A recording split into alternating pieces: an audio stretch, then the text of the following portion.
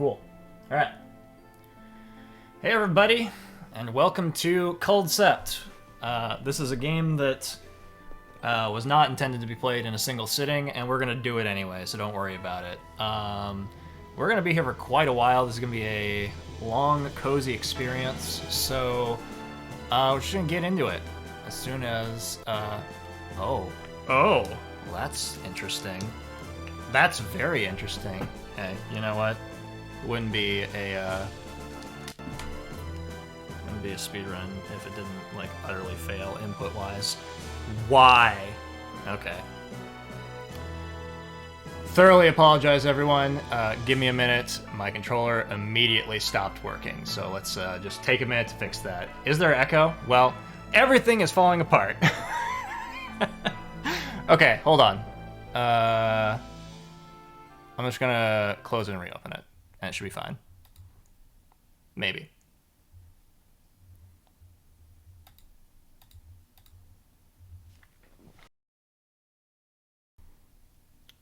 Yeah, you were probably picking up Discord.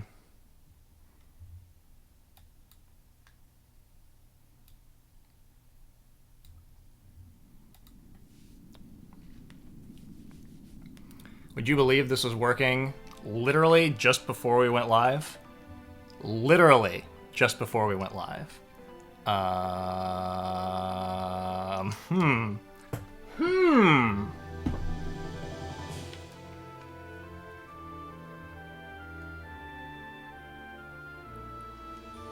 about that? Are you gonna work now?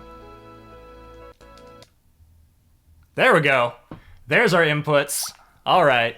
That was panic mode right there.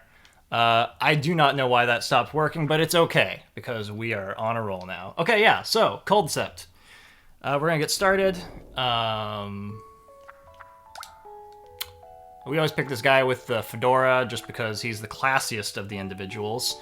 I like to use all the characters in the name options just because I think that that is enjoyable, so let's try... Let's see if this fits. Come on, Cabbage Patch. Cabbage Patch. Cabbage Patch is the one. Good. I'm glad someone is enjoying it. Alright. Cabbage Patch is the hero we didn't know we needed. Alright. So, we're gonna start as soon as I hit start on From Beginning. And we're going to be playing through all of the story mode, which is like 16 maps. Again, we'll be here a while. So, timer's going to start in 5, 4, 3, 2, 1, go.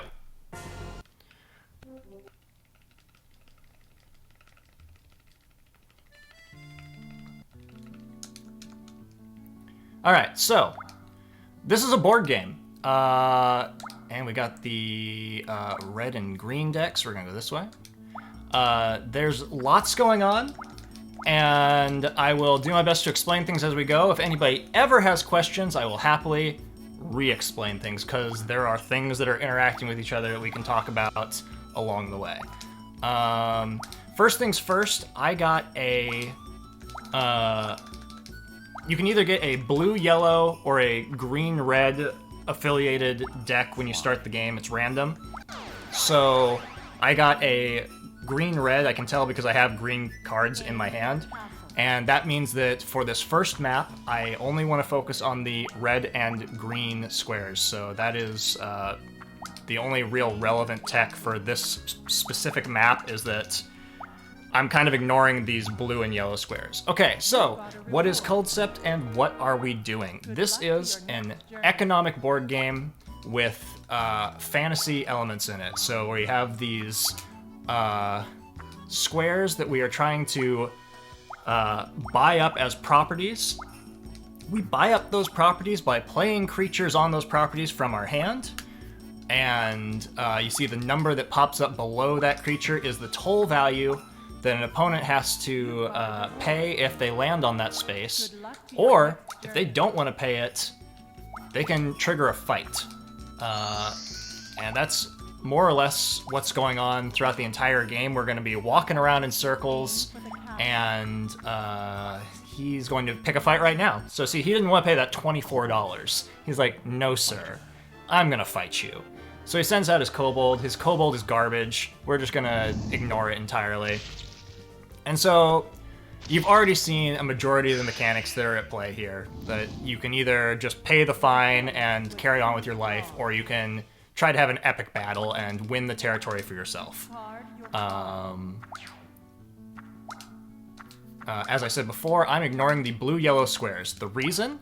Because the battle animation is slow, and in a speedrun context, we do not want to waste time, and Rivern will absolutely stop and fight everything he lands on because he's a dick. So, we are just gonna go ahead and keep moving and moving. You've got a reward.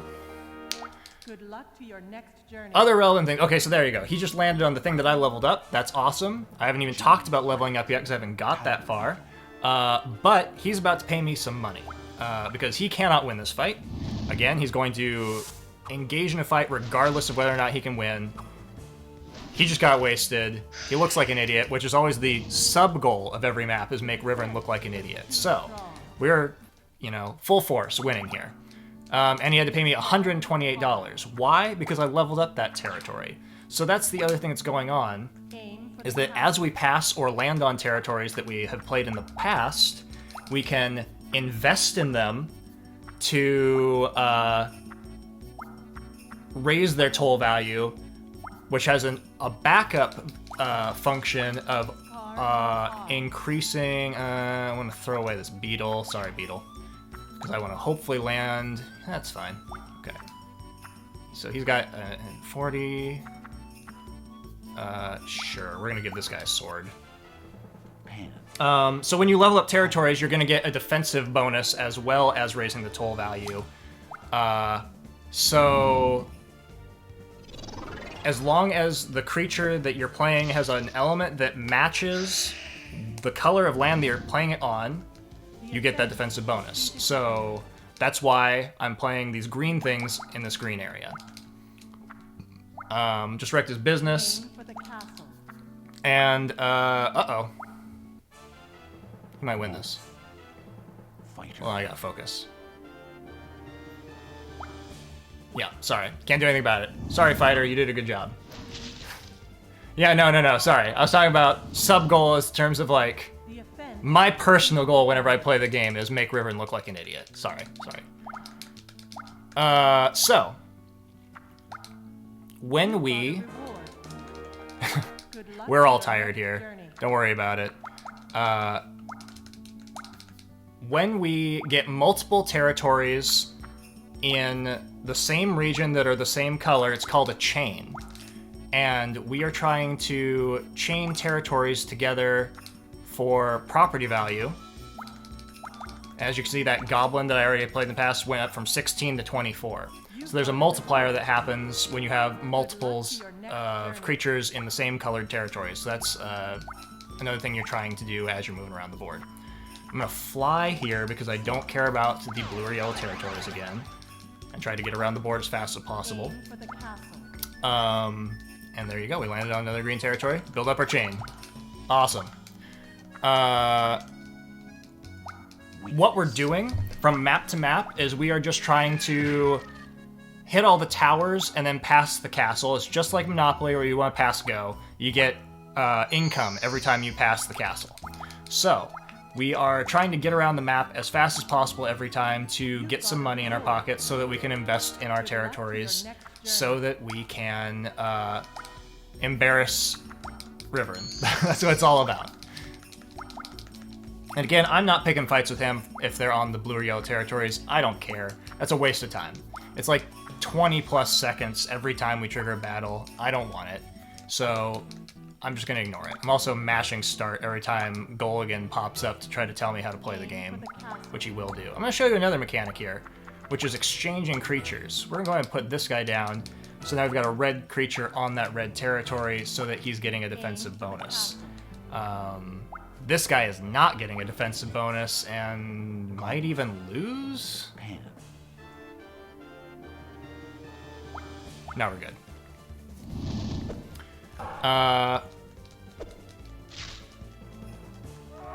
One of the things that's going on right now is there's something called a buddy bonus. I mean, I don't actually know what it's called. I call it the buddy bonus. Creatures that are next to territories that you're attacking get an attack bonus. That's not really something you need to worry about for most of this run, but be aware that there are things that affect the stats of things when you play them, and it's more complicated than you need to worry about.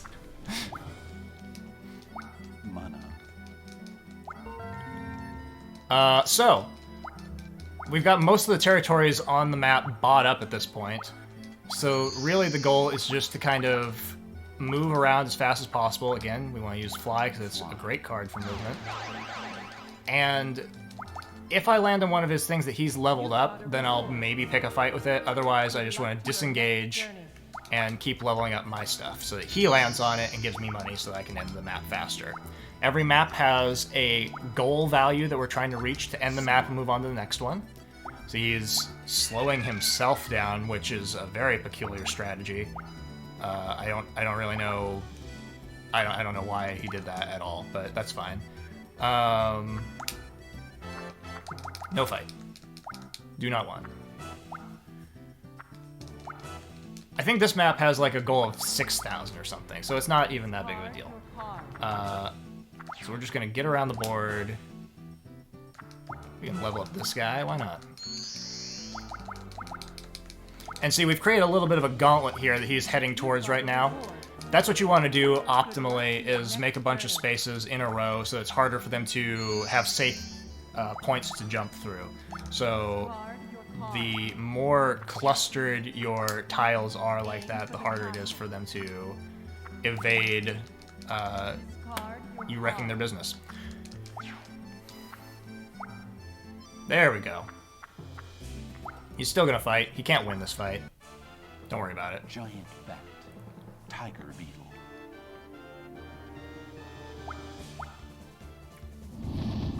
An important aspect of what's going on in a speedrun sense for any Culdcept game is paying attention at all times to what is in your opponent's hand.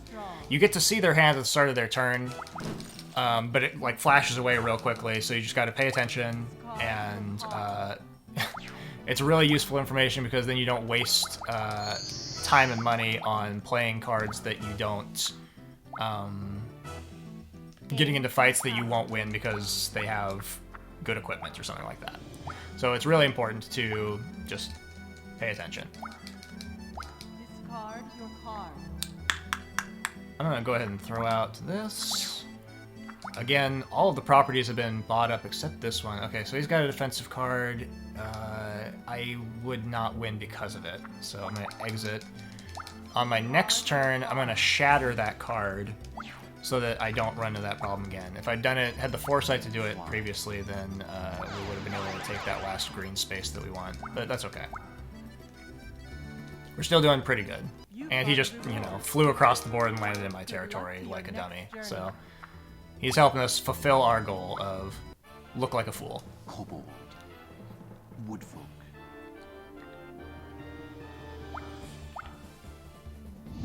Nobody messes with Cabbage Patch.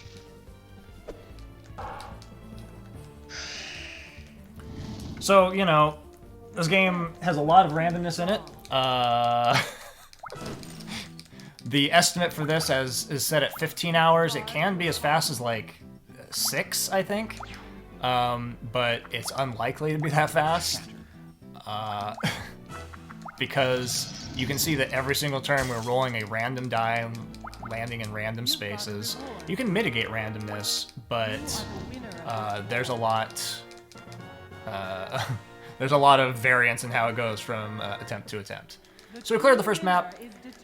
The next aspect of this game that's important to understand is that we're going to get a booster pack of cards for winning a map or losing a map. You get cards when you end a map. You get more cards if you win the map. And these cards are random, and we're going to use them to do a little bit of deck building between turns. And no, don't tell me about that. I got it.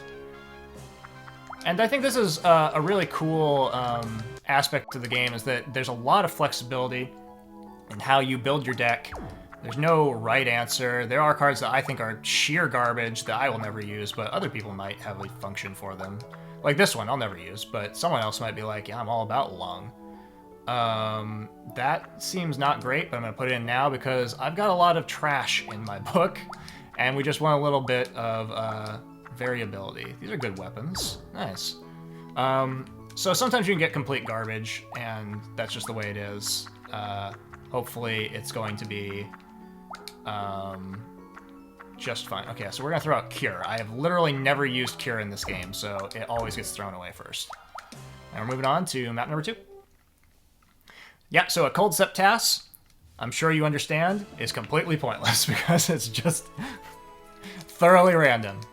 Okay, I'm gonna actually, am I allowed to? No, okay, my fault. I'm gonna reset this map because I got a bad starting hand, and that's the thing I'm gonna be doing occasionally during the run, is taking a mulligan because I want to start with a handful of creatures that I can play. If you can't put down creatures on the board, there's literally no point. You might as well just start over.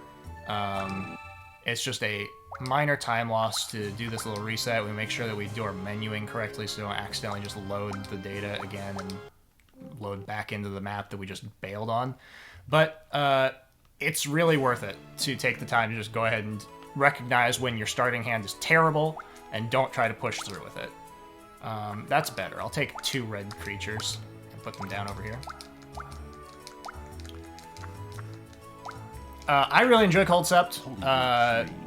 Sorry, I know that people were talking about things, and I was sort of in the midst of explaining the mechanics when people were asking some questions. So if something didn't get answered, feel free to ask it again.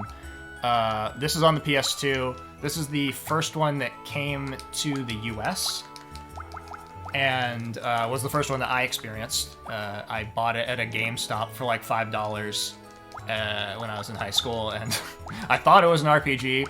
I guess it like kind of is. Sure. Gas cloud. I didn't look at her hand yet to see if she has any defensive stuff, so I'm gonna go ahead and throw this sword here. Yeah.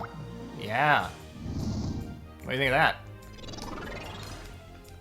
What do you think of a cloud with a sword? Get out of town, cat. The offense defeated the enemy. I think it definitely was a good purchase for $5. Like, there's a lot of game here. You can...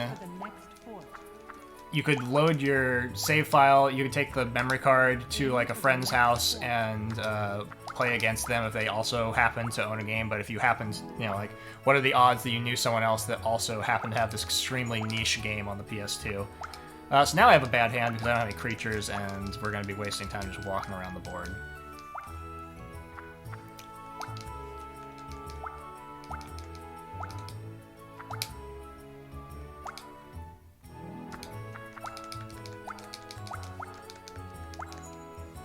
The different AI characters have different personalities. This character is much less aggressive than Rivern. She's not going to just pick a fight every time she lands on my stuff, so I'm more inclined to just put things down whenever I can. Because one of the things I didn't talk about was how I can't even play a creature, so take my $30, lady. The bonus you get when doing a full lap and passing the castle increases when you have more creatures on the board. That's not really a thing that you need to worry about. Most of the time you're kind of just playing creatures anyway, but you can choose to just be putting things down for the sake of increasing your bonus, your lap bonus. Quite a few of your friends had this game. That's amazing. Good luck to your next journey. I let someone borrow it after I played through the story, and then we played some multiplayer games together, and it was a good time. I'm going to go ahead and just dump these ones, because it's going to be a long time before I'm able to do anything about that. This bat can go here, that's fine. Aim for the next fort. You've got a reward. Good luck to your next journey.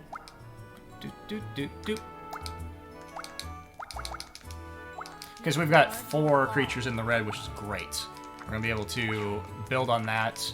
Those 3 in a row that we've got, we're going to be able to level those up, and hopefully she'll step on that stuff and accelerate the end of this map. Aim for the next fort. Discard your card. It's also great that she's throwing that out randomly, because that could have been used to destroy my clouds. There are 3 types of cards in the game. There are creatures, equipment, and spells, and they're all pretty self-evident in terms of what they are and how they're used. We've already talked about how you put creatures down on properties. You use equipment to aid those creatures in battles, and you play spells at the start of your turn to do a variety of effects. There are a lot of spells in the game, and I'm going to go ahead and use one right now. Magic bolt. Since she invested something in this beetle, I don't care for it. I'm going to go ahead and shoot it. I'm going to shoot it again and take it out. Aim for the castle. Give me a creature.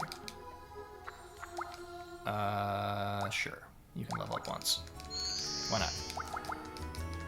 Discard. Oh, I'll focus my energies on leveling up the things in the red, because that's a more concise strategy than just leveling up random squares and hoping she lands on them.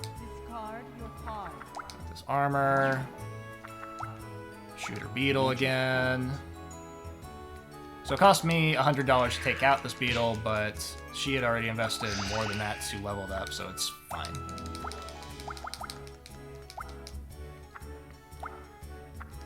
Remember, I said it's important to pay attention to what's in their hands at all times. She's got leather, mace, and a spear. Let's go ahead and fly. Fly. You've got a reward. Good luck to your That's next gonna put me journey. over there, or down there. I'm gonna go this way and level something up.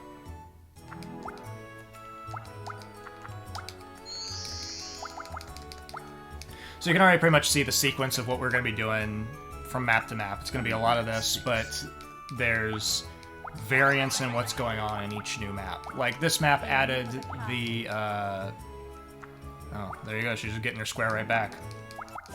Good for her. This map added the ability, that little tent square that lets you draw a card of your choice from your book, which is a pretty cool space. Can't play a wall of stone in a field, because why would you? Mana.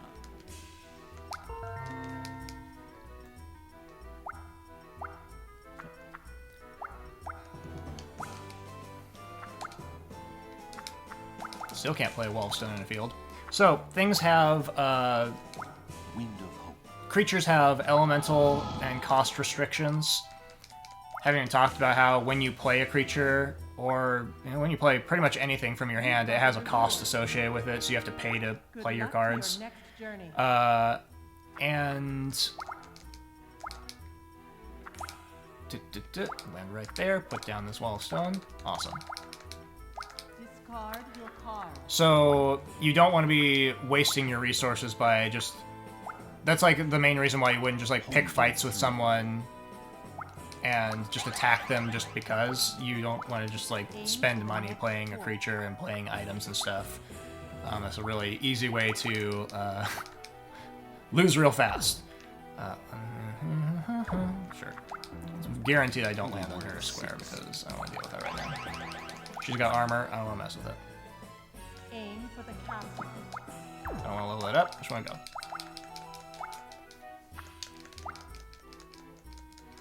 Yep, you got it. See, it's so easy. Like, I spent a lot of time sitting here trying to explain the intricate mechanics of the game, and then someone comes in here and says one sentence, and they know exactly what it is. And that's okay. That's what it's all about.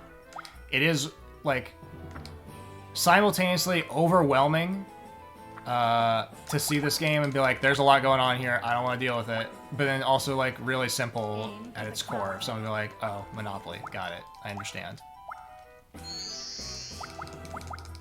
I don't think that this genre is for everybody. Like, I could understand if individuals were like, and I really don't. I don't care for this in the slightest. Got a reward. But it is at Good luck to least, your next I think, journey. universally understandable. Okay, we're gonna go ahead and level you up.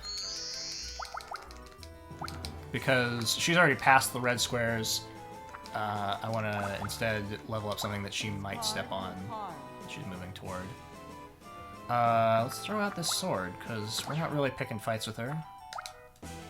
More or less tedious than tactics? You mean Final Fantasy tactics?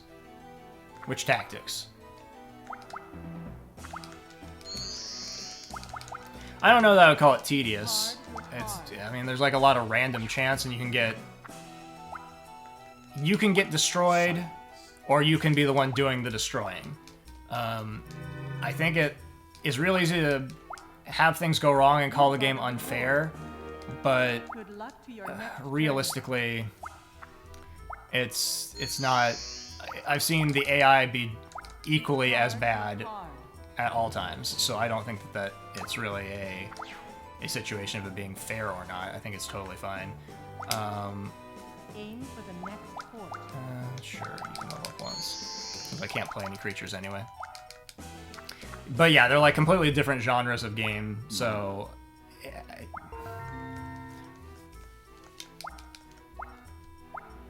This game is, I think, more palatable to someone who doesn't know what they're doing. Even though there's like a lot going on, I think that someone could drop into this and figure it out pretty quickly.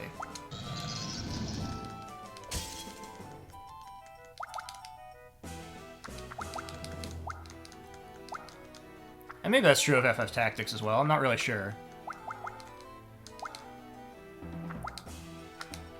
If I knew someone who like didn't know anything about game mechanics, I probably wouldn't be like, here, play this strategy tactical RPG, because probably just yell at me.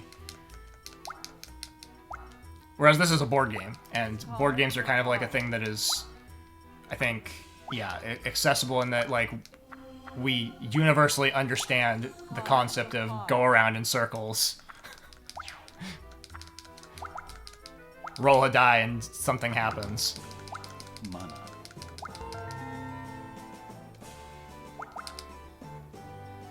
Okay, I don't want to land on that, so we're going this way. I don't particularly care to pick a fight with her, so she can just have that. Take my $36. Yep. Talisman is a fantasy board game where lots of random things happen. Because you know, it's a game from the 80s, so like it's got a lot of 80s design mechanics. There's no reason for you to know this, but my brother and I actually review board games, so we know a lot about board games, and it's just kind of like happenstance that I also speedrun a video game board game. When I start speedrunning Talisman, yeah, exactly. That's a hard pass. Discard your card. That can go. Meanwhile, we're doing just fine on this map. You know, I would like for her to step on my stuff, but it's also not that big a deal that she hasn't. Drop this tree here. Discard your card.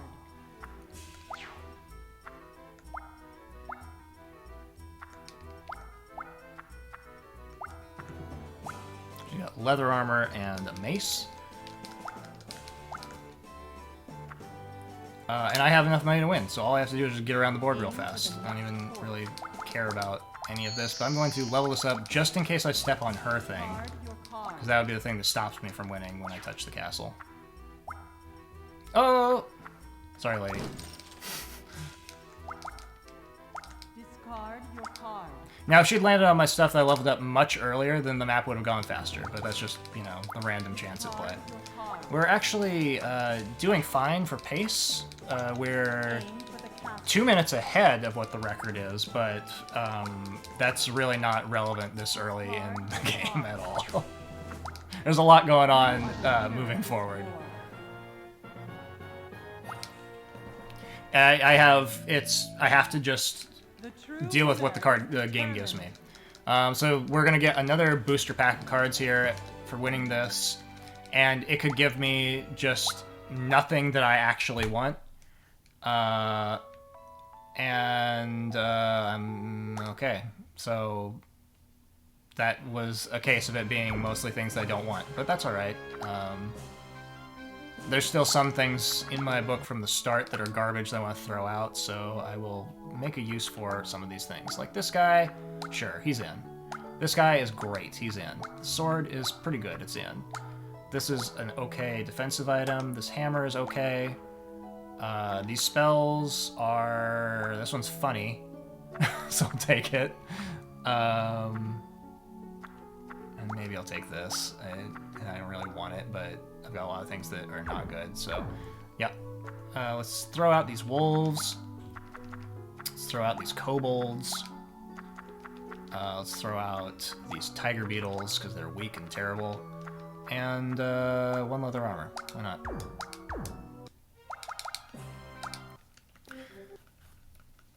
Yep. So, Merhorse, as he's mentioning there are a couple cards in the game that the AI really doesn't know what to do with, and it absolutely speeds up the speed run of the game. They are the Aim for the next port. Old Willow, which is a red-colored tree, and the Kelpie, which is a blue horse. And those things are amazing if you get them. Usually you don't get them because they're rare. We haven't even talked about how there are rarities on the cards that you get in the booster packs, which is there for balance, you know. You don't want to get just like a bunch of super overpowered cards all at once. And if I were to get an Old Willow or Kelpie, it would drastically improve the chances of this being a record run. I did the math about what the odds are of getting those from the first maps, and it's something like 2%, and I think it's up to like maybe 4% at its highest. No, I don't care about that right now.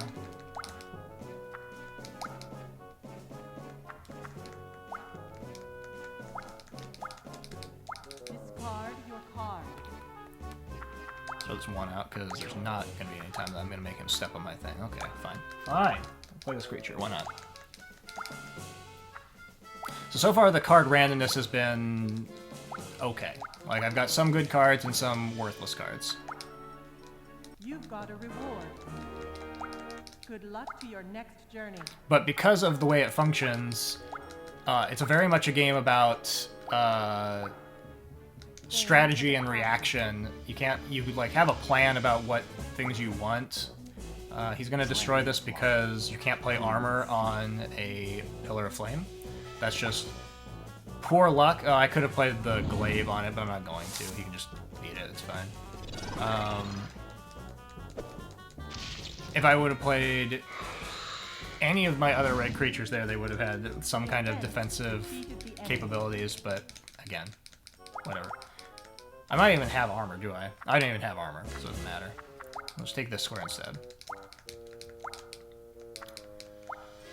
So the first map in the game gives you a fully random spread of cards, but then every other map gives you a selection of things. It's not even like... Some maps will give you, like... Oh, he's gonna win this fight, too. This guy is come to play today. That's fine. He's very aggressive, and I'm just gonna let him have it. Some maps will give you... It's predetermined, so, like, a specific map will give you, like, say, only red creatures and spells and attack weapons, that sort of thing. So that factors into when you're thinking about trying to get a specific card in a speedrun sense, like the Old Willow or Kelpie we were talking about, is that there's only certain maps where they even will show up, and if you were doing a speedrun of this trying to set a record, probably you would just reset over and over when you don't draw those from the first map. Maybe up to like this map, up to the third map, and then you'd reset.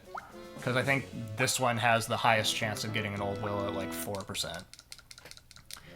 Is it worth a terraform lands at all? I generally find it to be a waste of resources. It's not efficient, for sure.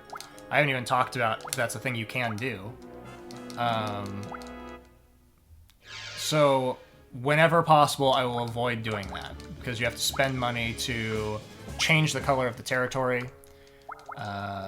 It does have value. There are reasons to do it, but I'm throwing this guy out because I can't play him. Aim for the castle. Generally speaking, I will avoid doing it if at all possible. Ooh, he's gonna land on this thing that I invested in, the only thing I invested in, and at most he can do 50 damage, Gas cloud. which is just fine.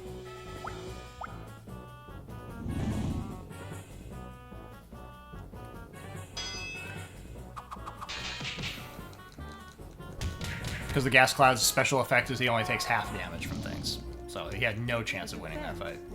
So he's gonna give me the money. It's just random luck that I invested in one square and he landed on it. And it's real great to have that happen early on. I'm surprised I still have that scroll in my book. That needs to get removed post-haste. I don't really even want this, though. I'll take my $28. I only have one yellow creature in my book, so I don't even really want to waste my energy on trying to take yellow things. Discard your card. Sword can go. We're gonna fly to get past all his stuff. Fly.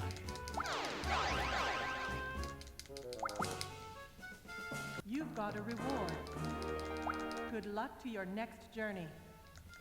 Aim for the next port. Sure. Unfortunately, because he uprooted my Pillar of Flame, I'm, like, the red squares are mostly bought up now, and that's not what I want, but we can put some effort into buying up some green squares and hope that we start drawing green cards and get a chain over here. Aim for the next port.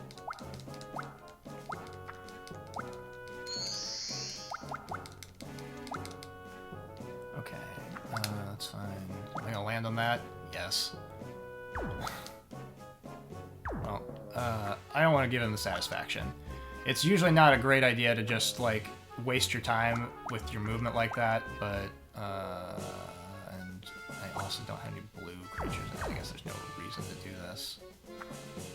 Okay, just a wasted turn. Discard your card. So, I chose to not step on his territory and waste some time just walking around because I didn't want to give him $256 this early in the map. And it ended up giving me a place to play this thing, which is a great location for that wall of stone.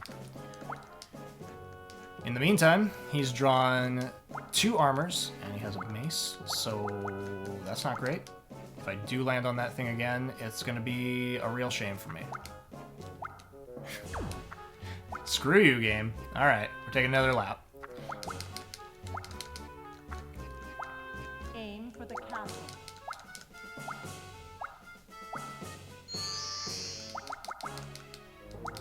Discard your card. Real unfortunate that he's doing so well right now, but we're gonna just keep going.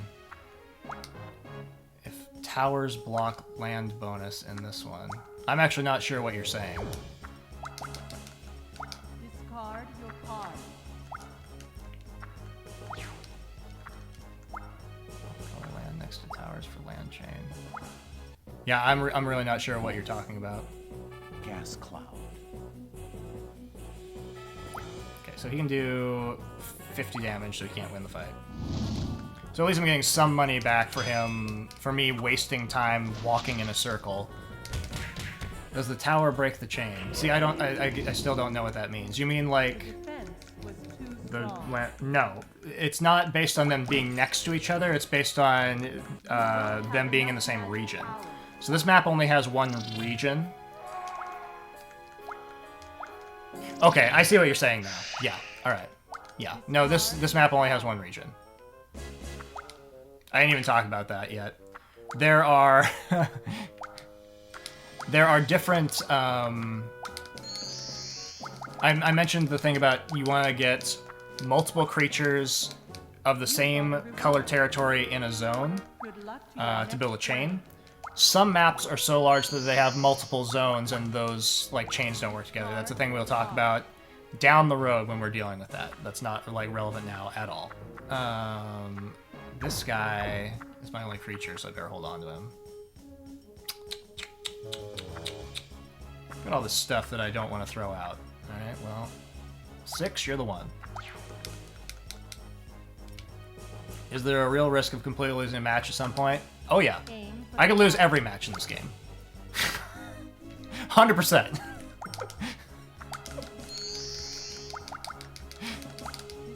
That's why the estimate is 15 hours and not 6 hours.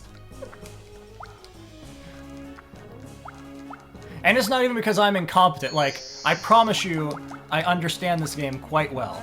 And it can still completely destroy you because of random chance. I'm gonna throw out the sword. The sword could be awesome, but I really want... Mana. I really want to be able to shatter a thing if I need to. I'm not gonna worry about that. Discard your card.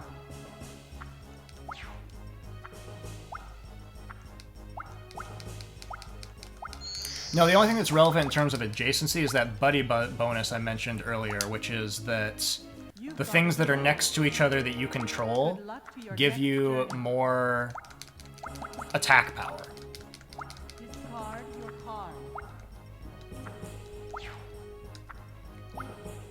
Aim for the next. Hey, give me some money. So he's gonna get plus 10 attack power because he's got a thing next to the thing he's invading right now. He can do at most 50. It never hurts to stop and do a little mental math to make sure that we are not making a terrible mistake.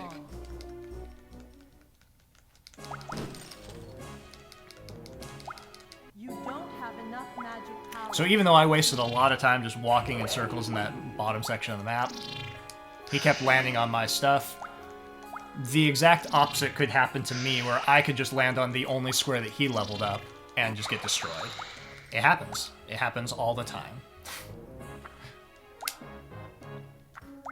I'm gonna invest in this gas cloud. Because he did a great job before. He deserves that reward.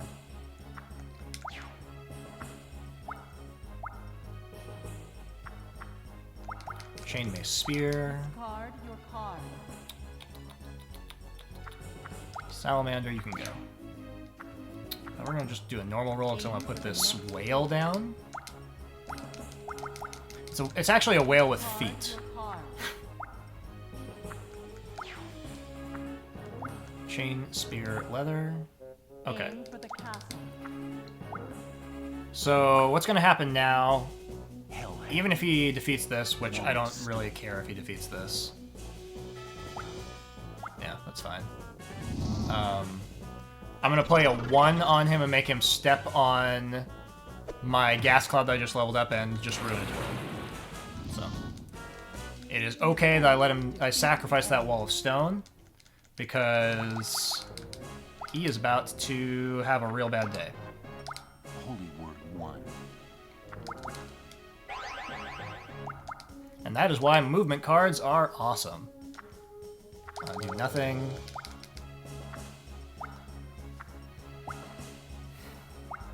So he's going to get plus 20 for having neighboring squares. So you can see down there at the bottom of the screen, he's got 20 plus 20. 1 is the base stat of the kobold, and the plus 20 is he owns both the left and right squares of this where he's invading. So the buddy bonus can be real important, and it can absolutely destroy you if you're not paying attention to it. Don't have enough magic power. It's real easy to forget about it.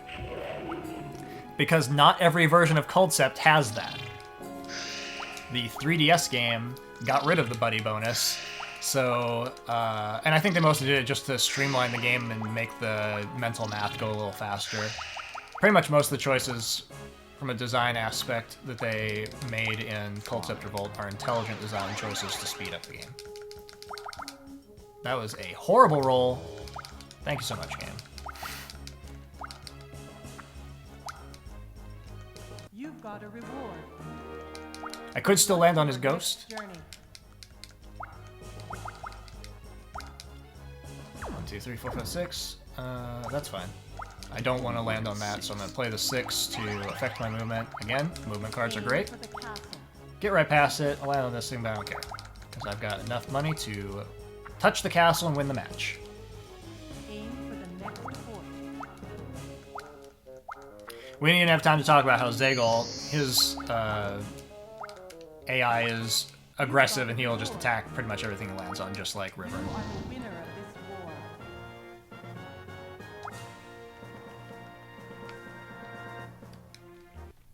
The true winner is determined. We are rolling along.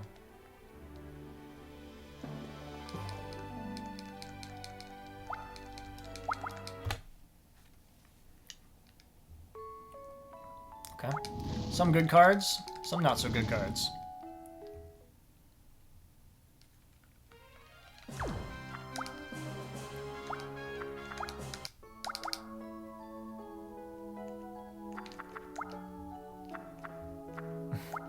I'm gonna add these just so I have some yellow. Not that. That's terrible.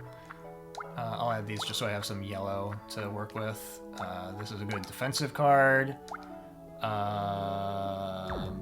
Probably not. Definitely not. Maybe. It's early enough that I might still have room for some kind of subpar cards, but they're still better than, like, what I started with. I can drop a pan. Ooh, my creature balance is real low, though. Okay, this spell needs to come out. Alright, we're gonna work with that and hope for the best.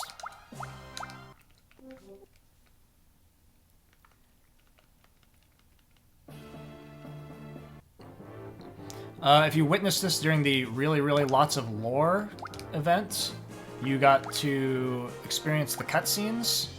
Hopefully you can tell us what is going on, because I'm not spending time to watch the cutscenes, and I have blocked out most of the narrative in this game.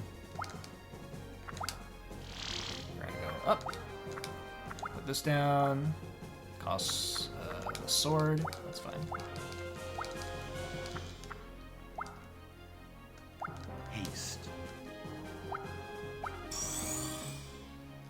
Basically, there is Aim for the castle. some kind of evil force that is using the power of cards to try to control the universe. That's the narrative that's at play.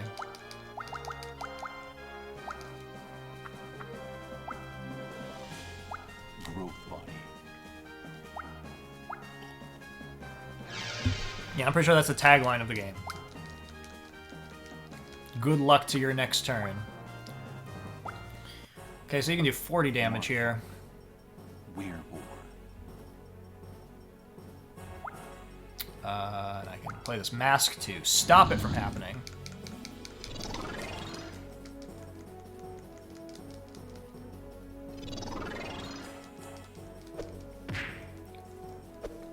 Leo has somewhat peculiar AI. I have not really been able to pin down exactly what he chooses to do in any situation. Sometimes he picks a fight and sometimes he doesn't. He's just kind of a quirky dude. Yeah, I mean, I think maybe they narratively explain... Oh, wow, that was a combo. Gotta respect it. That was a power play. I didn't see it coming.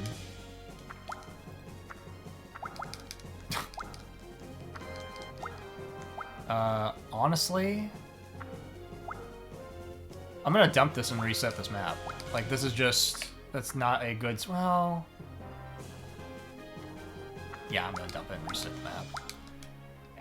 It was a expenditure of resources early on that I'm not happy with, and I could just as easily just start over and not have that happen.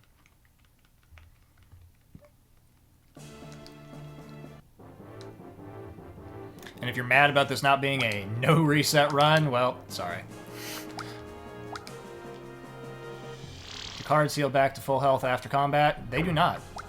That can go. Your cards will get health when you do a full lap around the castle. Haste. Or sometimes there are shrine abilities that heal your creatures. There are spells that heal your creatures, but I don't use any of those ever. And I think there are a couple territory abilities that also heal creatures that I, again, also don't ever use. Mana. Or yeah, if you return it to your hand, if you pick up the card and bring it back.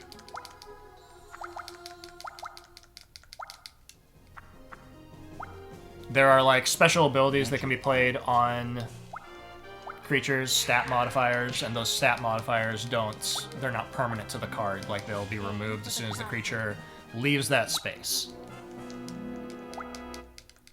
Don't do that on me. Yeah. Take that, nerd. Oh, well, it did nothing. He could have been locked there for an infinite number of turns if I only rolled odd numbers. And that's just, that's Culdcept, baby. I think this will be funny. Ooh, I want to wait until I have money, though. So let's go ahead and fly to get back to the castle. And then we're going to play that card. Aim for the castle. Yeah. This is the first second region map, yeah. So the things... So there's two separate chains going on. The things that are on the right side of the map don't affect the left side of the map. We didn't talk about what shrines do when we first encountered them. Shrines will... can I play this? No. Okay. Go ahead and give him one of those. Shrines give you a random effect. It's like the community chest in Monopoly. It's just sometimes it's good, sometimes it's bad, sometimes it's irrelevant. Your next journey.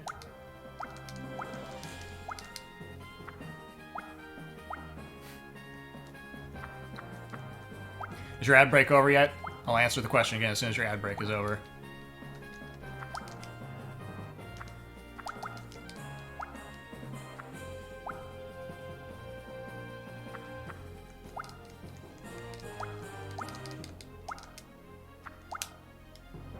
Okay, so yeah, this is the first map that has two regions in it. And we've got these little bridges that jump us from left to right. That's their only function, is just to move you somewhere else on the map. They are also like effectively a dead space, so you can land on them and just end your turn on a bridge and nothing happens. It's just kind of a wasted turn. But yeah, the things that are on the right side of the map do not affect the left side of the map. You want more creatures or spells? Take a creature.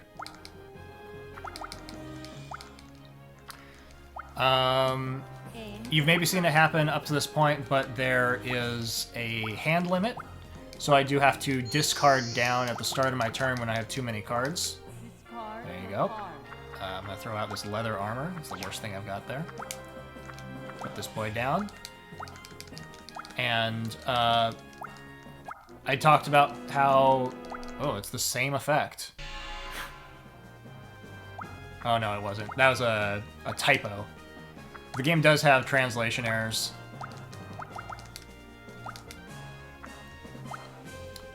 What was I gonna say? Okay, he can't win this fight. Minotaur. Because my Minotaur has 50 health, and the fighter can only do 40, and that item he has in his hand does nothing, and you spent $100 to waste it. How? How did you do 60? What? The offense defeated the enemy. Rigged. I genuinely don't know what that means. What? Is it this guy? Okay. It's my fault. Ares made him win that fight, so I sabotaged myself. Got it. You don't have enough. Wow, and then I bankrupted myself on that random space. That's cool. So when you bankrupt yourself, you have to release territories. We've seen that in play already. The AI has done it a few times. Pan is the worst thing I've got.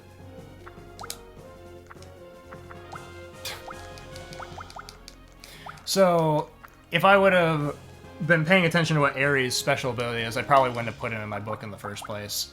Basically, everybody who's attacking has plus 20 damage now, which is not something I want to be dealing with. It's helping him as much as it's helping me, and I don't really want to be building around that. So, that's a shame.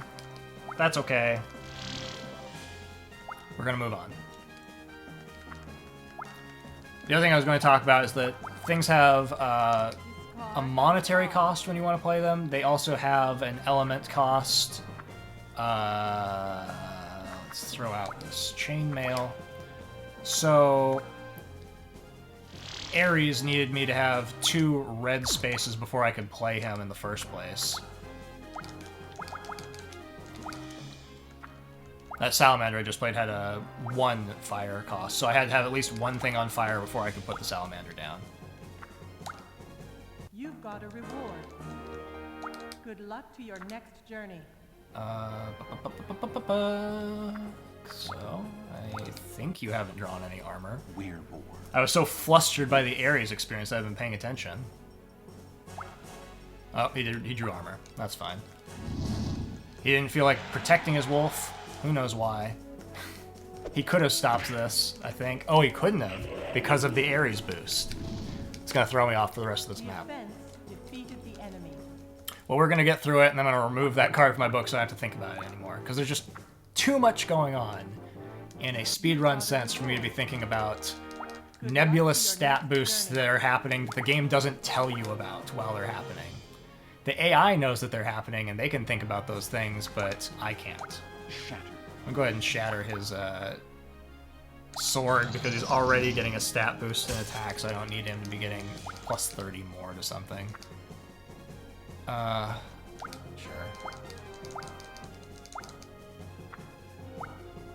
And he just drew another sword immediately. What a champion.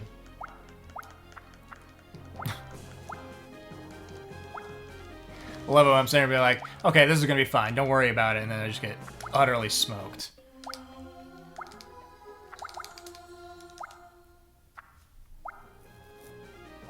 Vitality.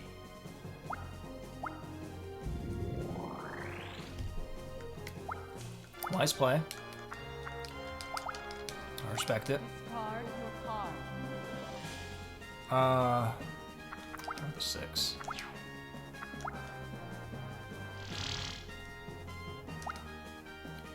Aim for the castle.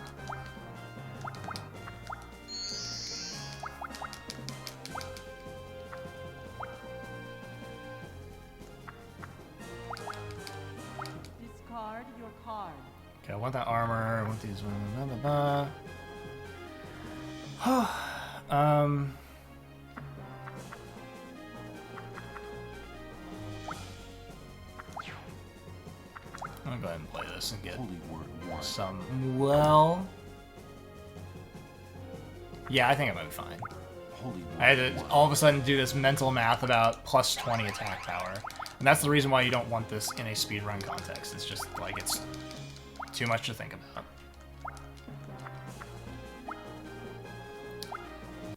So we can do 80 damage, Dwarf. which I can stop by playing any armor. But he did not choose to do 80 damage, and that is the thing that throws me off, is that his AI is such where he will, like, pick a fight with you, but then not actually try to win the fight, just to make you waste an item.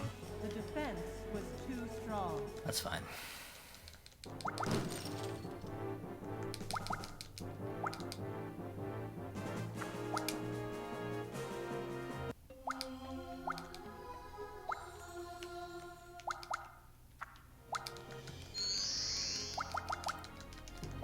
So we'll make a little green gauntlet there. Aim for the castle.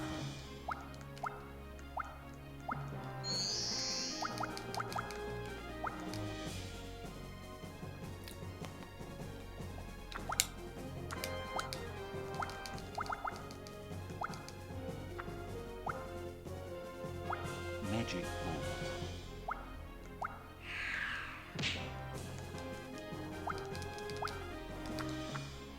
bolt. Ooh, nice chain.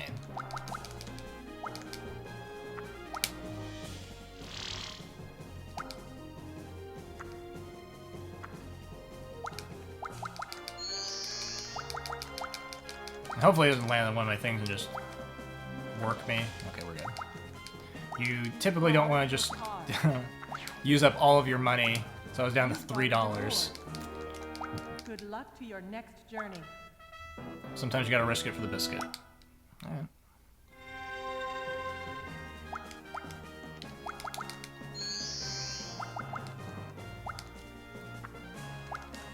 Chain and a fire sword. Discard your card. Let's throw this out. Let's go ahead and break that sword.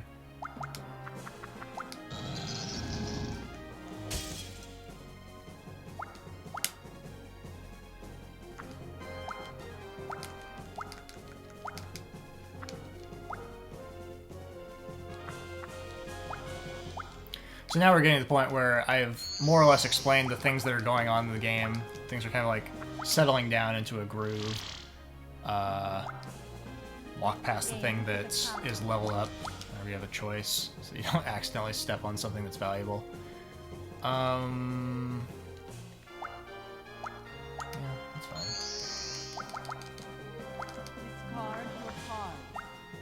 I shattered his sword and he immediately drew another sword. That again, that is very much the Culdcept way. Good luck to your next journey. Ugh. So sorry. Uh-oh. Okay, so you can do... Minotaur. 90?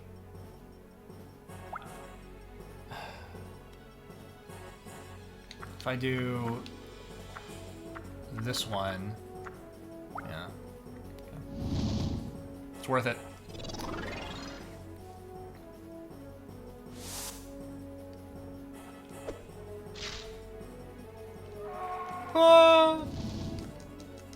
The defense was too strong. It is at the very least a board game. It would honestly depend on what your definition of an RPG is. I wouldn't argue with someone if they told me it was an RPG, because there is a narrative happening. You are controlling a character, but it's like an RPG in like the loosest sense of the term, I think. Okay, so he can do 70 damage, which is enough to beat me here, unless I use this glaive to boost my HP.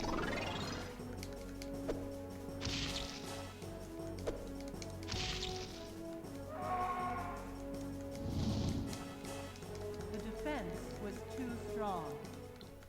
But now I am equipment drained, and the next time he lands on one of my things, I am gonna get utterly smoked. I would do... let's go for it. The worst case is he uses up what's in his hand, and we just move on, so then we both have no defensive things. There is a version of this on PS1. I could have put a sword on that cloud, but I didn't. I don't really care, so he's just gonna waste his item. This is the PS2 game.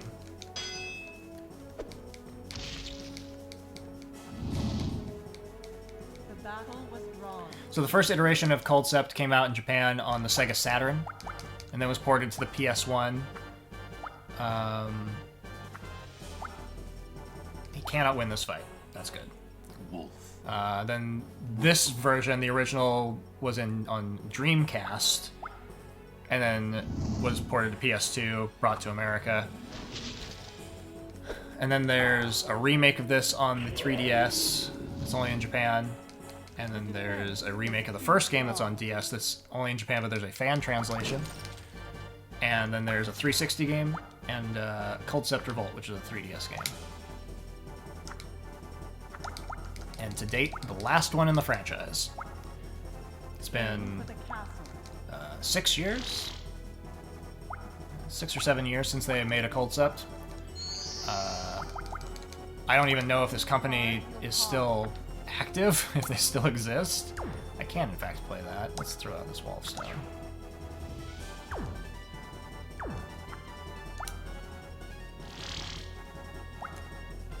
Yeah. Yeah, no, like, I can understand, especially in the 90s, I can understand them looking at this and being like, this is way too niche. We're not... Well, actually, let's level up this guy, because there's a chance he'll roll low, and I might be able to make him step on it. My 1. I can understand not wanting to take a risk on something that was as specific as this game. Let's start with this bat. Let's use this. Not that. Use this for money.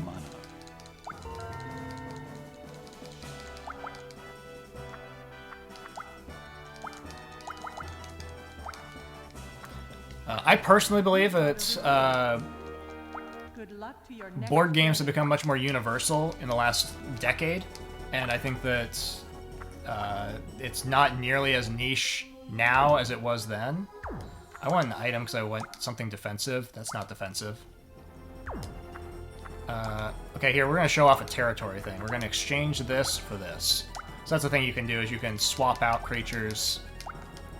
You still have to pay, like, the cost of a thing whenever you play it, so it's not as efficient as just playing something on a space, but now I've got something blue on that blue territory for the defensive bonus. Discard your card. Let's throw out one of these weapons. I don't think he has any green creatures. That's a pretty useless weapon for me. Okay, and now we're putting this yellow creature I just picked up on a much more useful space. He's got leather armor and a sling. Let's pay attention to that.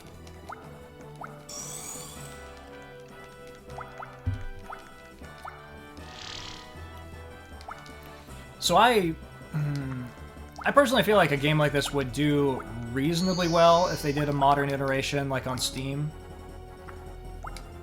and Switch. But, you know, what do I know? I don't make games. I just play them over and over again for no reason.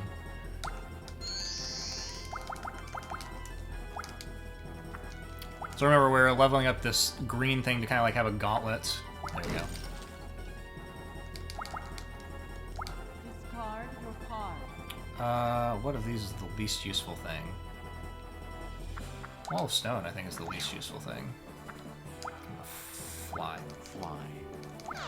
Yeah, the multiplayer. Online multiplayer is a big deal for something like this. Wall of Stone would have been a better card to put there than that thing, but whatever. I made my choices and I have to live with them. The Culdcept Revolt on the 3DS does, or did have multiplayer. I don't know if it still functions because, you know, because Nintendo isn't great about supporting their things. Would he win that fight? I don't... He would... Well... Sorry, we're doing a little mental math. 50...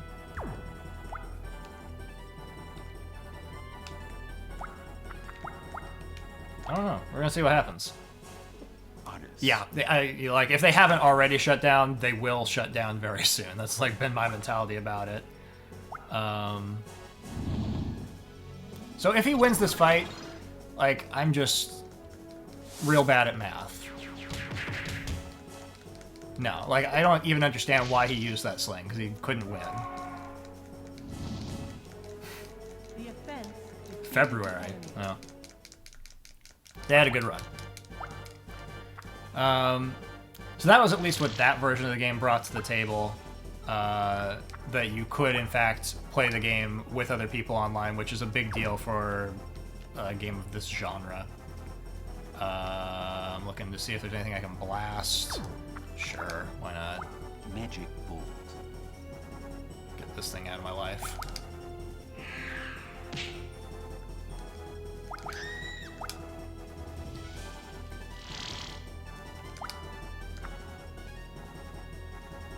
Yeah, we can level this up.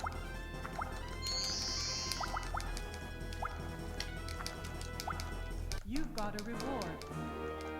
Good luck to your next journey. And I have a real problem with that. Like, this is not even related to what we're talking about at all. There's a real problem in our... It's been a problem ever since downloadable games have existed, where things become a lost medium You've got just a through the reward. nature of online shops and their impermanence. And that's just like another example of it coming to the forefront, that games that you could only purchase online, if they shut down your ability to purchase them online, well, it becomes, if it doesn't become lost, it becomes gated, I guess. And that's the thing that I don't like about it. He's gonna do enough damage to win. I can't do anything about it. For sure, yeah, you know. I'm in sort of like a...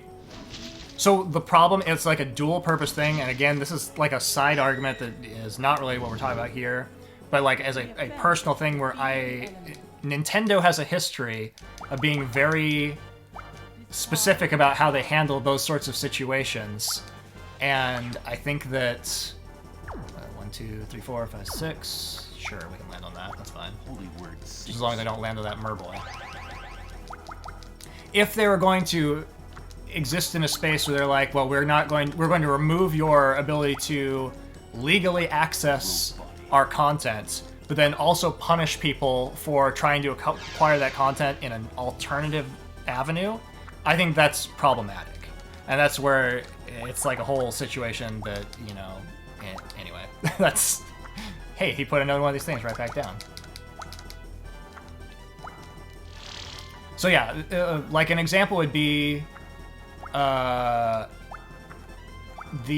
Zelda game, the Four Swords Zelda game that they released for the DSi is incredibly difficult to play now because you have to like jump through a lot of hoops because it was a very specific type of DS game, and that sort of thing pushes my buttons.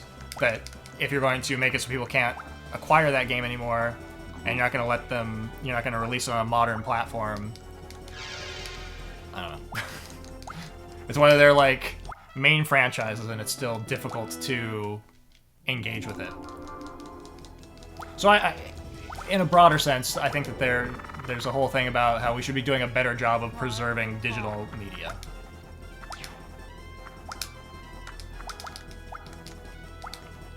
And it goes back to what we were talking about earlier in the week when we were playing a Satellaview game. Discard your card. Yeah, they like to do that. They like to pump up things over and over again. More power to them. Like, if I landed on that space, I would be utterly destroyed. Aim for the castle.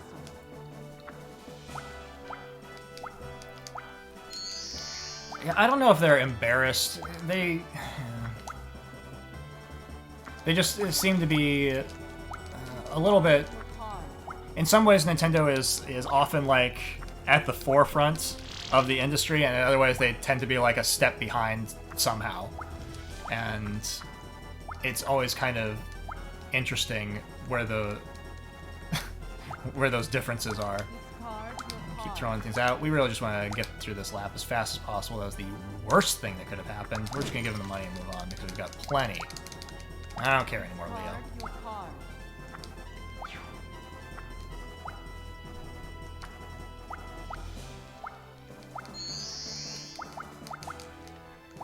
Discard your card.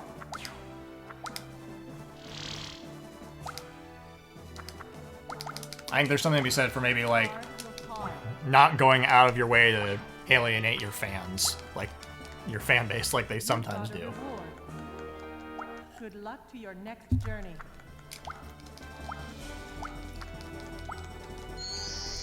And now that I've expressed these opinions, Reggie Fils and me is gonna come to my house and beat me up. My body wasn't ready. Discard your card.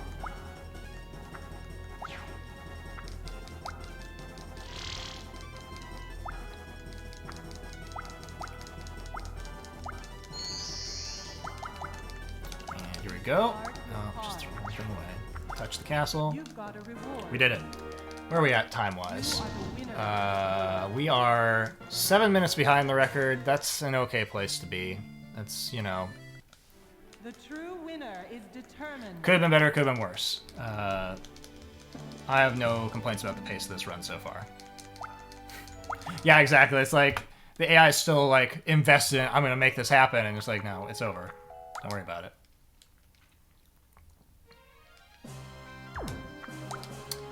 We are now heading towards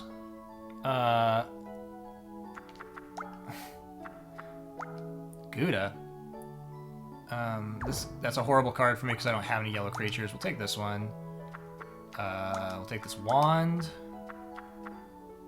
Permission is a great card, but it's horrible on this map. And we're going to remove Ares because I do not want to deal with that mental math anymore. I learned my lesson.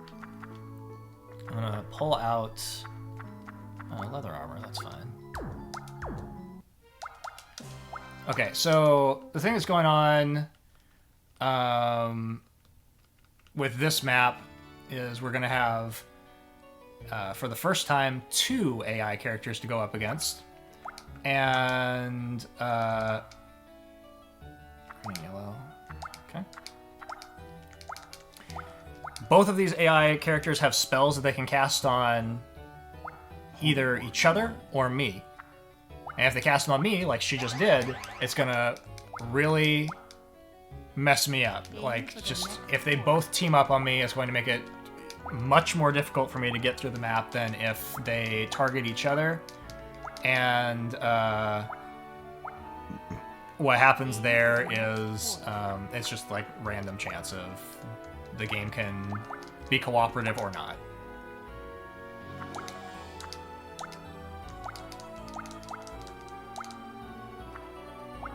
So is she going to cast this on me? Disease. Yes. So, you know, it's like she could have just as easily targeted, because those things are random. Like, they're not choosing to target someone who's in the lead or a creature that's, you know, got some kind of advantage. They just will target something sporadically. And that's part of what I was saying earlier. I don't know that anyone... I don't know if this company is still active. It's Omaya Soft. I don't know if someone, like, technically owns the license to Culdcept anymore. Because it's been a while since they've done anything with it. And they certainly were more active in the 90s of releasing things Mana. every couple of years or something, even just re-releasing the same game with some minor changes. And that pattern completely stopped. So it's possible that it's just kind of like a dead license. If that's so, I think that'd be a shame, because I think there's a lot of value here, and I think that someone should pick up the mantle and make a new one. Sometimes we joke about them making like a physical board game of it, and I think that would be kind of a mistake because there's too much math involved. But yeah, Culdcept Revolt 2016. Yeah, I don't even know if like you went to their website if it would just be like a Wayback Machine situation.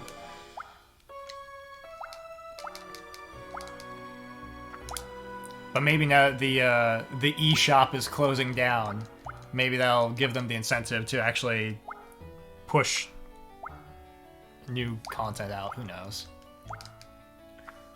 Twitter hasn't updated since 2017. There you go. Yeah, see, it's like a really strange thing. Like, you would think that... Because I don't think they were like a tiny company. You would think that they would have some kind of presence in the last 5 years. Let me do this. This is going to be a great move. So we're going to go first, and we're going to drain his attack power, which makes him not take as much money from me. I'm still going to lose the fight, but it was like a sort of damage mitigation situation. The bandit like really annoys me as a card. It's super frustrating to have the AI just like, they will go out of their way to just take as much money from you as possible whenever they play the bandit.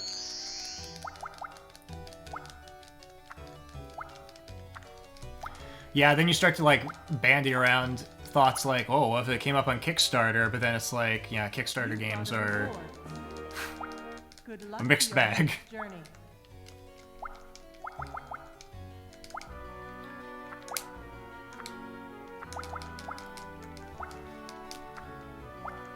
Make an offering to your god. Aim for the next port. It's gonna be called Culdcept. Culdcept. Aim for the next port.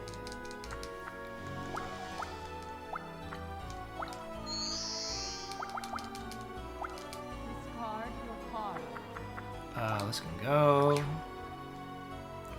So I had a pretty bad first lap just because of them being rude to me. Despair. We're gonna go ahead and despair her because she has these spells that can really ruin my life, and I hope that she draws them and throws them away. Good luck to your next journey.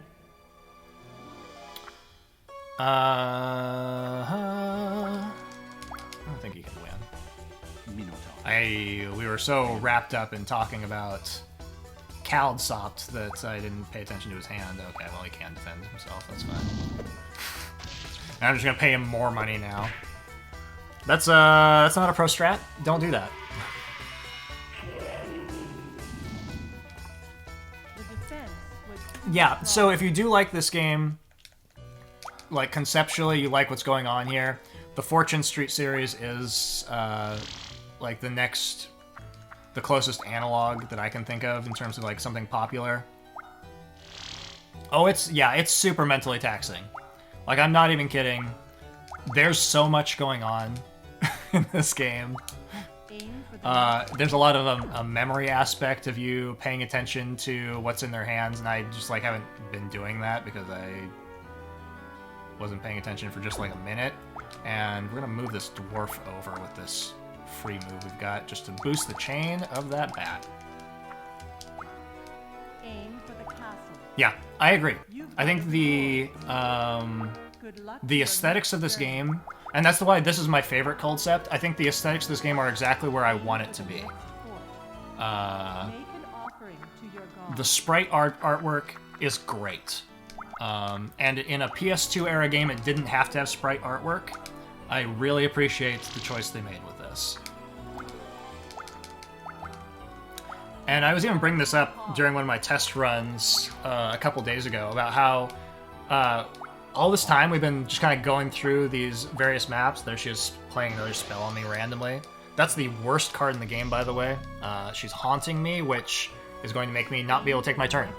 The AI is going to take my turn for me. Brilliant mechanic. Thank you, game. So good. Feast. There's a whole environment that we're walking around on. Like, there's a board, yeah, but there's like a physical environment that we are interacting with Aim for the next that is supporting the board. And I think that that is like one of those cute little details that you don't necessarily pay attention to. That is a horrible waste of a 1, whatever you're doing with it. Okay. aim for the next fort. Make Um, an offering to your god. And yeah, like the art on the physical art on the cards, Lilith. fantastic most of the time. Sometimes it's like there's a weird split where sometimes it's cutesy anime and sometimes it's super gritty realistic, and that can be a problem in sort of like a The effect tying everything together aesthetically, that sometimes it's just like jarring the difference. But I do appreciate that some things are colorful and some things are dark. It's just like a bit too extreme in some senses. Yeah, there are quite a few cards in the game. I still can't take a turn, by the way. This whole I'm talking about things because I can't do anything. I'm just waiting for it to give me control back. Which is exactly what you want from a game. Peak gameplay.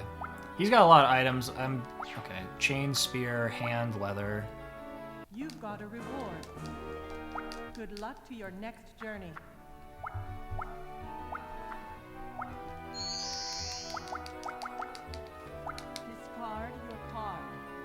Yeah, I agree. Like, I think that they did what they did on purpose. I'll throw this out. I'm gonna shatter his hand. The hand is a really... well, I selected the wrong character. It's fine. That's also a great card to shatter. The hand is a really problematic card for me, but I'm gonna just leave it alone. That's fine. Yeah, there are so many artists that, like, that aspect of it can't be a problem other than, like, you know, paying them. But, you know, you look at a game like, you know, Magic the Gathering, like, there are artists who've been making art for cards for decades, so, like, that's not any kind of unique thing to this specific game. But, yeah, like, the aesthetics of this game, I think, carry it a long ways. Whew, dodged it. 30? We can do 30. Heartbeat. Ghoul.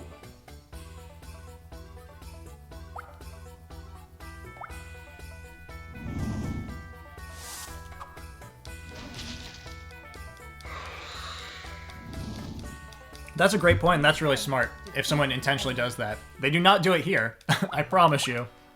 The card art is not, like, intelligently, like, paired like that, but yeah. That is next level if you're paying attention to your design. That is a great choice if you're able to do that.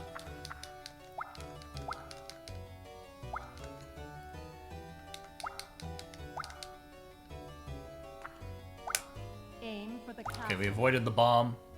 If I land on that bomb space, I'm gonna lose half my money. I don't want that. Well, it's rated teen. There's nothing that's too bad.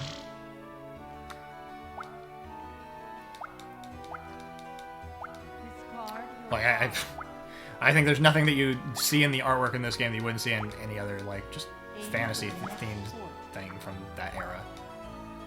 Ooh, okay. This is a bold move on his part. Dragon zombie.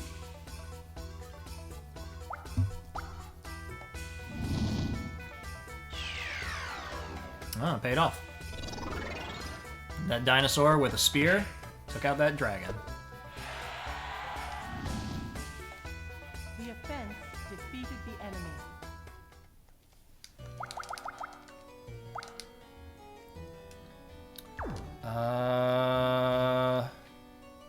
Okay, that's 40. Sure. Aim for the next fort. What we got to build on? I kind of got thrown off my rhythm by my, getting my turn stolen from me. Aim for the castle. Oh, she's going for it.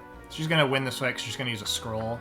I can't do anything about it because I can't play anything defensive on Succubus. a gas cloud. Gas cloud. Yeah.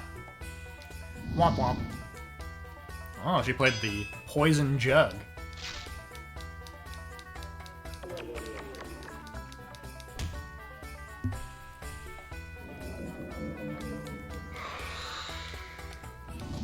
Well, you know what that means? That's an excuse for you to play the game yourself, so you can thoroughly enjoy all of this great artwork. Like those boots. Someone didn't have to work that hard to make those boots look that good, but they did, and they did it for you. This can go. Okay. Playing this here allows me to play that salamander in the future. You've got a reward. Good luck to your next journey. Aim for the next fort. Yeah, I would say there are very few examples of art in this specific version of Culdcept that I think is just outright bad. The DS game has more, because it's the first game in the series, and it's a remake of the first game.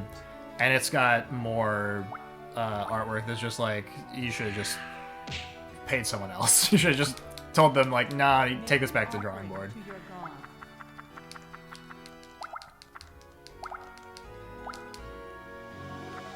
But who knows what kind of budget they had when they made that game. Probably just absolutely nothing.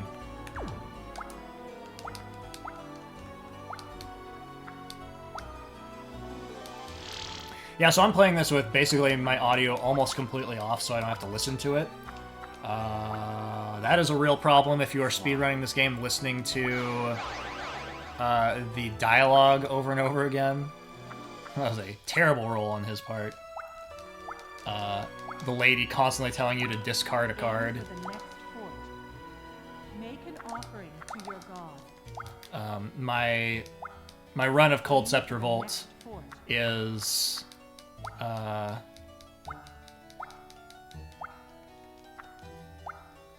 Aim for the yeah. next fort. My run of Culdcept Revolt just straight up has no game audio, which is like, yeah, I absolutely did not want to listen to the nonsense. I don't need to do any of this. Where's it gonna go? Okay, take my $90 then. Make an offering to your god.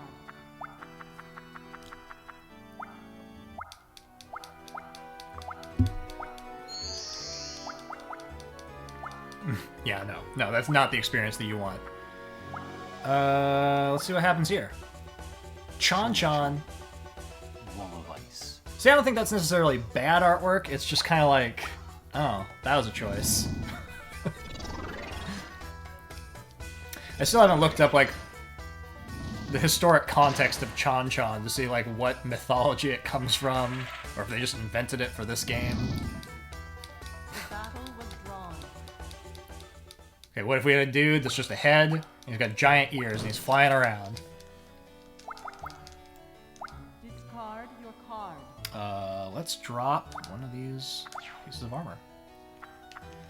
I am sitting on all these not creature cards. I am not enjoying it. I'm gonna throw away his drain magic so he doesn't use it on me.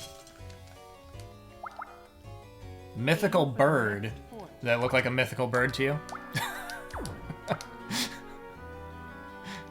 Creative licenses were taken. Discard your card. It's like, kind of like when you play a Megami Tensei game and you encounter these creatures that you're like, well, what is this? And they're just from just completely unrelated Emblems. Dwarf. mythologies, all kind of just shoved together, and it's really interesting. I genuinely don't know. I'm gonna throw armor on it. Oh, he stole my armor! Wow. Wow, bro.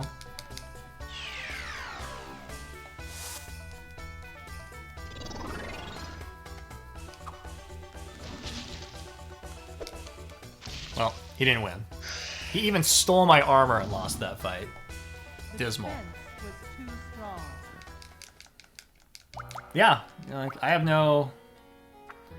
Like, if you told me to... Oh, why? Okay. Well, I don't have any creatures, so this is just extremely bad luck You don't have on my enough part. magic power. What can I sacrifice? Pretty much, like, one good square or, like, all my bad squares. 306 is a lot. Which is this by itself. 180. 100. 100. Okay, yeah, so let's dump my bad squares and one good square. And keep the other two good squares.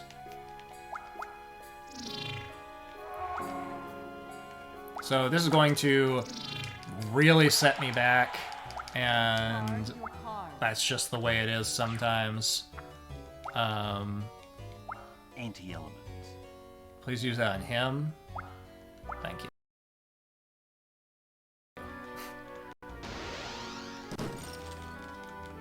Oh boy! Can't do anything about it. Feast. Wow, and then he's using this thing that's giving him money for having all those creatures on the board, rubbing it in my face. Okay. Aim for the Sure. top. Well, I've got no money, so joke's on you, game. Yeah, that's fine. You can take the square.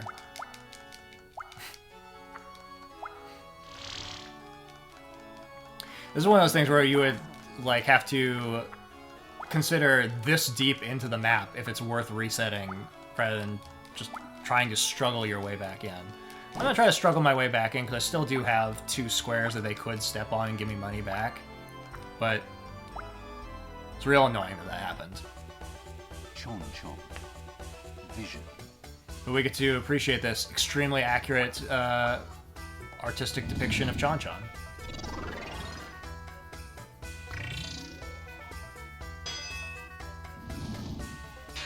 The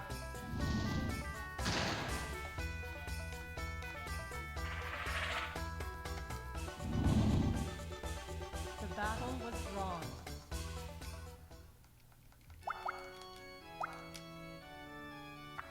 Okay, there's like a 1 in 8 chance they'll step on his thing, so You've I got took a that reward. risk. Good luck to your next journey. Aim for And the I'm gonna next level up fort. the other thing that they are both walking towards. On the off chance they land on it, and we make a heroic recovery. You've got a reward. Agreed. I don't know that it's Luck to your bird-like. next journey.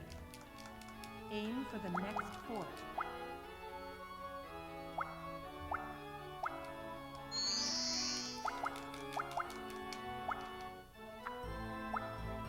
You've got a reward.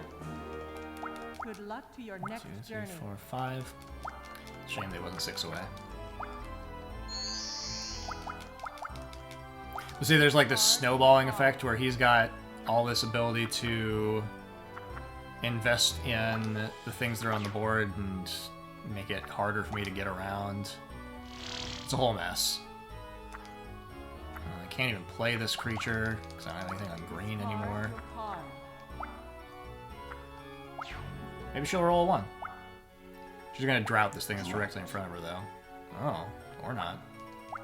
What do you got against the corn folk? Wow.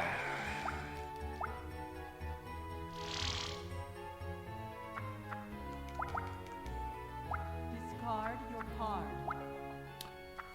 Chainmail boots. Of course, right Aim past. for the next fort.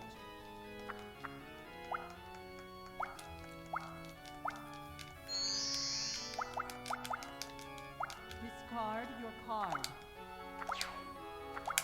Aim for the next fort. And until the game randomly gives me a creature that I can play, I'm at a pretty strong disadvantage of just walking around the board and hoping for the best. Discard your card.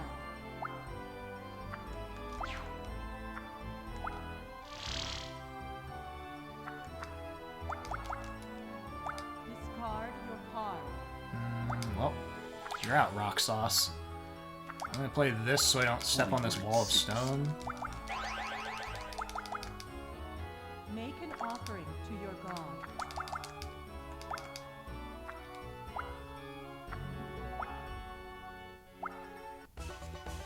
Skeleton. Cornfolk. Look at that adorable face. How can you come in here and mess up that face? Wow.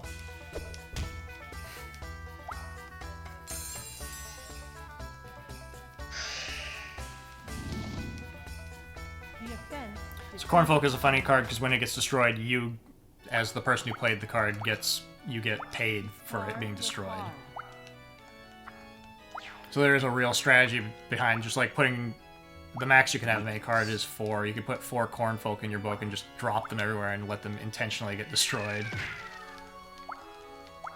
I think that's exactly what he says, and he's voiced by Make an offering to your god. Michael J. Fox.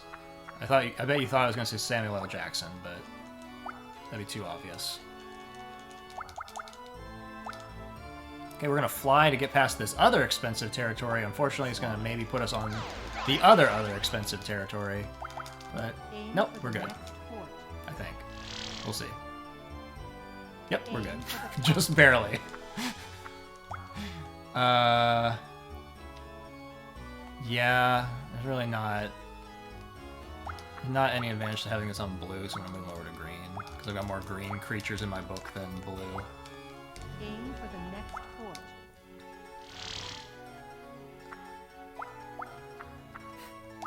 Yeah, like I am at a severe disadvantage on this map now because of me landing on the one space that was leveled up to level 4.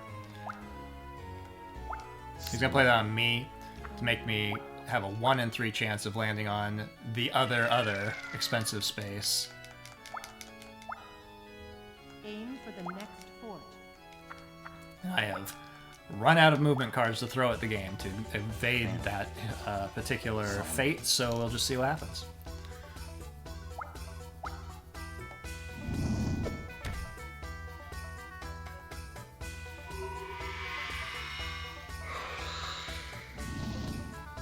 Again, even if we lose this map, we'll just start over, and you know, the run will just be longer as a result. It's fine.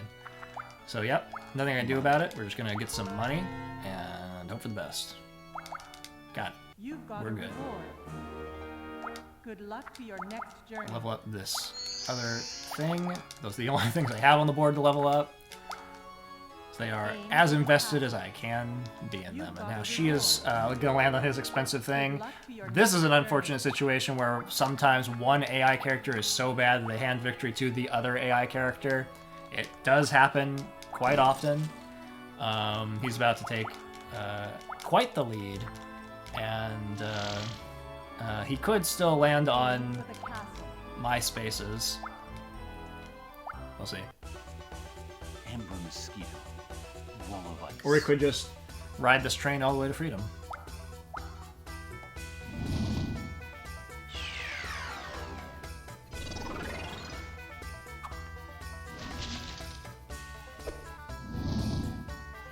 The battle was drawn.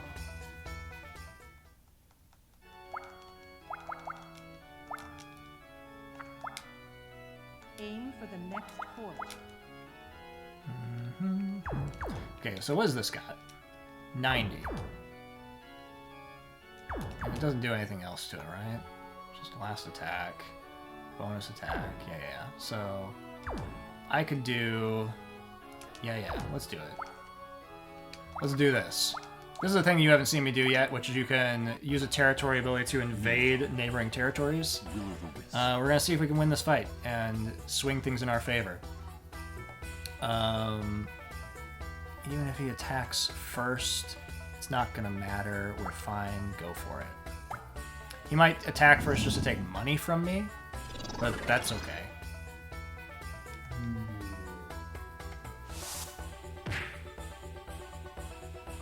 Yeah. $100. Whatever, sir. Now your valuable territory is my valuable territory. I'm taking back what's due to me. Not only that, but it's a nice little 1-2 space. They're next to each other, so they're Haunt. a good chain. And that time she chose not to haunt me. Appreciate that. I genuinely don't know if anything is actually happening when the AI haunts another AI character. I don't know if it changes their like coded behavior. You would have to look into the coding of this game to know the answer to that, and Fly. nobody has done that. Would you believe that this game is so niche that someone has not delved into the code? Awesome. Awesome. Land on my space. Cornful. So he can't win this fight. He's going to do 40 damage to me. And he's going to get paid for the Cornfold getting destroyed, which is the reason why I played that card. Oh, except I didn't destroy it, so he doesn't get anything. If I would have chosen to play a weapon and destroyed it, he would have been paid for it being destroyed.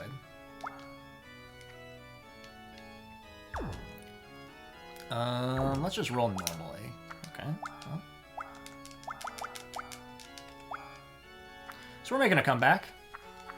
And she is doing her best to thwart that comeback. Don't have enough magic power. Oh, also there are stocks in this game. We haven't talked about that at all. There's this whole other mechanic that's at play here. This map added stocks. So you can buy stocks in the 4 different elements in each region. So you could buy yellow stocks in the northern region, and then the more you level up the territories not just you, the more anyone levels up those territories in that region and you have stocks in those things, Make an offering to your the value of your stocks go up. discard. Don't worry about it. We're not buying stocks in this run. I would love to see someone build a deck that is built around the concept of just buying stocks and just like that's their whole strategy. Yeah. I completely ignore that element of the game because it's just not something I want to try to control. Because would you believe that stocks are difficult to control? Make an offering to your god.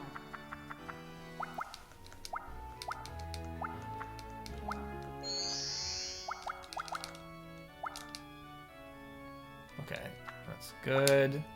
That's Aim for the next good. fort. All right. We eluded that particular disaster, and now we're heading towards one more disaster. Holy Word 1. Why would you? Okay, that was actually helpful. Make an offering to your god. Aim for the next fort.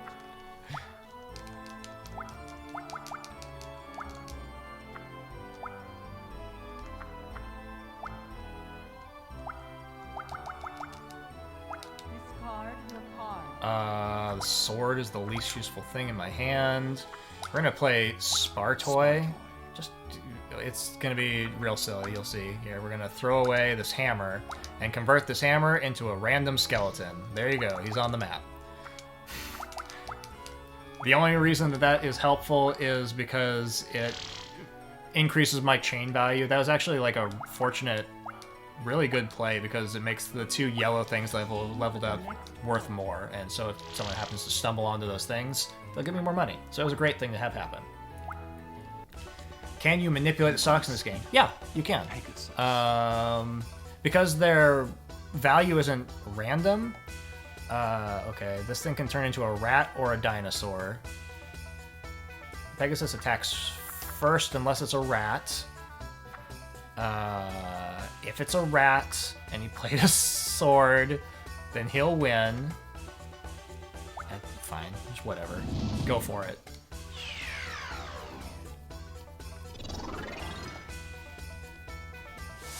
But if I had played a weapon, I could have won, but there was a 50-50 chance, and I decided I don't care. So I want to waste my money playing and a piece of equipment to try to protect that. We got to hear the sad horse noise. Yeah, so stocks are based on the values of territories. So, like, if you know that you're going to be whatever, okay. We're going full force on this boy. Gas cloud. See if we can make it happen. I don't think I even need to do anything. I don't need to do. Oh! Okay, he didn't play the spear. I'm not sure why he didn't, but if he'd played the spear, he would have survived that fight. So if you know that you're going to be investing in, so like I've got these yellow territories right now, right? I could go buy some yellow stocks in the Northern Territory, knowing that I'm going to level up and try to build more of a yellow chain, and the values of my stocks would also go up. So there is like an intelligent way to use it. I'm just not interested in wasting my time trying to do it because if I lose that territory, then, you know, the stocks go down. If someone wastes their money converting territory to a different color, that changes the values of the stocks. So there's like too much going on that I don't want to deal with in a speedrun sense. Like in real time, there's already plenty to think about. Look at that, we won. We were doing terrible, and we still came out on top, and we're only like 6 minutes behind the record, which is a great place to be for this game when it's hours long.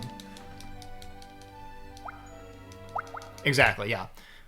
Stocks combo really well with like the Kelpie or Old Willow, because you know that you're buying a lot of red properties or blue properties depending on which one you have.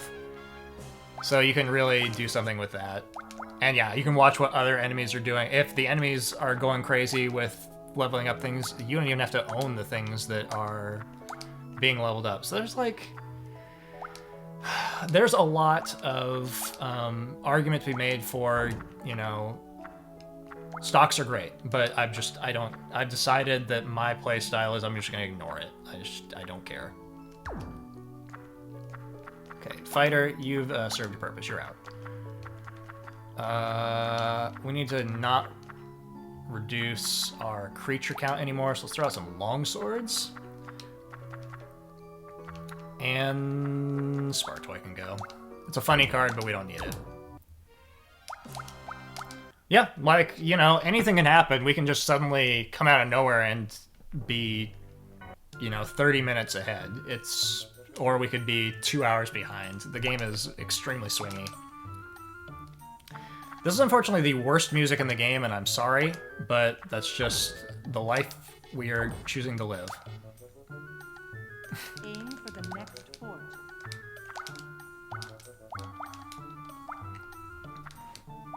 The reason it's the worst music in the game is that it's too short of a loop for a map that we're going to be on for 30 minutes.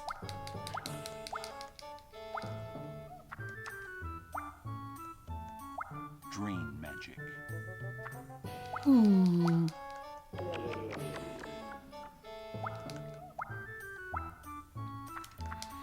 Alright, so let's talk strategy of this map. These squares where we're at right now, those are more valuable than the rest of the squares in the on the board because you have to walk into them and back out to touch the tower. To your god. So the strategy is to buy up those properties, which is obviously what everybody is doing, Aim and level them up because that's where you should invest your energies. Normal roll. Oh, okay. I'm gonna go this way. Okay. Utterly worthless, but sure.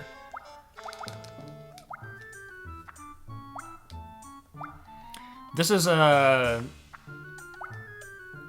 anecdotally, I have found that this map is often where things go terribly wrong.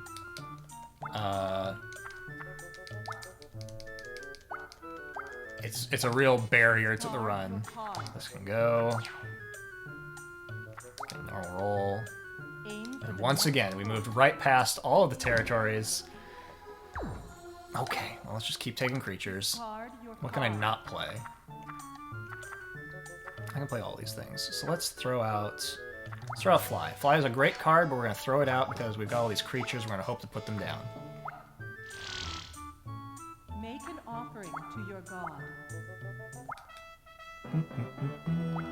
Oh, how nice for you to get a card that an effect that you wanted, sir. Yeah, awesome.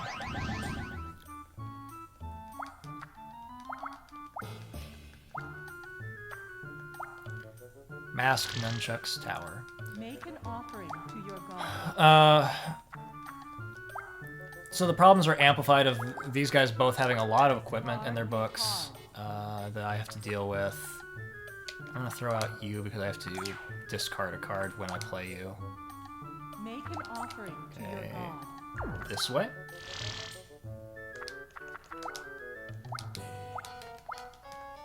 Discard your card. 2 masks, Nunchuck, Tower. Mana. You'll often hear me verbally repeat the equipment that is in their hands because if I don't, it is easy to forget them because there's just a lot to track. Okay, 1 mask, Nunchuck's Tower. Hand. Aim for the next fort.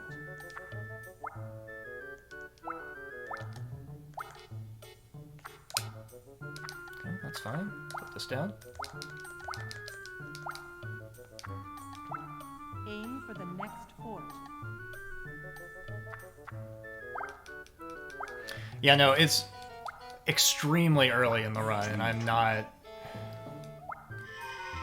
Until I'm at the very end of the game, I don't know, like, where we stand, honestly. The last map in this game is extremely swingy. Aim for the castle.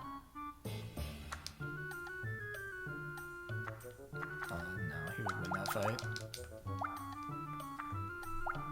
Make an offering to your god.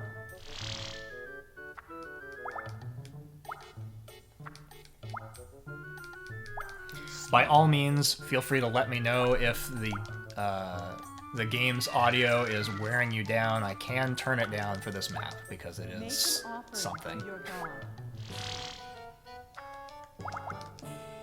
Discard your card.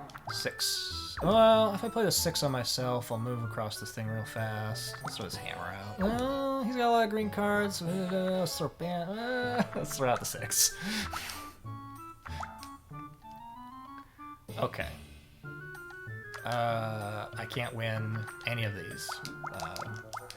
That's just knowing what's in his hand. He's got a buckler, and I can't do damage when he's got a buckler in his hand. So the most I could do is make him throw it away by spending money.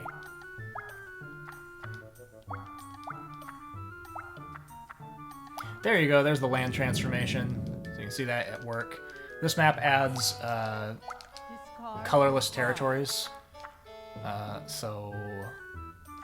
Okay, now I'm throwing away the hammer. Like, it's a great card against him, but I just need You've got a reward.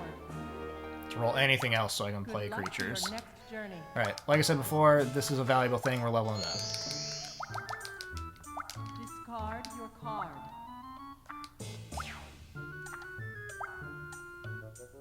Growth body.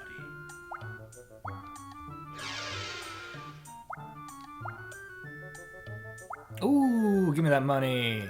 Nice. You don't have enough magic power. That's a big deal to have that happen so early in the map. Because he's releasing 2 of those really valuable squares. That's great. Lost everything! Aim for the castle. That would have been too good if he would have also stepped on that square. Discard your card. That, garbage, get out. Yep, that's fine. Aim for the next fort. Pan.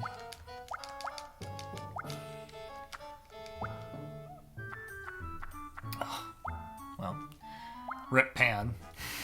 Carbuncle. Pan.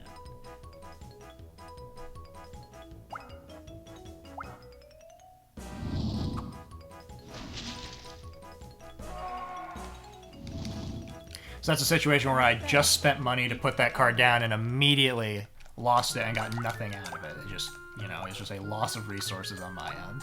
You've got a reward. Good But I luck couldn't to predict your that he was next going to journey. just step on it immediately. Make an offering to your god.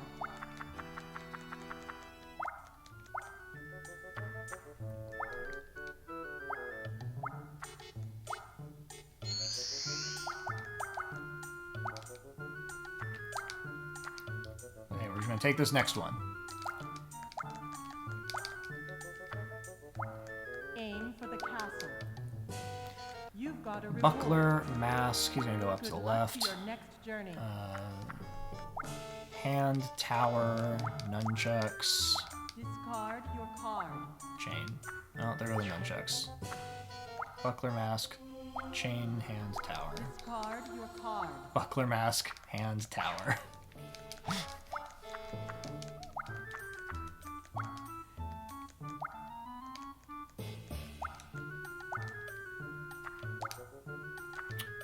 Okay. Can I? Yeah, I think so. Don't you backwards me. Don't you do it. Okay.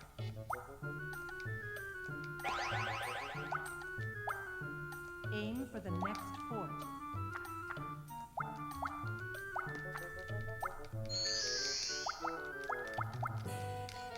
So often if I go quiet, I am actively just thinking about, I'm just repeating what the items are that are in their hands in my head. Dream tree.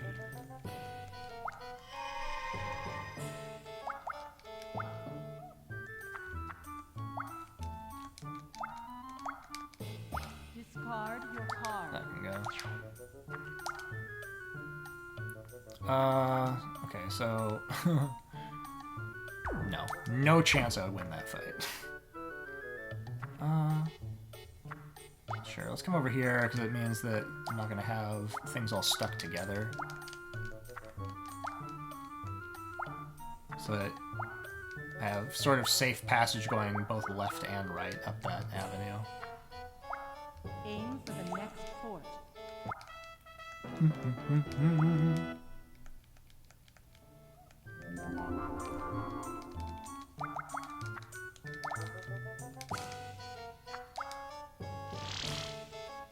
Make an offering to your god. Growth body.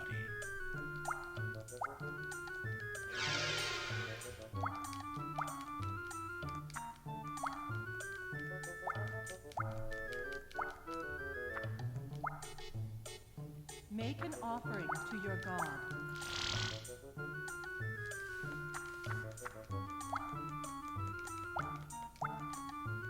Discard your card.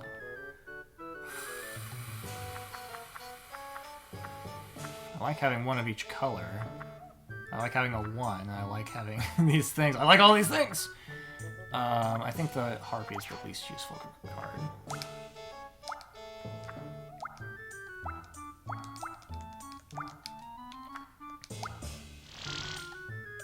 Make an offering to your god.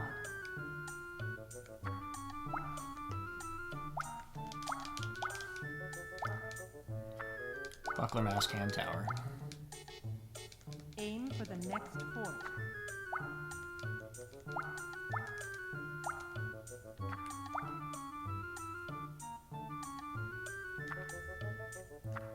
So I would do 70, and he would do shut it down. And that's why we memorize what equipment is in his hand. Aim for the next. The tower shield blocks half of the damage that you do to it. Or the hand would steal the item that I played to try to do damage to it. Either way, I would not win.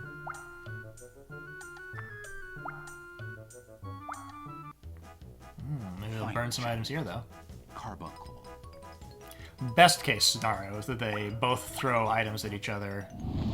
Yep. Fantastic.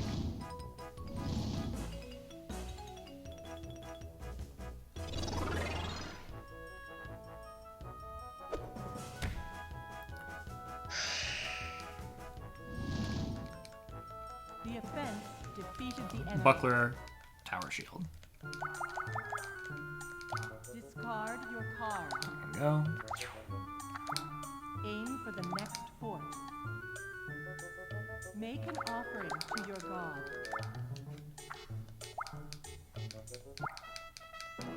The Buckler stops damage that is 30 or less on the base stat of the card, which happens to be a large portion of the things that are in my book, so Aim for the that's... castle. As long as Pickett has that in his hand, it's going to Good be luck to your next journey. a strong impediment, stopping me from doing anything, uprooting his characters. Discard your card. Let's, Minotaur's the least useful thing.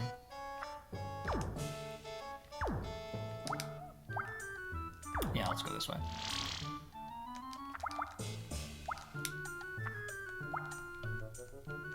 Mana.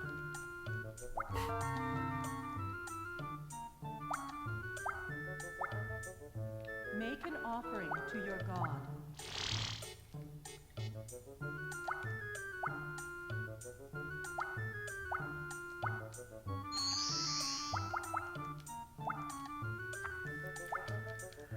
Buckler Chuck's Tower. Make an offering to your god. He's buying stocks.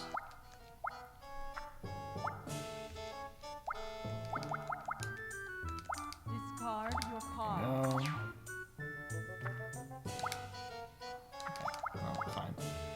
I don't want to invest too heavily in this thing. This is just kind of off to the side. Especially since I don't have any other yellow creatures up here. Hey, landed on that tree again. You don't have enough magic power. Bankrupted by a tree twice on the same day. Hey, is Arbor Day?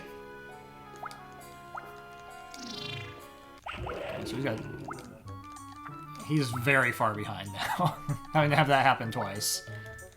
I have to pay attention to... River just drew Drain Magic. This is conditionally the worst thing I have in my hand. So I want to spend my money on this turn. Period. Just no matter what I do, I'm going this way, and I am just going to invest it all.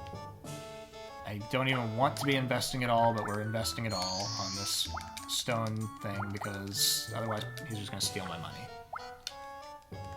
He might still steal my money, but he'll steal less money. Magic bolt. No, that affected his behavior. Aim for the next fort.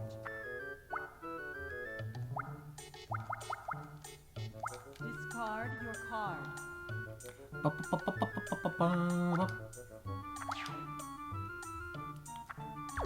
are you standing? Okay. Aim for the castle. You've got a reward. Good luck to your next journey. So he's still got that buckler.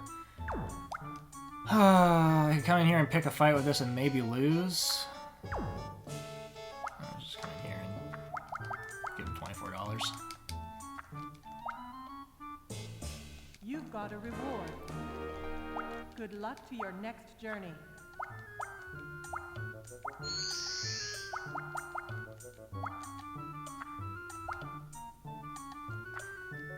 He's still got the Drain Magic spell, so I do still want to use this money that I just drew.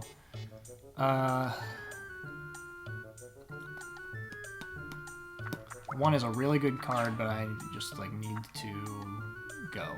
I need to Holy word. X. run past this tree real quick and level it up with all this money I've got in my Aim person. for the next fort. And walk over here. I would love to take this yellow square, but instead we're just going to stand here and invest. Discard your card.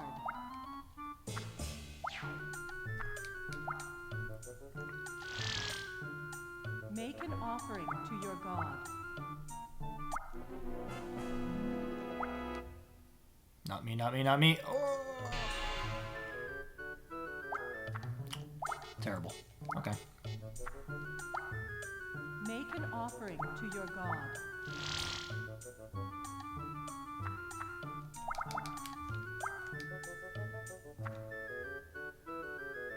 I had to count to 6 real quick.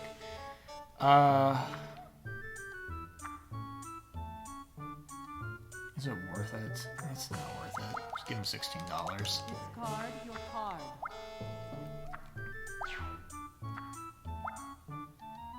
Aim for the next fort.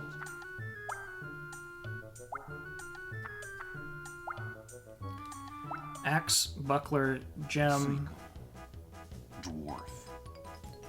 tower, something. And chucks. Okay. Buckler, gem, chucks. That's going to open things up for me because River no longer has a defensive thing, and Picket no longer has an offensive thing. And if you have the ability to, you know, restrict one or the other of those things so that there's an imbalance in what they're carrying around their hand, it's great. That's optimally what you want to have happen at any given time, so it gives you the ability to poke a hole in their defense while they have not a means of doing anything about it. We're gonna play the 6 so we don't step on this wall Holy of word. ice. 6. Aim for the next fort. And I just said that he has nothing defensive, so if I can do 50 damage, which I can by just playing this, we're good to go. Where? We're gonna take it. Mummy.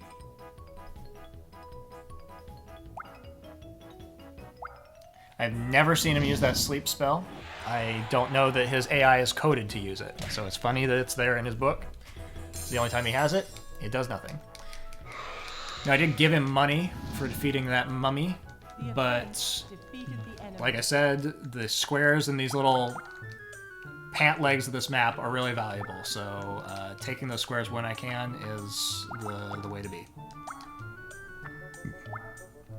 Oh, he's gonna try to take it back. And he might succeed. Ember mosquito. If he gets a rat, he will not succeed. Well, he throws a sword on it. Okay, so he can do 50. Okay, well, let's try to protect it. If it's a rat, he will not win. Okay, his rat will just die. What happens when you try to give a rat a pair of nunchucks? It just dies. It just gives up. So I unfortunately wasted my defensive item in that process, but those are, in fact, the breaks. Okay. We need to just go to the south, and we're gonna go this way. Make an offering to your god. Fate, and not that. Be careful when you are starting your turn because it changes the order of the cards. The thing at first, the thing you draw goes to the end of your hand, but then once you make a move and it brings up the option to play a card, they reshuffle based on like an order of operations. Fly.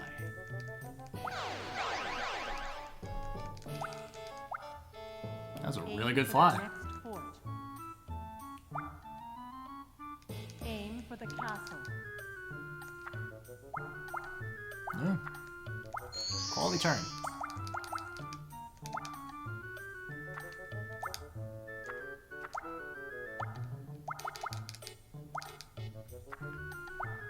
Buckler, chain, gem, buckler. Fort. Sword chucks. You've got a reward. Good luck to your next journey.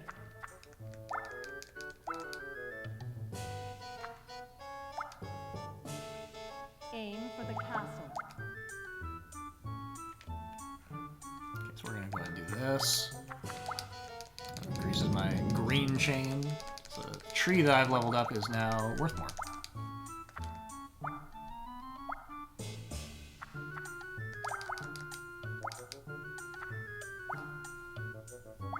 Fly. Still carrying around this drain magic spell. So I need to keep an eye on my money. Make an Some offering arbitrary to your point. god. Arbitrary point he's gonna choose to just take somebody's money. Who knows when.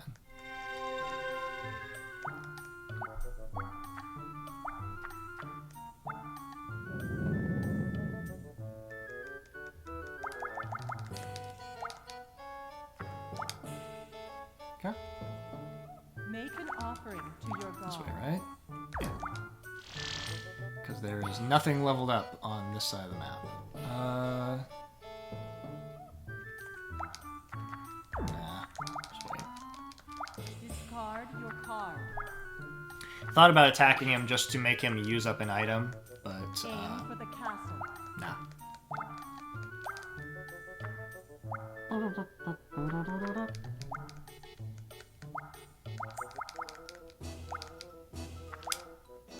Mana.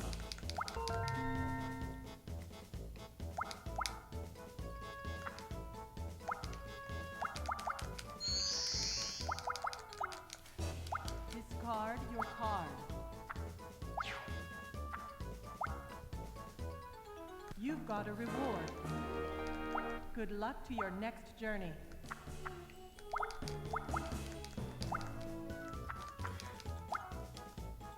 Gratefully, the music just changed because we got to the halfway point of how much we need to finish the map. So we get to stop listening to that song.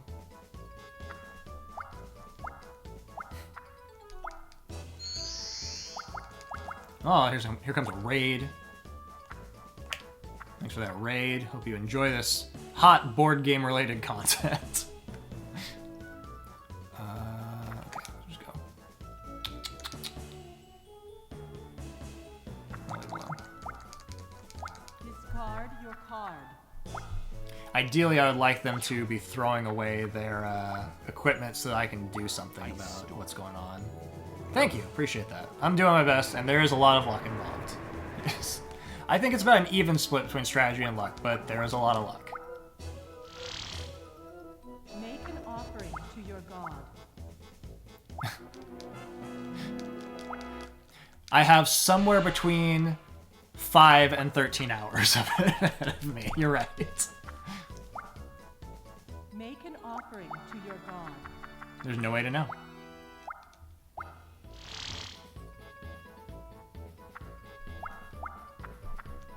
Move creature? Wow, bro. Golem.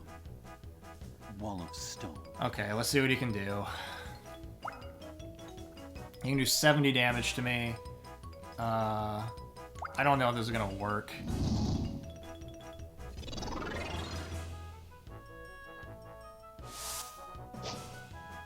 No, it didn't work. Okay, that's on me.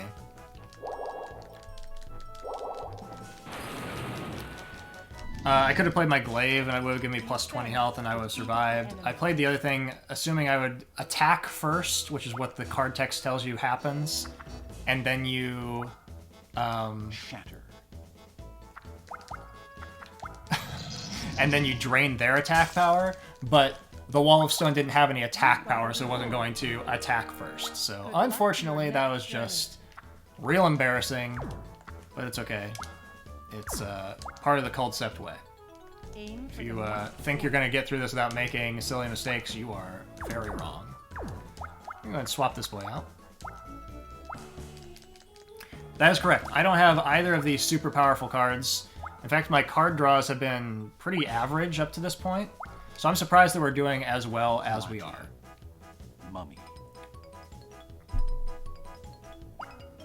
But yes, there is an extreme amount of randomness in the speedrun.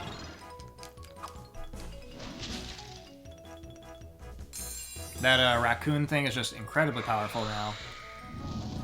It gets more power based on the number of green creatures that are already in play, so it's just going to get stronger and stronger.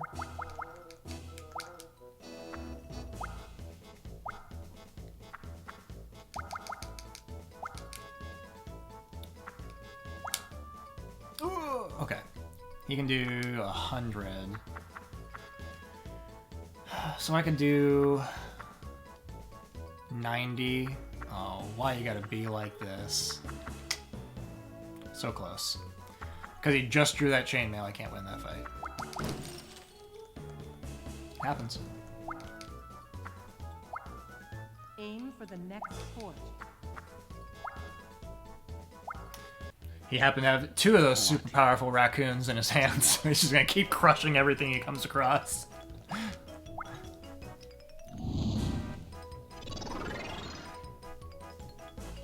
But again, they are burning items on each other. It's the best case scenario for me. I'm gonna do 172 damage. The offense defeated the enemy. Zaboomafoo is a big deal. Aim for the next fort. Discard your card. Okay, this is the least useful thing I've got in my hand. If I come over here, I think it does still have defensive stuff, but this, you know what, we're doing it. I am spending money to make him use his equipment so that he just doesn't have that equipment anymore. So that's fine. Like I really, that was what I wanted to have happen. He's been carrying around this buckler for, I don't know, 30 turns or something. So that's going to open up my possibilities in terms of being able to actually take something from him when it genuinely matters. And it cost me $70 to do that, but fine. He's now down to just a defensive gem, which is plus 40. Explosion.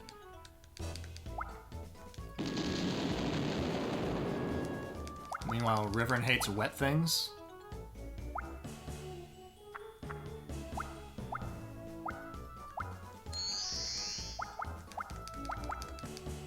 Discard your card. This is going to be not particularly helpful. Oh, I got past it. Aim for the next fort. Yeah, sure. There's a chance that he'll just take a couple steps and walk onto that. Why not? Make an offering to your god. Aim for the castle.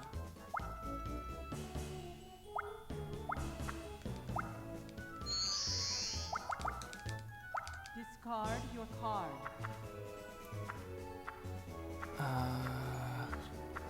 Probably you're the least useful thing now.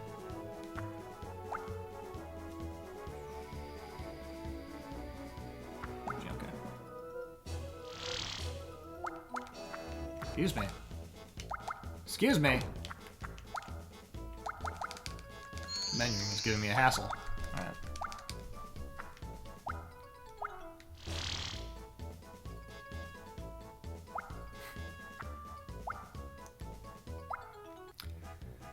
Giant amoeba.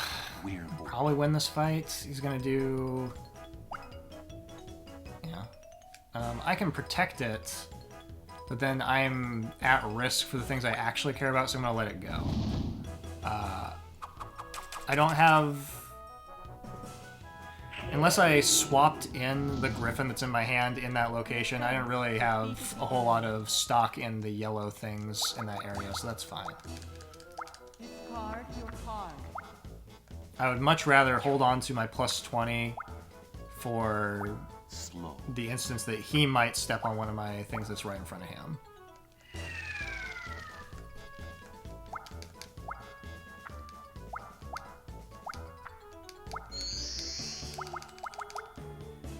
Discard your card.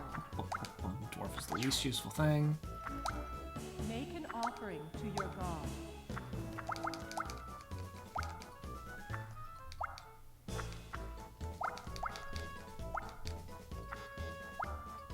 Boo! Discard Whatever, your man. card. It's rigged.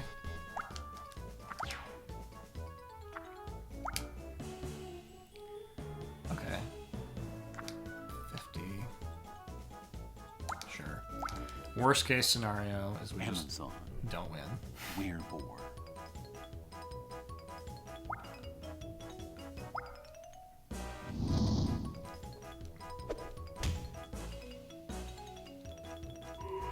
Get robbed, fool! The offense defeated the enemy.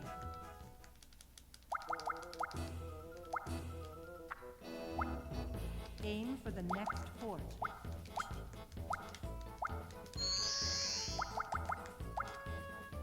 Discard your card. Okay. So they both have a piece of armor now.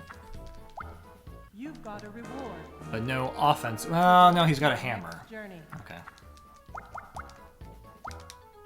That's really important. Okay, so we're gonna shatter Picket in either one of these. Okay, we're shattering this.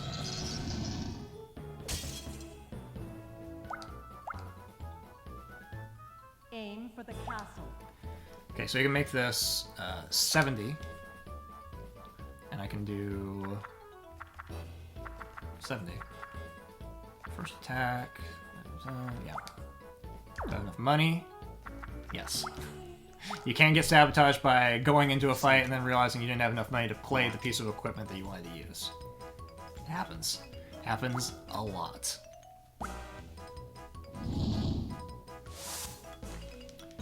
The Centaur's special ability is that any item you play on the card will get sent back to your book. I don't think it goes back to your hand.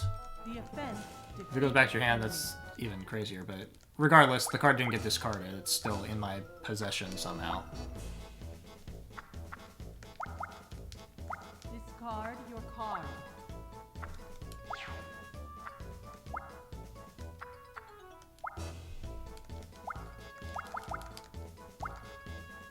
Book. Okay.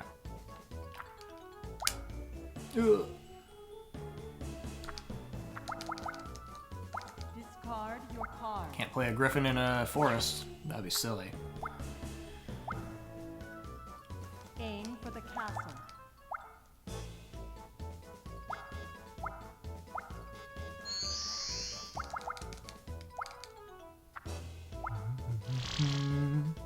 Make an offering to your god.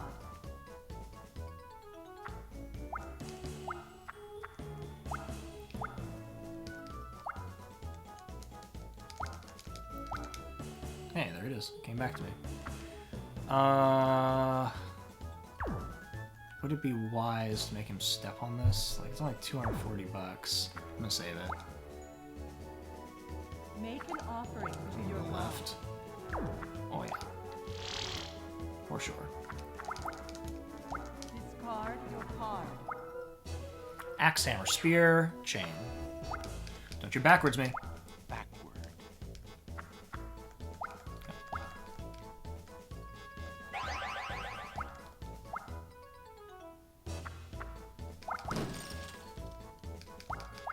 Another instance of one AI character being bad and helping the other one get closer to victory.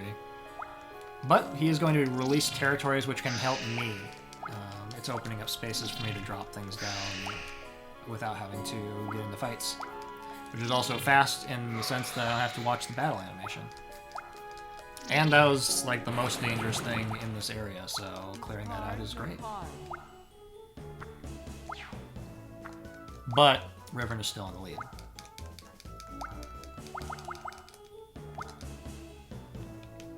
I'll fly to get past this thing that he's got directly in front of me. There we go. You've got a reward.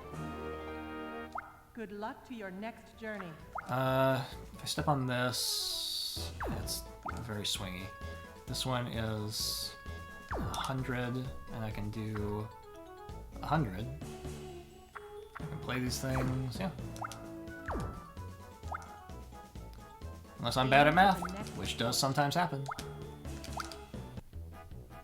Griffon. Fire giant.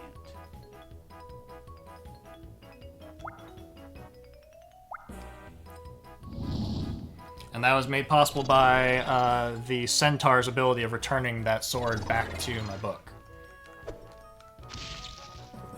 Womp womp. The offense defeated And has the added benefit of increasing my fire chain and locking up this whole leg of the map for me. So, You've got a reward. great turn. Good luck to your next journey.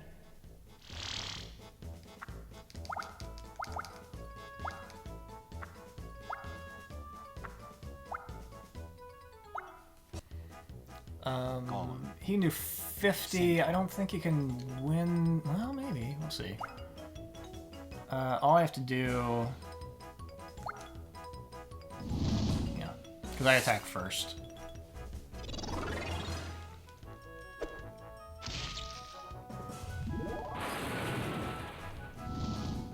And once again, that piece of equipment was sent back to my book so I can draw it again.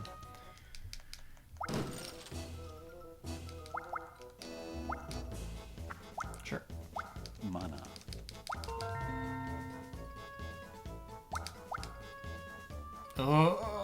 Okay, well, I can't do anything about that, so that's just going to be money in his pocket. If I do this, I might just give him this money. We'll see. I'm going to release something. You don't have enough magic power. This is... yeah, that's fine. Sorry, Sad Horse. Discard your card. Now, I am vulnerable right now. I have no money to spend on playing equipment. So, yeah, he can just come in with his Mudman and walk all over me. It's okay. Mudman. I think that focusing... Basically, I picked up things that I'd spent on one part of the map and moved them over to another part of the map that I think is a more concise, strategic place to invest in. And even if I would have had the money to play my chainmail there, he still would have won. Defeated the enemy.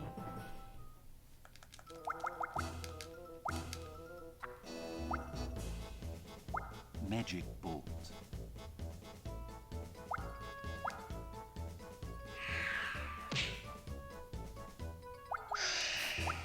Aim for the next fort.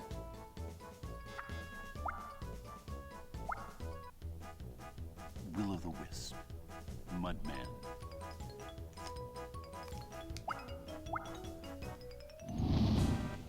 Okay. 2 spears. 2 spears, please. Oh, I wouldn't call it bullying. The defense Pickett really has the ability to completely destroy both of us sometimes, so I do not even care that he's fallen behind. We're gonna go this direction. Well, if I go this direction, I have to release one more piece of territory. Do I want to do that? Yeah, I'm pretty okay with that. What I'm going to do is I'm dumping this Amazon, and it's going to give me some capital back in my hand so that I can play my armor if I need to. And the Amazon is not a square that I cared about at all. It was a small chain down in the south that was some value, but it's more valuable to me to be able to play armor. Okay, he's down to 1 spear. It is very intense, you're right.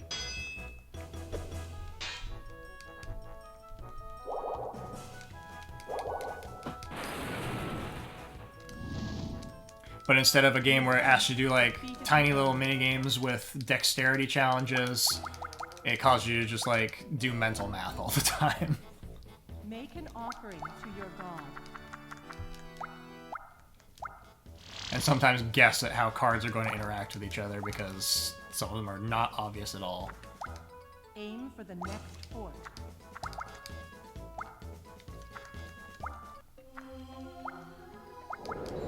Hammer.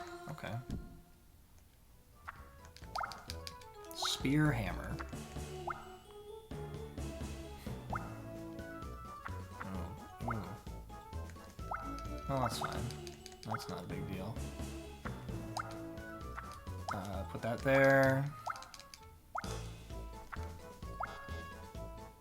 Make an offering to your god.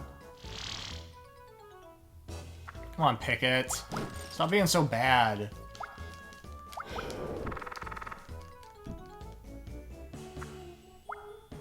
Aim for the next fort. Wow. I hope you enjoyed this map, because we're playing it again. Because Pickett is complete trash. So there you go. We are 40 minutes behind now all of a sudden, because we gotta play this map all over again. We do get cards, though, so we can add things. And I will. Fate is the one that I care about there. Oh, thanks. That's okay. The way I feel about this as exhibiting it to people like a new audience is I expect that no one's going to know what's going on. I expect that people will ask questions if they want to understand it, but very often people either just figure it out as they go, or they want, or you know, they will ask what they want to ask. So by all means, anything you want me to explain, I will explain. But if you're good, that's also fine. Okay, this bat is terrible, and we're throwing it away. 2 more cards have to come out of my book. The book! These magic bolts can go.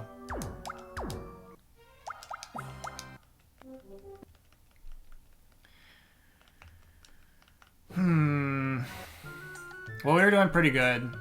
That's just, like... It was not my fault. Like, that's all I can say about it. It's not my fault that the game was just like that.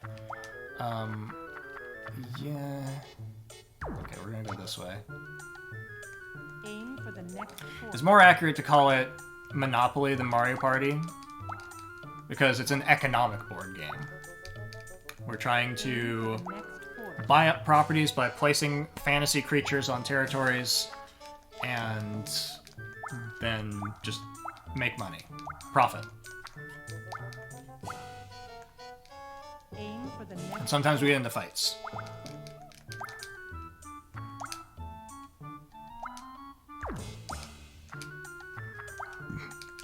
Yeah, it's like Fortune Street if Fortune Street was twice as complex.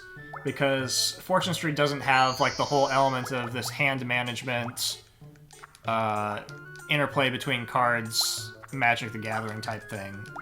So that's like the big difference. But it's the same premise of you want to go around in circles and make money.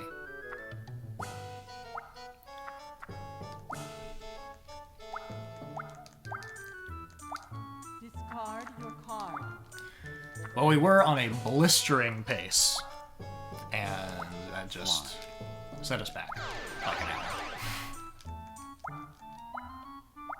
And that's okay. It's what I expected. Offering to your god. I even said it when we started this map, that this is like the weird bump in the road where things just start to go wrong for no reason. What happened was that Pickett was bad. Pickett was real bad.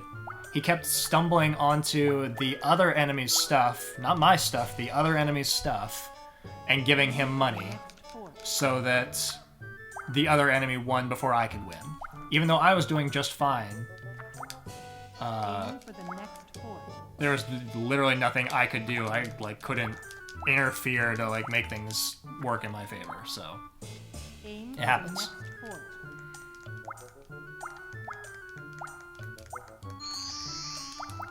So Rivern hit his target amount of money he needed to end the map before I could like engage with any of his stuff at all. Make an offering to your god. Their way is fine. But that is a real problem in the maps where there are yellow. Okay. In the maps where you're dealing with 2 AI characters. Card your card.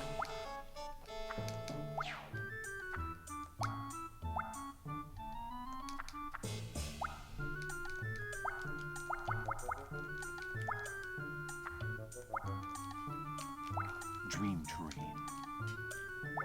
Axe chain checks. See if I missed an item the next time the turns come around. Discard your card.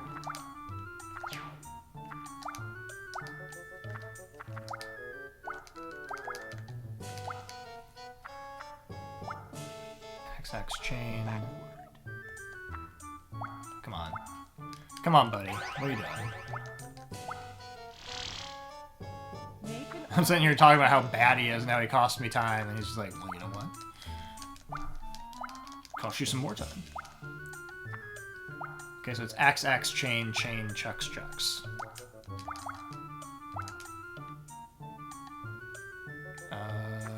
Is it worth it? Yeah, I think it's worth it to just play this one.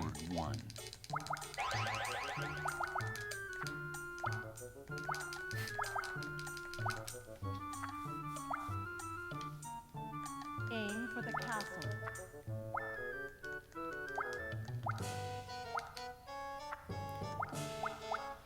Axe chain. It's just fine. Don't need to worry about it. They've got lots of equipment right now. Aim for the castle. You've got a reward. Good luck Can to I your play next this journey. thing? I can. We're gonna. So at least to start this one out, I've got more creatures placed in the valuable territories. Hopefully, this time around it works in my favor, instead of Pickett throwing the game. Aim for the next fort. All the way up, buddy. All the way.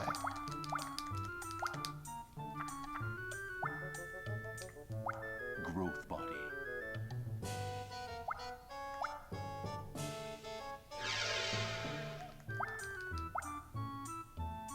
You've got a reward. Good luck to your next journey.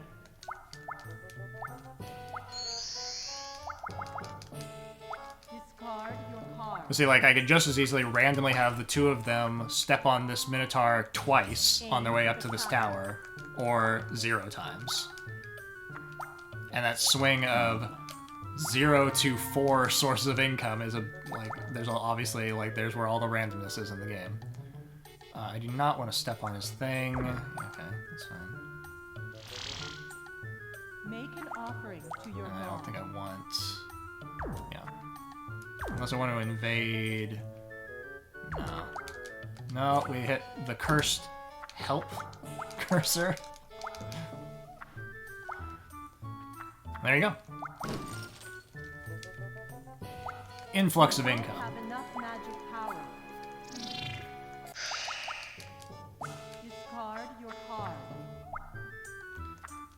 what you're gonna do with those 3 nunchucks. At most, you're gonna hurt yourself. Okay. So you can do 50 damage. Minotaur. And that's just fine with me.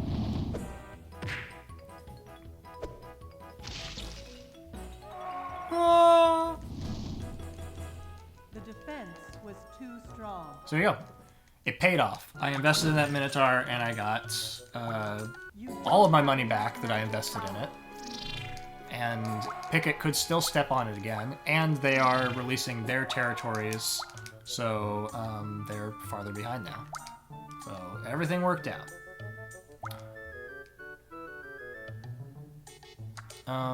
This is the first time you're going to see a creature ability get used.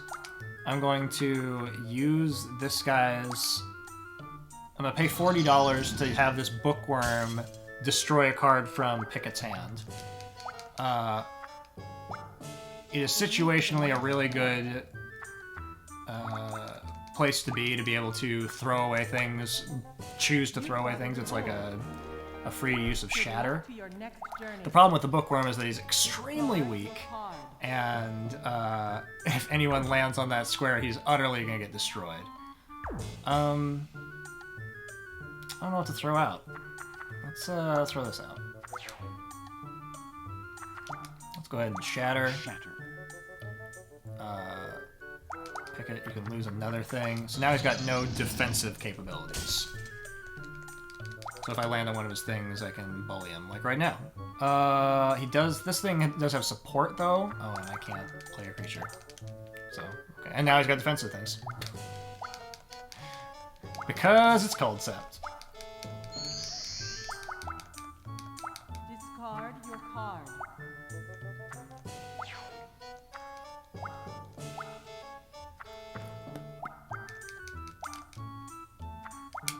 Aim for the next fort. Okay, so he can make this 80, which I can do. And I will. Griffon. Will-o'-the-wisp.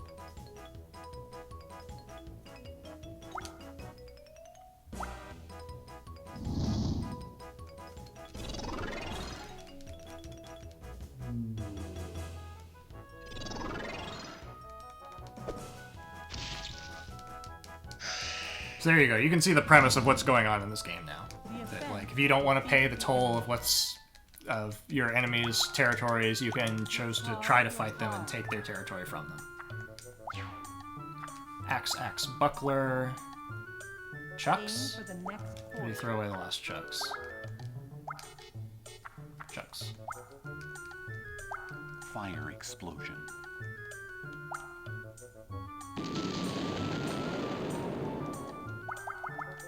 My bookworm! So there you go. The bookworm is so weak that he got destroyed by just a random spell. But I did get to use it once before he got wiped.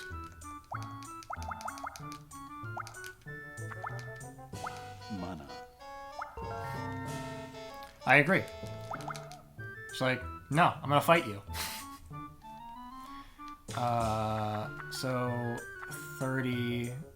He would block it with his buckler, so I can't win that fight. Discard your card. And that's why it's important to know what's in their hands at all times. Because I would have just wasted resources playing that creature just to be embarrassed. But he would have thrown away the buckler and then he wouldn't be walking around with it anymore. Aim for the next So there's fort. pros and cons to every choice you make.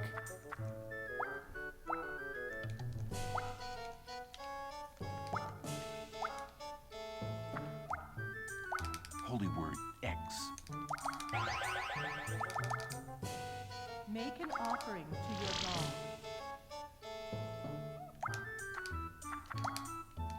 Okay. We're sitting really well here in the upper part of the map. Make an All I gotta do is not be bad.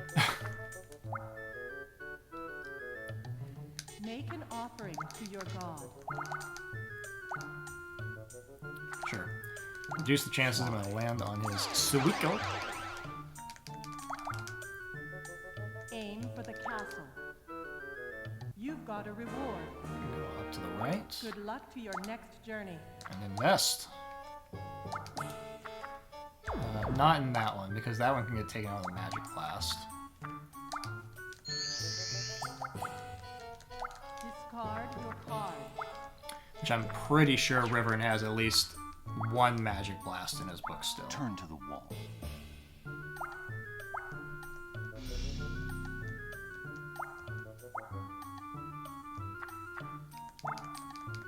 Discard your card. Oh, okay. Well, he's got defensive capabilities, but he threw out his offensive capabilities. Aim for the next fort. Great. So we're trying to chain together Aim for the castle. similar colors of properties to increase their values. Keep leveling up those properties. Hope that someone steps on them and gives us their money.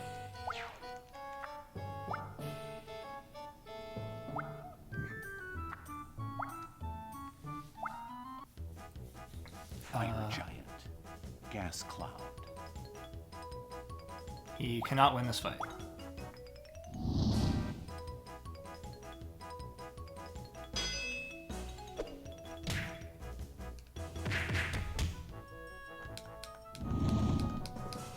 The battle was drawn.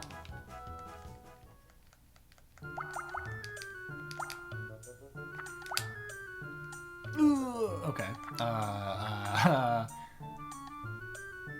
I'm pretty certain that I can't win this fight. I'm going to take the time to exchange and put this boy down. So that he's getting a defensive bonus because the color of the creature, as long as it matches the color of the territory you're playing it on, gets a plus 10 HP bonus per level of territory. Discard your card. Yep, that is correct. There you go. See? Aim for You the got it. next fort.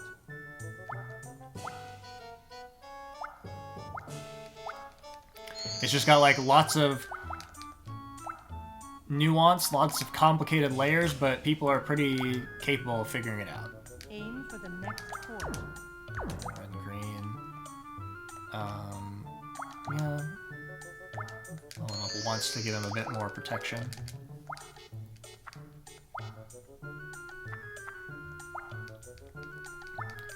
Axe, buckler, hammer, Discard your card. tower. Oh no, my sheep! Aim for the castle.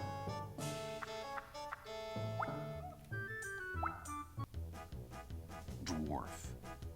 Barrel. Okay.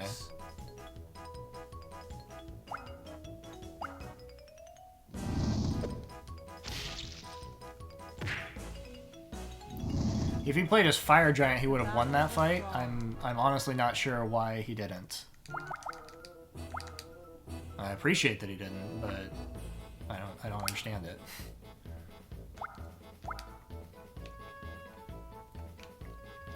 Alright, so this guy has a creature ability where I can just get money from him, so we're gonna do that. It's not much money, but it's gonna be some pocket change. It's going to give me the ability to Make an offering. play to some your creatures down at the bottom of the map if I god. Discard your card. land in those spaces. You've got a reward. Good luck to your next journey. Discard your card. I can play all these things. Let's drop the wall stone.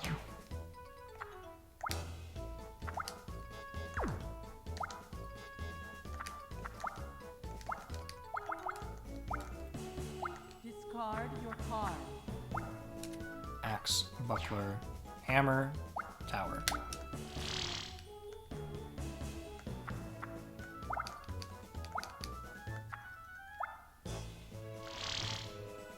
Make an offering to your god.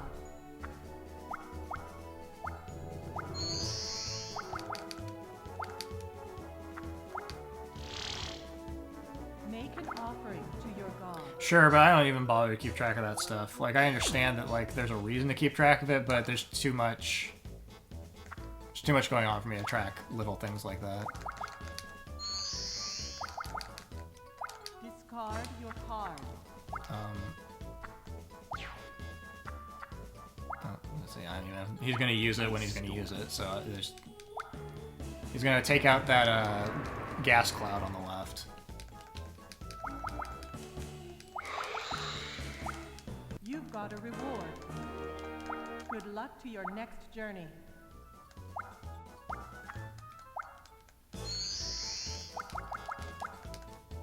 Discard your card.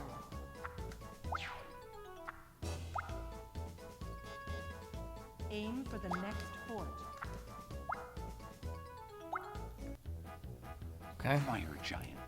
He can win this fight, and it'll just depend on if I want to stop it, which, sure. Oh. I guess he could not win that fight. Sometimes it's hard to do quick mental math and not look like a fool. But the good news is that it wasn't for completely nothing. The Griffin at least has a reasonably high health still in case someone else happens to land on it. But optimally, I would not have played that armor on him. Okay, Riverin and play the Tower Shield to block half damage. So if I were to do 60 to him, he would not be able to stop me. Salamander. Bard.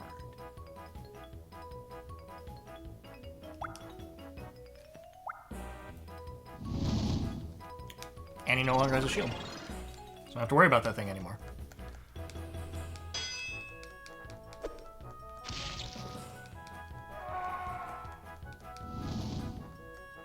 The offense defeated the enemy.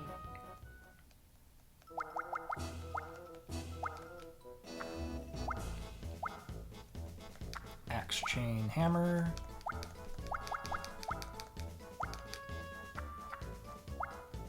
Who are you gonna magic bolt? Magic bolt.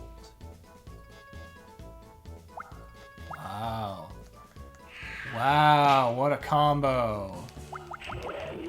Like, there was nothing I could do about that. They chose to cast spells on me separate from each other. Like, they weren't working together. It's just kind of... They both arbitrarily decided to attack me. And I paid for it.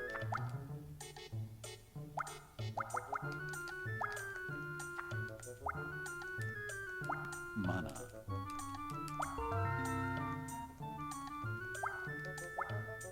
Aim for the next fort.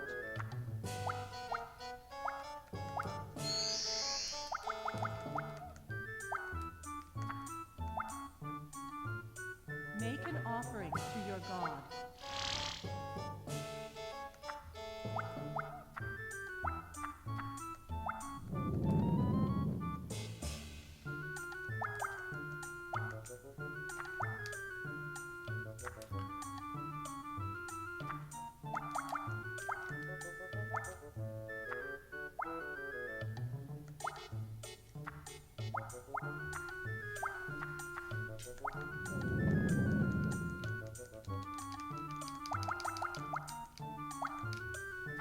I was gonna bolt something else of mine now. Magic bolt.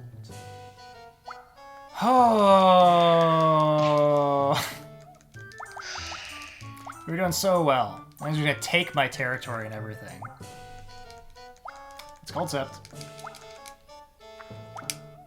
You've got a reward. Good luck to your next journey. 90? I can't do anything about that.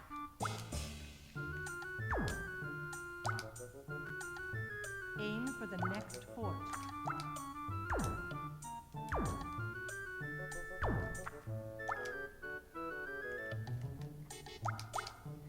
Good news is I think that was the last of his magic bolts, so I can level up this horse now, and those two are leveled up next to each other.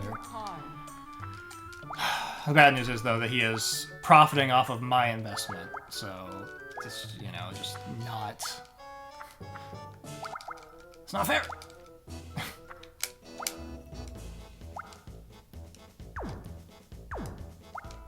What have I got?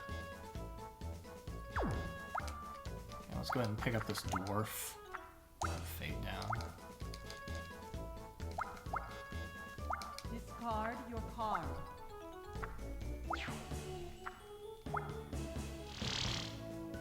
Make an offering to your god.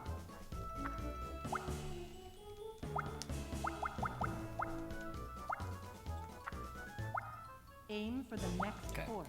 At least he didn't land on both of my spaces and take them from me. Discard your card. This is the least useful thing I've got. Okay, so now it's 90. I could do 90. No reason why I can't. Can I have green creatures, right? Yeah, okay. Oh, unless I don't have enough money. Am I about to get sabotaged? 70 plus 80. We're good. Is this one cheaper? It is. I need to do 90. Okay. Ooh, but the fire gives me a bonus. Okay. Fire giant.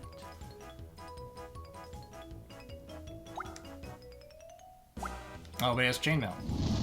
Alright, well, I'm just doing an absolute garbage job of keeping track of things. That's awesome. I'm going to hide my head in the corner, and The battle was drawn. basically, I'm gonna have to release You don't have something, enough magic just like power. one valuable square or a bunch of small squares. Probably just a bunch of small squares is fine. Get rid of this stuff. That was just me forgetting that he had chainmail. Either he had just drawn it and I wasn't keeping track of that, or I was thinking of just like something else entirely. It's fine. Now he doesn't have chainmail.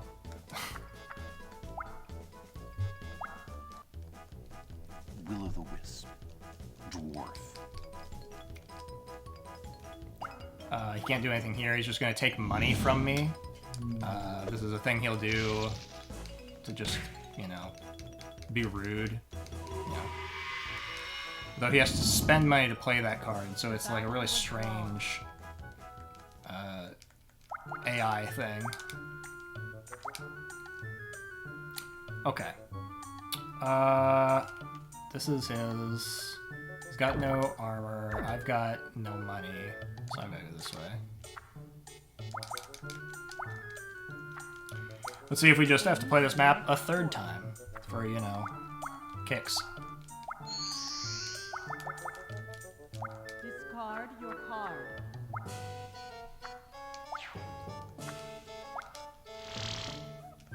Make an offering to your god.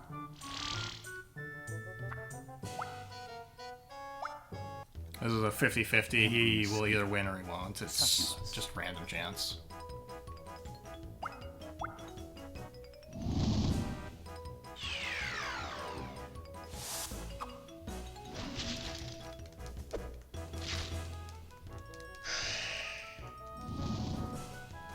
The defense was too strong.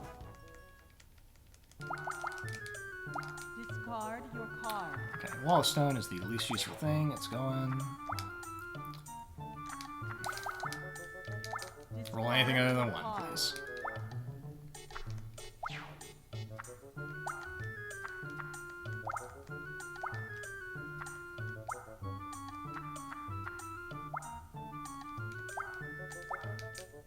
Discard your card. I want to hold on to that. The dwarf is the least useful thing now. Make an offering to your god. Discard your card. Okay, will we make it to that tower without having to release another piece of territory? Make an offering to your god.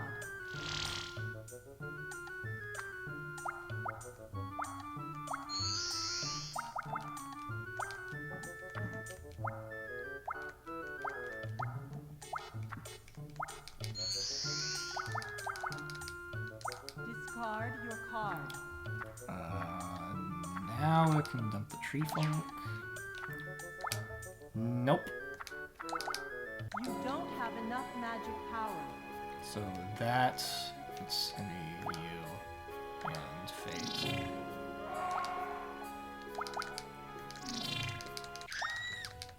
Discard your card. So I still do have two powerful squares next to each other. Turn to the wall. Literally, all that needs to happen is one or both of them just go get stuck there. But, you know, it's random. Like, I need them to just roll poorly, basically, to get me back in the game.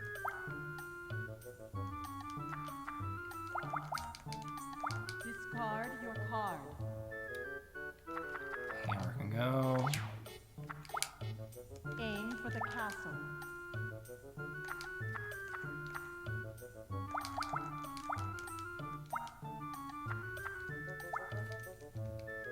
Mana. Mask, hammer. And he's taking my space. Discard your card. Chain. Fly.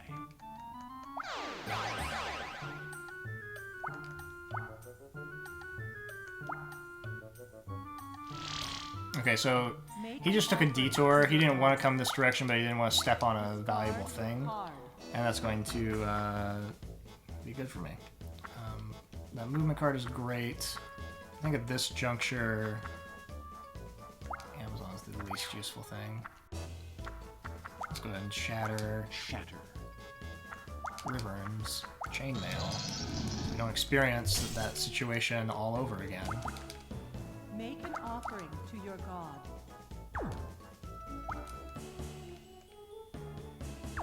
80, but I don't have $176.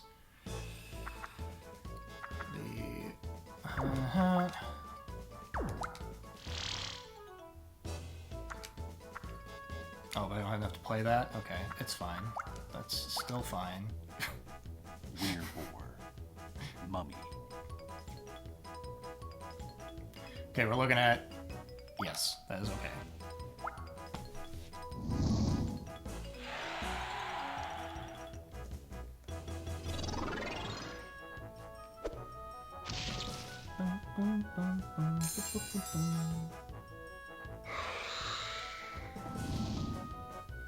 The offense defeated the enemy.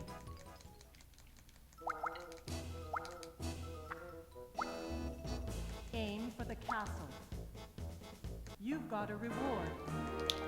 Also, I've done damage to that fire giant, so if I, you know, happen to be in a situation where I have the capacity of taking him out, there is a possibility that I can still get that back, but, you know,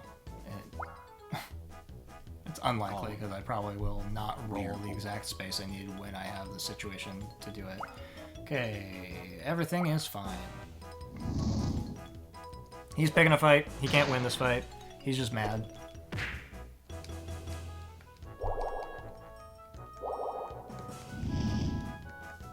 The battle was drawn.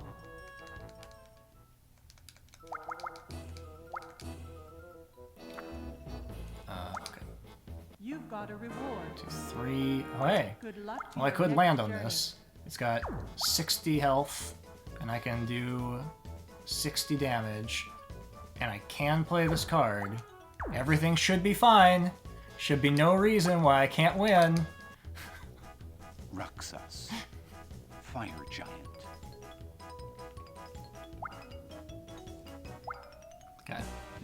That was about to be a Benny Hill theme moment right there if I failed again. The offense defeated the enemy.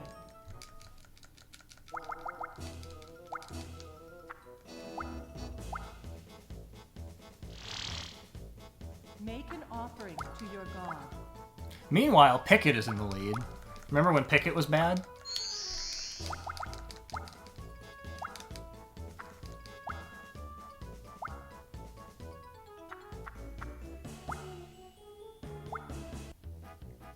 Dwarf. Pillar of flame.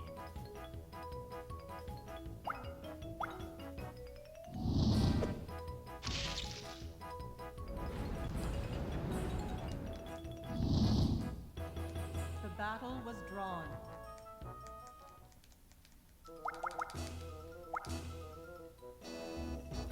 1, 2, 3, but can I defend this?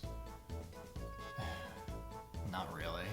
I think that would be a poor choice, so I'm just gonna fly and get out of this corner. Fly. Aim for the next fort. Aim for the next fort.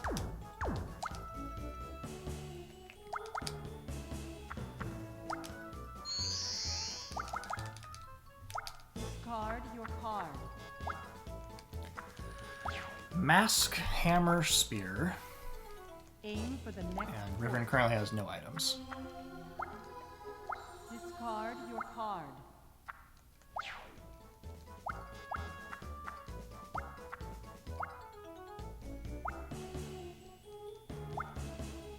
Discard your card. Hey! Give me all my money back.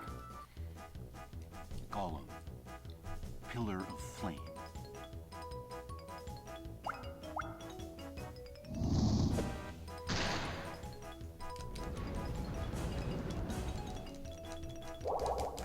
So that was a case where I intentionally leveled up that square hoping that he would step on it, because I knew he was going to walk right back Defense past it. was too strong.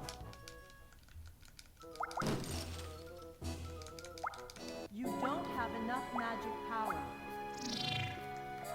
If you ever lose all of your territory in the game, it will just be like and send you back to the center. You get shamed, but then you get to keep playing. So there's not really like player elimination in that sense. But you're very far behind and probably not going to catch up. Let's go ahead and use Despair on Picket. We can throw some cards away.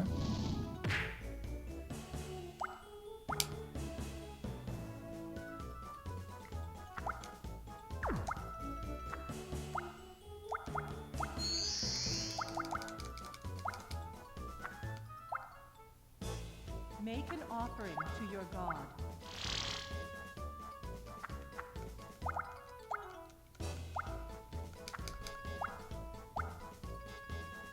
Aim for the next fort.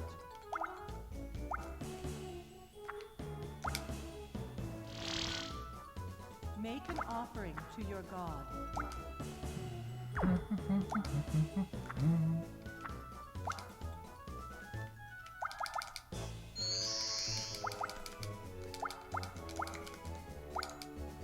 Interesting. Yeah. I think that it would be a worse game if players were eliminated. Discard your It's card. just like, it is, because there's enough randomness, it is possible for you to make some kind of scary, ridiculous comeback.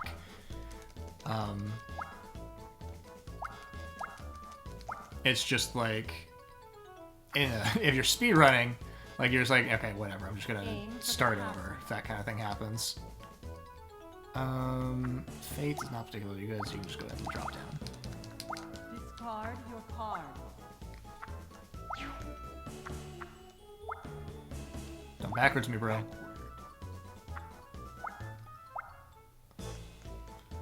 Okay, that was a logical use of that card.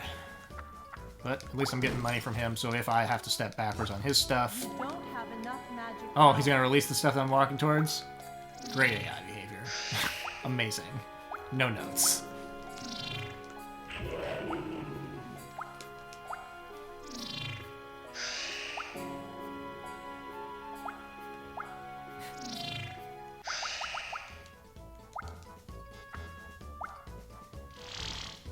He might not even have enough money to play his defensive items if I do step on his things. He's only got $30 on hand. I can play the 6 on myself. I'm going to. I'm just gonna get out of here. Word 6. Oh, hold on. 1, 2, yeah. I can also play the 3 on Picket, but I don't necessarily know that I can defend that green boy that's over there, so we're not gonna do that. Cabbage Patch! Aim for the next fort.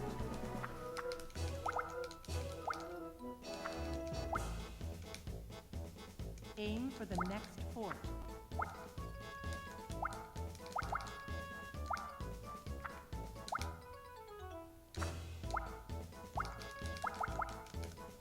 Discard your card.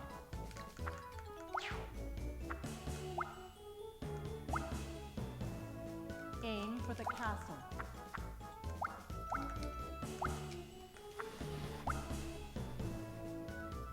Make an offering to your god.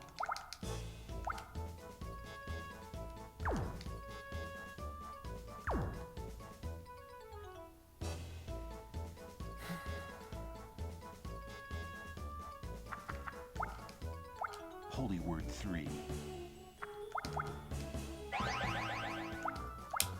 You've got a reward. You are the Oh, winner. well. Didn't even need to do that. That was what I was thinking about, whether I could defend the Pegasus or not. But I had enough money to win. The true winner is determined. Anyway. There were some mistakes on my part. There were mistakes that were not anything to do with me. We're moving on. We're only 45 minutes behind. Alright. And most of those cards I do not want.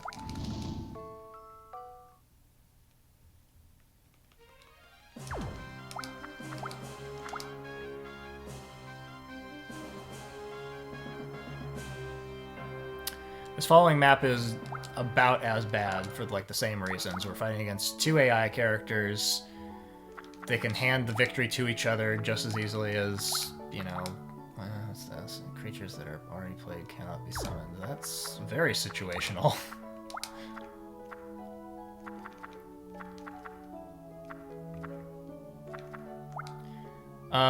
I don't know what these do just through visibly looking at the card artwork because I've played other Culdcepts, and so I have to stop and look at them because otherwise I might sabotage myself. Like what happened earlier when I put Ares in my hand, in my book, and I didn't want him at all.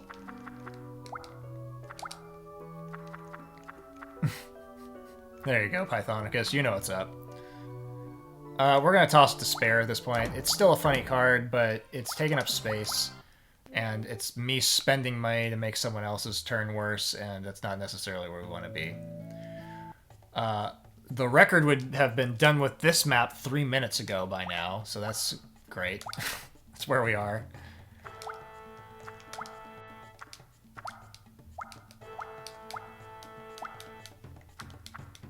This map blows. It's got a second area that you can get warped to. It's adding warp tiles, which are a pain.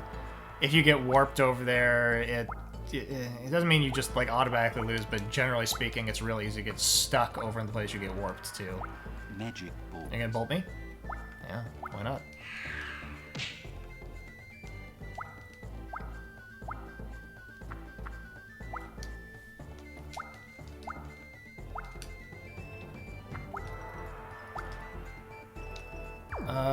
Sure. Puts me past the tower. Aim for the next Get a random port. thing.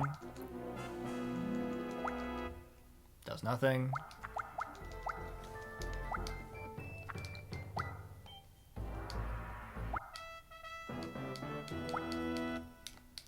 Generally speaking, my opinion is that any map that has warp tiles in it is not a good map. I think that it's really swingy and it has too much of a chance of just utterly destroying someone through means that were outside of their control.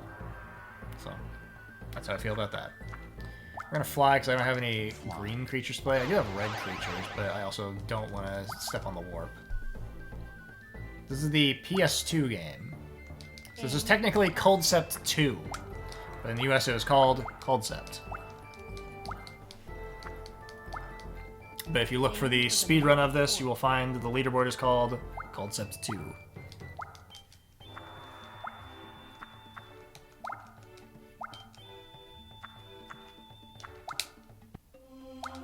More creatures.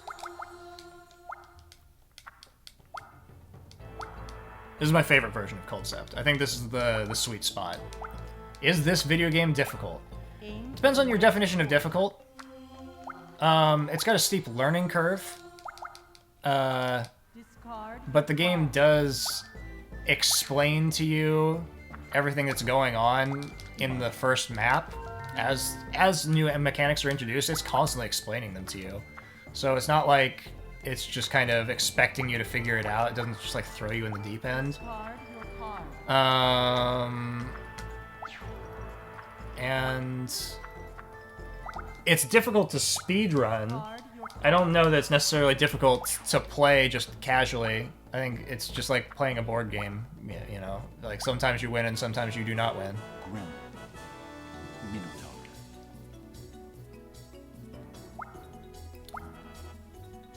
You're just picking a fight with me, he can't win this fight. Yeah, I've speedrun most of the Culdcept games, and the 360 one is one of the only ones I haven't done. I have a copy of it, but I do not have a... I don't have a functional 360 to, like, set up to a capture device. You've got a reward. So, my expertise of being able to talk about the difference between the Culdcept games falls apart because I don't have any modern memory of what the 360 game is like. I assume it's basically like this, but like slightly... Card your card. I don't know if improved is the right word, it's just slightly different. Aim for the castle.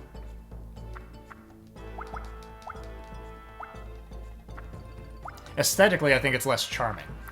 The 360 game has more 3D elements in it. It loses some of the sprite artwork. Holy word X.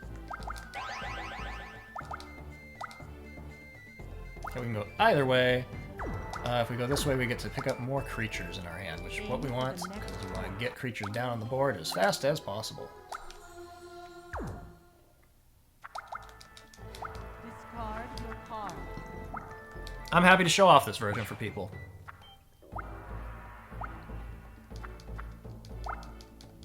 Discard your card.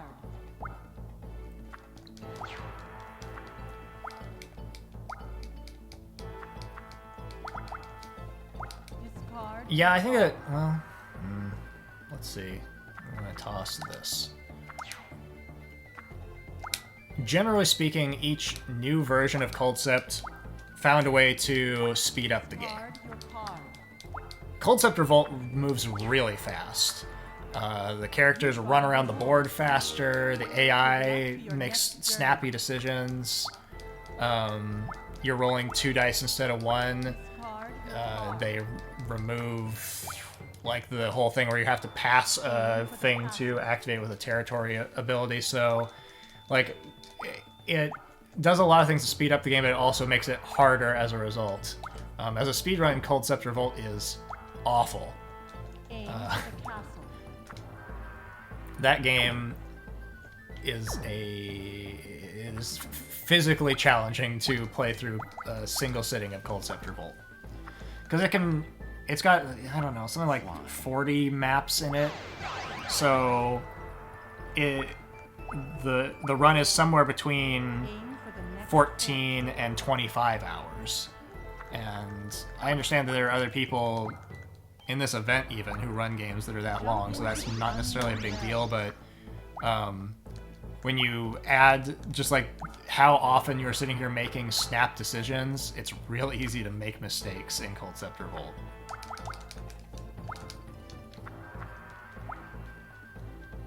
Sonic Wave. On the other end of the spectrum, the Sega Saturn game is so slow. It is crazy slow and awful to play. Aim for the castle. There are technically 2 3DS games. One never left Japan, and I think it's just called Culdcept 3DS. Discard Um, your card. And then the other one is Culdcept Revolt, which was the last Culdcept they made back in 2016.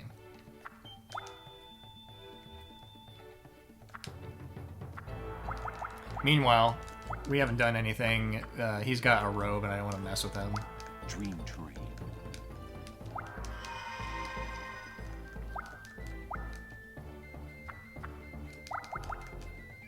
Discard your card. Robe, glaive, crossbow, scale, sling. Discard your card. Alright, play green, yes.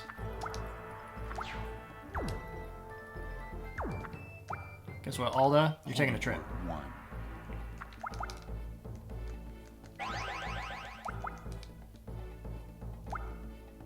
You've got a reward. Good luck to your next journey.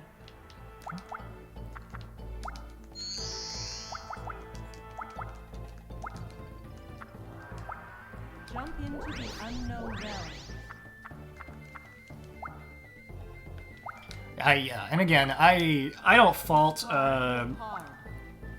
like I don't know how you would promote a game. It's a niche category of video game. Unknown realm. So like I can understand if Nintendo looked at it as like I don't like what? How do we deal with this? Aim for the next port. Red and green, but not yellow. Okay, I guess we will level up this dwarf a little bit.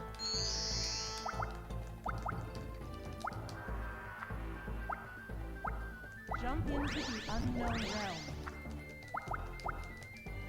Discard It does have card. its diehard fans. Yeah. I definitely didn't know it.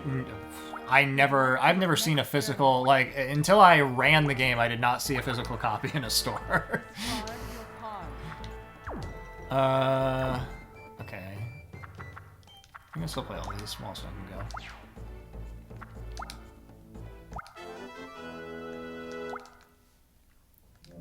And as I've been explaining, yeah, 15-hour estimate because things can go wrong. Like we can get through the game technically now in like maybe 8.5 hours. Will we? Probably not. I don't know. Discard your card.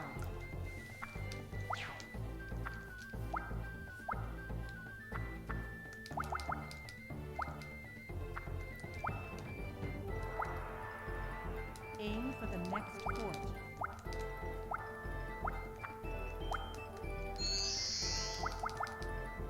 Discard your card. Okay. Oh no, we got warped. Jump into the unknown realm. Take my $16. Discard your The card. other reason why this map sucks is that everything that's over on the right side of the screen is just automatically less valuable. You'd have to waste your money converting things over Discard your card. to make a chain to make them worth anything. So it's just like Squeeze. an unnecessary impediment. Okay, so he's down to a crossbow now.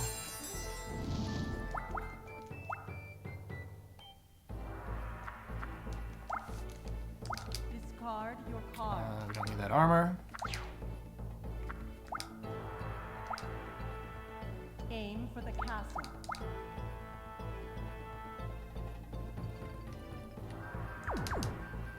I still only have red and green creatures. I guess it makes sense. We started with a red and green deck, and that is where our most of what we've drawn up to this point. I have not drawn many creatures for my Good boosters. luck to your next journey.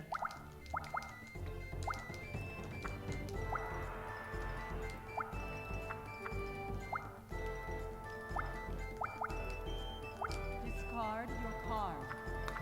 Let's toss. Let's toss the wood folk. Doesn't make sense to fly here. This is why this area sucks, is that we're just kind of stuck until we land on a teleport space to get out. Discard your card. Any card that ability is cannot gain color chains? I don't think so. Oh, you mean like, is there a card that prevents a creature from getting its defensive bonus for playing on a specific color? Because that exists. Rude. Very rude. That's anti-element. That's a spell you can do to negate the defensive bonus. And Discard your card. see, I could be stuck over here on this right side of the map for infinity. Like, I could never roll the thing I need to get out. And that's why any map with a warp spaces, I think, is just poorly designed. No, the bonus money for multiple monsters, same color. No. Aim No, for that's the not a castle. thing. Because that's like an inherent part of the design of the game. There's nothing that, like, changes the numbers Discard underneath the chain value unless you were to remove them from a chain. So, like doing something to affect their elemental type, like changing it from red to green or something so it wasn't part of a chain anymore.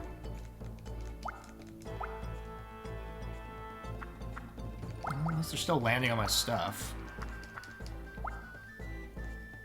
Haste.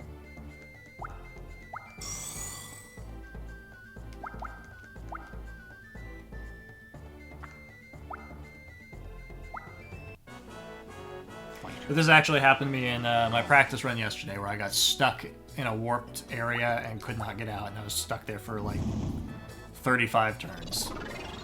So there is a strong argument to be made for if you get warped over like early in a map, you should just start over.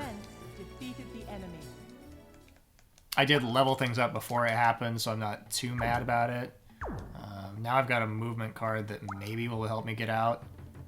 Not yet, though. Anyway, we're still here. And while I'm stuck over here, I'm not getting a source of income because I'm not doing laps around the board. I'm stuck kind of in a limbo.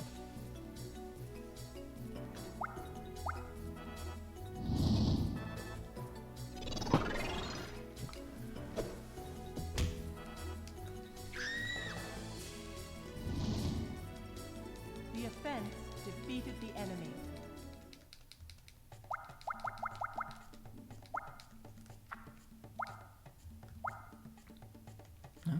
Keep giving me money. You can't win that fight. Harpy. Gas cloud.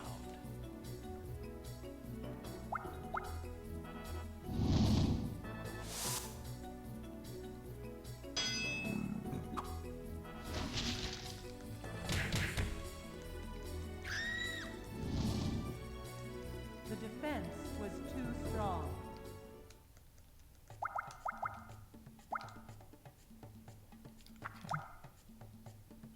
Jump into the Finally. unknown realm. It's not really like a... yeah, I'm not gonna bother. I could spend money to convert that territory over to red, but I'm not gonna try to build a chain over there. It's just a waste of resources. You can't have her win this fight. Let's see. He does not have enough money to play the Gremlin Amulet, so all I have to do is protect it. You're gonna steal money from me? That's what the Amazon does. Yes, you can level up multicolor stuff. So this map introduces multicolor tiles.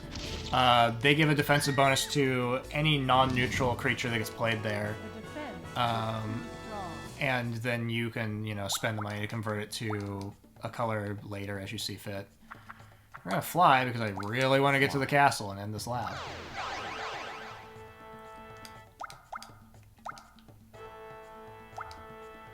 You've got a reward. Good luck to your next journey. This is Alda. Let's go this way. Because Alda has a Grail, which I can't do damage to him while he's holding that. And he's gonna warp me again! Aim for the castle. What a gentleman. Growth body.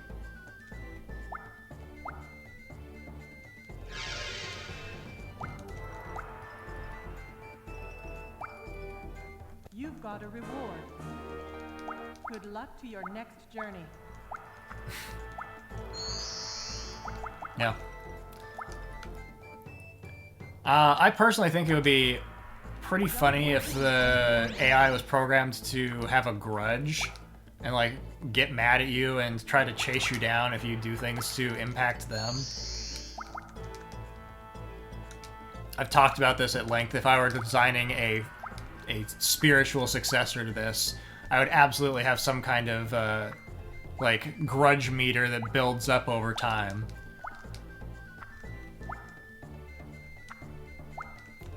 And they're like more likely to get heated and make mistakes because their grudge meter is so high and they're just, oh, I'm so mad.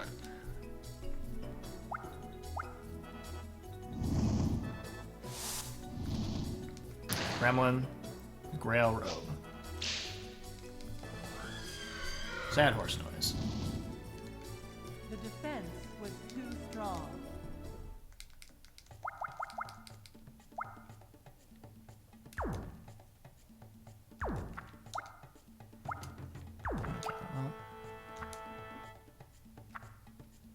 Once again, there's really not a whole lot of benefit to me playing creatures over here other than just like taking up space. They are giving me like a minor boost when I do a lap around the track, but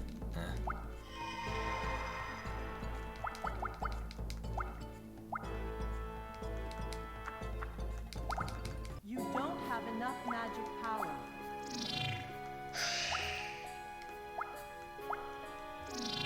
oh, there goes the dog maid.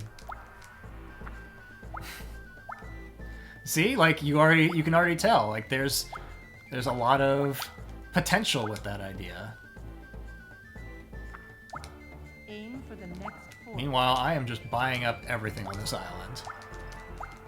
The property is cheap, and I'm investing.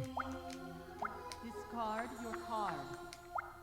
Okay, it's down to the Grail, which still makes him invulnerable to all attacks. Aim for I was the hoping next that fort. he was going to play the Grail earlier and Leo was going to Gremlin it to destroy it, but that didn't happen.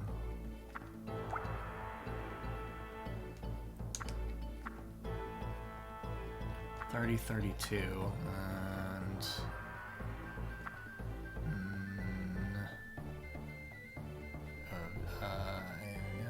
okay.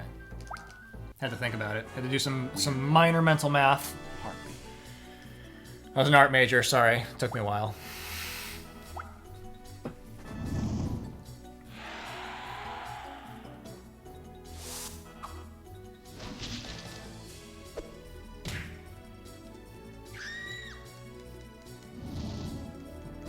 The offense defeated the enemy.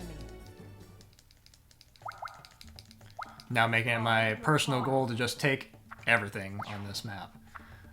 Yeah, so the way that first attack works is that if the thing that's invading has first attack, it's going to take precedence. Even if you play an item that gives a defensive character first attack, Aim for the castle. the offensive character will still go. Well, at this point, I have so many things over here, I'm going to start trying to make a chain.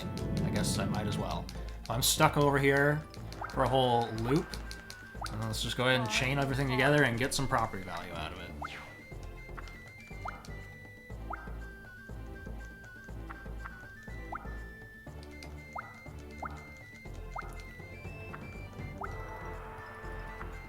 Ooh. You don't have enough magic power.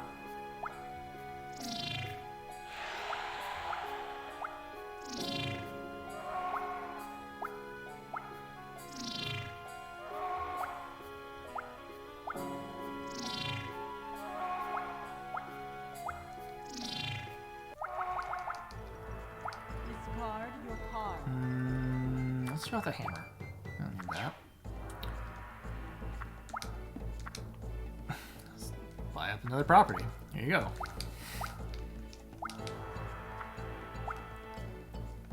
Yeah, I might win through just sheer incompetence. Like, I'm not doing anything, but they might just bumble into my stuff over and over again and make me win. Aim for the castle.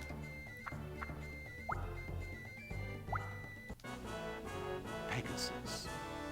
Giant amoeba. So we can do 60 damage. I'm gonna do nothing because I'm going to assume that he is going to play his Gremlin Amulet. Okay. Assumed wrong. I don't know anything about this game. Don't worry about it. That was a case where he could have done one thing or the other thing, and there's just too many variables at play about like the interplay between the cards that he had access to.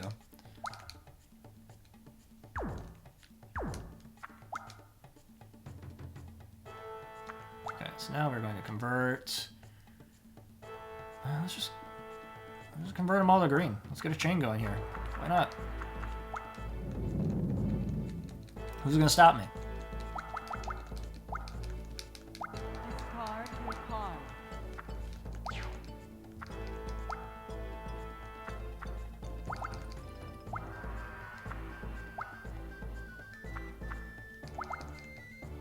Discard your card. This is because I have to discard a card to play that. 1, 2, 3. Still can't get off, but we're going to... More green. More green territories. Why not? Discard your card. You've got a reward. Good luck to your next journey. Oh man, he's leveling up the one thing he's got on this island. He sees that it's a hot investment. Properties are selling like hotcakes.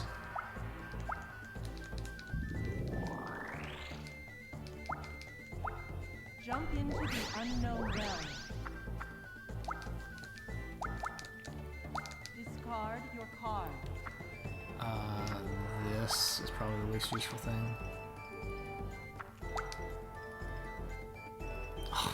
Wow.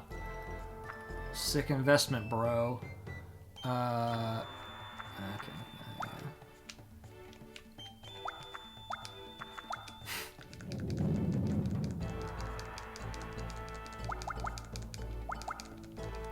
Discard your card.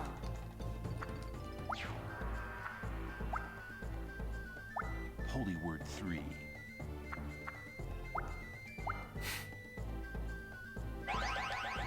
He's gonna make sure that Leo can't leave that island next turn. You should have played the 3 on yourself, son. You don't have enough magic power. So, like, nothing is happening for me, but they are both doing so bad that it doesn't even matter.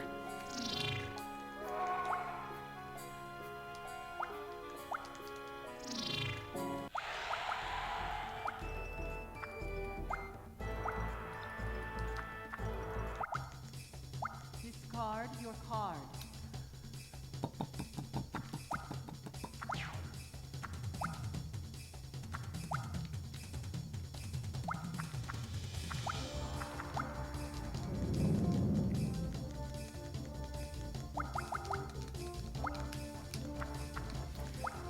So I've got this little mini chain of green over here. If I'm still doing laps, the next time I go around, I'm going to level up one of the things that actually wants to be on green, because I can. Growth Body.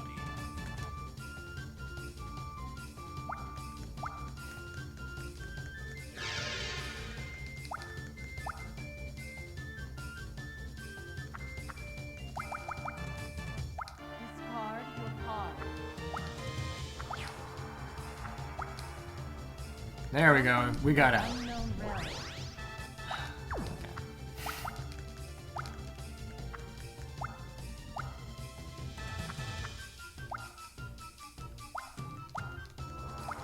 Grail Trident, Gremlin Sword. You don't have enough magic power. Discard your card. Actually, at this juncture, this guy's the least useful.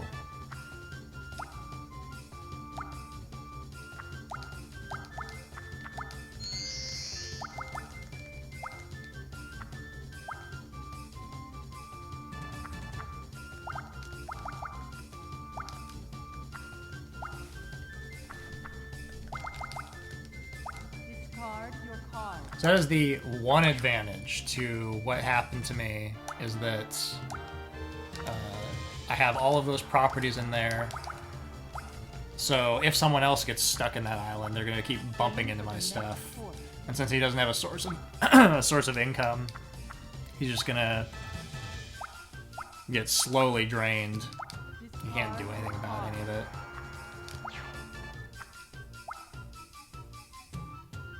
But don't worry, because the AI gets out in 2 turns, not 12.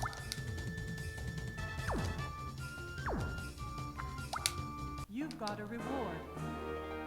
Good luck to your next journey. I'm gonna go ahead and level up this guy. If anybody ever gets warped over here, they'll land straight on that fool. And they'll feel real bad. Fly.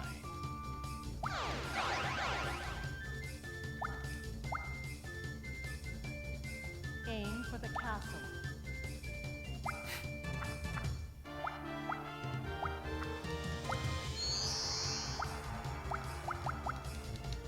Discard your card.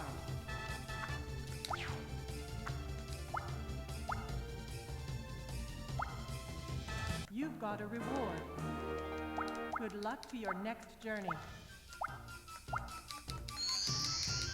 Now, unfortunately, Discard your he's card. not going to warp to the correct one, but I think that this is a great time to pay Alda back for sending me over there.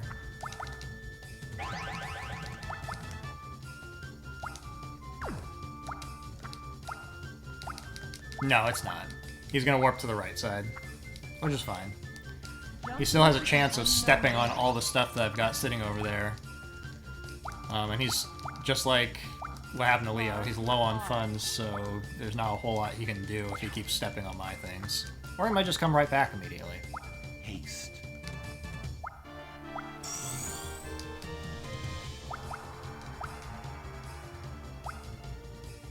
Aim for the next fort.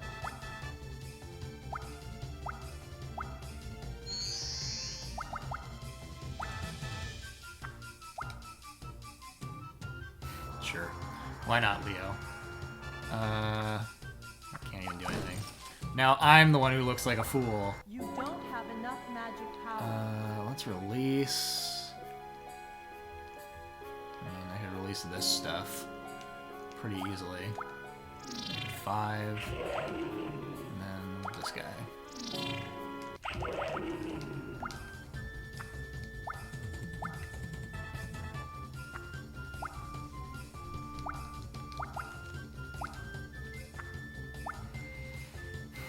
Haste.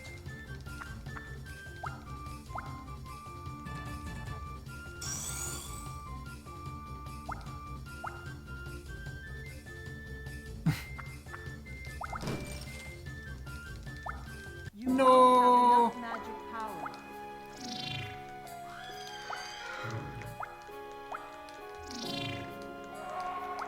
So this has been a fast map. Like, we were, obviously, from the previous map, we were behind, so we're, like, not... We're still behind by the same amount, by 40-something minutes, but... this is about as fast as I've gotten through this map before, so feels good.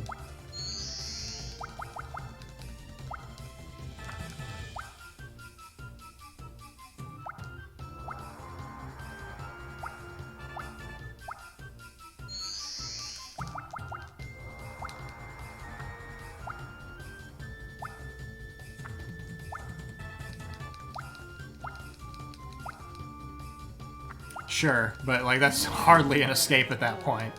That's at that juncture you should have just started over. The true winner is determined. It's like saying that death is the only escape. Yeah, sure. You're right. Okay. We got some good cards.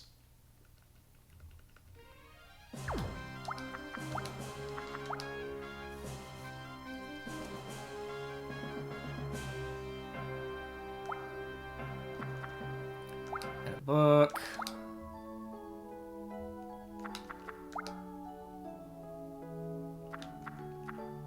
So Revival is one of my favorite cards in the game. I absolutely want that. Sure.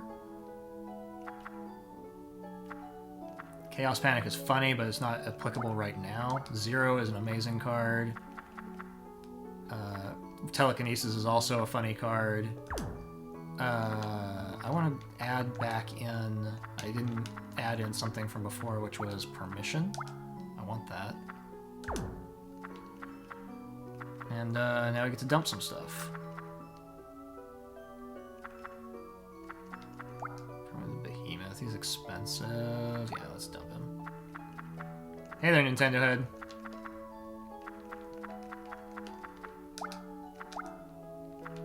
2 more.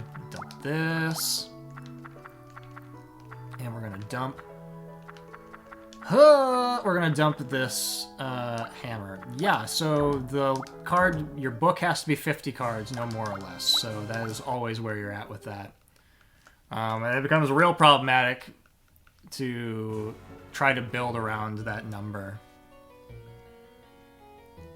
So hey, this is a team battle, and if you thought that the AI was great up to this point, well, now you get to rely on someone to help you, and that sucks. So this is also a very common reset point, because the AI is not helpful in the team function. I played this a year ago. A year ago for this event, I did the DS game, and then I'm gonna reset again. No, keep going. That's fine. And then in really, really lots of lore, I did both DS and this one. So I did Culdcept 1 and 2 back to back, but with all of the lore involved. So this is the first time I'm doing it for an event where we are trying to play it as a speedrun. We're mashing through the text as much as possible. Is there a limit on same cards in the deck? 4.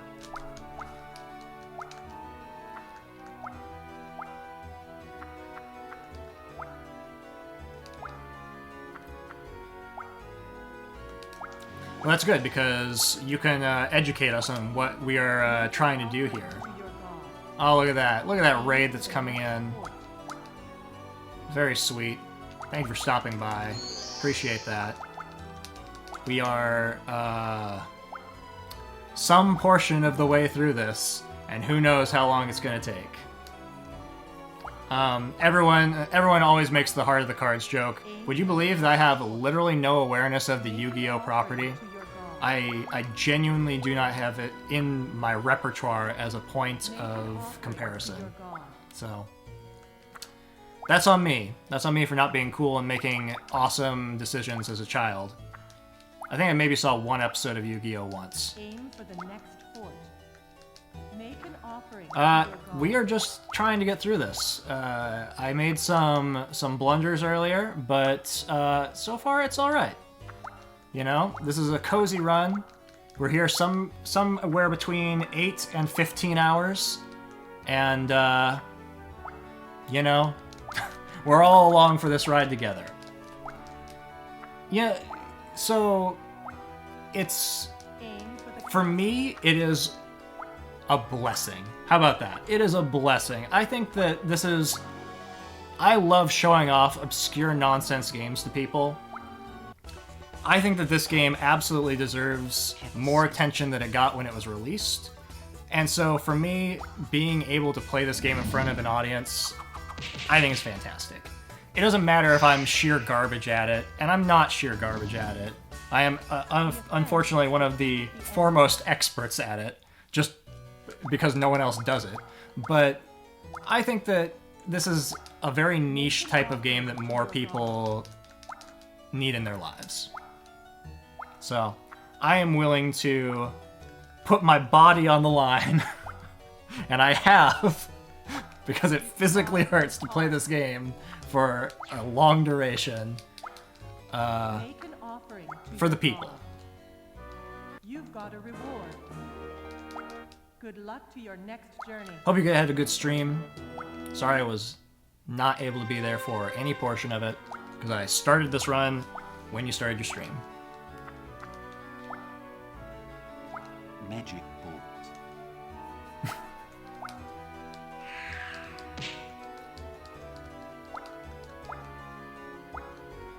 So you know that I genuinely wanted to be there, because I do enjoy those trucker streams immensely.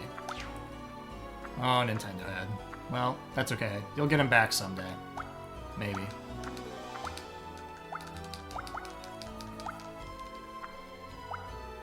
Aim for the castle.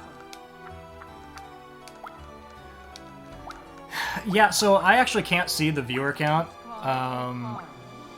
but it has historically always been hundreds of people here, regardless. Even the first time I did it, where the stream crashed like 8 times, there were hundreds of people here. I think like the low number was like 300. Uh-oh. Well, there goes my horse.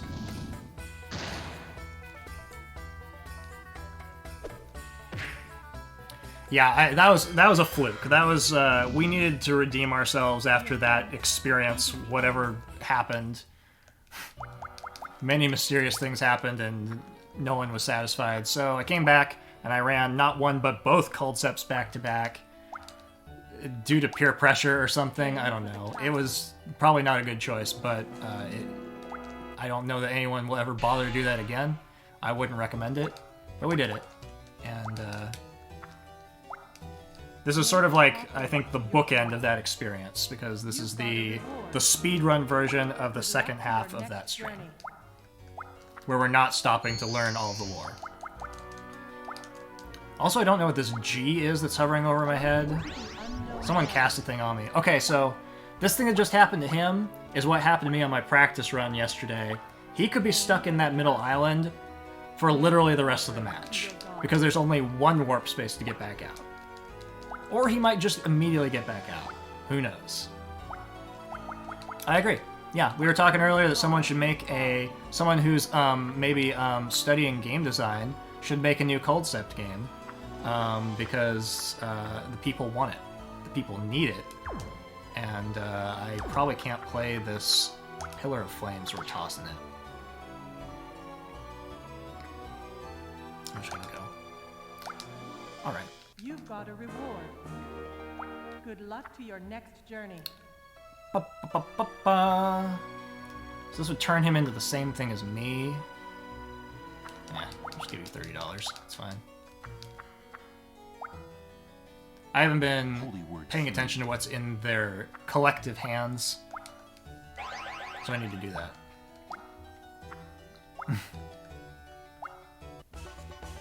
Ninja.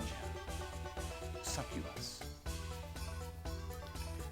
If my partner is doing anything helpful here, she's causing them to throw away items when she chooses to get into fights with them. So, he's got a boomerang, and I'll pay attention to what Zagal has when his turn happens, and then we'll see what we'll see. The defense was too strong. Discard your card. Oh, he's got everything. Alright. Chain, leather, sword, spear. Boomerang. So here's the trap. He's in there and he's playing creatures on those spaces. He thinks it's a good idea because that's how his AI is programmed. It's not a good idea. Because if he's stuck in there, he's going to use up all of his capital and he's going to be real sad real fast. I'm going to shatter that boomerang. So I'm going to throw out this sword, I guess. Let's go ahead and do that. Shatter. Oop, oop. Now he's got no equipment. And we're wasting our time landing on this space. That's cool.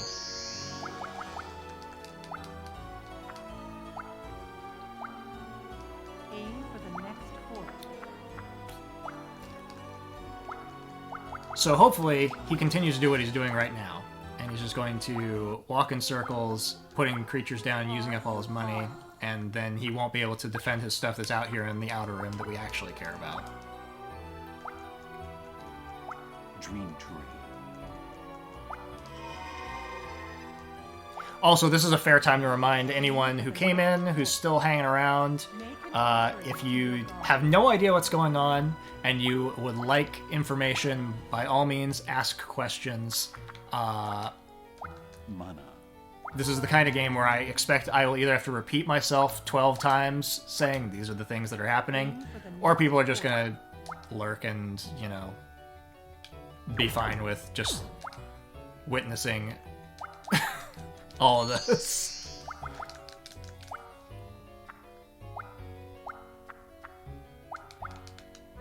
Discard your card. Don't care about the glove. Oh, you're gonna play another creature? Oh yeah, that's the move.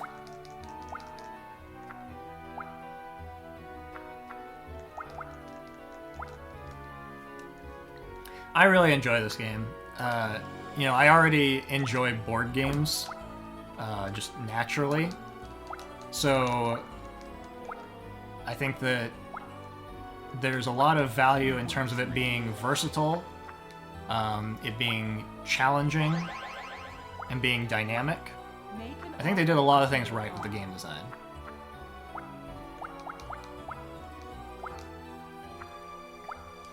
King, have you never, like, actively watched me play this game? Weakness. Have you absorbed more of me playing McDonald's Treasureland Adventure than this? Oh, he's got an item again. Oh, that's not really an item. That's a scroll. Who cares? Alright, let's go. Fly.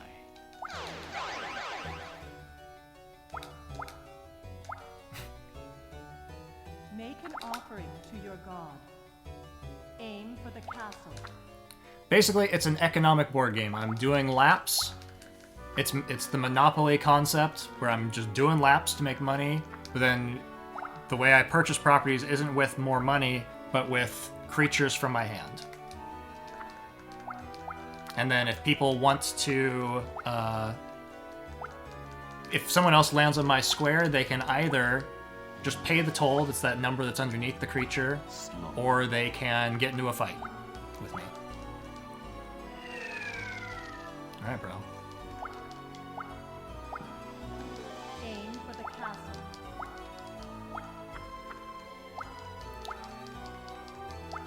This is, as far as I can imagine, this is the only event that would allow someone to run this game as part of a schedule. I am so thoroughly appreciative of the flexibility of being willing to put up with this nonsense and just be like, yeah, we understand that there's just this like 8-hour window of random variance. We're gonna handle it. Don't worry about it. Oh, he got out. He's an expert gamer. Not like me. I was stuck there for like 30 turns yesterday.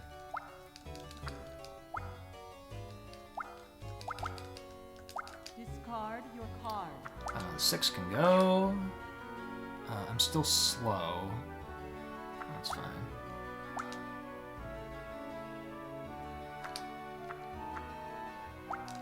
I can just win. So here you go. I don't want to pay him $36.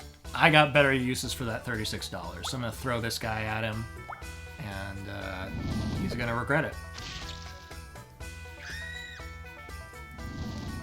Yeah, and I think that's the way to be with events. I like being a part of events that have that kind of structure where they are capable of turning to a pool of either, you know, like throwing in interesting content that this audience would already be interested in viewing, or just reaching out to that small community and being like, hey, who wants to run something, fill in this space? You know, a quick 5-hour run, right? Quick. In the context of this event, 5 hours is a quick run. I am astounded at the things that people are capable of doing in this event. For me, Culdcept is absolutely the longest thing that I have ever done. Not this Culdcept. Culdcept Revolt. It just... I do think that my first ever completed run of that was like 22 hours. And it just hurts. But then, other than that, like, the things I run are typically, like, less than an hour every time. So, it's a whole other skill set to be able to pace yourself for, like, a long run. Oh, he's sending this double-headed goat after me. Hey there, GB. Good to see you stop by again. So this goat doesn't have any inherent attack power, so I'm just going to... No. Sorry. Sorry if you're a fan of goats. Discard your card. Okay. Sure. Okay, so we're gonna throw this out. We've got enough money that we're gonna play Permission, which is gonna have us pass all of the towers. And then we're gonna just pop into this little corner and go back to the castle. And we did a full lap. Good luck Now, to your that's my next allies' territory. I don't care about that. We can level this up. Good turn. Discard your card. And see, that's like part of running this game. You have to be flexible with strategies. Like, that was not my plan for that turn, but I drew that card and I was like, well, let's do this thing. Chain, leather, sword, Aim for the chain. castle. Make an offering to your god.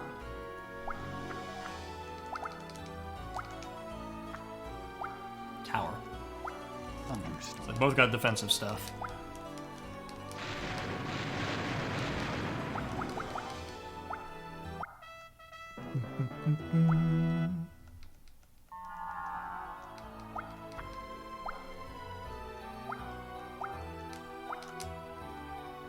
Now we're going to play Revival. Revival is going to reset my book back to its starting state. I'll actually dump this to do that. Which gives me effectively a duplicate copy of everything that's already been played.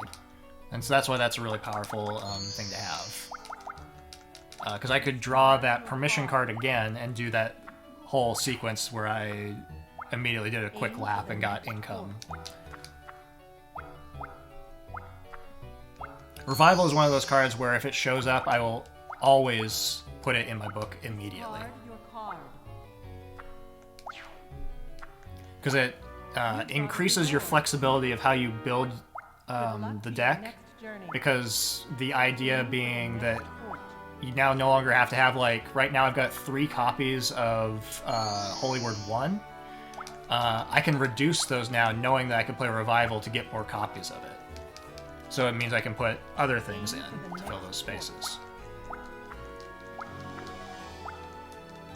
And in combination with something like Old Willow or Kelpie, things that are really powerful, it means that you could get another copy of those cards, which is great stuff.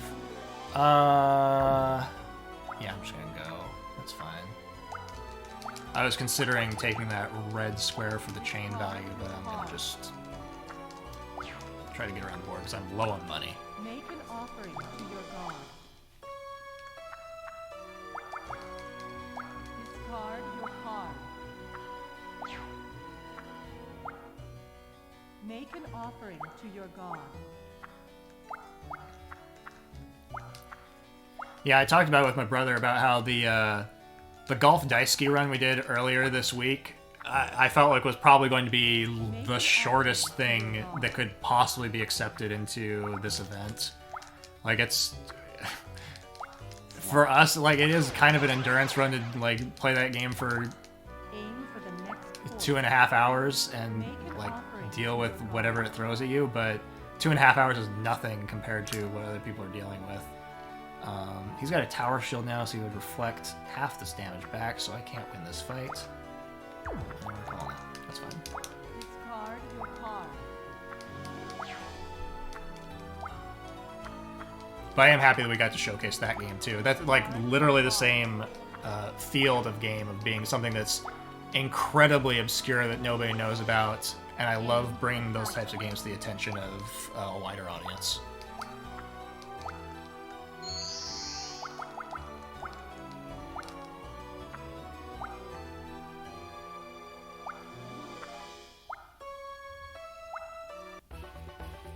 Werewolf. Dwarf.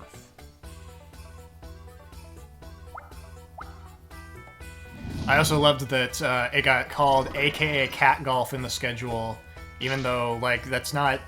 Like, I just call it that, like, because we play as the cat characters, but, like, it's not inherently a game about cats playing golf, but we made it a game about cats playing golf. We've repurposed it, because Cat Golf is a better title than Golf Daisuke. Like, just objectively, that's true. Aim for the castle. There's not really... Oh, yeah. We're gonna move Fate over.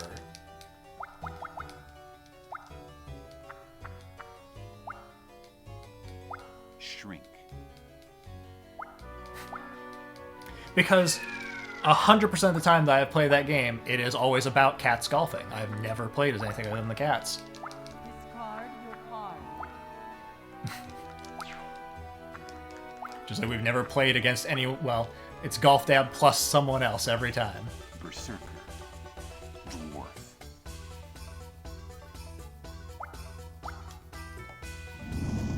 Okay. I was hoping he would burn an item here, but he didn't. So he's still got tons of equipment to throw at me. Yeah, Golf Dad does have a better win record than we do. That is true. Not score-wise, but like... he does end those runs very often. Aim for the castle. Are you gonna step on my thing? To your No. god.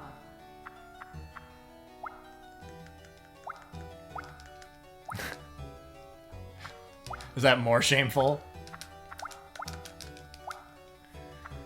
I think that if I lost to a cat playing mini golf, I'd just be impressed. I wouldn't be mad about it. Just be like, alright, sure. Woodfolk. Doppelganger.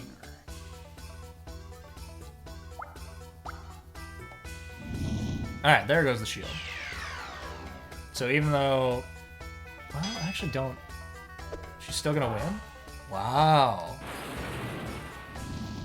Alright. The offense Pro skills. defeated the enemy. Discard your card. Chain leather sword. Make an Morning offering Star. to your god. Dream Tree. The other thing that you should be considering in a long run like this is when to take breaks.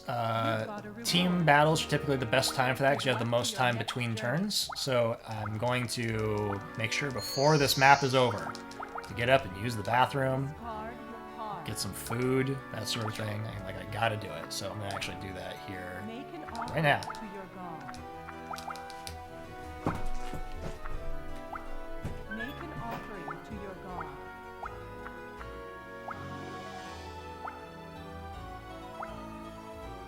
Discard your card.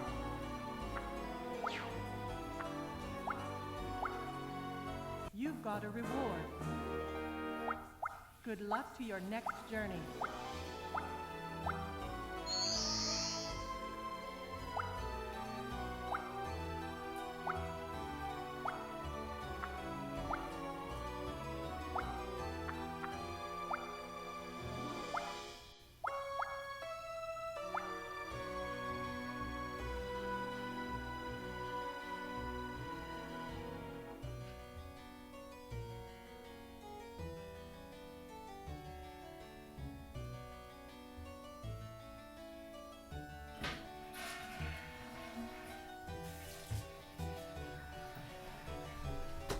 Okay. Cabbage patch! Discard your I card. can go. There's nowhere where I'm gonna be able to play that card. One. Where's the other guy? Okay. You've got a reward. Good luck to your next journey. Sure. Aim for the next fort. I missed Cornfolk. Dang. Well, I'm sure I'll get another opportunity to see him. You've got a reward. Good luck to your next journey.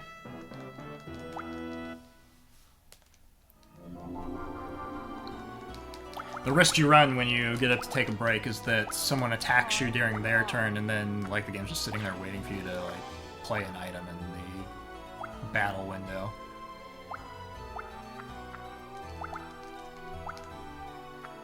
Alright, he's got armor again. Oh, but he's stepping on this thing I just leveled up. Oh, he's sending in the Cornfolk. Cornfolk. It's anyone's game.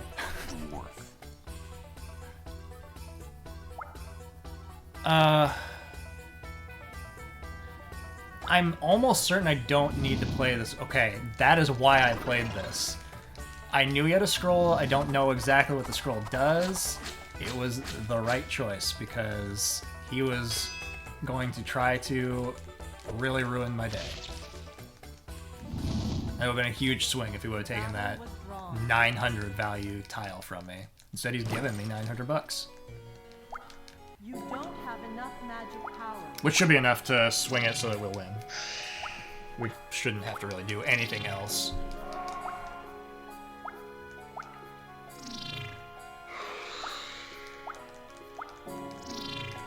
And, right now we're 21 minutes behind the record, which is, you know, a reasonable place to be Mana.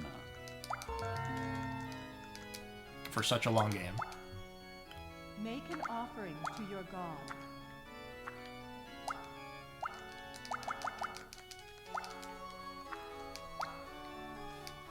Shrink. The old shrinky dink.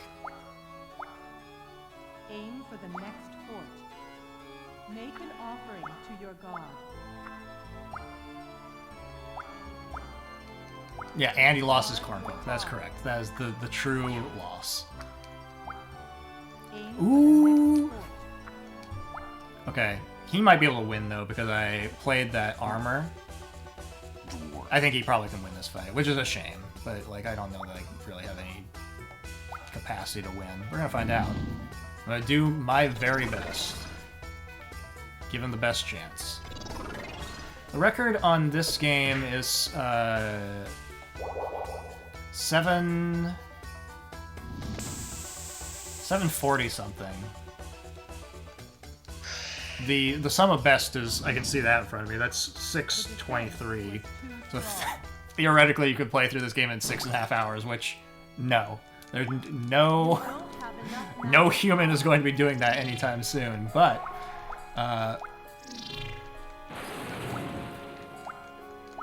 8 hours is like, if you get, honestly, if you got through a run in like under 10 hours, it's a good run. Make an offering to your god.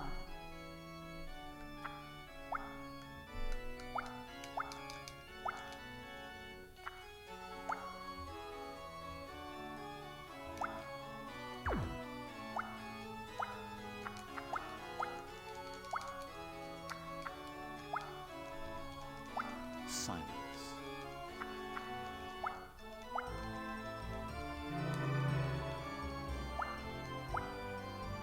Make an offering to your god.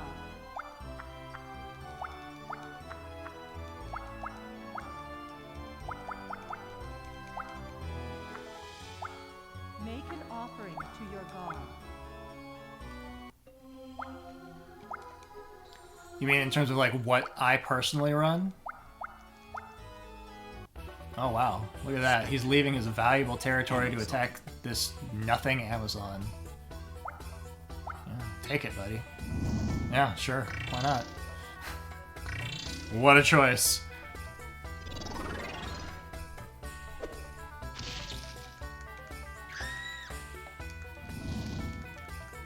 The offense defeated the enemy.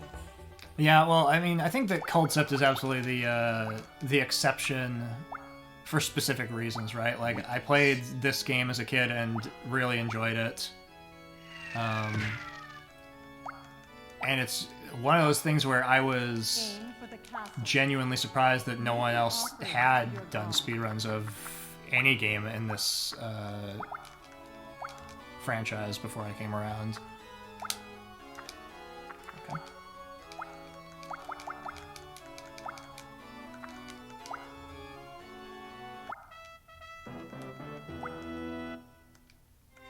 And I'm still the only person who's done runs in English, but Aim for the castle. I'm sure one day someone will. And now he's leveling it up instead of moving it back. Alright, AI, sure. Good choices were made. I'm sure that one day someone will just come out of nowhere and just crush all of my times. They'll decide that they're going to be the guy, You've got a and that's fine. reward. Good I don't luck need to to your be next the guy journey. forever.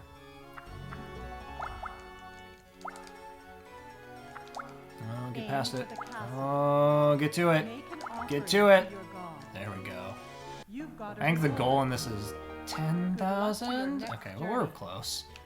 So let's go ahead and power up this gentleman. And she's real close to... Oh no, it's 9,000. All you had to do... All she had to do was touch the castle, but she decided to detour because she didn't want to step on that goat. Make an offering to your god. That's true, yeah. I do experience that sometimes in speedruns. Someone just holding on to a run until someone passes them and then they upload it. Sure.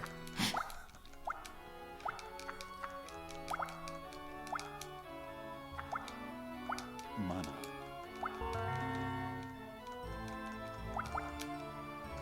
Yeah, nothing's crashed. Card your card. I have no complaints.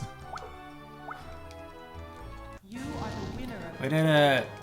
That was also a reasonably good map. That split is only a minute off of where the record is, so we went through that. the true winner Pretty well. is determined. Don't even talk about sleep schedules.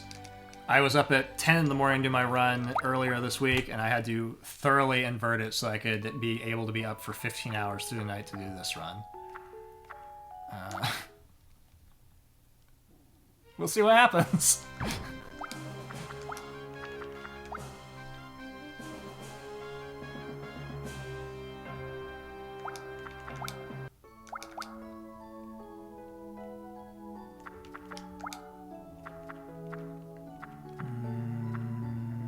Maybe. Depends on what other blue cards I have. I don't want any of that. Control is alright. Cramp? What's Cramp do? Ugh. Okay, none of that.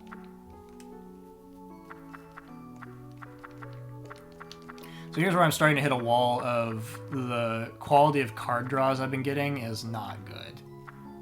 I've got good equipment, but my creatures are just like genuinely pretty mixed bag.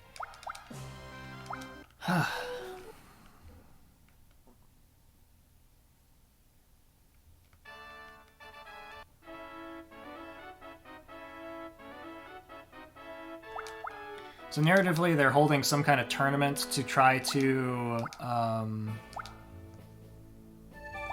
while I'm here, I'm gonna go back into my book real quick and remove permission because there's literally no function on this map.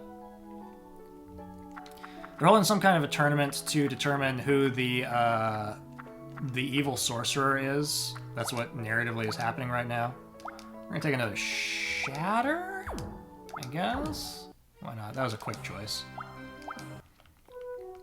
Because the prophet that we met at the temple in the previous place told us that the secret identity of the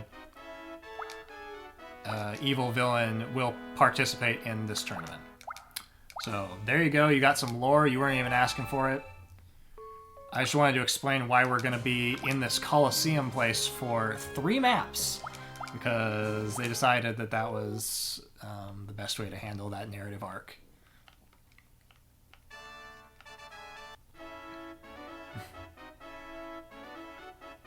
Or just make up your own lore, either way. There we go. Let's go this way. Put this guy down.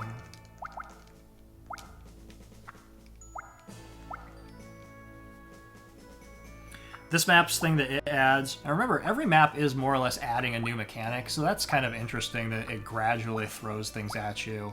I do like that design aspect.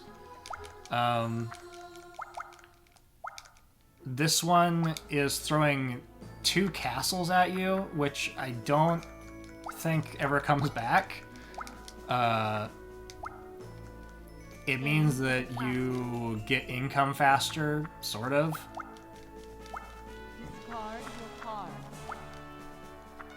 There are a bunch of spells where their abilities say that the spell stops being active when you touch a castle, though. So those spells become weaker on this map.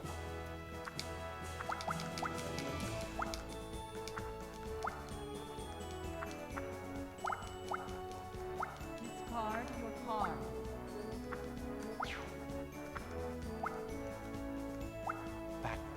you backward me, bro. How? Nobody treats Cabbage Patch like this.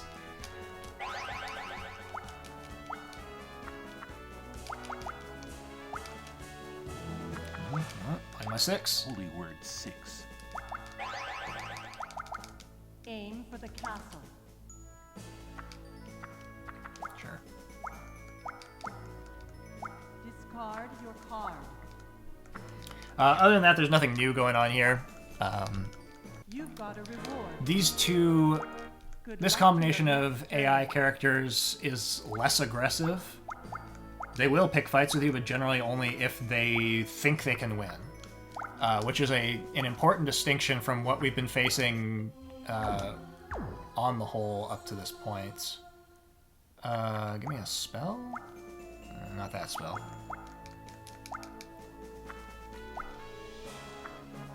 I was hoping it would give me, like, fly so you can get across the board faster to get more money.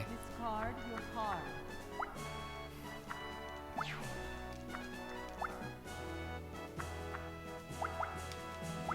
Discard your card. I can't play this, so it's gone. You've got a reward. Good luck to your next journey. So yeah, we kind of touched on it earlier, but when you do a full lap around the board, you get... Well, you're getting $100 every time you touch a tower. Discard your card. But then you're getting a lap bonus that's equal to some kind of formula that has to do with number of laps you've already done, so you get more money every time you do a lap. Plus, you get additional bonus for number of creatures that you have in play. And so there is just a basic mechanic in play at all times of just do laps as fast as possible to do better, because you want to be pulling in income so you can be investing in things. Discard your card. No, I would like to have some armor, but I can't play Rock Sauce. I still want to hold on to those. So I'm going to throw out the tree. Aim for the castle. Discard your card.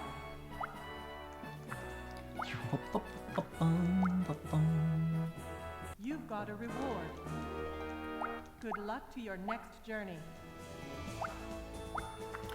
When it comes to map design in this game, I think that these maps that are Card. just one big loop are inherently worse designs than ones that actually give you choices. So, you know, I Your card. think that we're gonna throw this guy out. Okay, we can play this, which allows me to play the other card. Discard your card. 'Cause it had a land cost of green.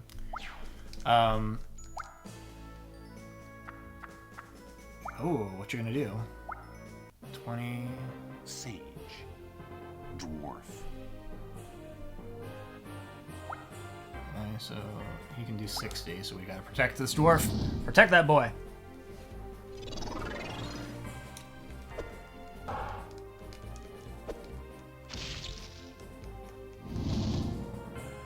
The battle was drawn. So maps that are just one big loop, and maps that are feature warp points, I think, are the worst ones in the game. Also ones that just like have a bunch of places for you to stop and buy stocks, because I don't want to deal with that.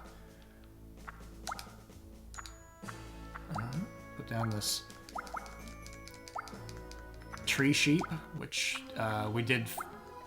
Did we find out that there's like a mythological thing going on with that? Somebody needs to look up what Barometz is. Barometz. You need to know what Barometz lore is. Is he just like Chan Chan?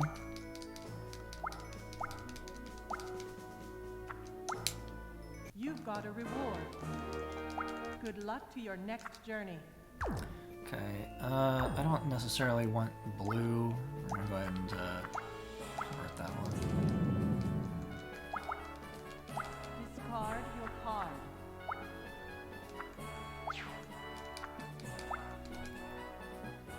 Aim for the Sometime after one of my turns, I'm gonna go get some food too. This is the time for it.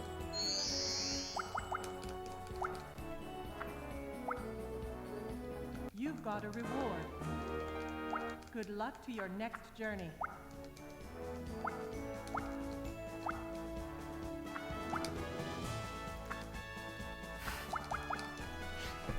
Discard your card.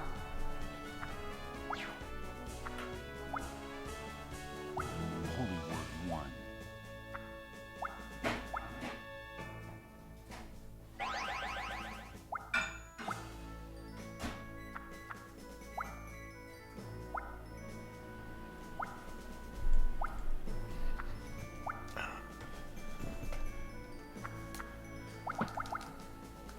Discard your card.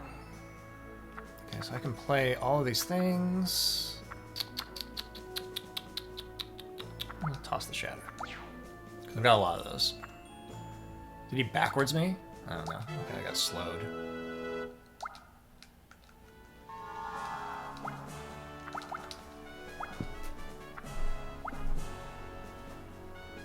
You've got a reward. Good luck to your next journey. Discard your card.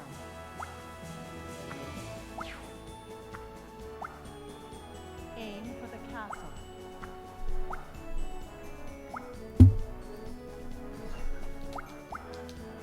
Discard your card. Once again, shatter can go. Aim for the castle. Discard your card. Holy Word 6.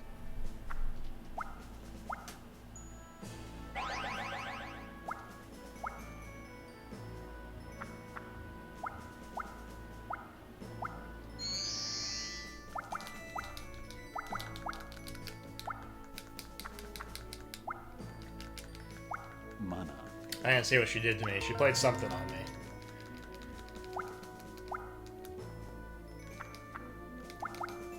Six. Okay. Is that bad? Yes. Okay. Well, Holy Word 1.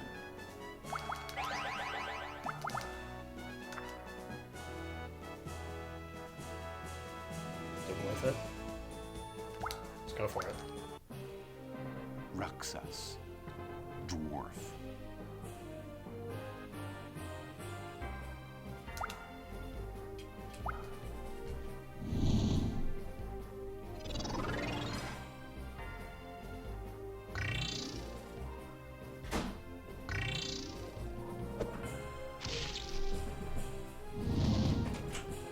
The battle was drawn. Boo!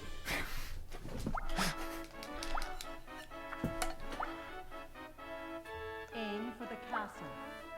Alright. Well, we chalked that up to me getting up and getting food. You've got a reward. Good luck to your next journey. Coati. Minotaur.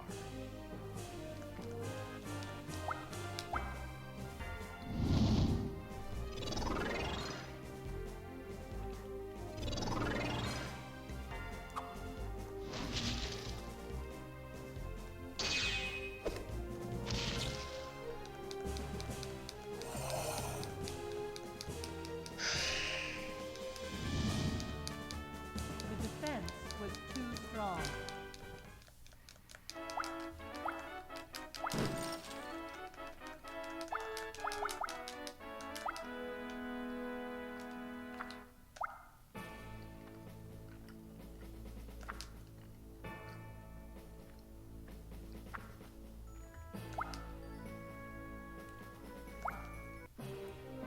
Centaur. Minotaur.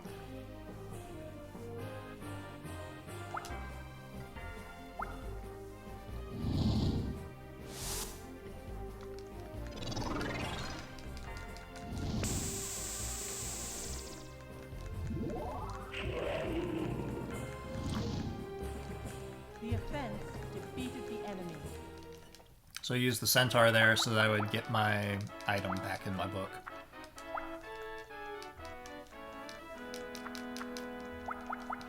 Another raid, all the people are coming in to see this hot Culdcept action.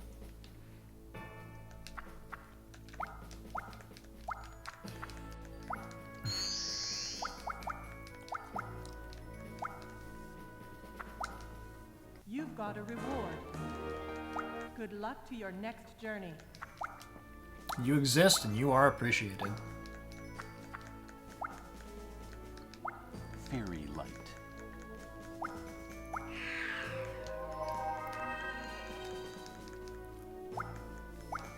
You've got a reward. I'm doing fine. To your next journey. I just got some chicken nuggets. I'm living. Discard your card. Aim for the castle.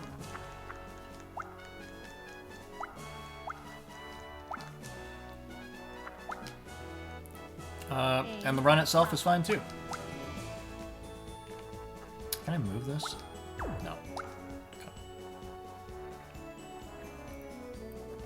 Alright, what do we want to do? Let's move him. Do some setup work here.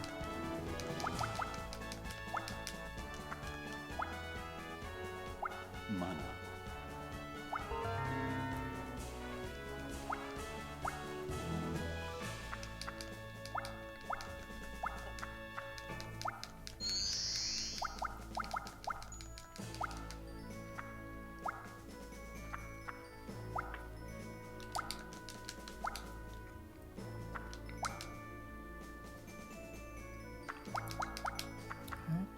Believe in this dwarf. He's our man. Aim for the castle.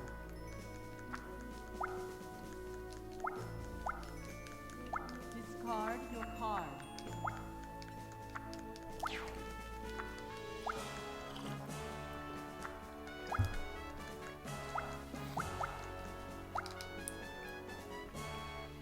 Have we played enough things that we want to use revival at this point? No, I don't think so. I don't really have a burning desire to get those things back right now. Good luck to your next journey. So we're gonna level up this tree. Remember earlier strat of grouping together things that we level up to sort of create a gauntlet for people to walk through? It's a better strat than just leveling up random squares.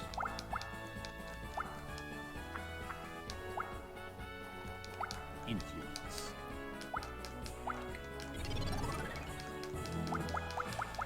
Bro, what are you even doing? You've got a reward.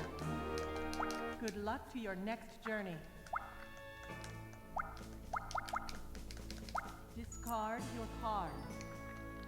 Technically helped me. That was very strange. Alright, that can go.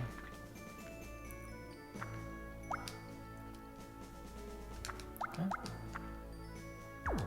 Oh, I don't have the money. Okay.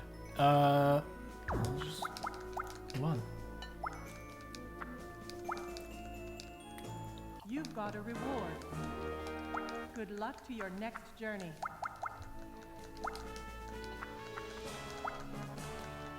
I really want him to roll a 1. Like, you don't even know how badly I want him to roll a 1.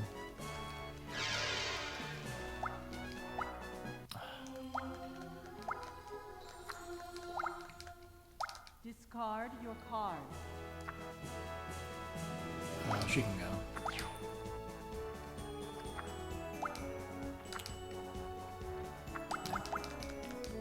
Discard your card. I didn't think that we could possibly be so profound at 1:30 in the morning, but Discard you nailed your it. card.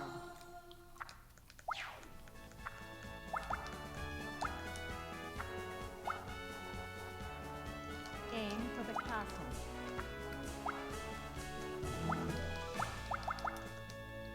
Discard your card.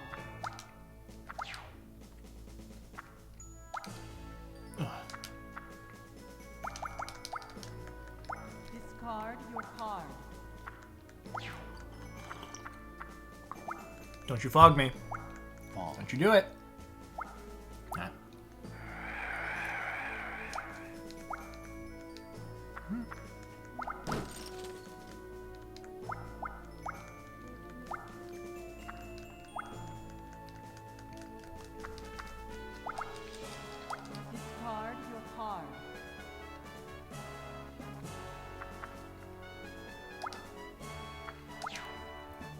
I know I just got done talking about how great of a card Revival is, but there's nothing in my book right now that I really need 2 copies of.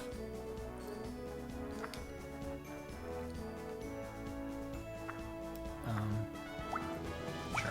Alright, that property. Aim for the castle.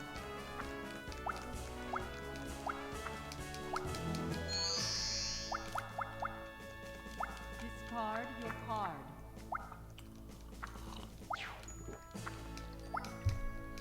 You've got a reward. Good luck Uh-oh, to rock your sauce. next journey. Okay, you didn't want it.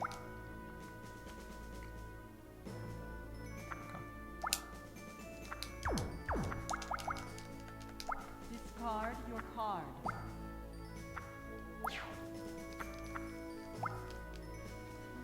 Holy Word 1.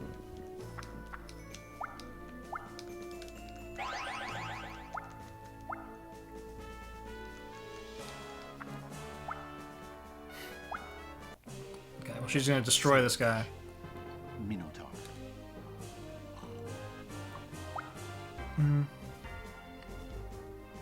Yeah. Because I don't want to waste my only defensive item protecting a square that's not worth more than 30 bucks to me. The offense defeated the enemy.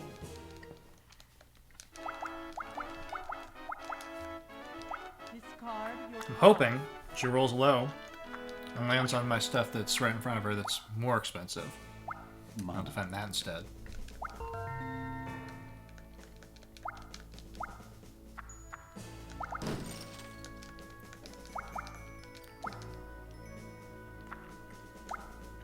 You've got a reward. Good luck to your next journey.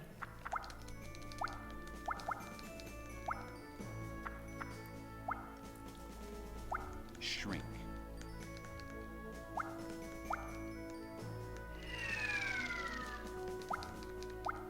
You've got a reward. There you go. Good luck to your next journey.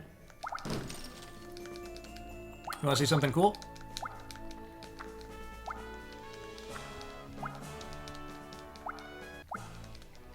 Well, you're gonna. Holy Word 0.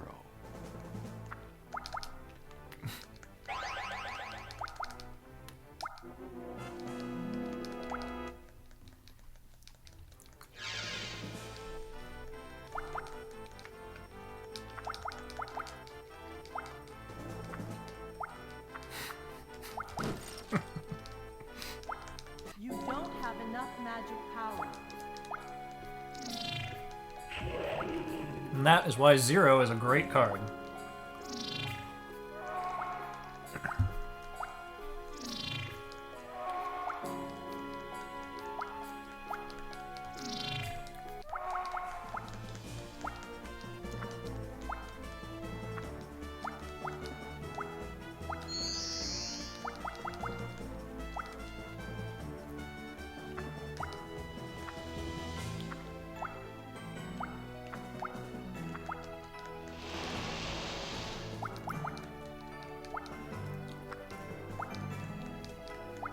Fairy Light.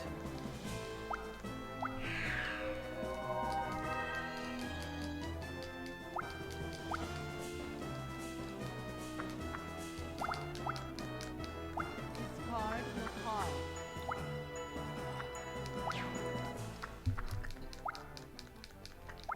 Mana.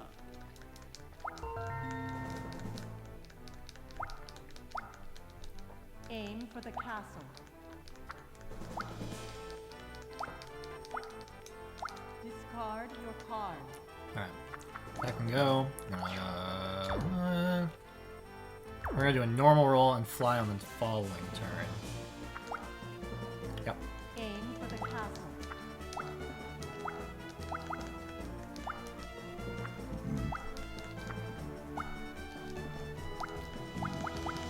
Sorry.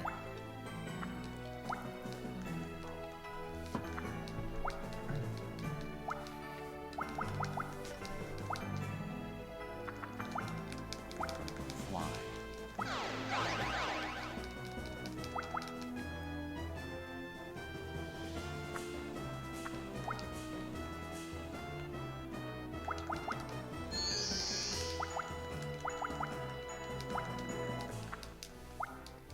Aim for the castle.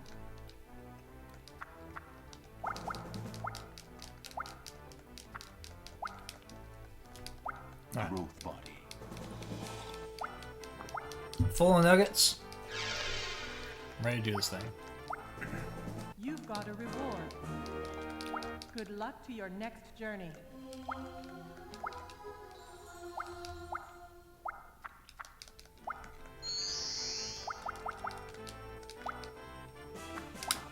You've got a reward. Good luck to your next journey.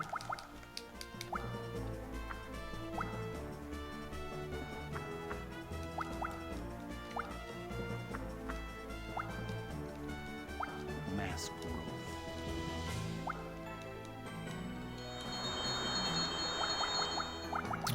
Wow.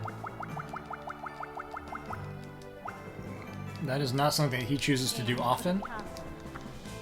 I'm not sure what compelled him to decide to give everybody 5 extra HP, but here we are. Discard your card.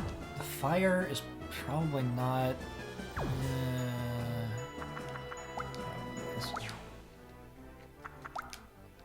Shatter. Sorry, Selena. Had to be done.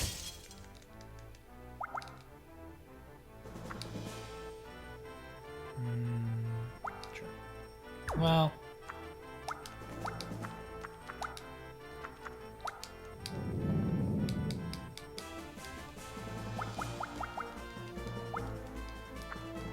And she immediately drew the same card. Sure. Good luck to your next journey.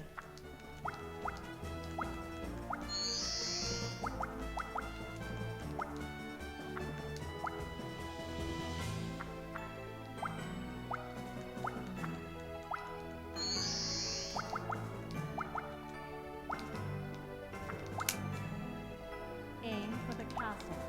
Narrowly averted disaster. We will go ahead and drop this down for the chain. Discard your card.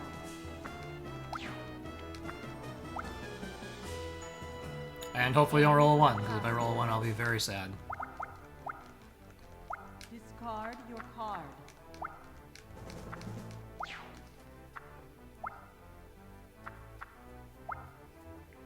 I can't win against that. Co-op. That thing's going to have... it's going to do like 90 or 100 damage. Especially if he plays an axe on it, yeah, sure.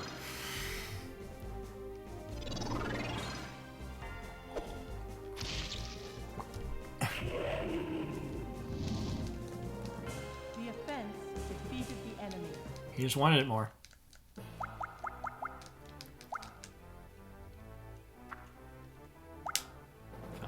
Oh! I cannot win this fight. This period, can't win. Luckily, I have most of that amount just on me in money. Have enough magic power. So all I have to do is just release 1 territory, that's fine. Now, she's got a lot of capital now, which is frustrating. But she's also heading towards the 2 things that I have that are leveled up, so I might just get it back immediately. It was her money to begin with. Can't be that mad about it.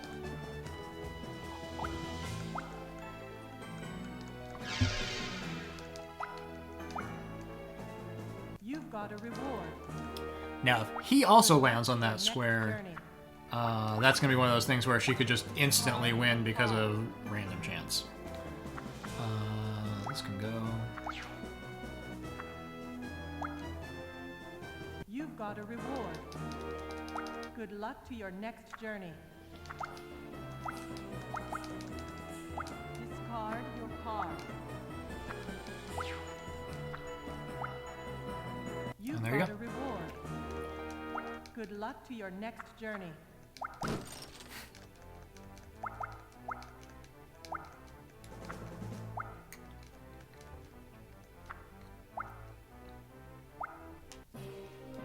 Hydra. Pillar of flame.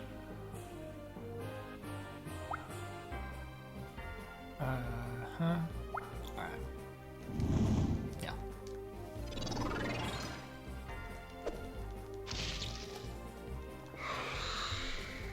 Again, luckily that's territory that's not particularly valuable to me. That's fine. Defeated the enemy.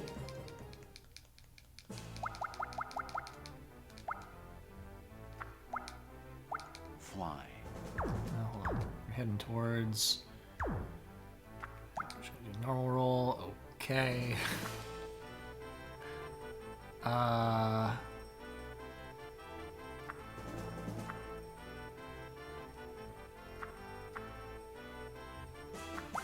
I could win that fight, but it would be a massive amount of resources spent on something that I don't really care that much about.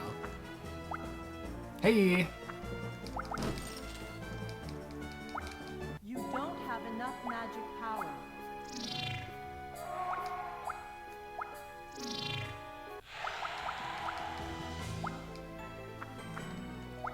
I'd love it if he used backwards on her now. Nice. So she might step back into my sheep. She might Aim for the step castle. forward into the dwarf again. Quality game. Quality gameplay.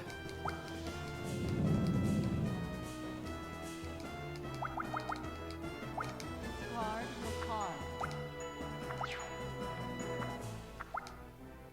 Fly.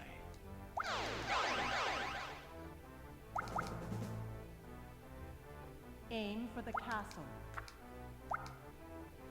Do I want red? Not really.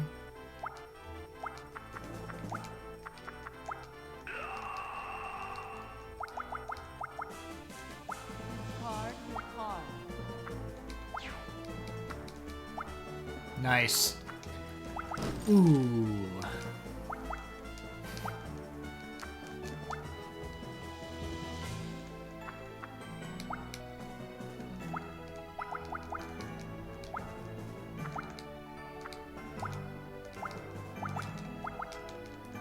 All I gotta do, not step on that troll.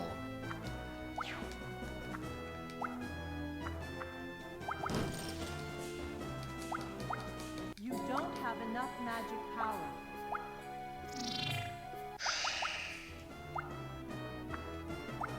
You've got a reward. Good luck to your next journey. I think he's just under what he needs to end the map too. He is. That's he almost got just utterly destroyed, and it would have been... I mean, I almost got utterly destroyed, and I would have been very unhappy. Oh! Okay, well, this is bad, but... Well, first of all, let's just go ahead and fight him, just because I can. Amazon. I got a lot of money on hand, but I also am making her step on my valuable thing, so it didn't even matter.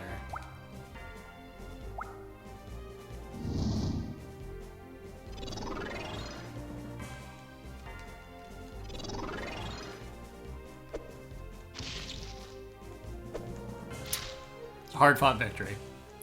Can't even be mad.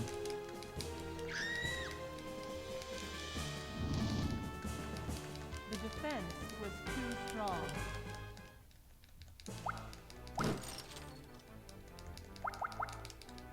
Discard Oh, and then she drew a card. 6? Come on.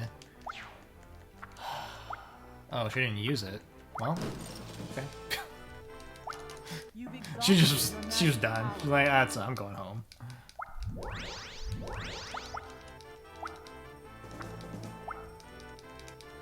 Ice Storm.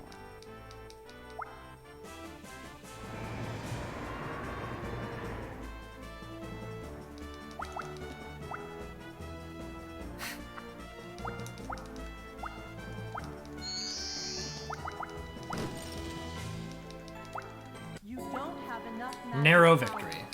But it all worked out.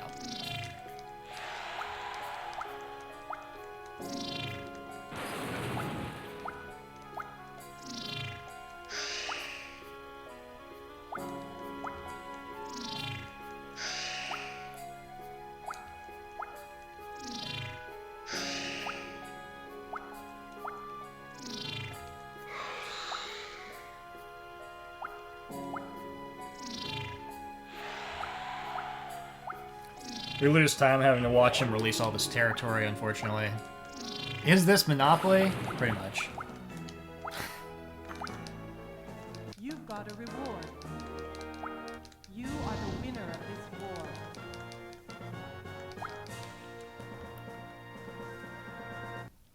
The true It's basically Monopoly if Monopoly didn't suck.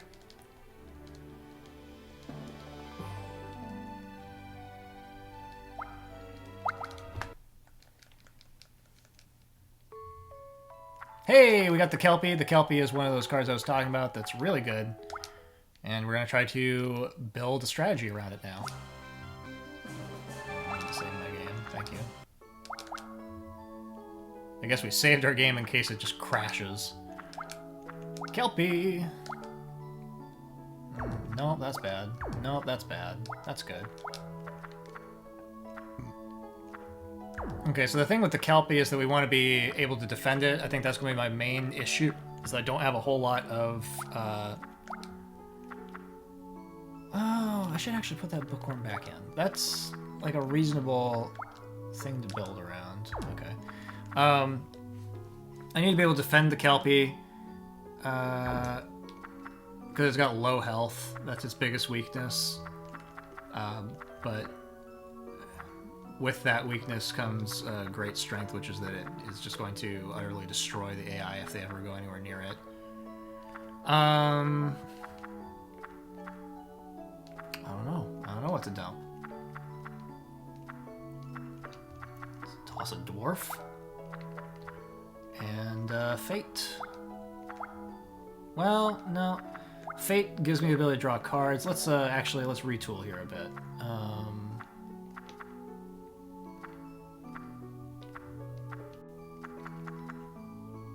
This always happens when you draw one of those. Like, I have to completely rebuild my strategy around what I just drew. This is actually not that great. Let's take one of these out. Real quick, I'm going to evaluate my equipment. I think I did basically have just no armor. Like, I have this, but I don't want to use that. Alright, well, we're just going to go with it. See what happens. This is unfortunately one of the worst maps in the game, in my opinion. You're going to see why it's just garbage, and that the enemy can just... Not even the enemy. Everyone can just walk around everything.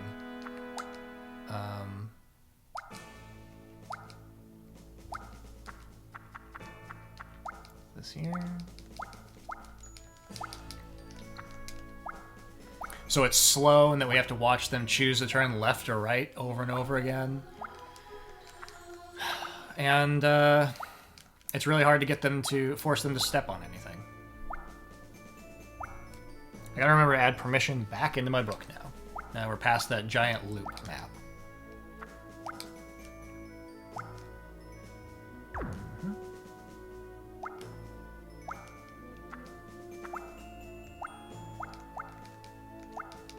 Discard your card. Goblin scale.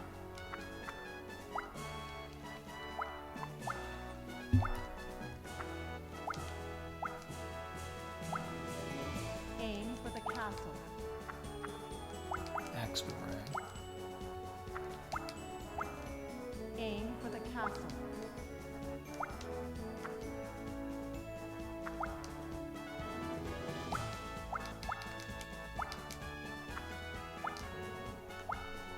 Aim for the castle. That's fine. I don't really necessarily care about green squares right now. The strategy that we're building around is we want to be able to build up a chain of blue squares to support a Kelpie. I'm not going to waste much time explaining why we're doing that until we actually succeed in getting it to happen. Discard your card.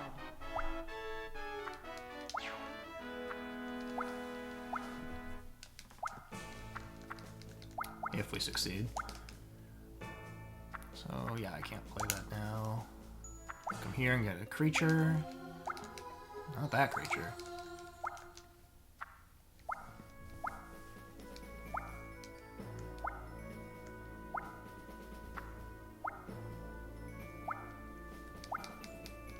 Discard your I think the art on most of the cards is good.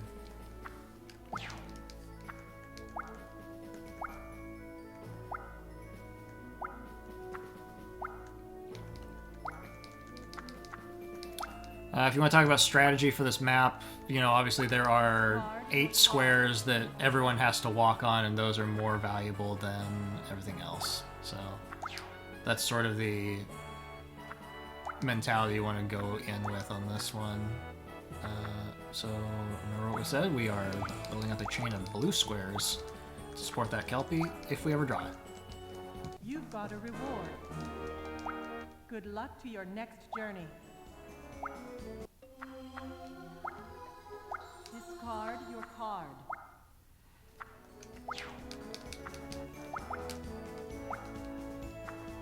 Gremlin Scale, You've Axe got a Boomerang. reward. Good luck to your next journey.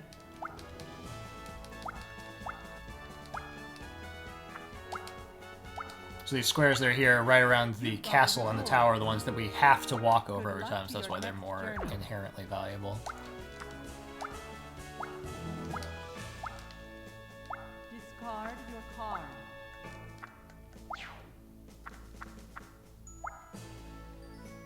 Vanishing Ray.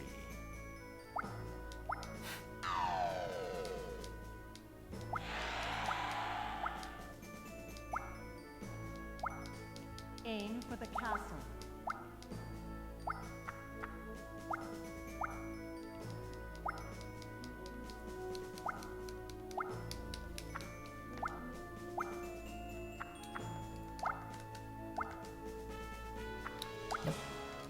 Get across the board. X.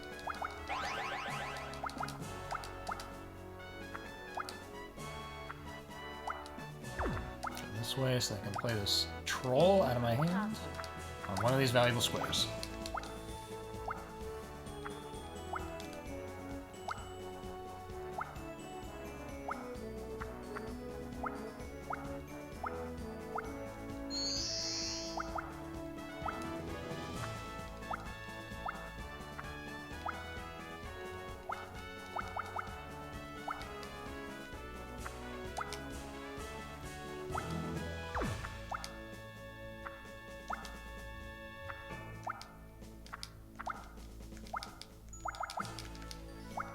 Discard your card.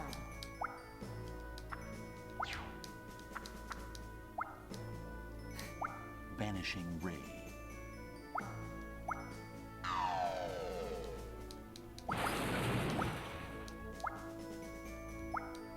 You've got a reward. Good luck to your next journey.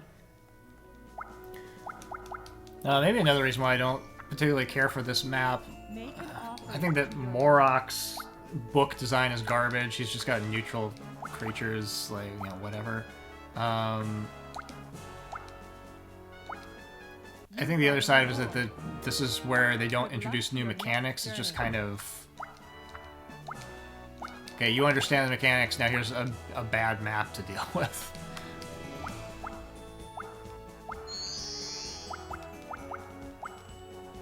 Discard your card. Aim for the castle.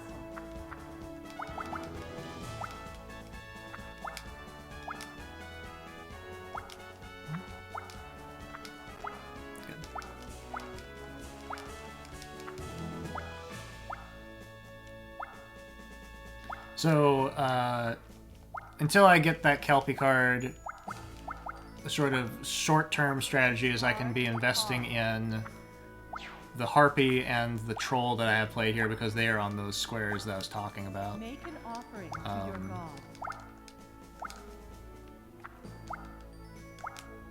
Aim for the castle. Let's go this way, and we're going to put this down for the chain.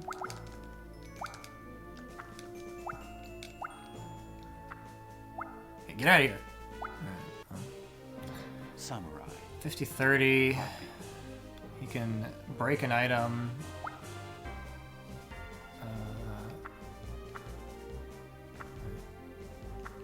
That's what I was trying to find.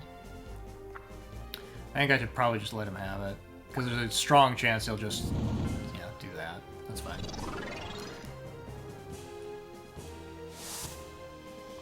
Well, that just narrowed down my options of what I was planning on doing. So, there you go. The offense defeated the enemy.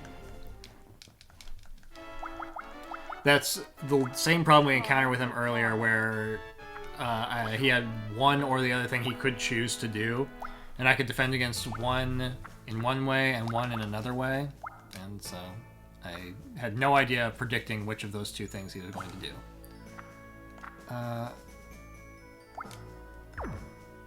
Yeah, this way, and this way.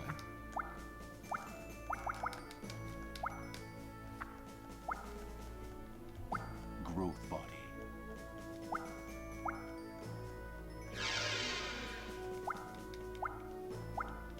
Aim for the castle. Discard your card. Scale Gremlin Axe Rain. You've got a reward. Good luck to your next journey.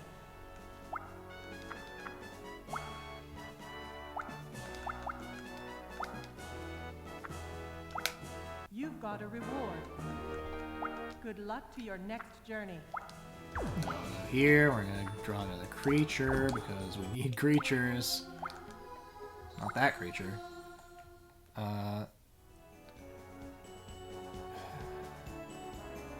Sure.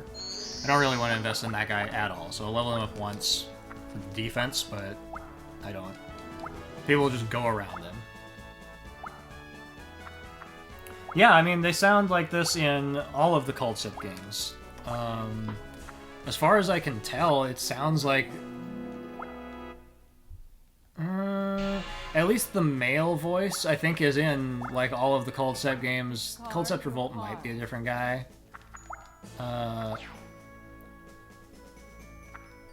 And... oh. Sorry, I helped that dude out. Do I want to go up to the green? I do. Goes up here. And, like, if you play the game in Japanese, like, the announcers' voices are still in English. Good luck to your next journey.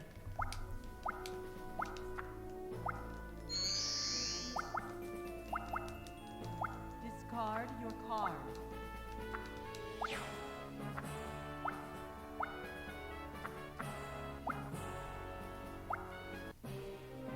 Dragon. So I can't do anything about this. He's gonna do up to 80 damage, and I can only defend up to 80 damage. Yeah.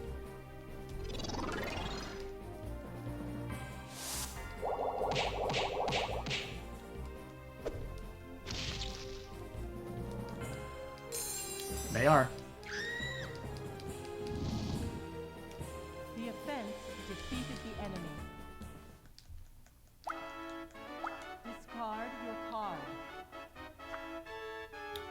Once again, I'm discarding this one because of the discard cost associated with it. Aim for the castle.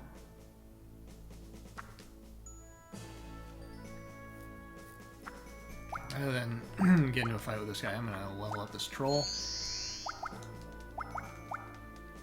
Discard your card.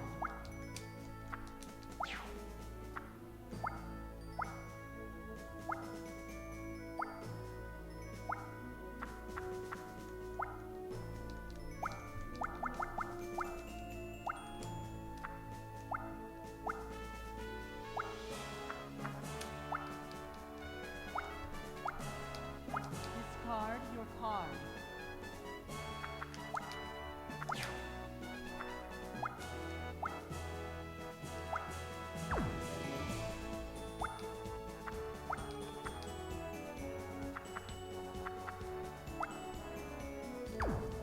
Yes, I'm leaving this. Let's put him down.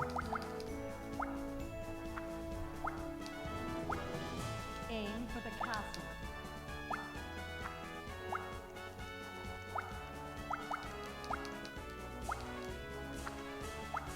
Aim for the castle. Hey! You don't have enough magic power.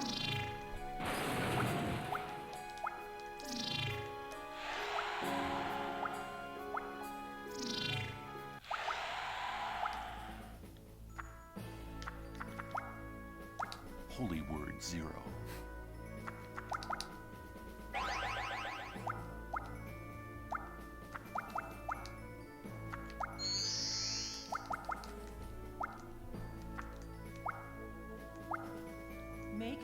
gotta remember that Leo has a magic bolt, so I don't want to level up that Pegasus I played.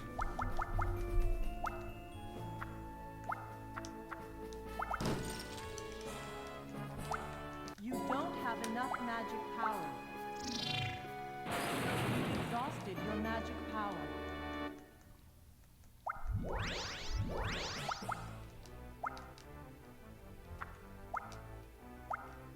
You've got a reward. Good luck to your next journey. Green.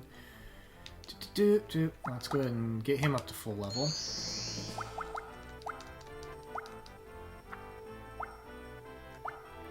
You've got a reward. Good luck to your next journey.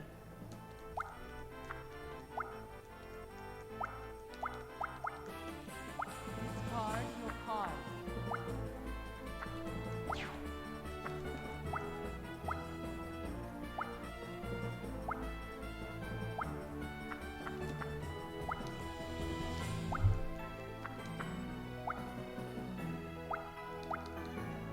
Discard your card.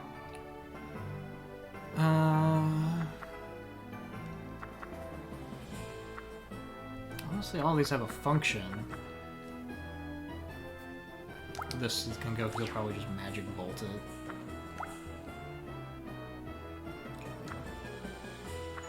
Very impressed.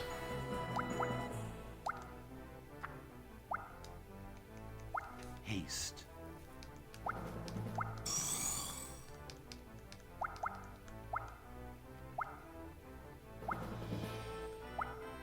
Aim for the castle.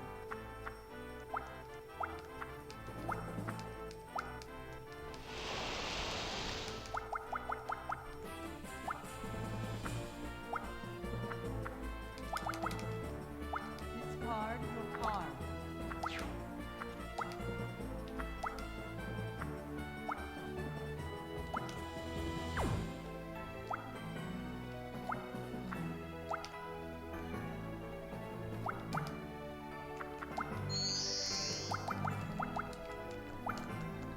And that's not inherently a great thing to be leveling up, Magic. but, oh, what are you doing? Wow, alright.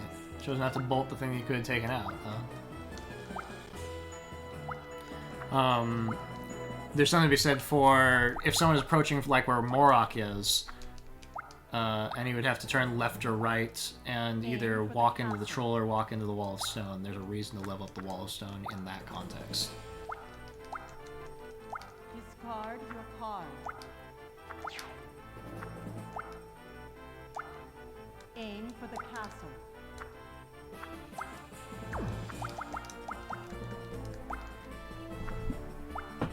Fire Gremlin Scale. Squeeze. Boomerang.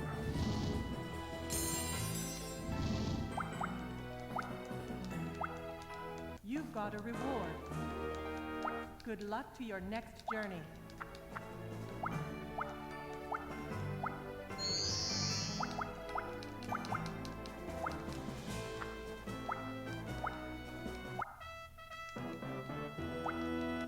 Oh, he's taking my bucks.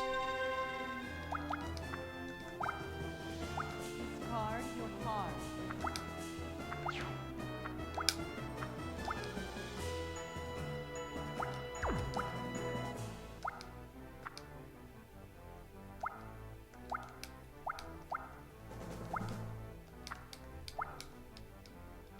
Magic bolt.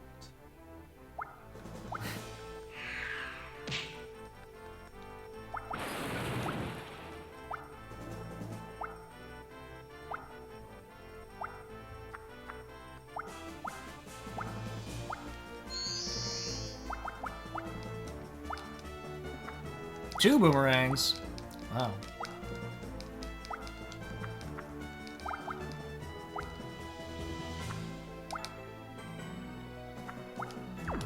This way so I don't step on the thing. Go You've around got that a reward. direction. End up with Good this luck square to that I your want. next journey. Unfortunately, we're putting rock sauce down there, but maybe reserve that space and put something more valuable there later. Make Make an offering to your god.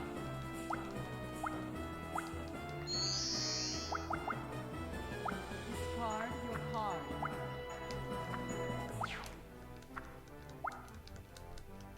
Mutation.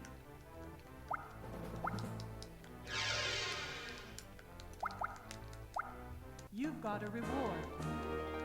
Good luck to your next journey. Make an offering to your god. I don't have something I want to shatter right now.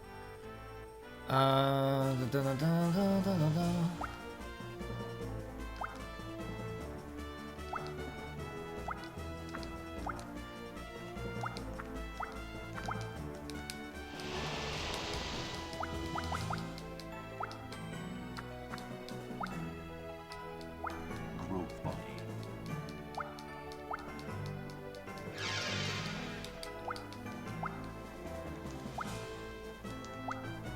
You've got a reward. Good luck to your next journey.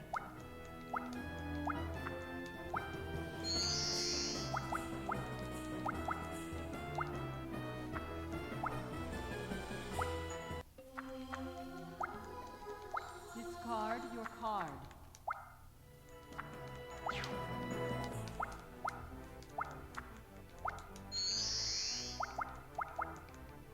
Discard your card.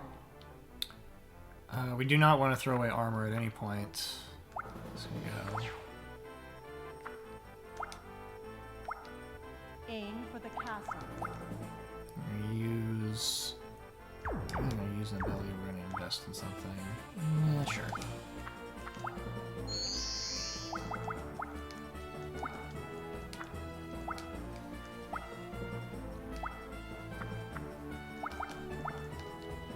Discard your card.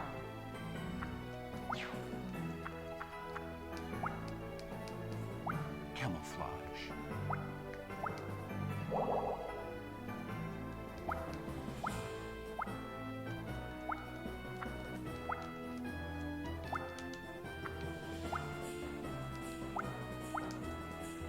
Discard your card.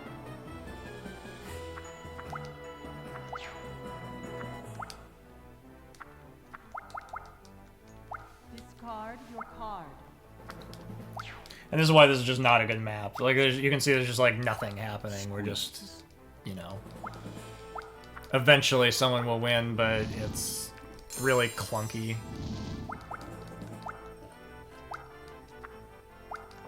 Fire Gremlin.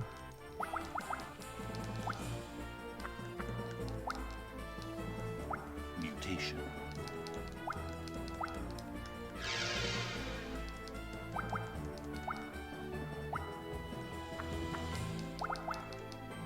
Discard your card.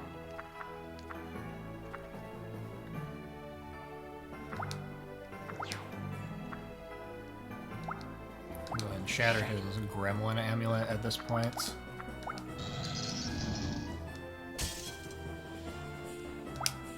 That could cause problems for me later.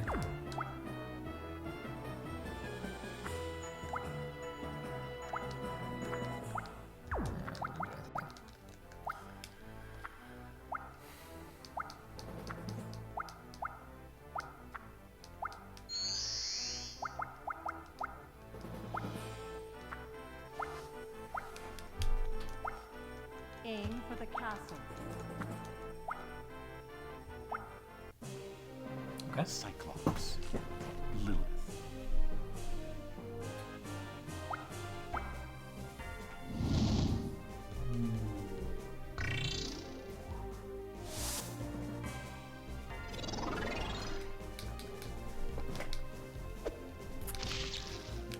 So it leaves Leo with no equipment and Morok with a boomerang. Was too strong.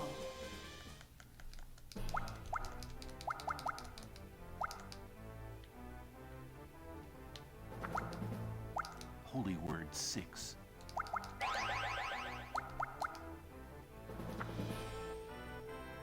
Wait, 1, 2, 3, 4, 5.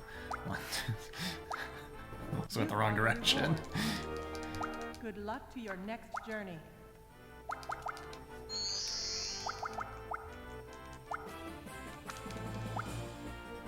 guess maybe I could have won the fight. Like, with his lack of equipment and my Leviathan in my hand. Maybe. Aim for the castle. Not worried about it, though, because all I gotta do is do a tiny lap around this little loop here, don't step on his stuff, and, we have victory.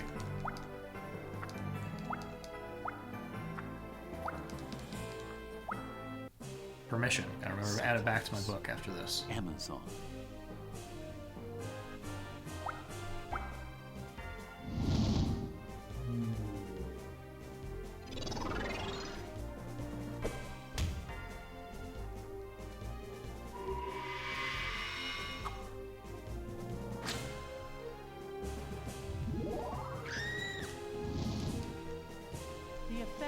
The boomerang returns to your hand when you use it, so it's a nice little stat boosting thing that you can just keep using over and over.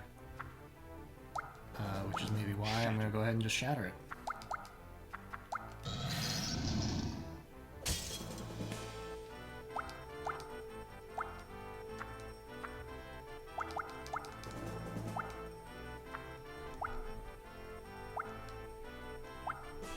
Make an offering to your god.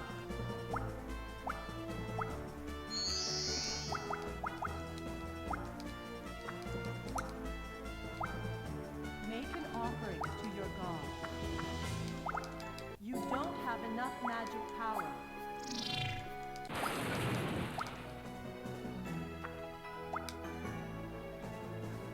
Okay, let's actually do the math now. So you 40, 90. So he wouldn't kill me, and I would have to hit him with the... Oh, yeah, this would put me at 50. It would cost me more money than I have to play the card, so I could not win. So, we are going to do a little bit of a loop-de-loo here. And this will be safe, because we just have to do a straight line down. There's nobody on this corner. You've got a reward. Good luck to your next journey. But I did try to consider an epic finish, which wasn't in the cards. You've got a reward. Good luck to your next journey.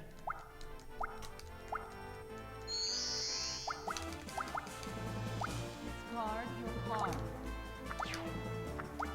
Oh, come on. 4 or higher next time.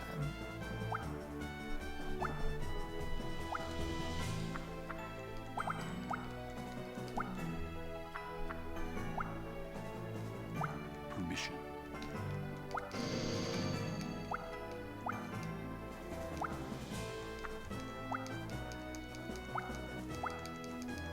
Discard your card. There. Okay. You are the winner of this war.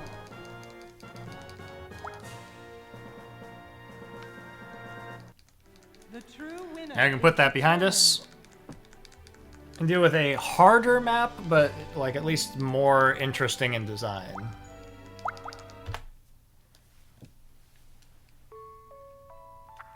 Do I want any of these? Probably not. Chimera is good. Chimera is probably better than something I have, and maybe the Giant Rattler. What do you think? Exactly. Yeah. Oh, good. We saved.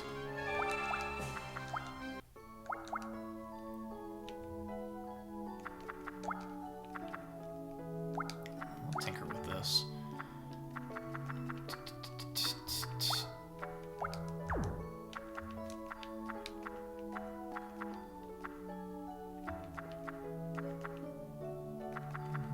So let's toss one of these.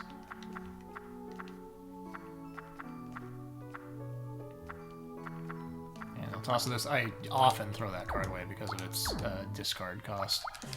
Alright. Coliseum 3. Last of these Coliseum events.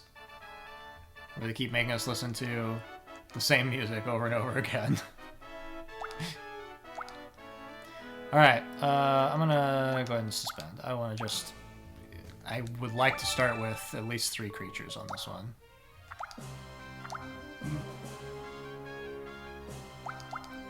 Especially, I would like one of them to be blue.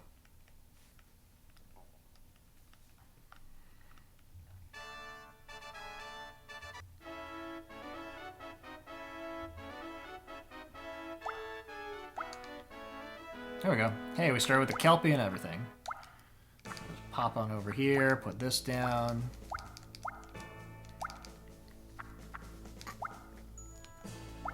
Disease. I don't care. You can disease that thing.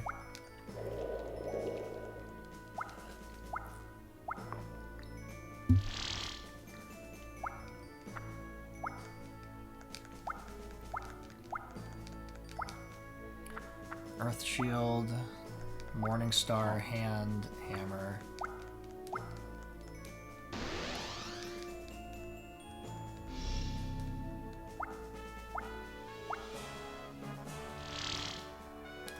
I think this is also the last time we're going to see Haunt as a card. I hope. I hope it is. Because it's a trash card. Ooh, do I take the risk? I don't think I will. I think we're going to be safe.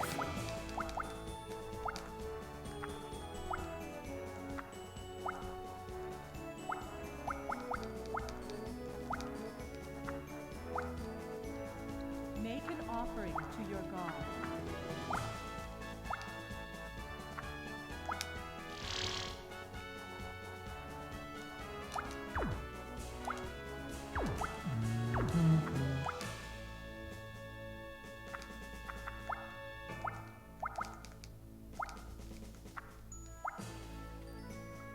Make an offering to your god.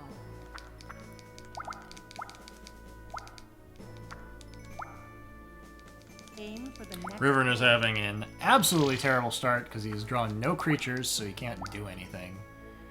Alright, sure. Make an offering No, to don't your buy god. stocks. Aim for the next fort.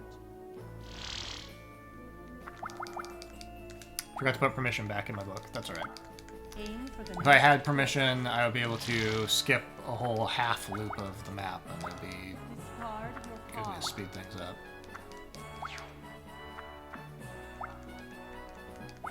Fly.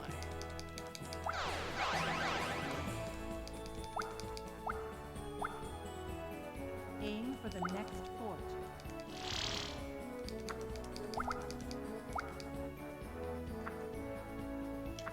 Okay, we got armor. We gotta go this way, go the other way, Aim then for we the next fort. unintentionally causing problems for ourselves. Yeah, level this up.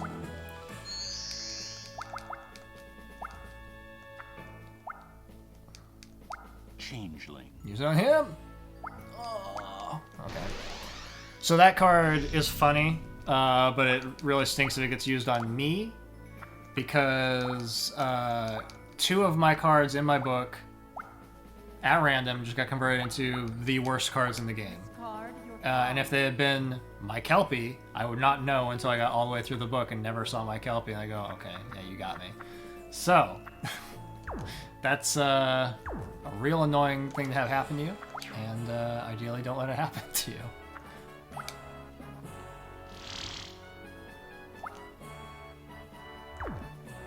Yeah, we're gonna do our best to make him real sad.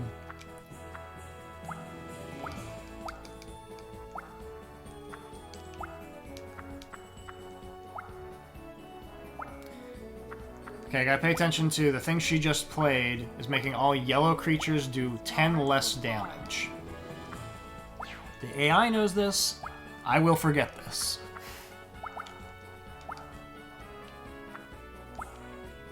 Aim for the castle. Make an offering to your god.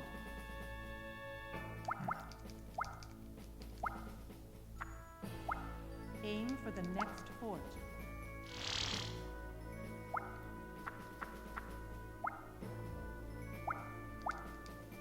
Discard your card. Thank you. Make an offering to your god. I promise I won't think to look over there to remind myself, but I appreciate the thought. Harpy is actually the least useful thing in my hand. I want to hold on to these shatters for the moment.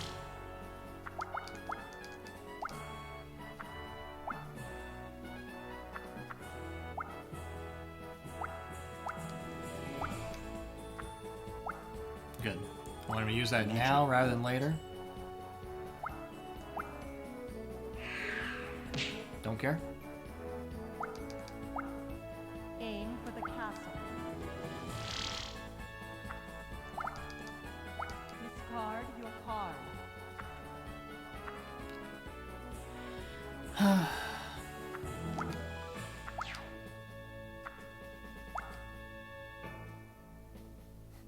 I mean, we'll see.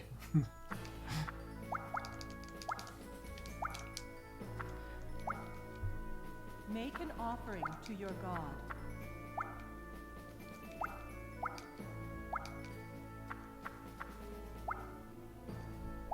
Drain magic. How do I have more money than her? Oh, $54. Alright. Good job, Rivern. You've got a reward. Real good use of a drain magic, Select your buddy. next journey. Discard your card. I don't have the ability to play this, is that correct? Oh no, I can play this. No, okay. Shatter.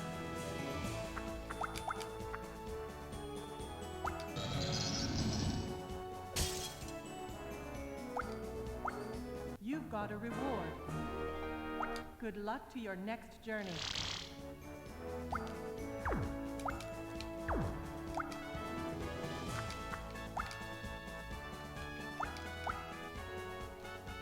Yeah, I'll do one more.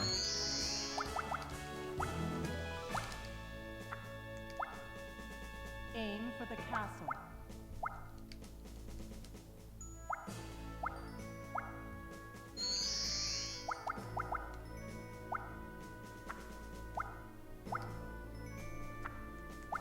So I'm hoping Rivern is going to start throwing away those items that he's holding on to.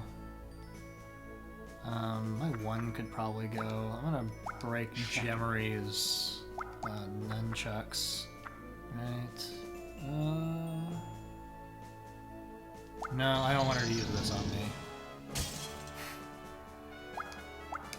Aim for the next fort. Make an offering to your god. She's got a lot of really obnoxious spells.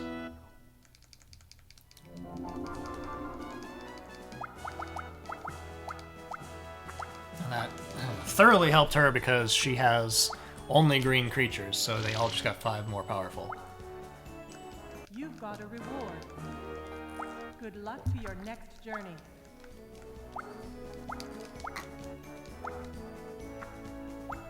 Aim for the next fort. Also, she drew another copy of that dagger that I broke on the previous turn, which is real annoying. I think I can get around it, but I'm not happy about it.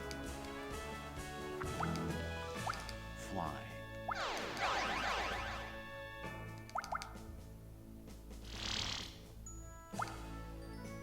Aim for the next fort.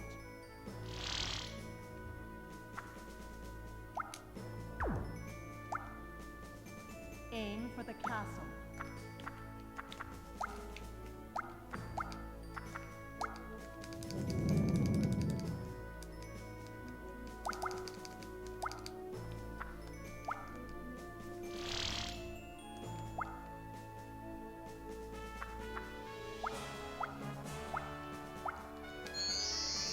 But you never know, they might use their items on each other. Discard your card.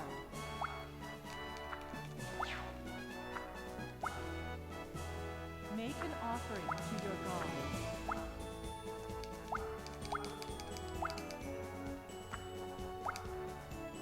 Make an offering to your god.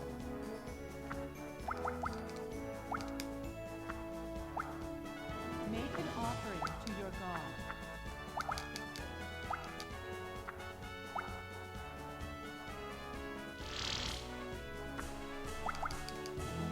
Discard your card.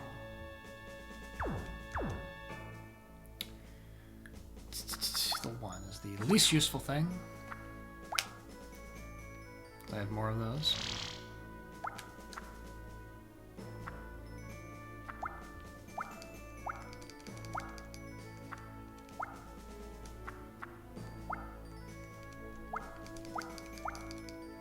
Discard your card.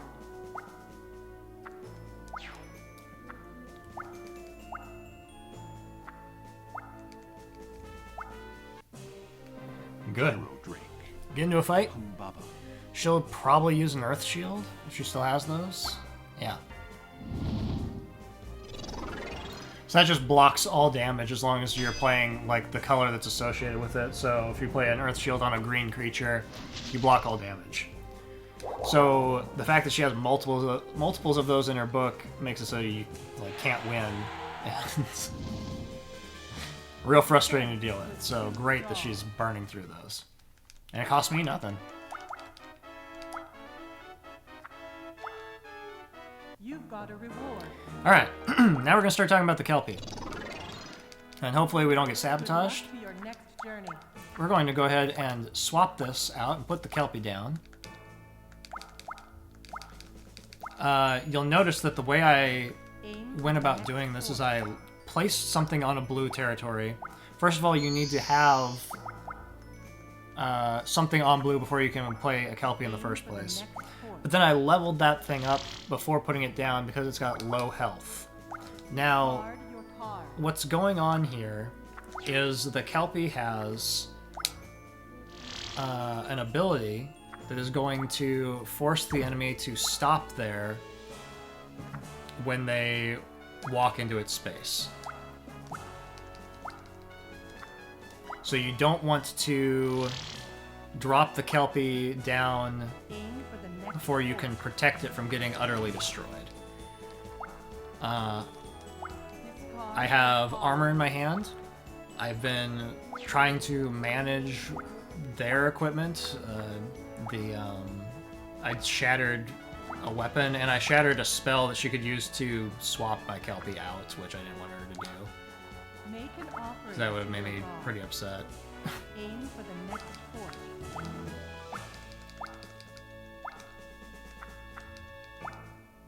She's probably gonna parasite the Kelpie, and that is okay. Oh, no, she's doing it on just some random thing. Sure. So, what's gonna happen is the AI is kind of programmed to stay away from the Kelpie as long as possible. Offering to your But god. I've put it in a place, and there's not really anywhere to go on this map. Like, it's all a straight line. You have to go to every square. But I put it in a place where they will have to step on it, and when they do, they will weep. Make an offering to your god. Discard your card. As long as we're careful about... Dream magic. that's fine. Making sure I have enough money to play defensive items. Making sure I have things to defend with in my hand at all times. Holy word X. Aim for the next point. Theoretically, they can choose to never go towards the castle.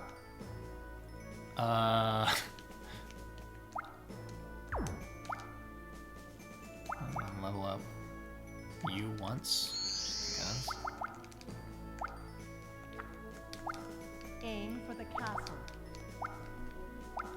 I don't think that's going to happen. It might. It's like, it's strange when it does happen. Yeah, okay. And see, this is great.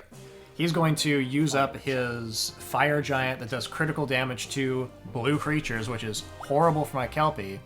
I'm not going to do anything about it. He can absolutely have it. It is going to reduce the amount of money I'm going to get from him when he steps on the Kelpie. But The offense. this is just like a safe thing to do to keep the Kelpie protected, which is the priority. Discard your card.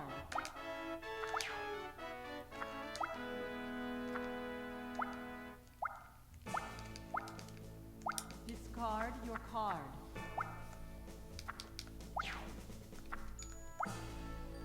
I'd be very upset if she diseases my Kelpie. No, she's just doing it on a random thing.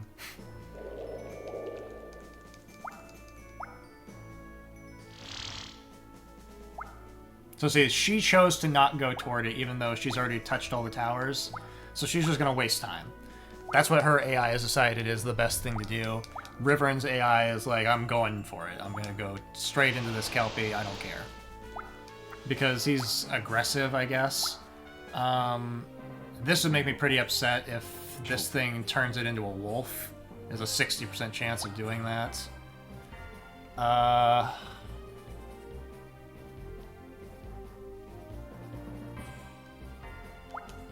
I don't know if this is going to stop it. Yeah. Really didn't want that outcome. That would have ruined literally everything that I was talking about.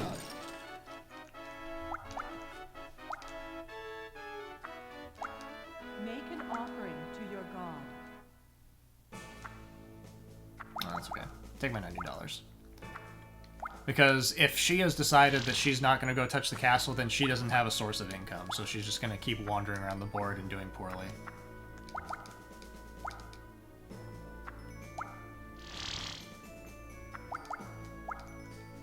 Discard your card.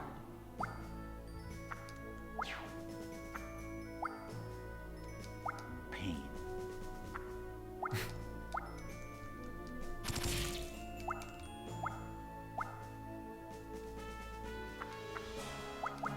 You don't have enough magic power.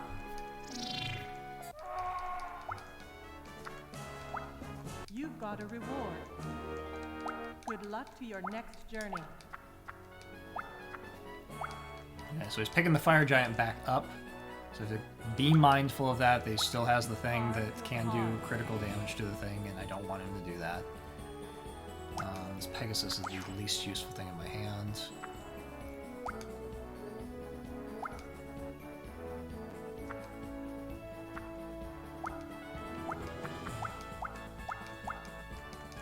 I'm just moving that so it stopped being diseased. Binding mist.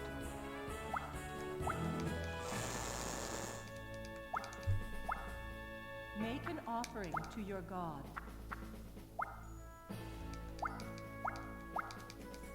Discard your card.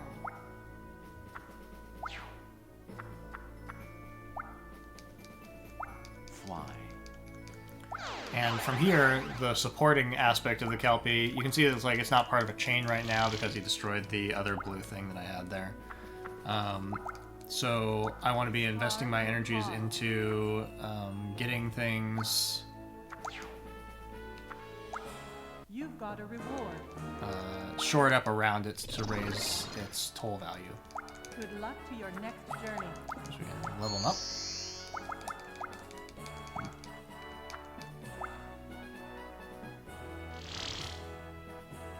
Okay, this time she's going for the castle.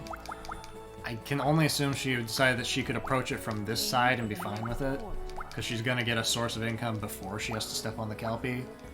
Either way, it's not particularly good programming. It's not quite clear why it happens, but yeah, sometimes the AI just like genuinely doesn't seem to know what to do.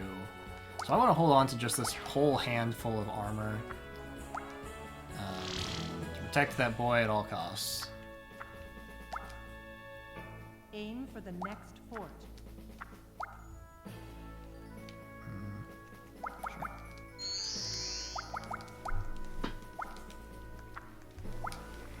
You've got a reward. Good luck to your next journey.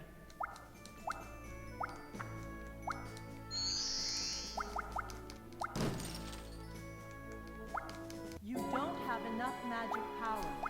So this is obviously a great thing to build your book design around. This is the strategy. We're going to try to make people step on this Kelpie, and we're going to have cards in there that speed up the drawing process so we get the Kelpie faster. This time I just happened to start with it in my starting hand, so that was helpful.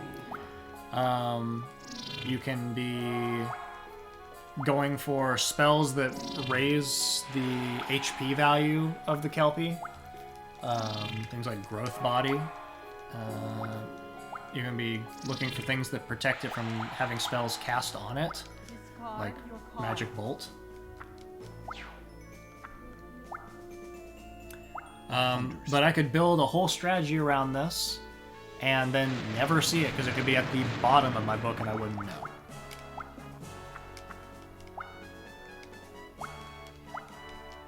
Discard your card. Holy word 0.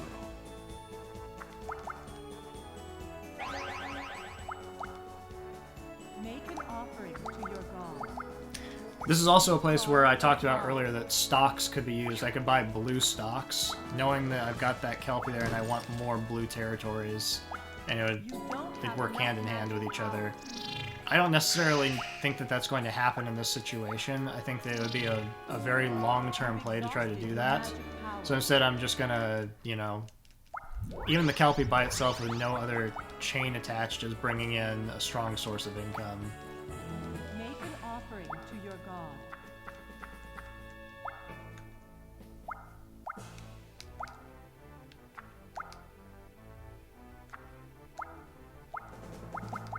Because I'm halfway to the goal Discard now. your card.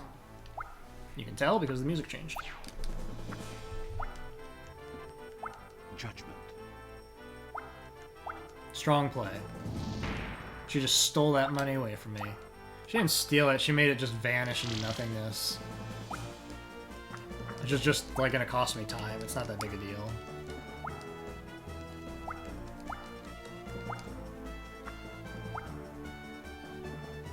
It's not like I could have done anything with the $3,000 I was sitting on. I haven't had the opportunity to invest in anything. So I lost all that money that she lost, but that's okay.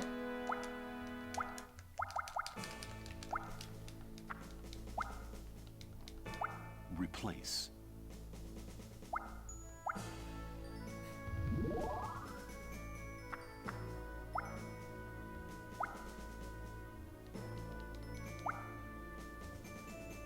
Make an offering to your god. Luckily, I had no creatures in my hand, so she couldn't make my Kelpie leave the board there.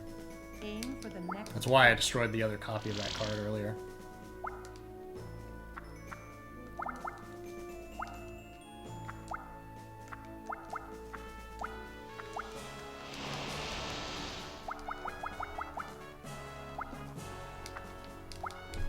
Aim for the next fort.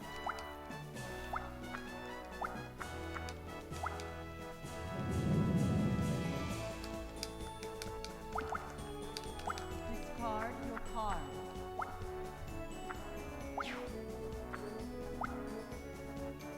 Shrink. Also, like, the AI is not targeting the things that are actually the problem. He just shrunk my tree out of existence, which is a little rude, but I'm gonna get over it. And now you're gonna see why Revival is a great card. We talked about this before. That now I'm gonna use Revival to, and I'll go ahead and burn a chain now. That's fine. Reset my book. Now there's another Kelpie that's available in the draw pool, and I could get a second one out there and really cause some damage.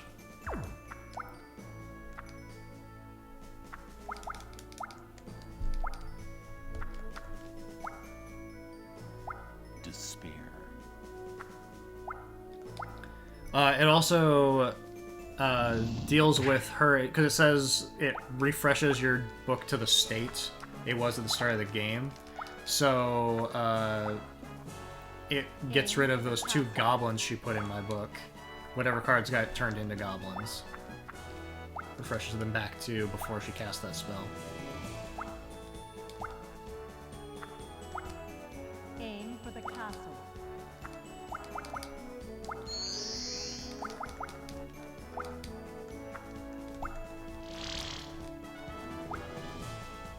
Aim for the next fort.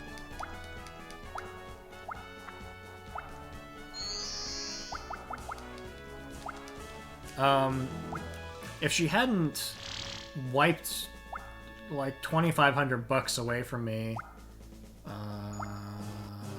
he can do 60 damage.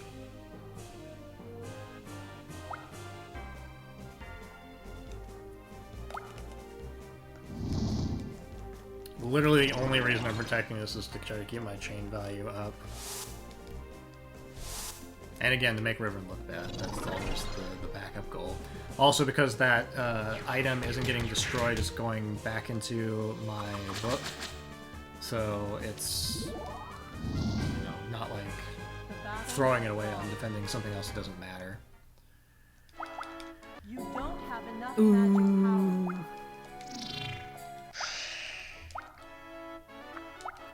Make an offering to your god. I feel like I was saying something important before that happened, but it's fine. It's not that relevant.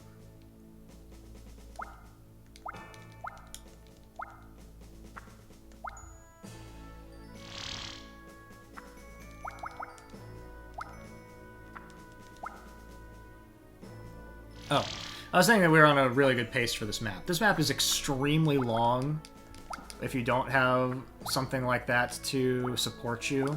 So just drawing the Kelpie to begin the match was fantastic.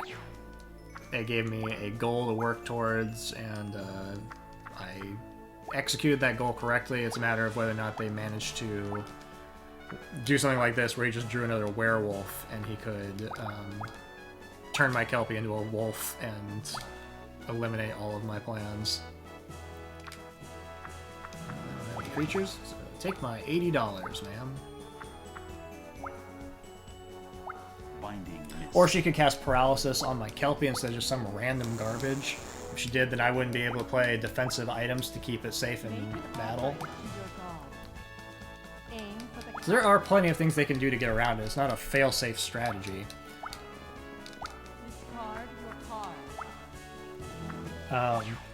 As we get into the late game, we're going to encounter individuals who have a spell called Evil Blast that does 30 damage, which is the amount of health that Kelpie has. So if you haven't done something like... I don't have enough money to do that. Growth Body to raise its max HP value, then you're just going to get wiped out immediately. And on any given turn, that guy could draw that spell before you have a chance to do anything and just immediately use it. Discard your card. That can go. I don't know that there's anything I'm really worried about right now. Good luck to your next journey. Like, it's not gonna matter to me if she uses Parasite on me.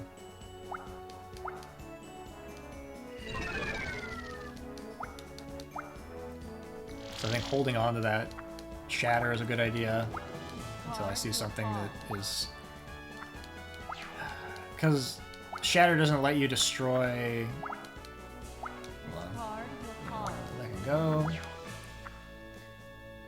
Anything other than a creature card, so I can't destroy his werewolf, which is unfortunate because it's like the biggest threat to me right now, I think. Yeah. Give me some money.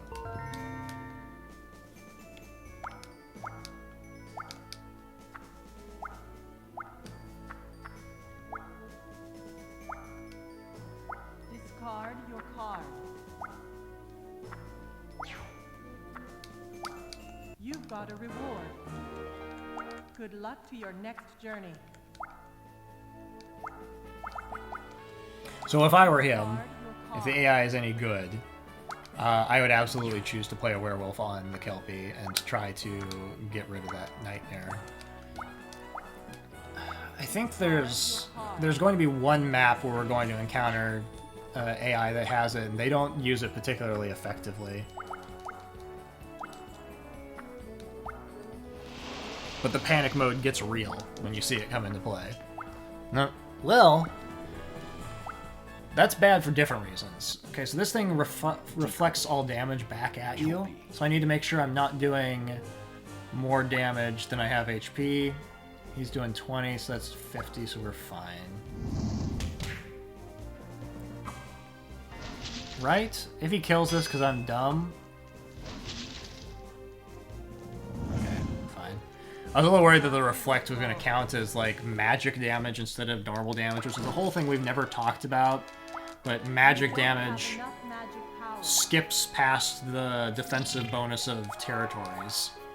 So I would have been pretty upset if that would have happened there, if that would have been like, yeah, did you not know that reflected damage is magical? No, I didn't know that game. Why would I? It doesn't happen very often. There are like 2 creatures in the game that do reflect damage. You've exhausted your magic power.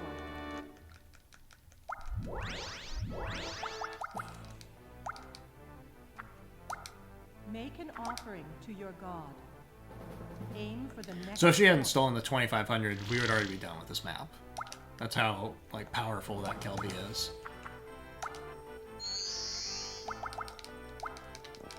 Discard your card.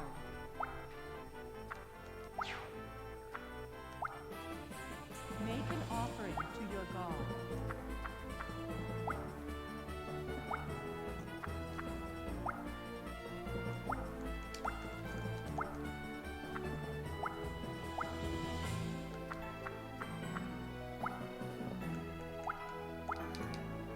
Discard your card.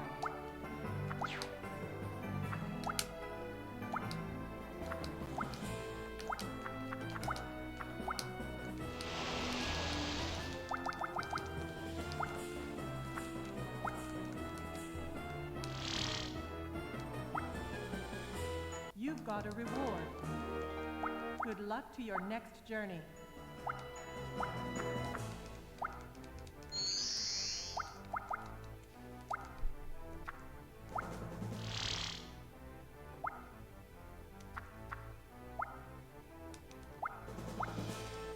Discard your card. Okay, so that can go. I don't think she's holding anything that I'm worried about, but I'm gonna go ahead and just check her hand anyway. Sure. I genuinely don't think that that was something I should have been worried about, but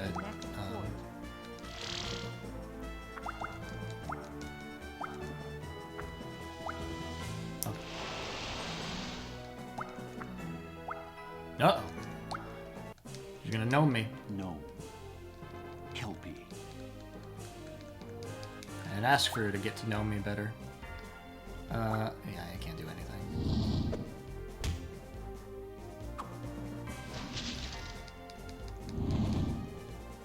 The battle was drawn.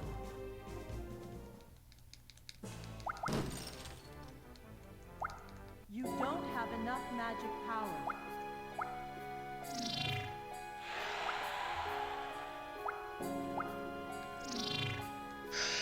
So we're gonna make up some time here. This should be a gold split on this particular map.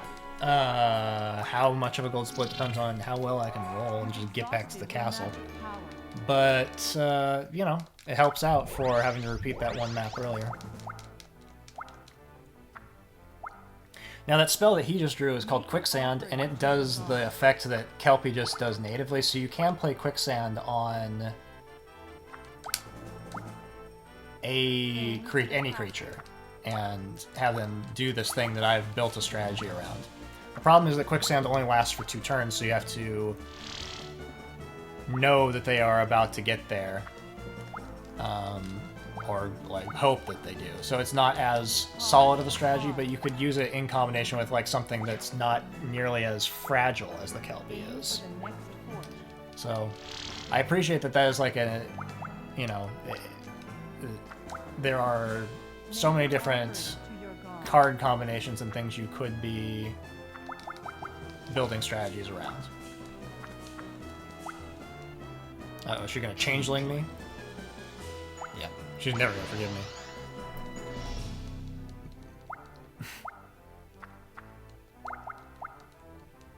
Discard your card.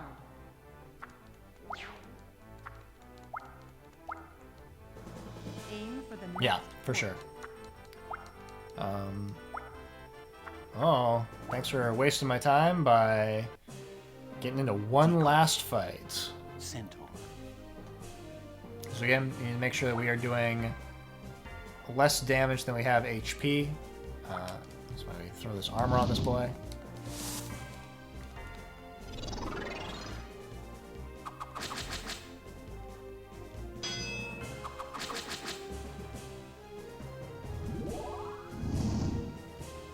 The battle was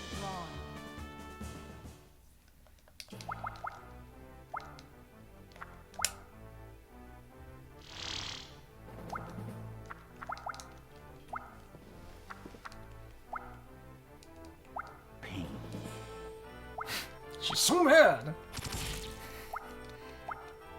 Make an offering to your god.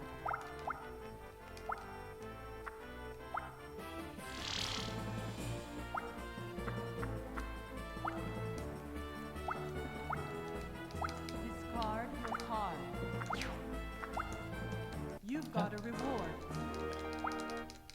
Oh, like 7-minute gold split.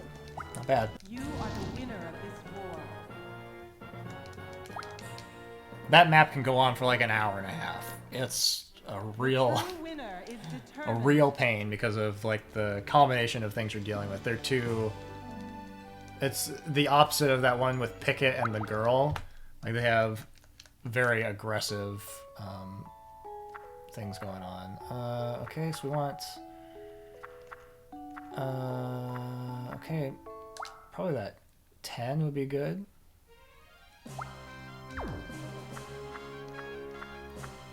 Okay, and now we're going on to another garbage map. I'll get to that in a second. First, I'm gonna edit my book.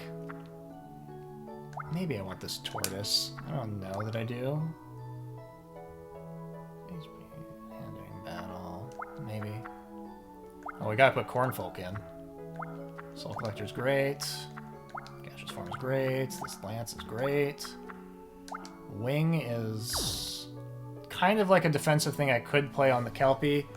I'm gonna not put it in. And then I wanted to put in...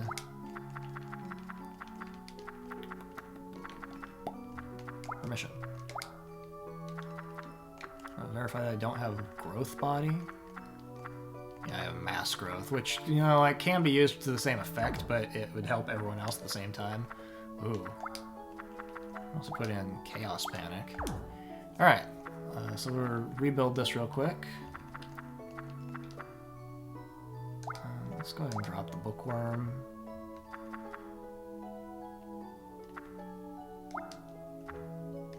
I really like having that many copies of Fate to improve my chances of drawing cards if I want to.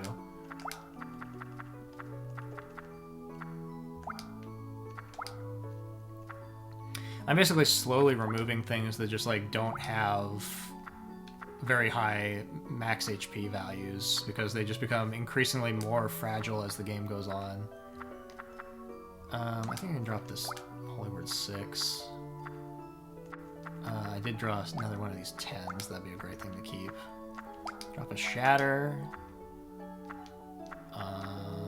3 more. Make sure I did not correct. Okay, I can lose a Chainmail. I've got lots of defensive capabilities here. 2.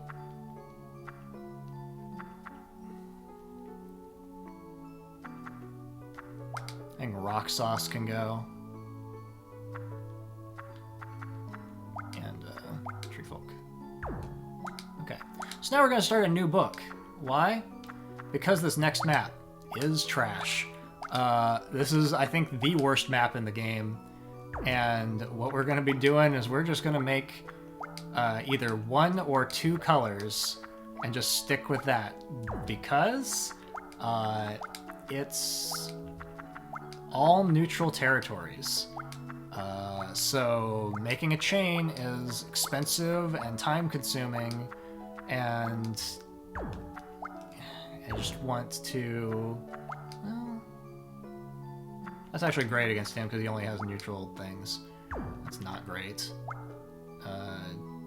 Sure. Like, Merfolk is just absolute garbage, but yeah, you're in. So, we want to spend a lot of time just playing 1 or 2 colors of things, because otherwise it's going to take too long and he has too much of an advantage. He gets ahead of us really easily. So I'll make sure I've got these defensive things again. I want some weapons, but not a lot. I don't really want to waste a lot of time fighting him. Put 1 more in. I want the movement spells, and I honestly believe that this is worth the time. I think that you know, I could choose to not build a new book and just go for it with the one I had, but it's not designed to deal with this map that we're heading towards. Movement cards are real important here because you'll see. Money is probably helpful. Permission is maybe helpful. Revival's good. Shatter's good.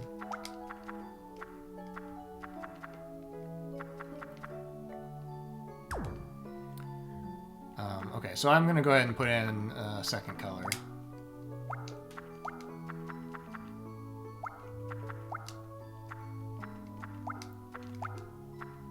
Although, yeah, I want to avoid doing anything that has an elemental cost with it, just so I can get things down faster.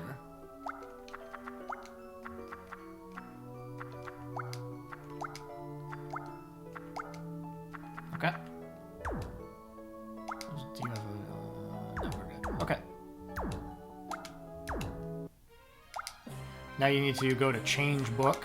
Make sure you do that, otherwise you just wasted your time. Also, it's narratively idiotic why we're even here. We were in the rain, and we saw a laboratory up on a hill, and we were like, dang, we need to get out of this rain. So we go into this laboratory, and it's the guy that we fought at the Coliseum earlier, and he's like, what are you doing in my laboratory? We've got to fight. So we fight, and then when we win the fight, we just leave, because the rain stops.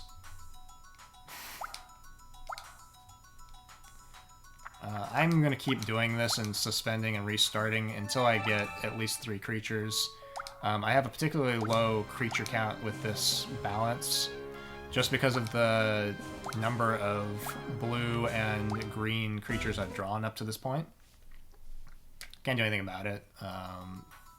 It doesn't, you know, it just takes a few seconds to reset and keep going until I get a good hand. That's good.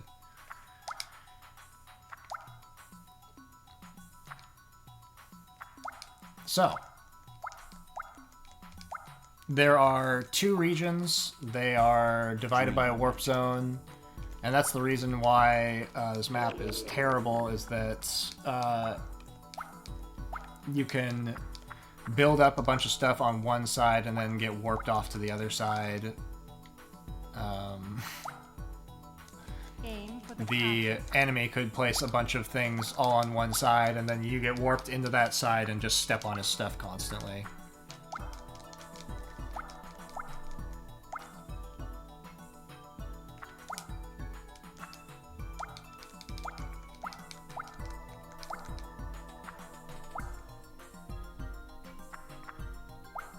Okay, well, he's gonna crush Fate. Steam. Good for him. Fate.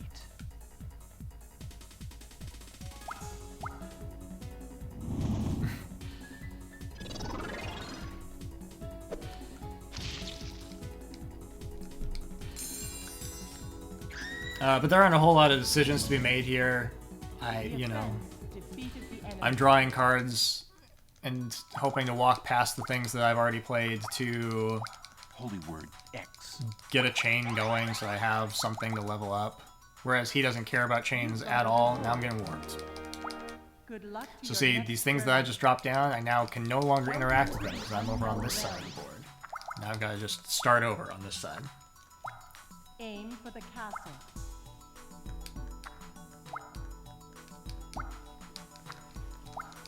He's also got another Drain Magic. Alright.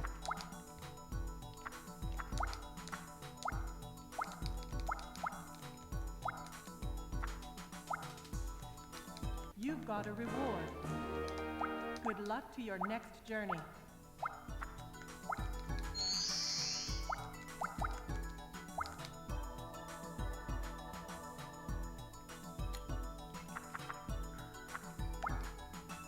Aim for the castle. That's like everything. That's great.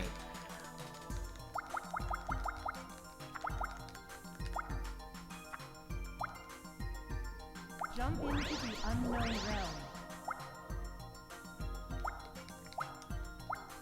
So what did I say earlier? Literally every map that's got warps in it Card your is card. worse because it has warps in it.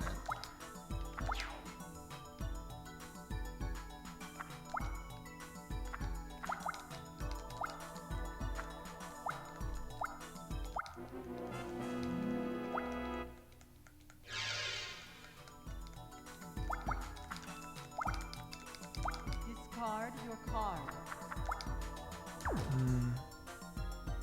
Yeah. You've got a reward. Creature, Luck draw a to your creature. next journey. Discard your card.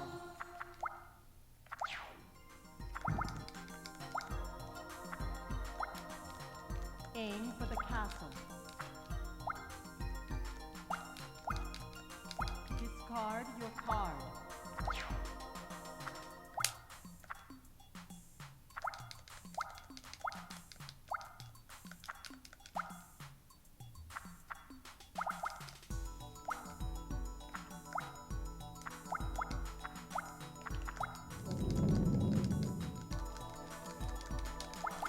Now clearly you don't have to do what I'm doing.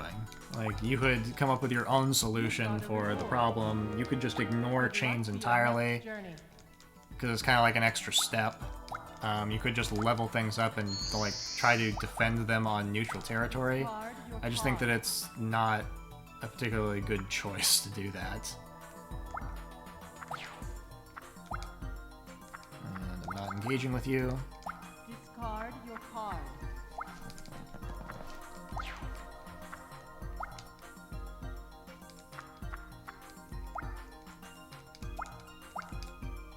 Discard your card. It'd be a long time for me to use that to any effect.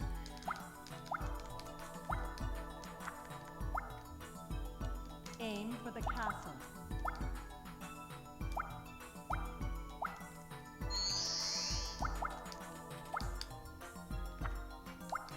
Aim for the castle.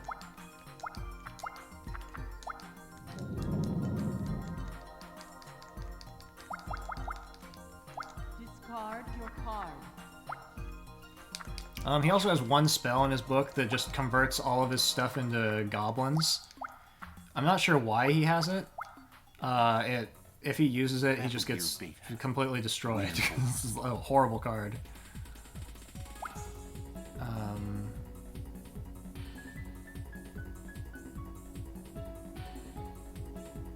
40. I think this is fine.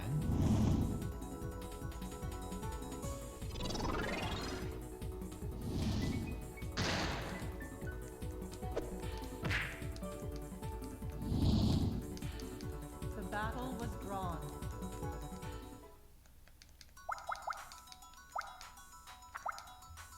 Mana.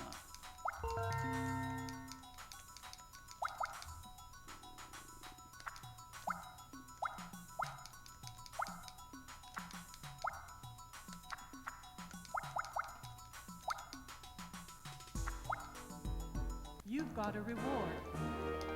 Good luck to your next journey. Discard your card. But at least the turns go fast, you know? As long as I'm refusing to engage with him, I refuse to get into Good luck battles. to your next journey.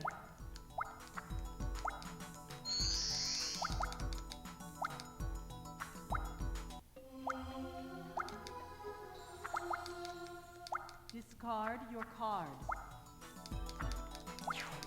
My gold split on this map is 14 minutes, so it can be very fast. But we are at 14 minutes right now, so it's not going that fast at this moment. We're going down to 6. Aim for the castle.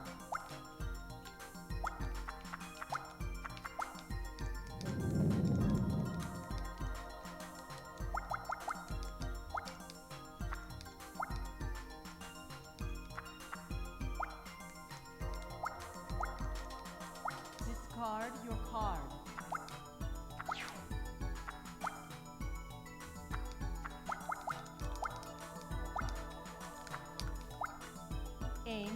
castle. He really wants it. Battle Gear Beta. Werebore.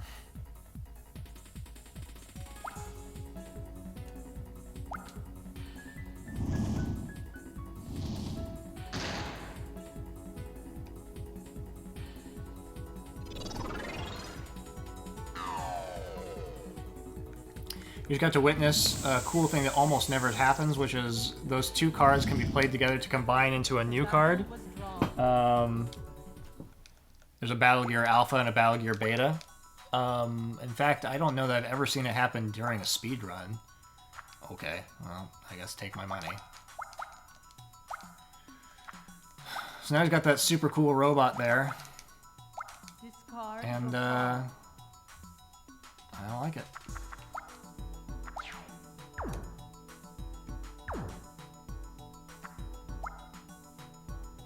You've got a reward. Good luck to your next journey.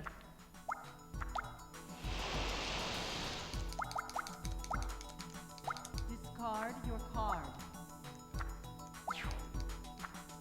Okay, he's gonna drain me now. Dream I was Magic. literally about to say I'm going to, on my next turn, level up that dwarf that I'm walking past.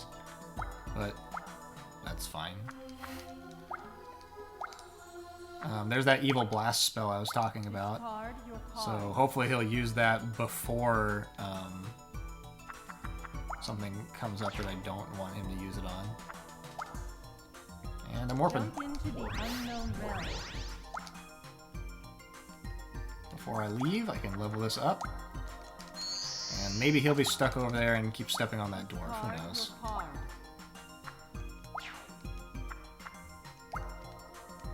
Evil blast that werebore that he attacked repeatedly. I'm gonna blast this dwarf. Just let him know.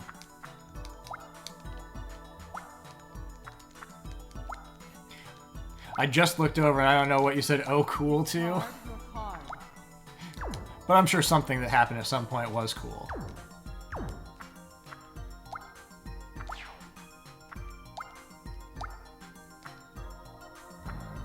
Oop. Actually, this blue. The robot fusion You've is got a like, reward. yeah, there are Your next certain turn. situations with like it being a digital card game where it's a thing that they get to do with physical cards that you wouldn't be able to do. And I Aim appreciate for that the about the castle. game. Okay, take my $160.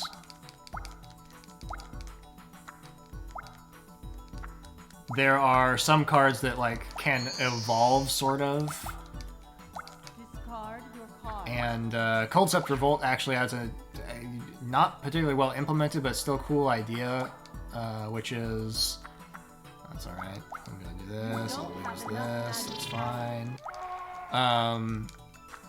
Cards that level up. Aim for the castle. It's called an Evo card, and you get to like apply. It comes to you as like a blank slate, and you get to choose what abilities and stats go on the card, and you pay to like manipulate that. It's a cool idea. So You've got a reward. you know, there are things they Good do luck like to that your sort next of journey. that I appreciate. We're gonna drop you. Discard Well, I your hope that card. this is, you know, an entertaining representation of a genre you didn't know existed. You're gonna invade me again. You just can't stop. Can't stop, won't stop. Bundle here. Werebore. I don't know why he wants this square so bad. Now he's gonna get it. Like, I can't possibly defend.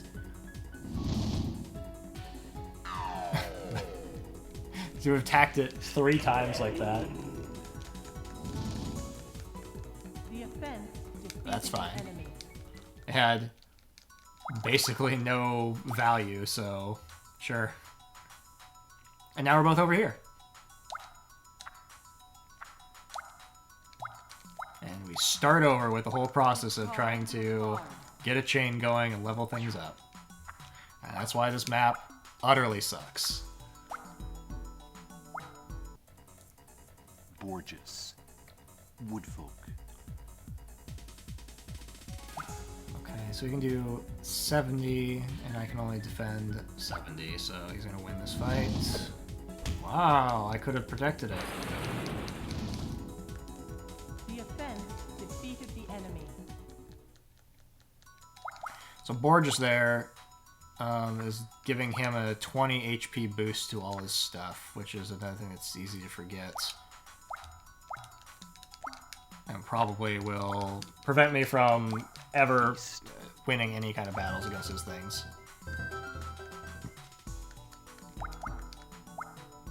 You've got a reward. And he's warping.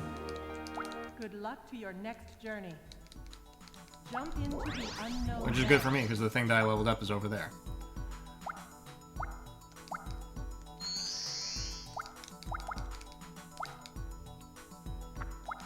Aim for the castle.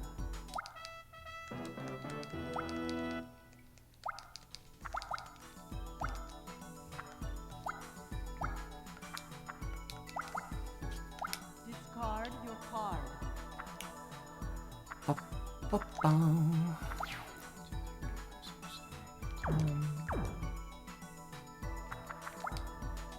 Fly.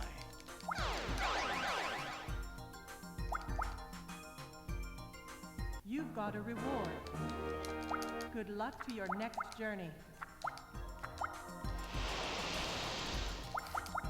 Yep. Discard your card. Yeah.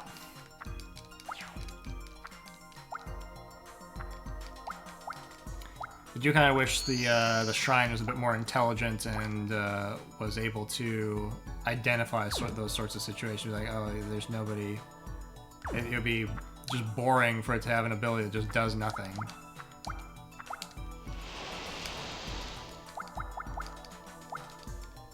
Discard your card. Aim for the castle. And I absolutely can lose this fight to him. Discard your card.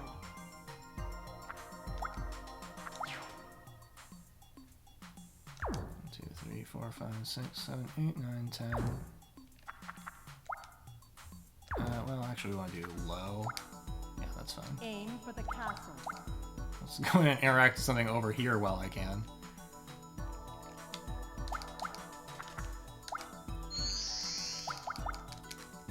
Discard your card.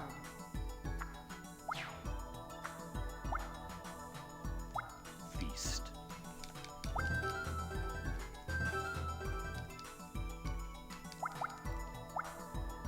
And he's working. Jump into the unknown realm. Right after I leveled that thing up.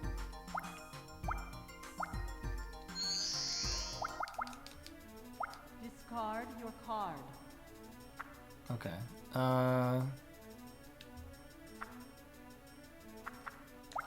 Hand is the least useful thing.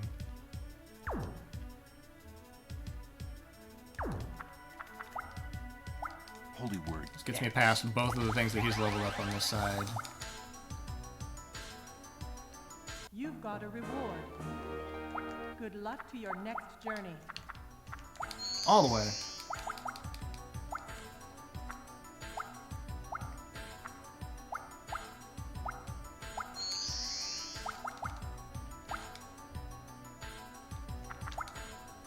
I don't want to do that because I have no money. Doesn't really matter. I'm going to draw into anything. Discard your card. Just go. Discard your card.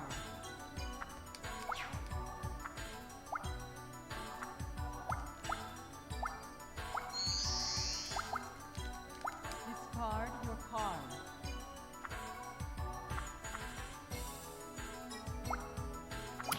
No intent of getting into a fight with him.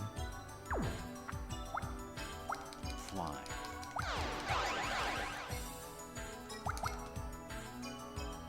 Aim for the castle.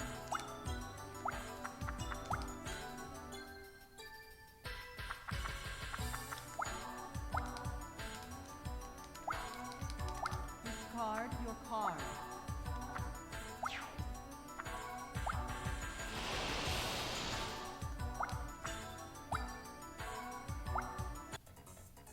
Battle Gear Beta. Kelpie.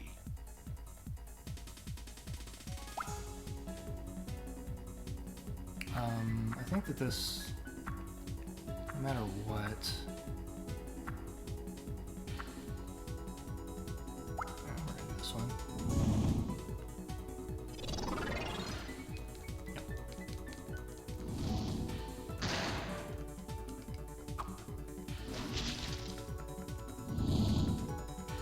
The battle was drawn.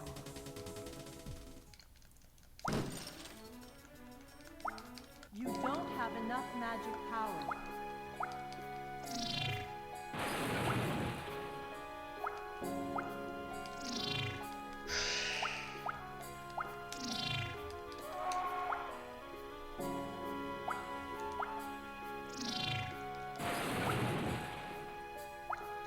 Man, he even got rid of his transformer.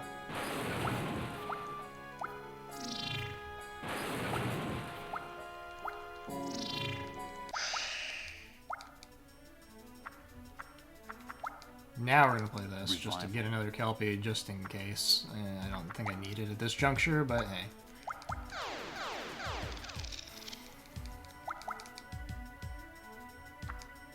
It could have worked me again. You've got a reward. Good luck to your next journey. Oh, come Battle Gear on. Beta. Giant amoeba.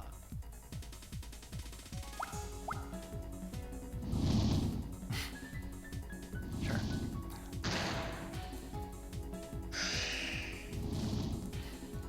The offense defeated the enemy.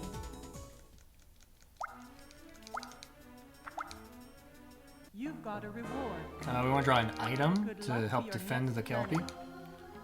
Good.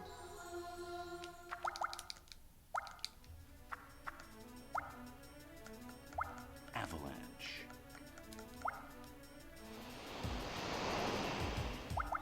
Wow. All right. Aim for the castle.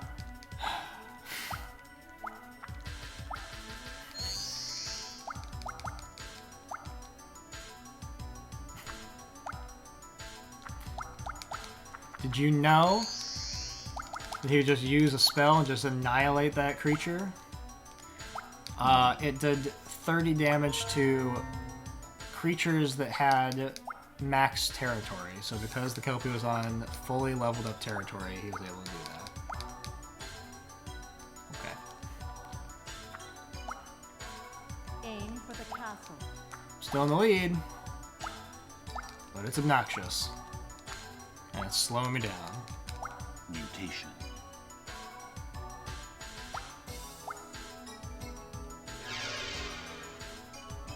And now you can see why the Kelpie plan is not foolproof. You've got a reward. There are things that happen. Good luck to Do your wipe it next out. journey.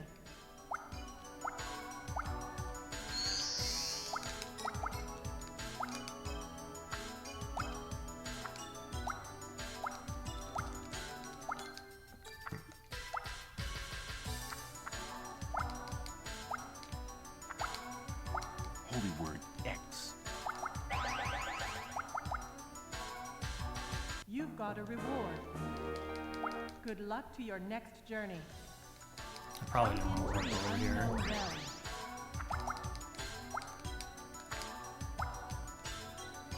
Simulacrum.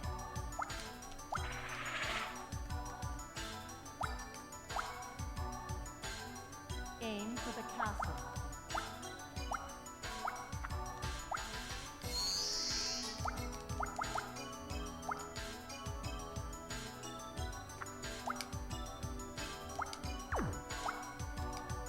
Aim for the castle.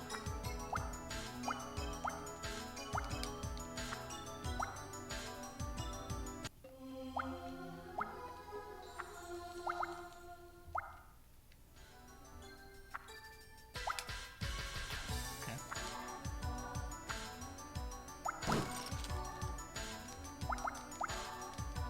Discard your card. So it's in on two You've got a catapults, reward.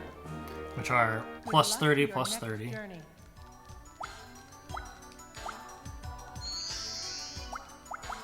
And that's that's not good. You better use that fly immediately. Fly.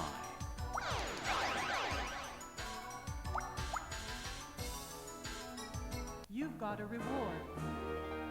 Good luck to your next journey.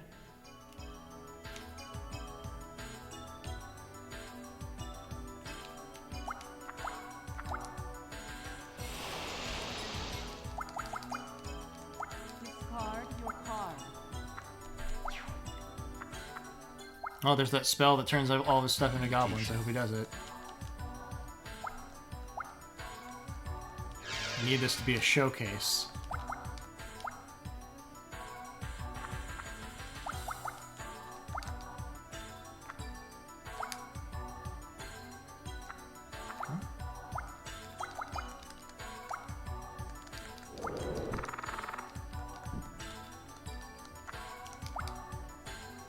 Aim for the castle. Mana.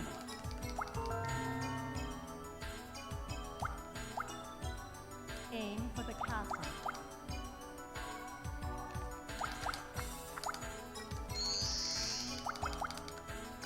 Discard your card. I'd say there's fortunate timing again. He drew Drain Magic right after I invested all my money in something. You don't have enough. And then landed on my turtle. Now it's all over.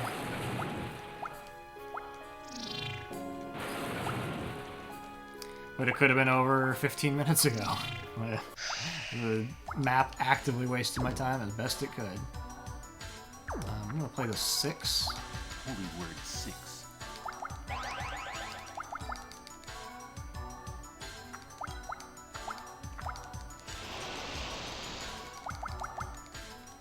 Discard your card.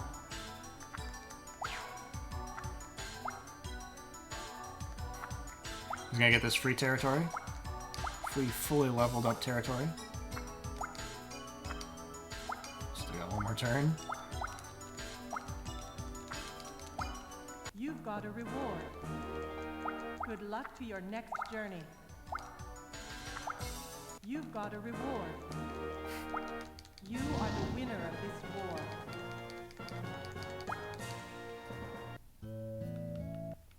The true winner is determined.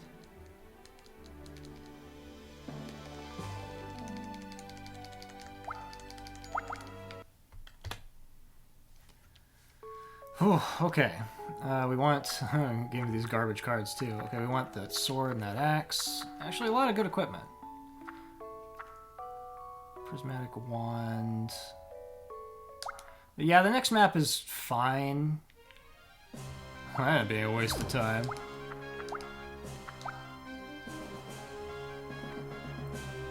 The next map has, like, design issues, but it's not nearly as bad as that. Okay, we gotta remember to switch our book back. Also remember the thing I said earlier about how certain areas give you specific types of things. You can see there from that we didn't get any elemental creatures. We only got equipment, basically. So that's how the booster packs are balanced. They give you different types of things based on where you are, what map you're playing on. Do I want another one of those? I do want one of these, because this is a very great item.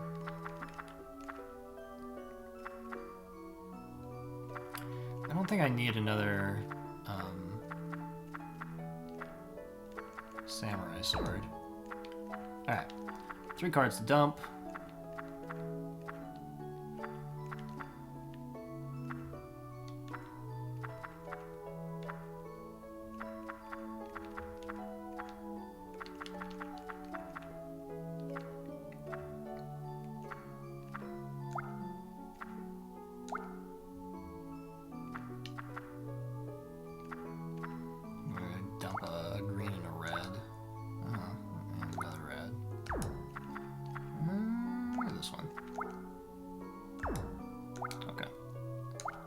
Now we also have to remember, change book back to this one. Alright, so this map, we're up against a guy who uses yellow cards, and this whole area that we're in right here, this alleyway by the castle, that's where we want to end up placing things. Everything else is not nearly as good of a placement. I go this way. Aim for the next fort.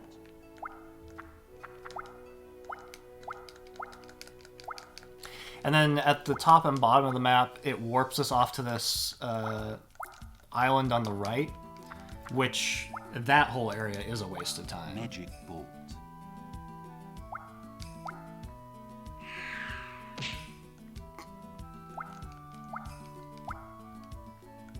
Aim for the next fort.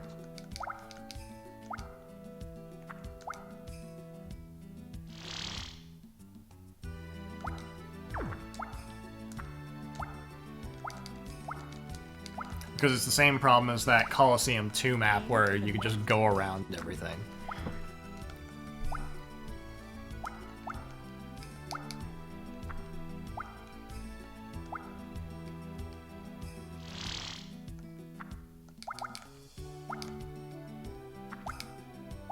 Holy word X.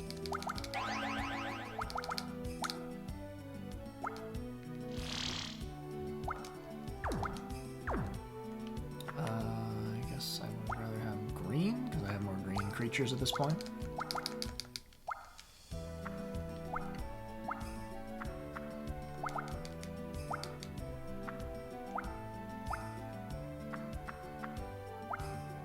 Wendigo.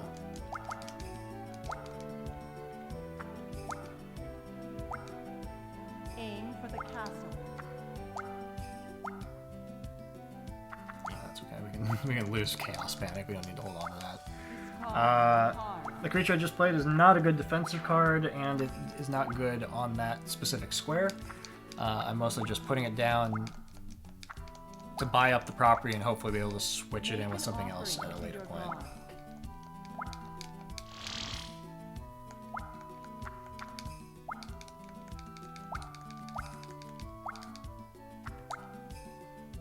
You've got a reward.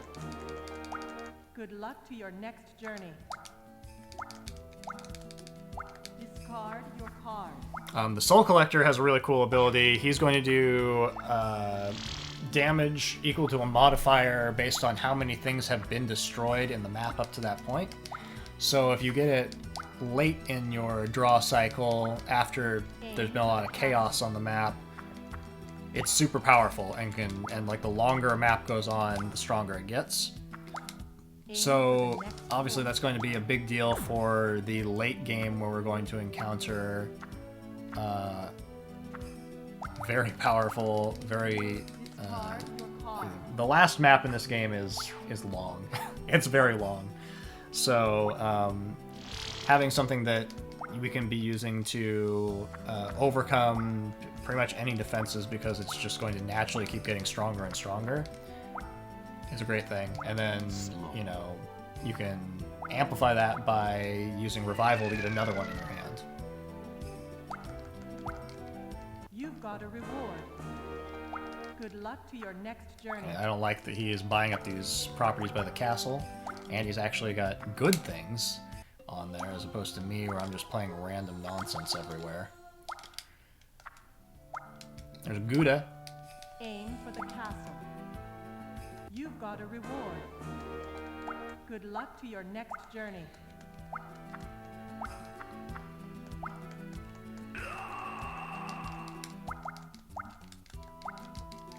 Cabbage Patch, I will finish you! Aim for the next fort.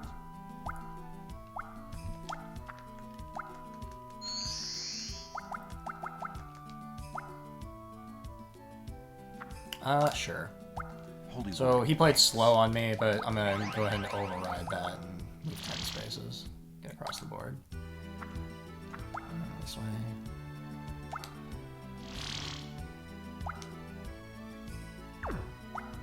Try another creature. Discard your card.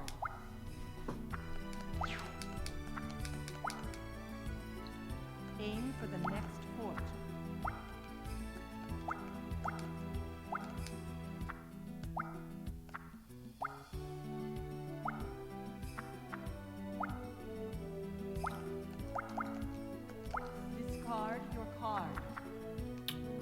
I don't think I have the capacity to play the Chimera. And if I do, it still probably wasn't the best card I had. Now I probably could have played it. Wall of Stone, gets it there. Don't you buy me, bro.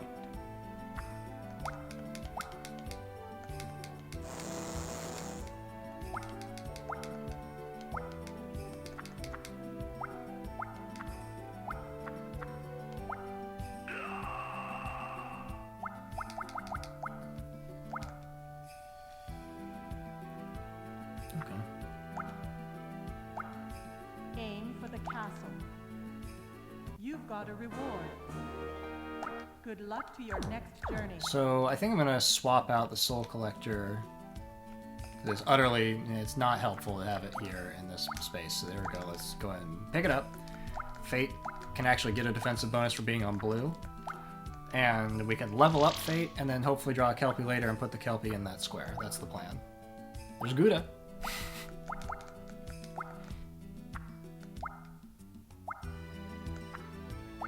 Uh-oh. Dark elf. Wall of stone. That's fine. Yeah. I could have played my gaseous form to not take any damage, but I don't care about this red territory. I only paid $30 to put down the Wall of Stone, and he threw away his axe, so I effectively paid $30 to make him throw away that axe. That's okay. Where are we at with this? Shatter is actually the least useful thing in my hand right now. Aim for the next fort.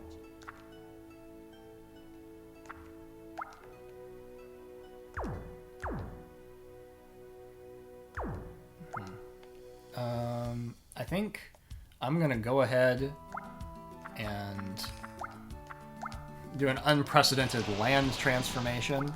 Spend $300 to convert that to blue. Builds up the chain. Helps support the strategy of getting a Kelpie down there at some point.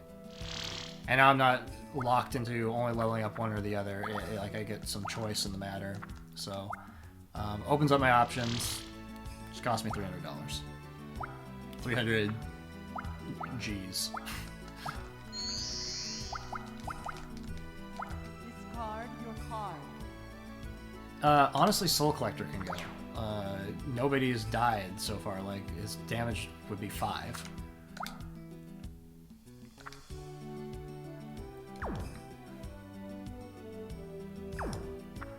Take my $24 Whirlwind. Discard your card. Whirlwind is holding on to a wind shield, so he can just block all damage with any of his creatures.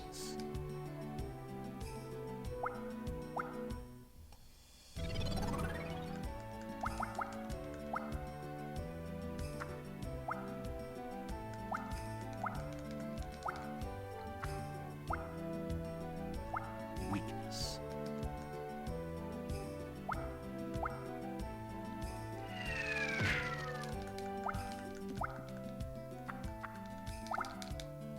Discard your card.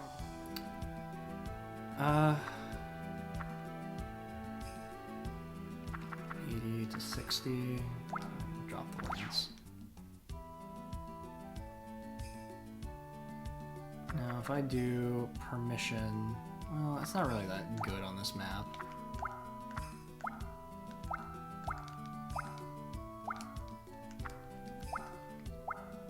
Aim for the castle.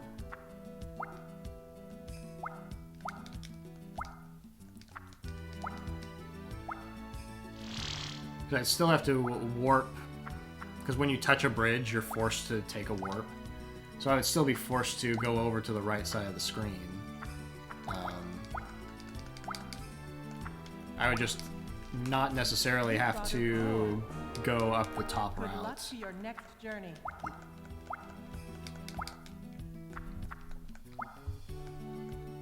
Disease.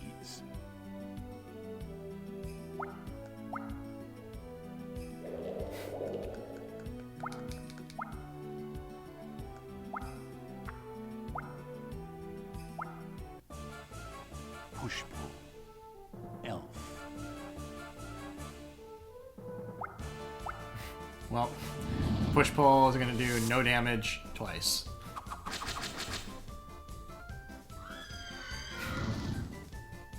The defense was too strong. You don't have enough magic power. Discard your card.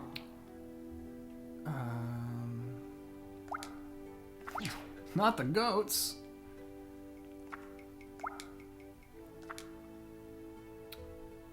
That's okay. I don't need to be wasting my time with that.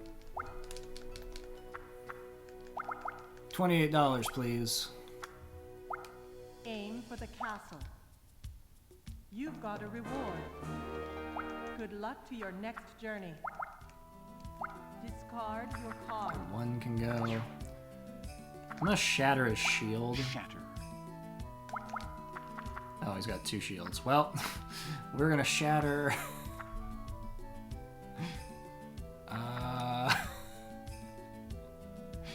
This.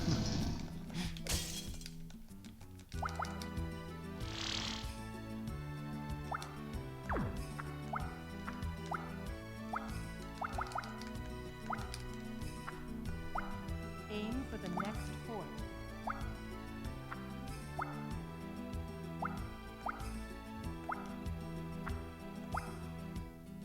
Aim for the next fort.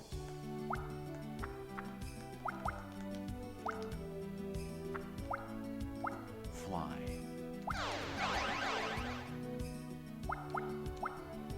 Make an offering to your god. Yeah, his rage counter is building as we speak. I'm gonna move Cornfolk over and maybe convert his territory to yellow in the future.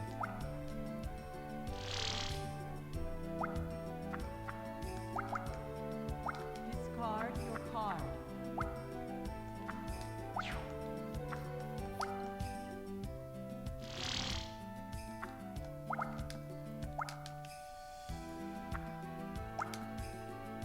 Fly.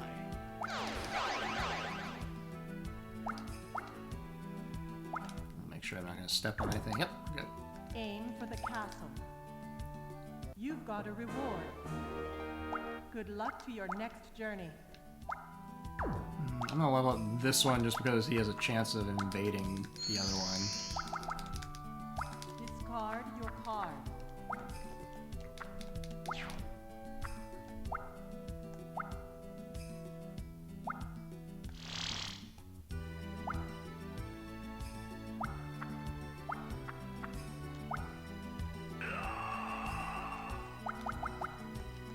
Discard your card.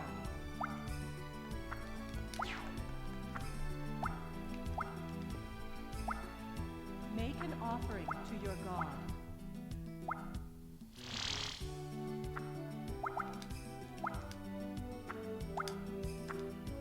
Aww! I don't have any red squares anymore.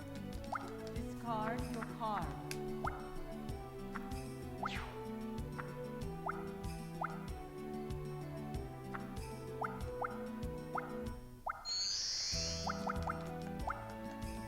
Discard your card. Luckily, the upside of this downturn here is that everybody's throwing away equipment. And,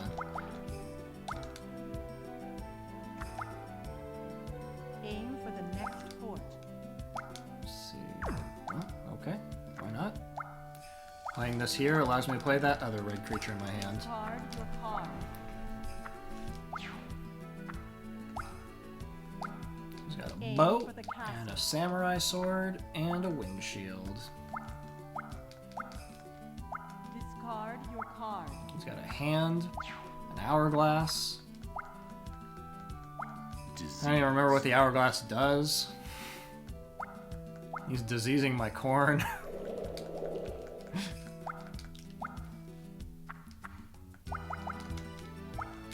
Ah, there's Kelpie. Okay.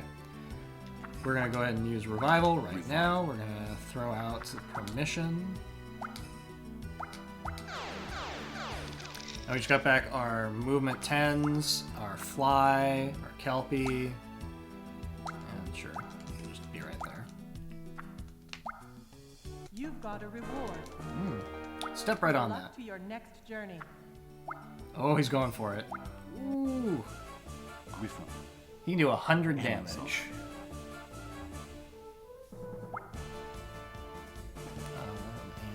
And I can shut that down.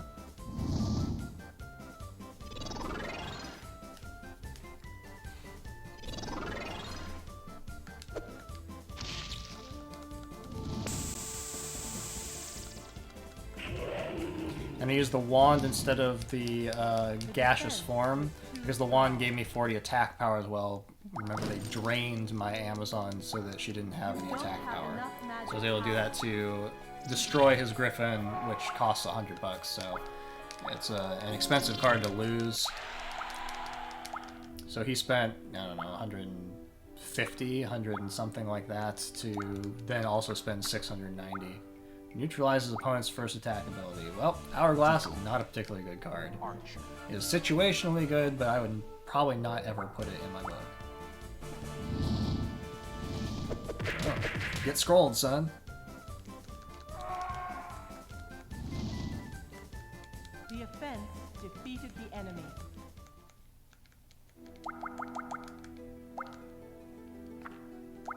Soul Collector came back.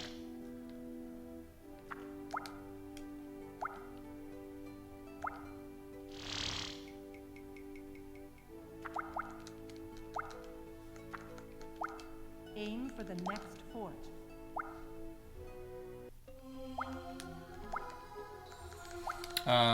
However, I am low on defensive cards.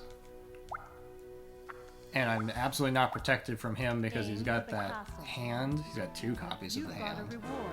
So I would Good like luck for to your next that to journey. change before I put the Kelpie down. I either need to get more defensive cards for myself or have him use those things up.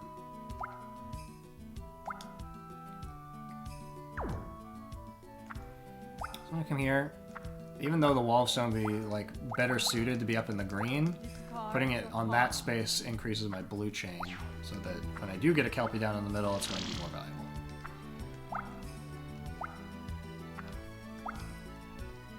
Aim for the next fort.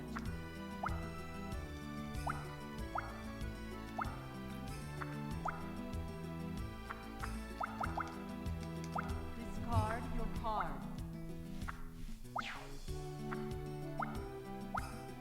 Now, of course, one of the downsides of the Soul Collector is that I have no way of keeping track of how many creatures have died over the course of the map.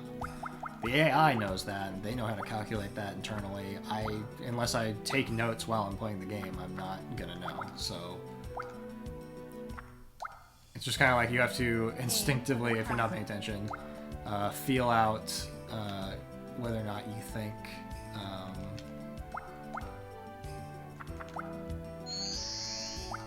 there have been a lot of monsters that have been destroyed.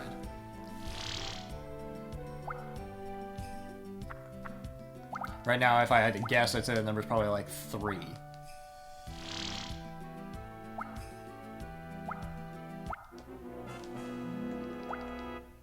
Not on me, not on me. Oh, on yourself.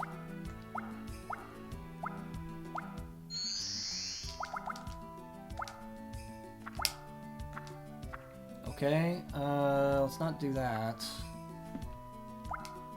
Let's put this here. Discard your card.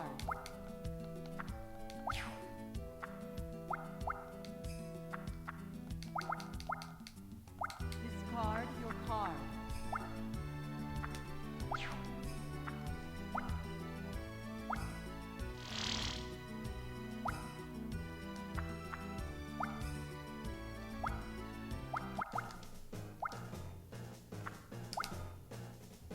You've got a reward.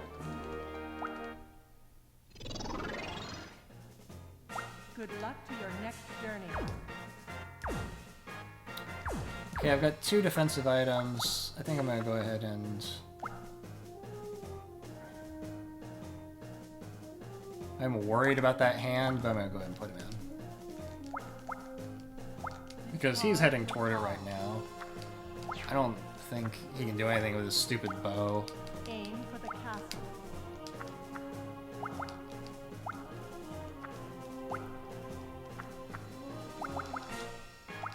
Discard your card.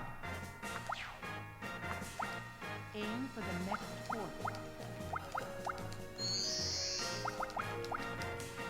Discard your card.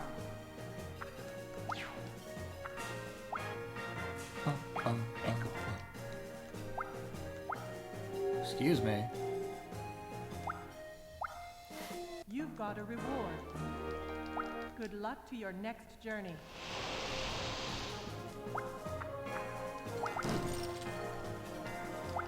You don't have enough magic power.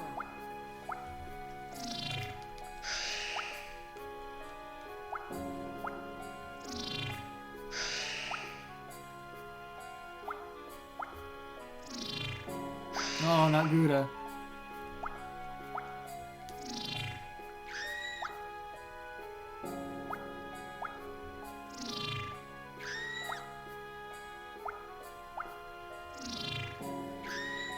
So you can see how, when it works out, getting a Kelpie or Old Willow really does expedite the process.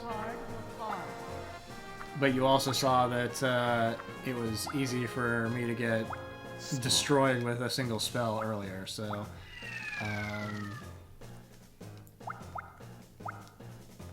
you could theoretically get one of those cards off the first map in the run. And I think that theoretically, if you were taking, like, pushing for a world record seriously, you would just keep resetting until you get, like, the 2% chance of drawing one of those cards to start out.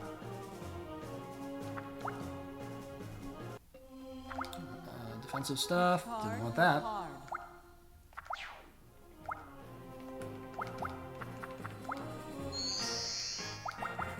I'm pretty sure that Gouda is a mistranslation of Garuda, but doesn't matter, it's still funny.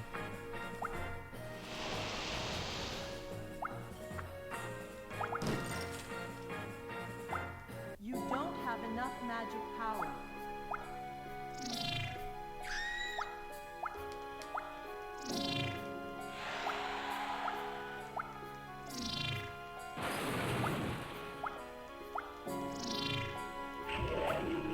So this is a fast map. It's not the fastest I've done it, but it's still, you know, we're on a reasonable pace.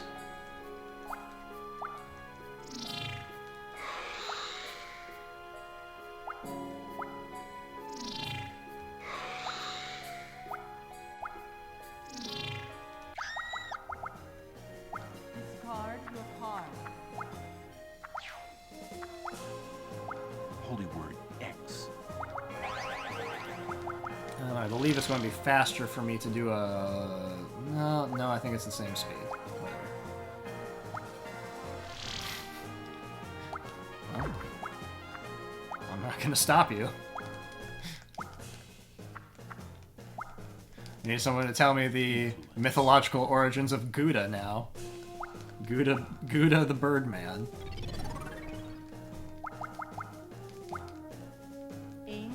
We didn't even talk about it, but Gouda is a very strong card for this bird boy. It's I think its damage gets multiplied by the number of yellow creatures in play, so it's just devastating because he has only yellow creatures. Fly.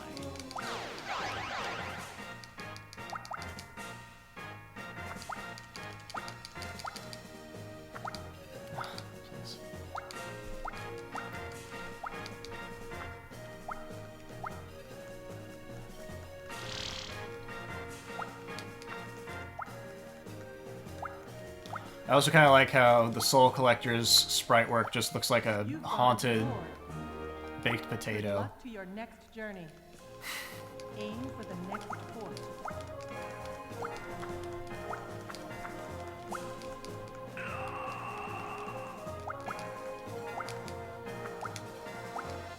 Aim for the castle. Alright, we're on our way.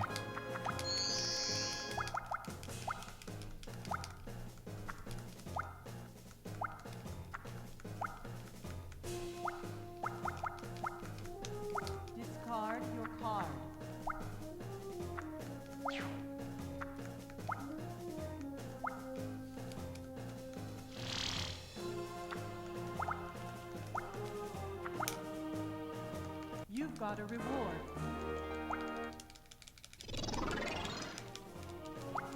You are the winner of this war.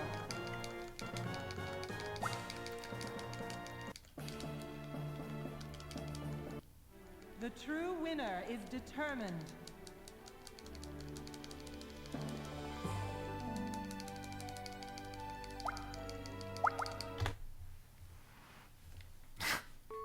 Thank you for looking. I'm pretty sure I don't want... Well, I'll probably put Vitality in, otherwise I don't want any of those things.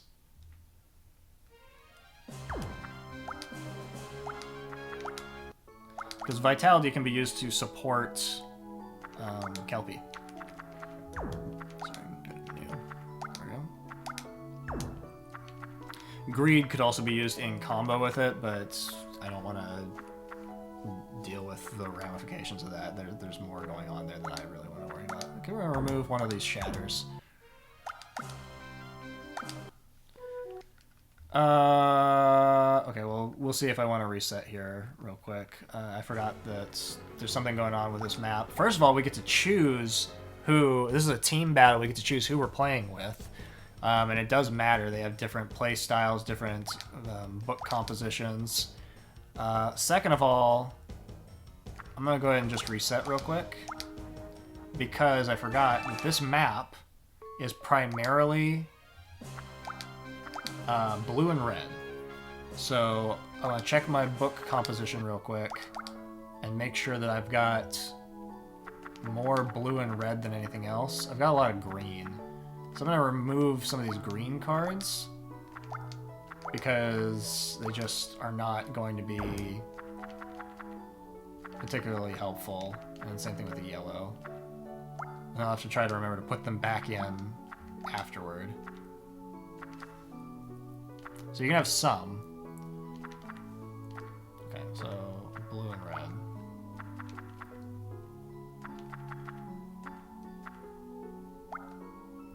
Now luckily the blue plays into well with my my plan of building around my Kelpie. So we'll take this one, and we'll take one of these. Let's take this. Okay. Sorry, minor change there. Hey there, Dave. How you doing?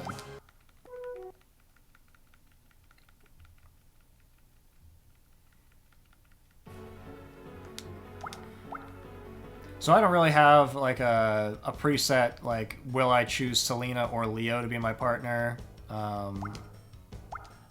Generally speaking, I'll select one, and if they let me down, I'll select the other one.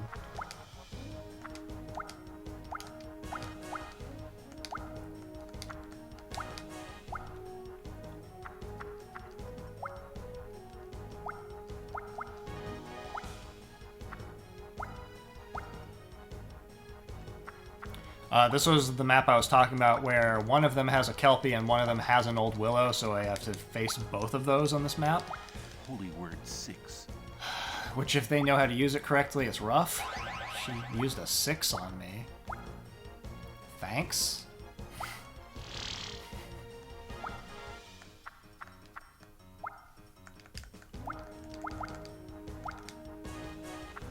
Well, I cannot play either of the creatures that are in my hand. I'm just going to come over here and end my turn.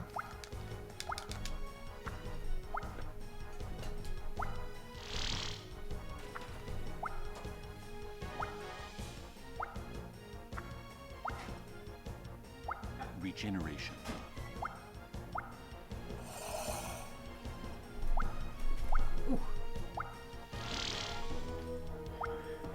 We had to repeat one map. For the castle. So that was a 45-minute time loss.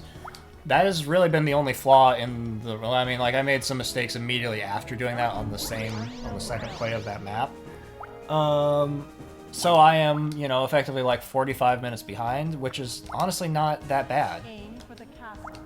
Like, considering all the things that can go wrong. You know, we're cruising towards a sub 10 right now, I guess. But again, we're entering the hardest patch of the game. Wow, and that guy just destroyed all of the equipment in my hand. And he's got an old willow. So, I just said, like, yeah, we're doing great.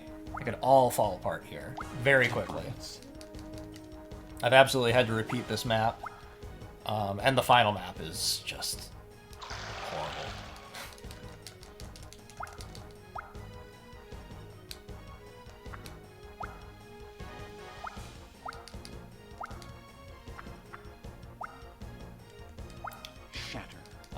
The only thing I've got going for me right now, the only reason I don't just immediately reset this map is that I have the Kelpie, but I don't have the means of playing it until I get something else on blue, so we're gonna have some turns of just wandering around.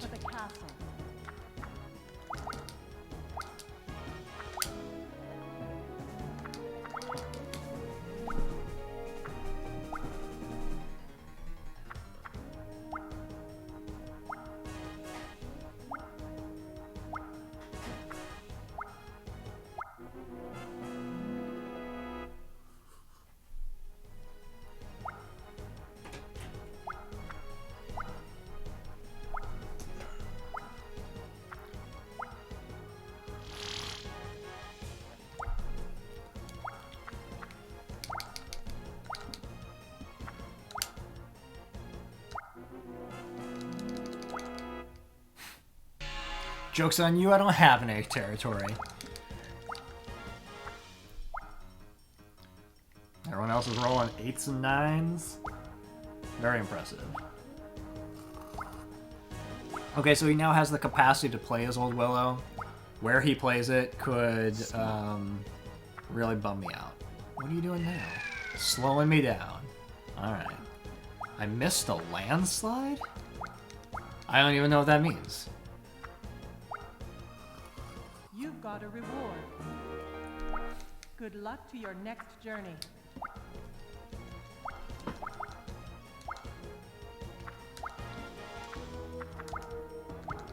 You're in, Wall of Stone. Shore up that square for me.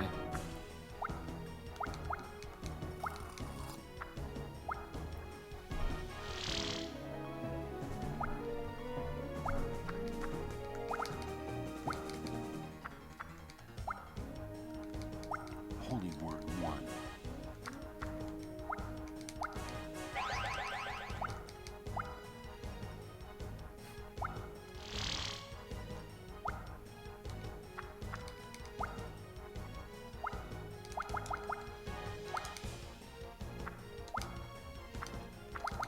Still can't play these things. You've got a reward. Good luck to your next journey. Putting our team at a disadvantage. We're actually somehow in the lead.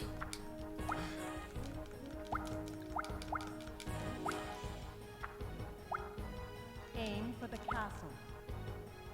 Jump into the unknown realm.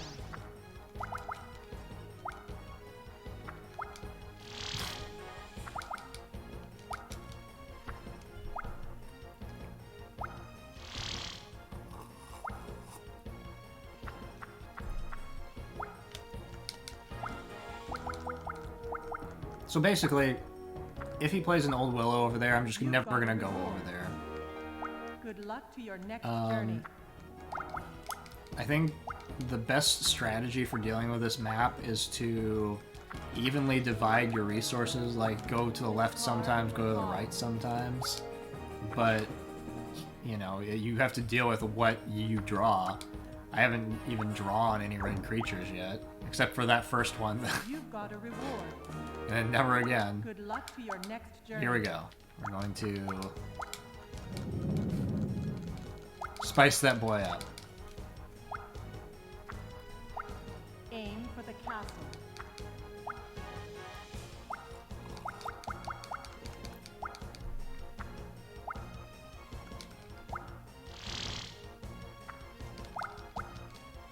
Discard your card.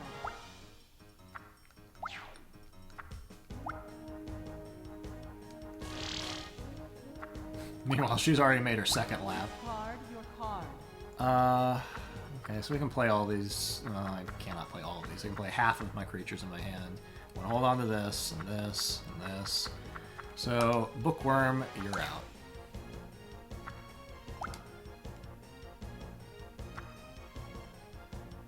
Strong pass. I know that she's got a water shield. Melton. Okay, well there's the old willow. Discard your card. Will my partner know to stay away from it? Who's to say? Drought.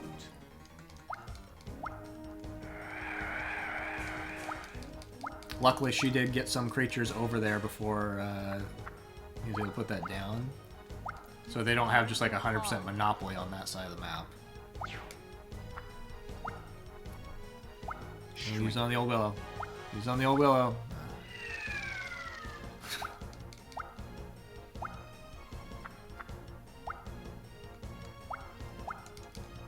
Discard your card.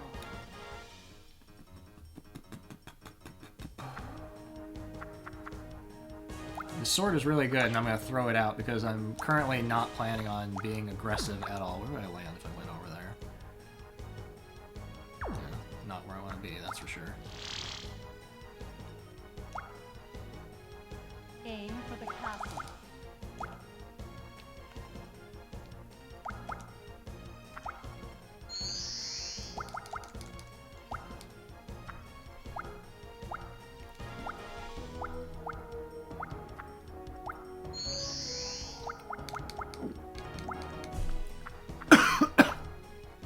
So in case you missed it, the Old Willow does the same thing as the Kelpie. It's just a different element.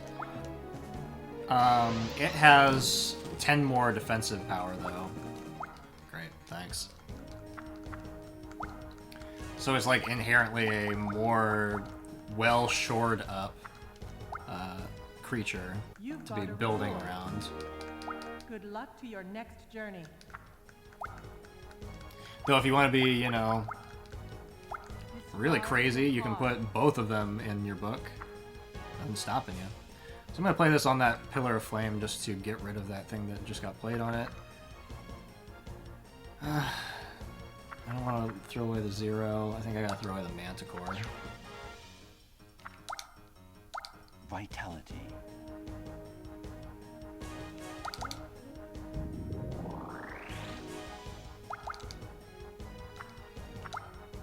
There we go.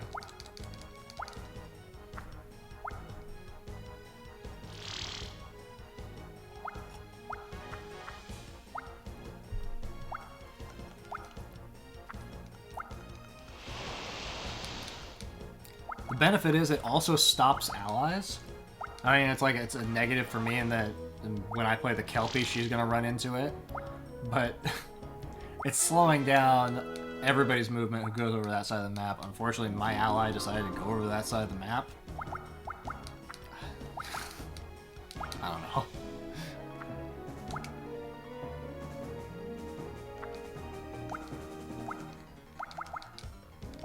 Discard your card.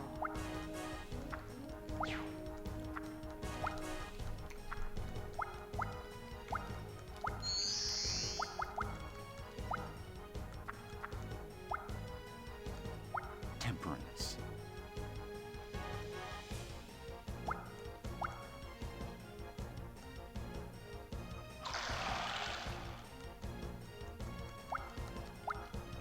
Aim for the castle.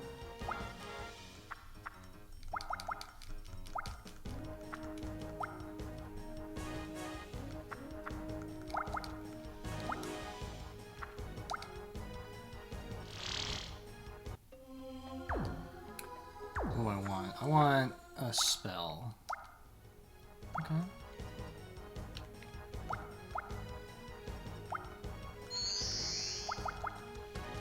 Discard your card.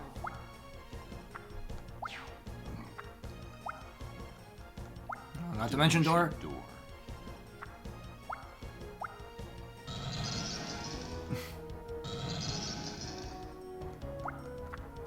My time was successfully wasted.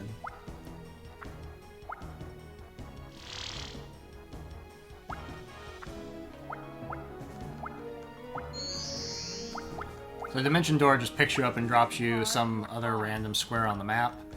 I have seen in one run, there's a Japanese runner who also ran this game, and in his run of it, he got dimension doored and got picked up and dropped on the same square that he was standing on. So now I know that can happen. Holy word X.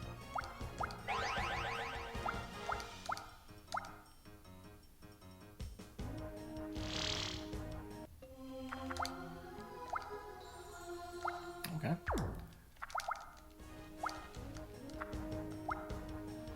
You've got a reward. Good luck to your next journey. Discard your card.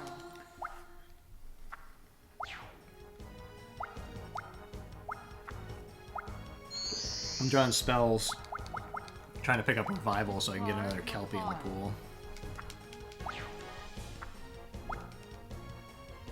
You've got a reward. Good luck to your next journey.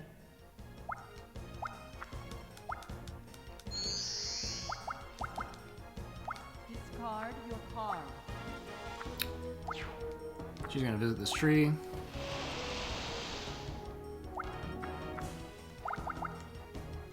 Discard your card. Revival. Okay. Let's throw out the Wereboard.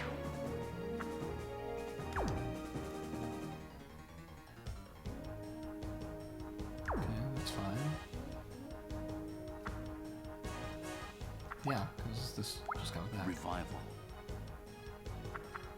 Oh, I actually don't want to throw out these things I've got. Okay, we'll wait for me to get something that I want to throw away, and then I'll use Revival. It doesn't cost you a discard in Culdcept Revolt. You've got a reward. Good luck to your next journey. I can fight my allies' territory.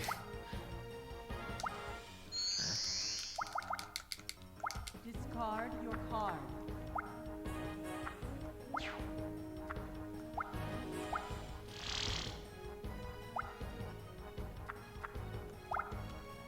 Discard your card.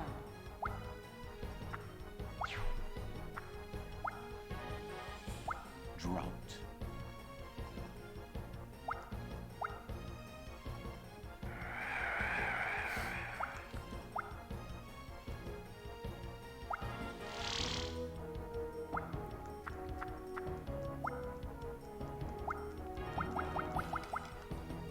Discard your card. Aim for the castle.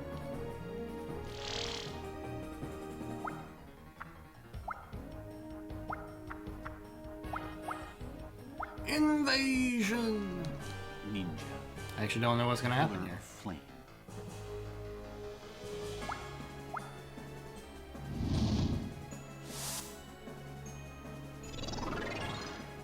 What's gonna happen is she's gonna lose.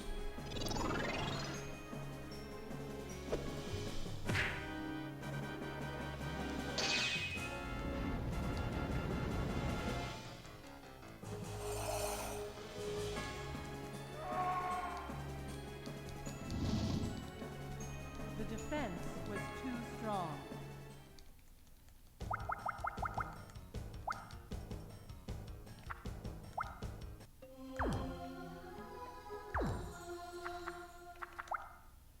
Discard your card.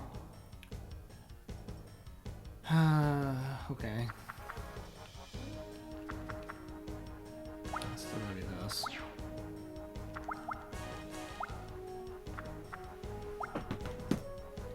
Shatter.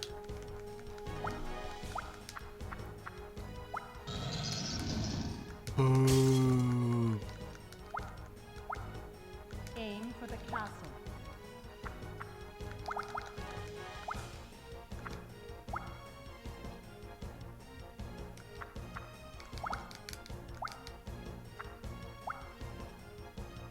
You've got a reward. Good luck to your next journey. Woodfolk. Paralysis. Well, if nothing else, Selena is draining his equipment.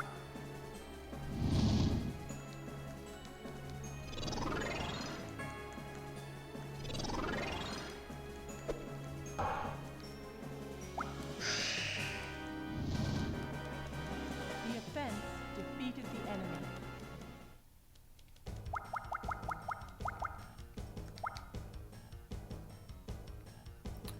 Okay, I'm gonna go ahead and revival and throw out that soul collector.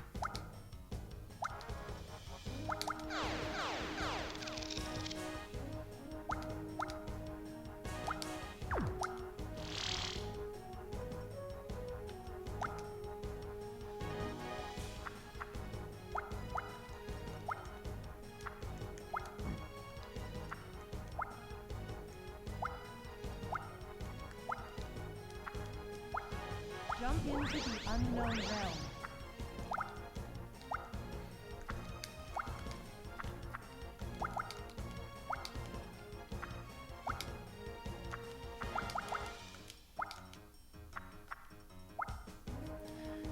I mean, it's a board game. That's, I guess, about where the similarities end.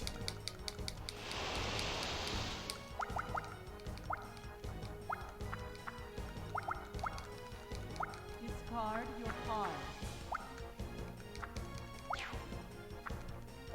I only played Land protection. 100% orange juice extremely briefly. I did not understand any aspect of what was going on. And so, in that regard, maybe Grin.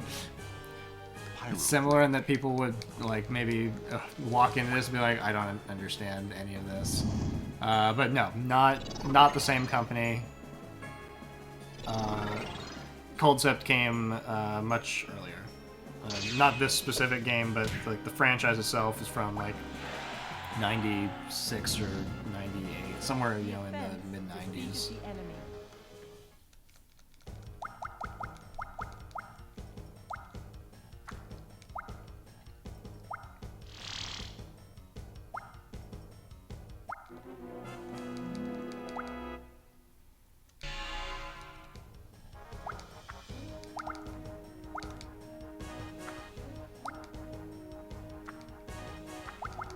Got no bucks.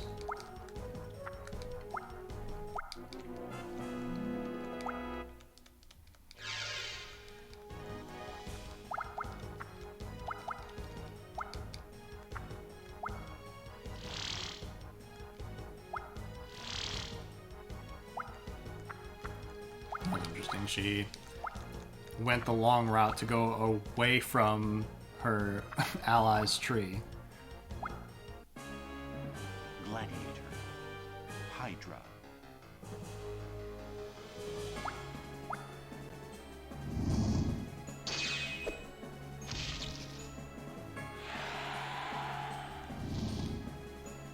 The offense defeated the enemy. Discard your card.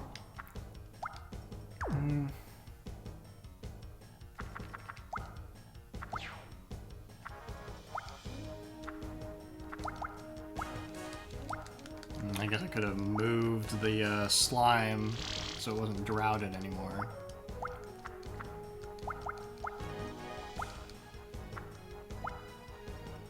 Aim for the castle.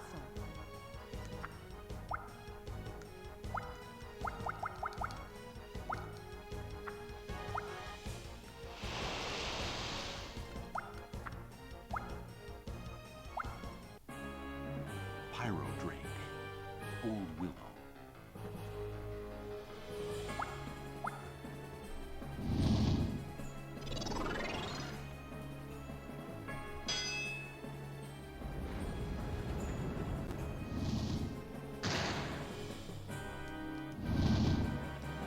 So see, if the AI knew to be focusing all of his energies on leveling up that old willow, it would be pretty rough. Discard your card.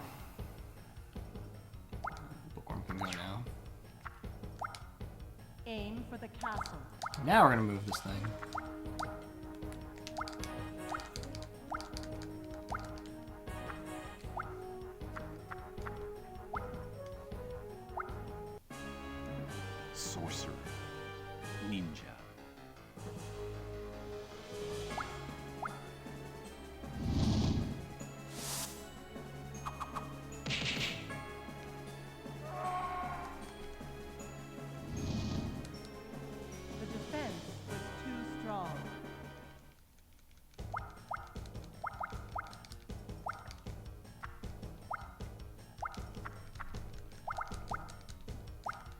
I don't recall if either of them have an evil blast. That'd be the main thing that I want to watch out for before I put my Kelpie down. Valkyria. Golem.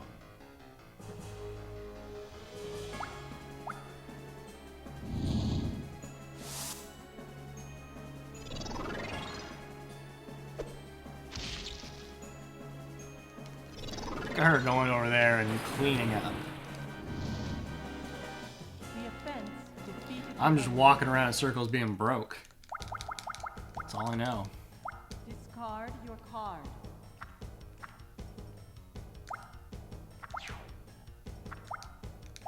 Holy word X. Okay, good. It's like I would rather put something down. You've got a reward. Good luck to your next journey.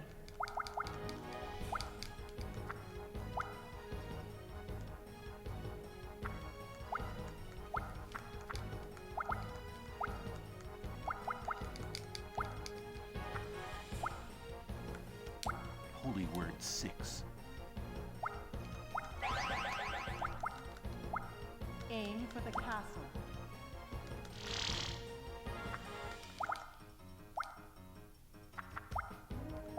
Holy word X. Remember, I used Revival, so I've got a bunch of these movement cards at my disposal. I can play there anyway, so just move past the valuable You've square got so a I don't step reward. on it. Good luck to your next journey.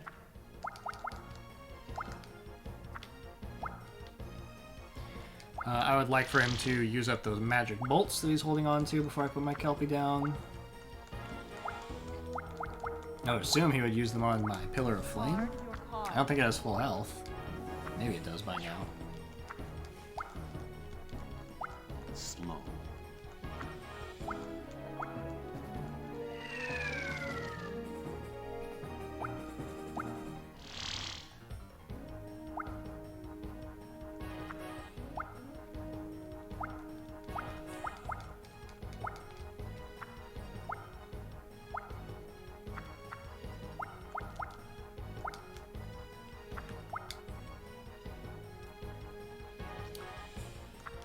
Yeah.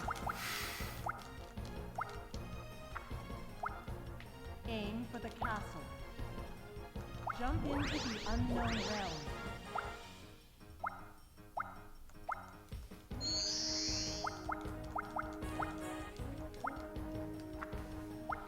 You've got a reward.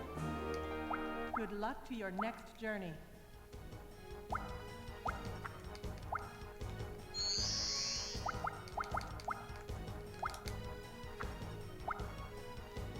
You've got a reward. Good luck to your next journey.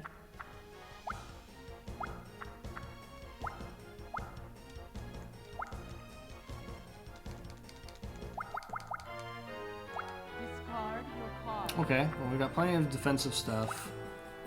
Yeah, I have not come anywhere close to putting a Kelpie down. Creature, I guess. Discard your card. No. No, thank you. Discard your card. Okay, there you go. He's throwing one of those out. So now he can't just auto-blast me and remove it as soon as I put it down on the board. The decision I get to make now is if I want to try to rush the process and put the Kelpie down and then level it up. I think that what would happen is, because I would end up putting it off to the left, is they would just stay away from the left. So it wouldn't really have much of an impact. So I need to try to time it correctly and optimally drop it down in front of somebody. Discard your card. Another revival? Okay.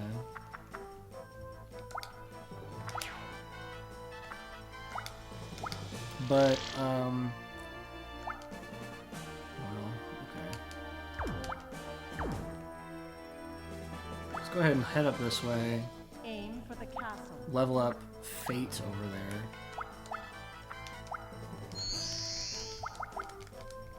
Discard your Because the other thing that's going on is I used Revival, and there's another Kelpie that's on the way.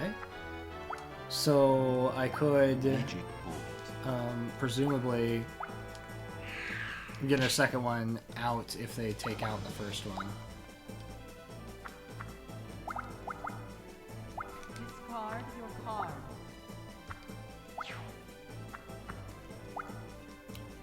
Meanwhile, I don't have any interest in interacting with her. She's able to block all attacks with that water shield. So until she starts dumping some of her equipment, she's not not a prime target. Everybody gets money.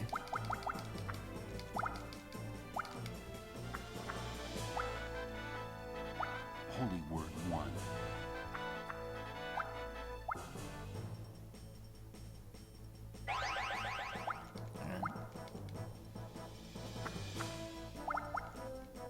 Discard your card.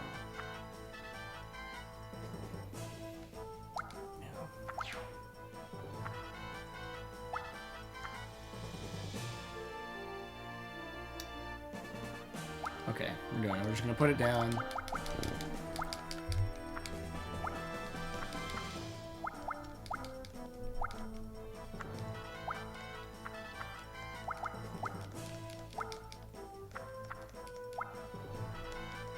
Silence.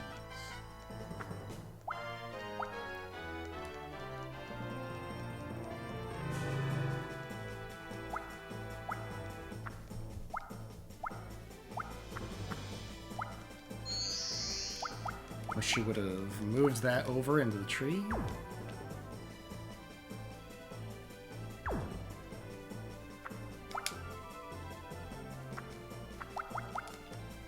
Discard your card.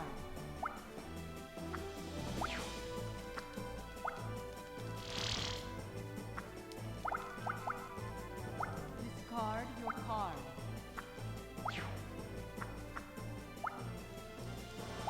Land protection.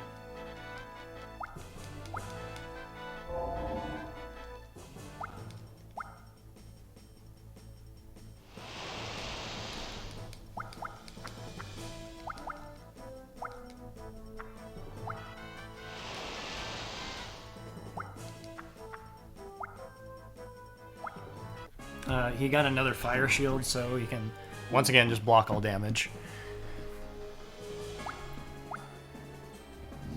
But again, she's making him use them.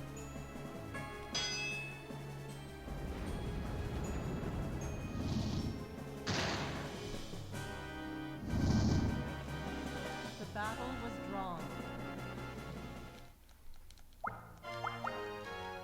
Discard your card.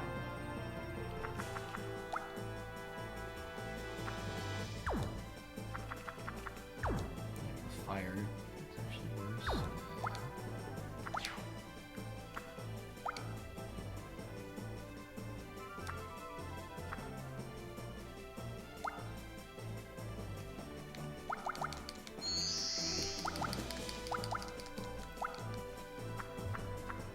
Dimension Door! Dimension Door.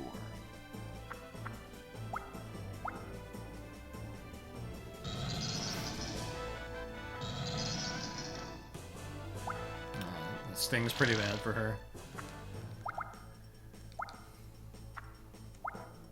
Aim for the castle.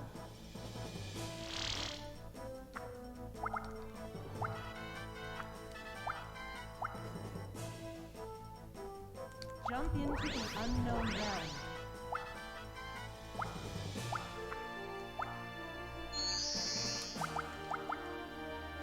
Discard your card.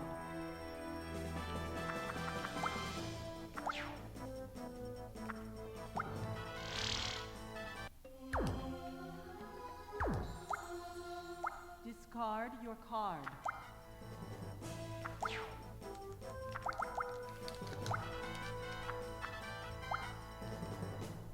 Melting.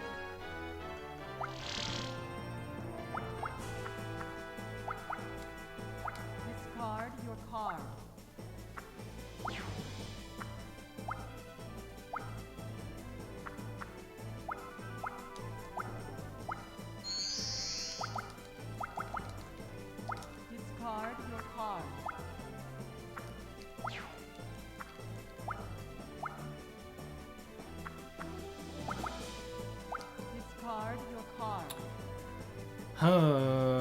Permission is... throw that out. Theoretically, I could use it, but not... Only if I got warped, basically.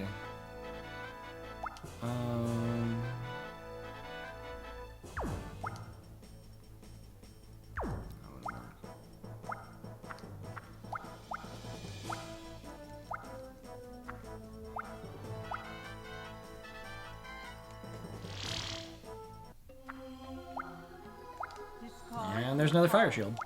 Just when I was considering finally attacking him. Discard your card.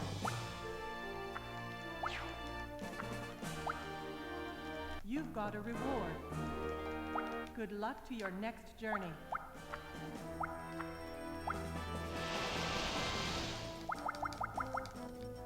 Discard your card.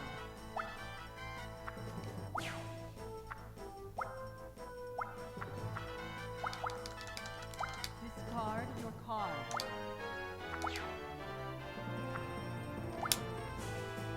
You've got a reward. Good luck to your next journey. Yeah.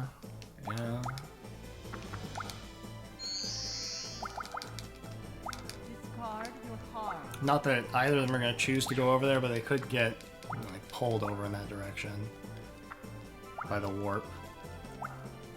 They could choose to go in that direction just because they don't want to step on something in the opposite direction. Okay, she threw out her water shield. Lake Leap.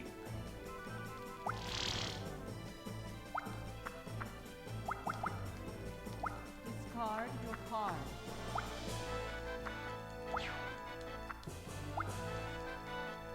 Shrink.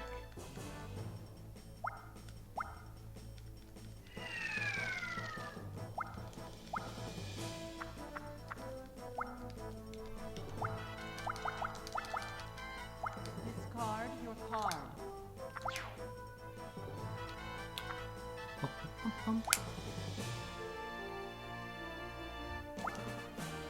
I was like, do you want to go this way, the old willow?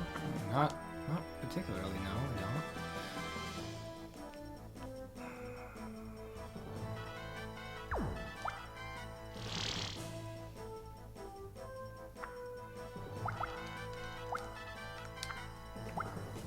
You've got a reward. Good luck to your next journey. Discard your card.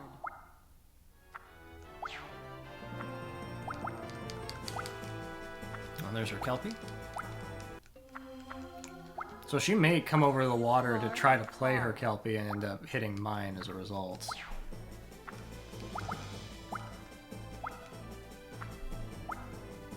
But I don't think that the AI is programmed to swap in one creature. Like, the only reason they do a swap is if they are trying to put down...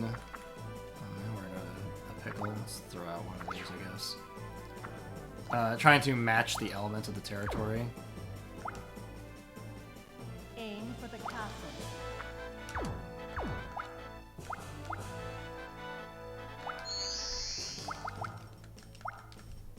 Discard your card.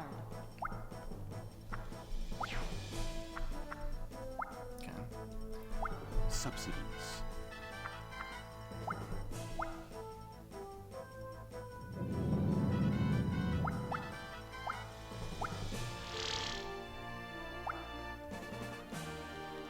Oh, he's heading toward it.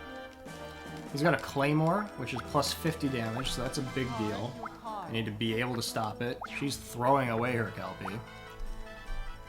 Life force. And then this thing is not good. Oh, okay, I should not use it on me.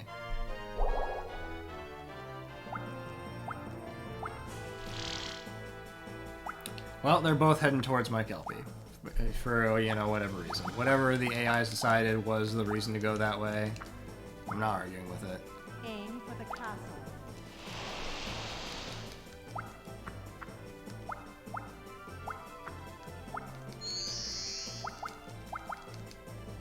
Discard your card.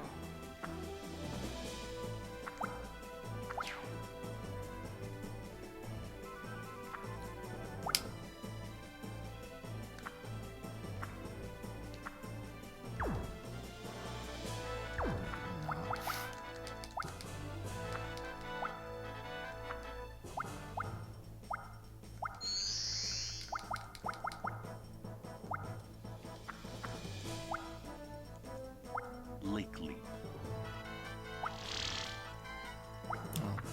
And she might turn around.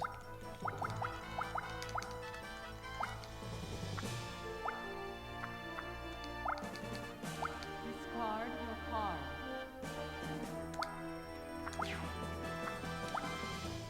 Fly.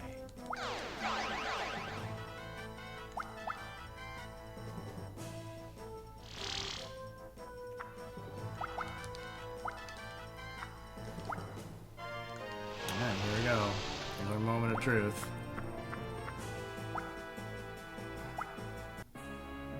Sorcerer. So you can do 70 damage.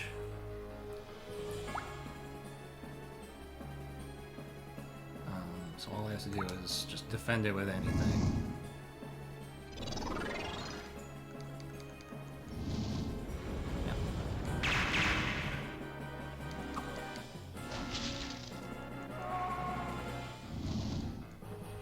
The defense was too strong.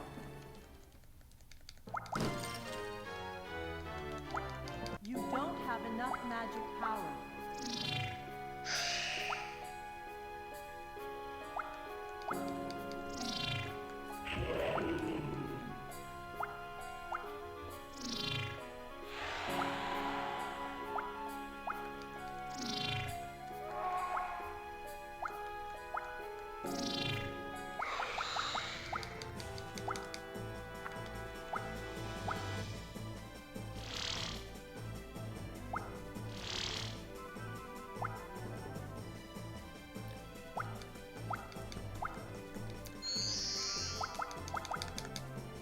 Discard your So card.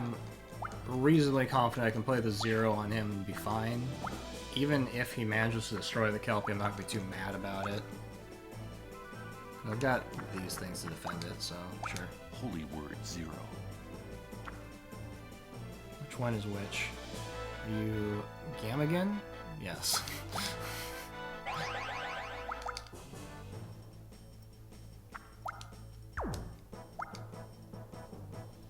You've got a reward. Good luck to your next journey.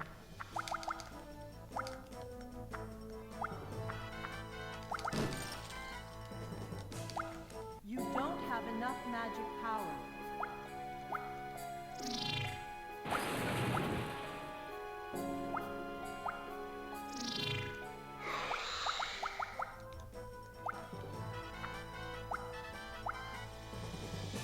Aim for the castle.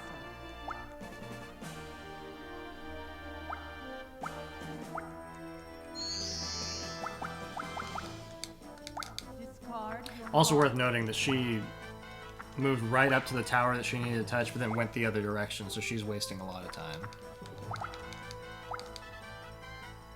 And all I gotta do is fly. Fly.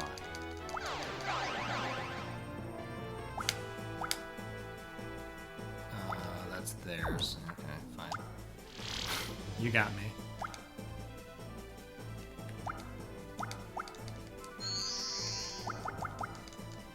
Discard your card.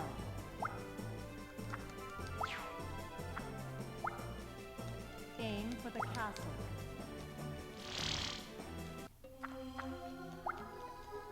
Discard your card.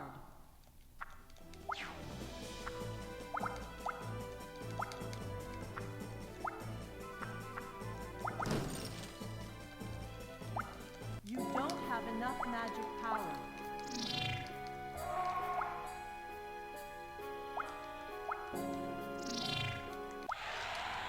Discard your card.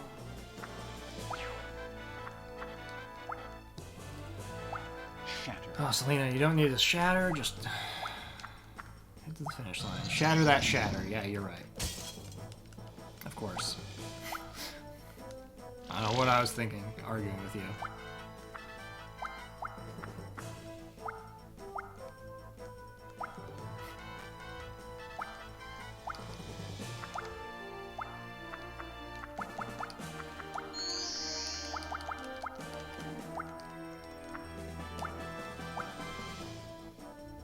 You've got a reward. Good luck to your next journey.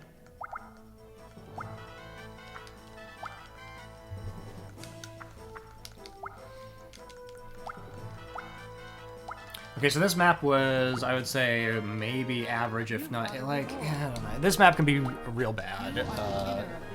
I am perfectly satisfied with it taking 45 minutes. The true winner is determined.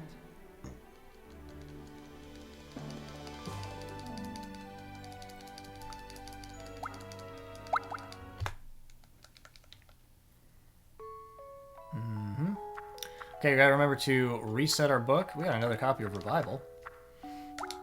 Reset our book back to be balanced in color.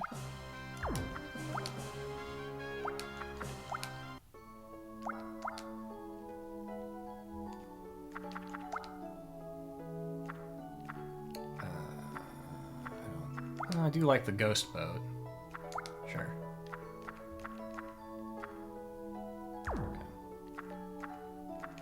Okay. And I think I am going to take that second copy of Revival. Just to make it all the more likely to get that chain going. So, we get to peel out some blues. I had 3 copies of that. I dumped this.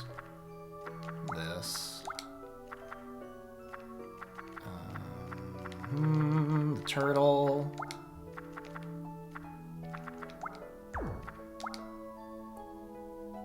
Funky Knight can go. There's these 2 salamanders are out. These pillars of flame, maybe. And then we put back in green and yellow.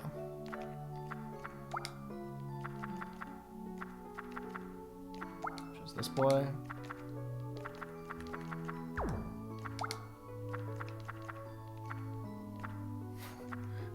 Sorry, Gouda. Not putting you in.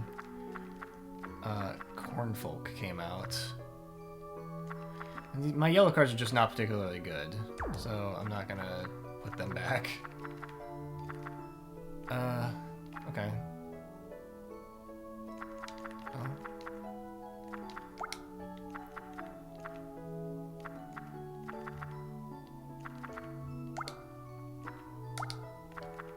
Yeti is situationally good. I guess I am putting this back in. Why not?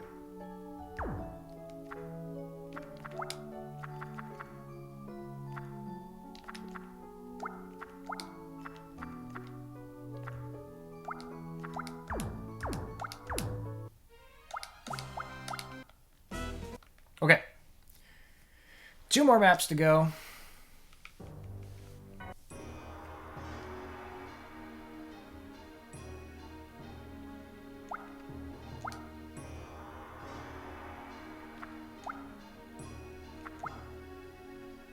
Aim for the next port. This is another team battle. We don't get to choose, though. We just get stuck with Leo.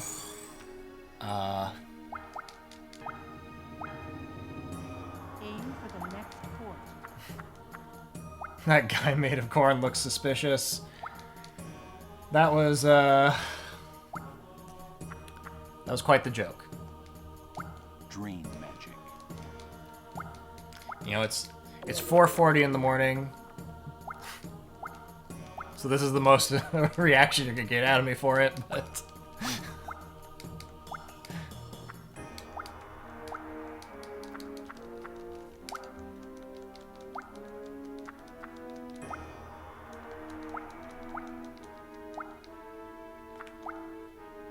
Oh, I got warped. It's okay. The warp is not so bad in this map.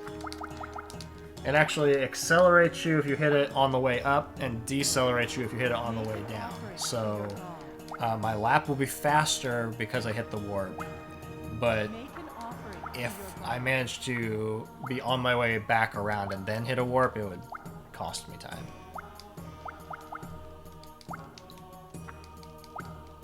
Aim for the next port.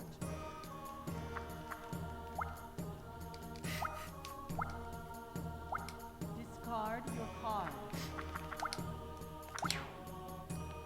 I bet you're right. Holy word X.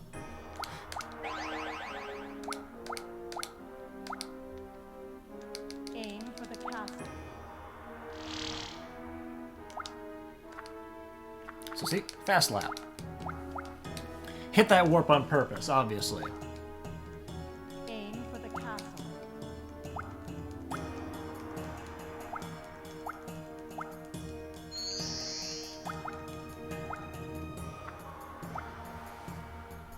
Haste. Hasten me? Why?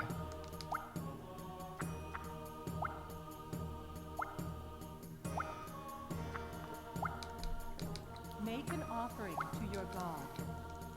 Aim for the castle.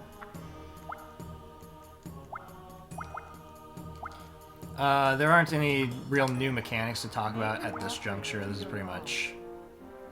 You've got a reward. You've seen all that the game is going to throw at you, and until we get to the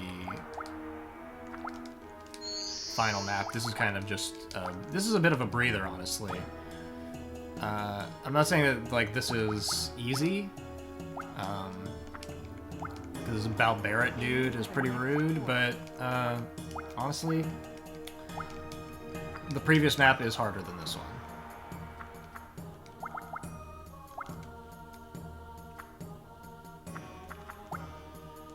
Vitality.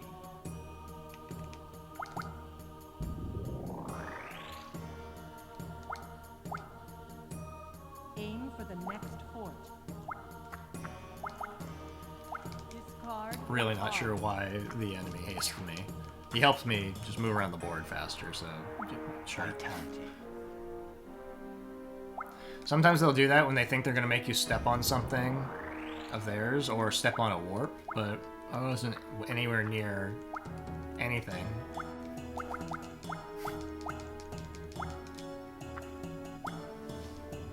Aim for the castle.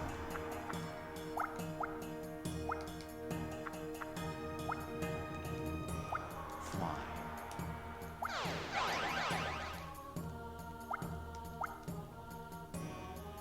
Make an offering to your god. You've got a reward. Good luck to your next journey.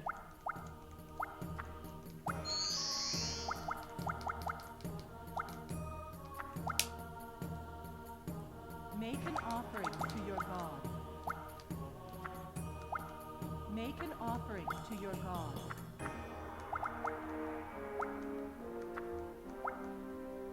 Make an offering to your god.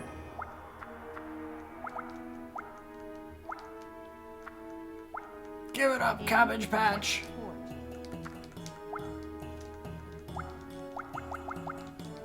Discard your card. Oh, there's a copy of Revival. I think the sword can probably go. Aim for the castle. One of the ways that Culdcept Revolt improves this formula is that you discard a card at the end of your turn, not the start of your turn. So it improves just the flexibility of being able to use things in your hand. And you don't have this situation of like, I'm holding on to these things, I need to hold on to these things, and you just keep getting like, you draw one card and immediately throw it away over and over again.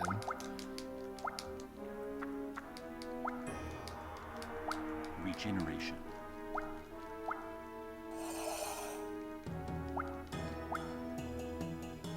Make an offering to your god.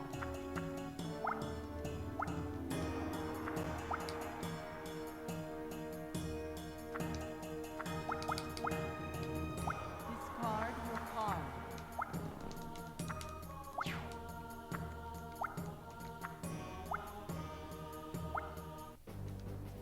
Samurai. Oh, who would win in a fight, a samurai or a dinosaur?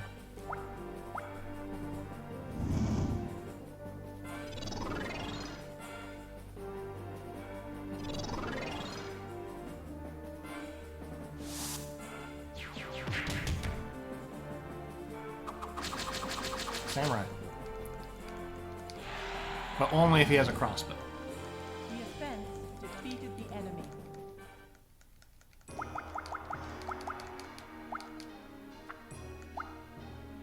You've got a reward.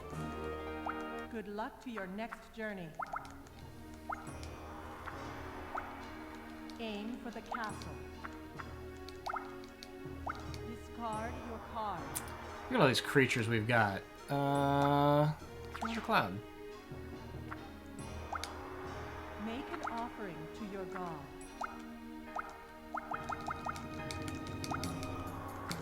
Get Russell Crowe in there. Magic bolt.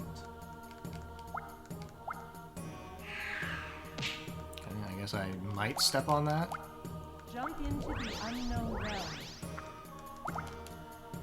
Discard your card. Okay. Diamond, glaive, robe. Scale hand. Haunt. Don't you haunt me. Nobody wants a haunted cabbage patch.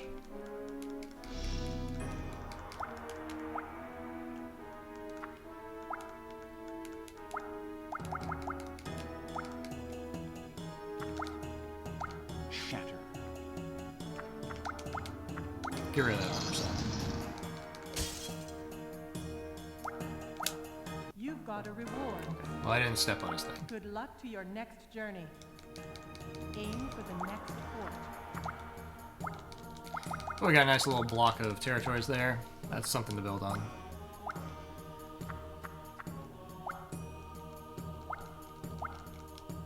Discard your card.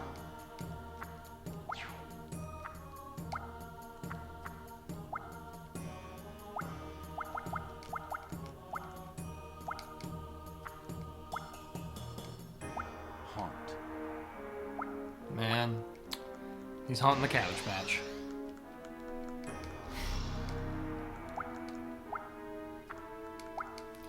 So again, I have to start my turn. I don't get to do anything on my turn. So there you go.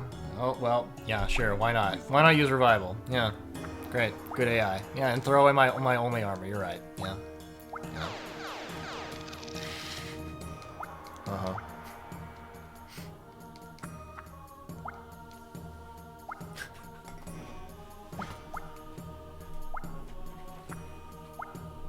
Aim for the castle.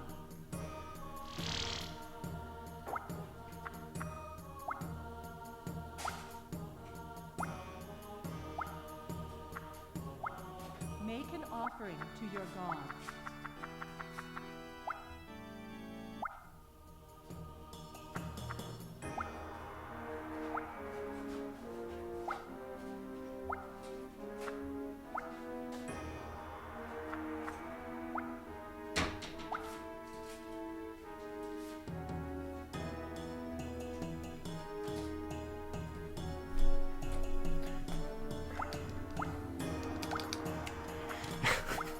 Make an offering to your god.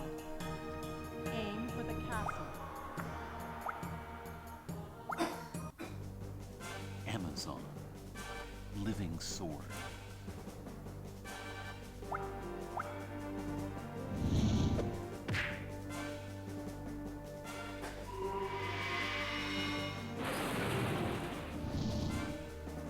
The offense defeated the enemy.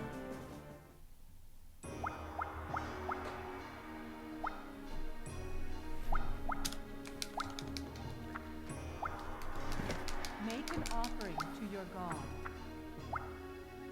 Oh, look at another person coming in and talking about 100% orange juice.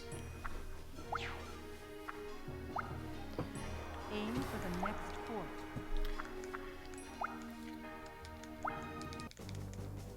Gremlin. Amazon.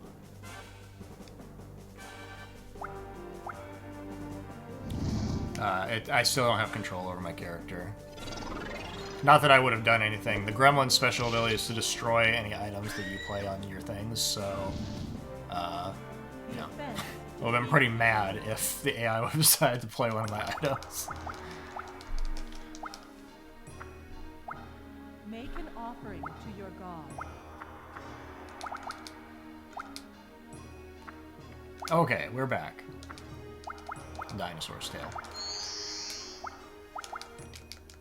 Discard your card. You've got a reward. I do feel like that guy's, you're talking about it as a tire. I think he's got like metal shoulder pads or something. Uh-oh, what's happening here? Wow.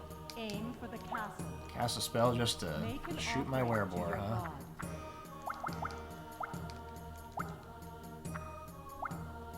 You've got a reward. Good luck to your next journey.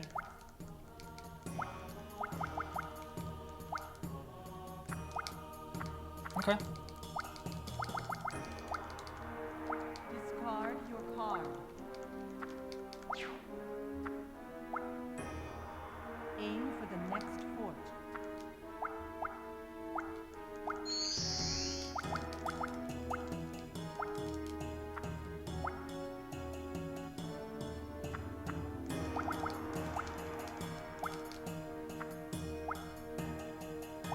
Disease.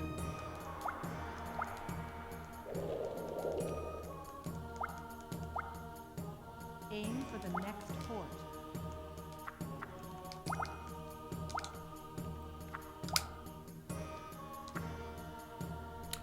I'm gonna leave you alone. I have not been paying attention to what is in Rivered's hand. Whether or not I could win a fight would be a complete coin flip. What do we got? Okay, so I don't want to get into a fight with Balbarret because he's got an item that Good luck can to your next just journey. revive the creature at the end of a fight if they lose. He's also got a big sword. You've got a hand and a trident. Okay. Make an offering. So I could have won the fight against him on the Aim previous turn, for the castle. but it doesn't really matter that much.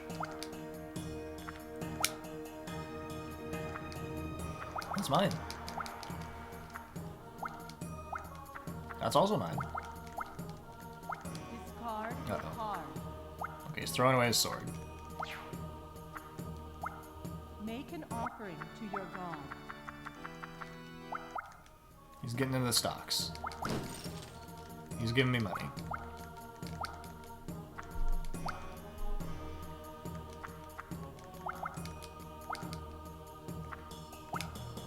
Make an offering to your god. Sure. Alright, so we've kind of distributed across the board on this one, which is not as optimal strategically. It's like random whether or not we would have any kind of success. They could sporadically land stuff. Oh, there's Evil Blast, which you'll probably use to wipe my cloud off the map immediately. He's got that spike bar filled. Yep, there it goes. And now you know, he has a copy of that spell in his book. Aim for the next fort. And he will use it. Jump into Get warped, the son. unknown realm. Discard your card. That's probably the worst thing I've got.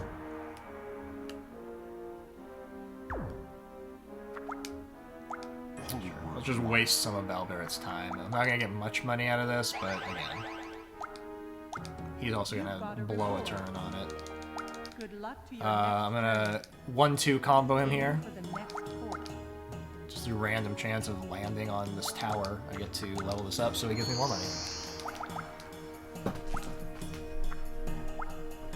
Aim for the castle.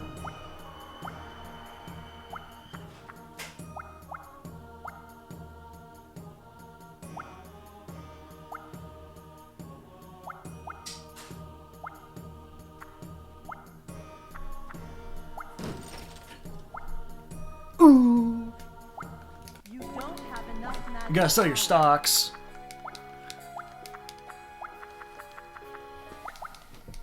I did, however, by leveling up the thing that he stepped on, he had green stocks, so I gave him more money to sell back to me.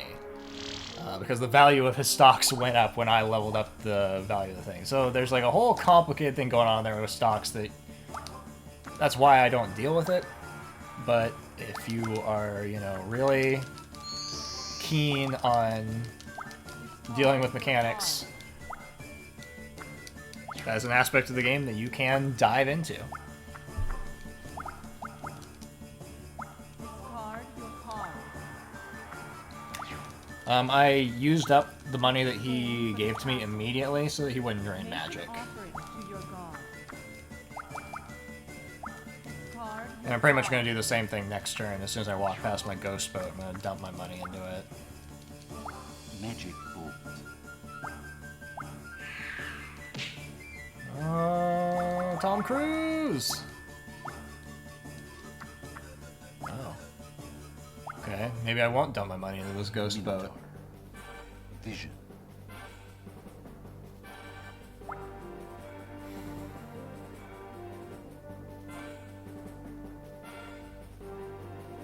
Okay, is he going to use the hand or is he going to use the trident?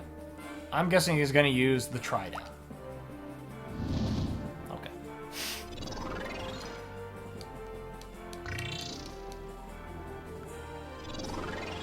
Oh, okay, that's on me. I forgot the ghost boats. Just like one of the effects on the card is that its stats drop at the start of the battle, which is a garbage ability. What are you gonna do? You would think that it would show you that what its stats are actually going to be when the battle starts, but that's not how the game functions. So there you have it. We just got worked. Centaur. Minotaur. Oh, he's gonna hand me. Yep. Well, Rivern came to play.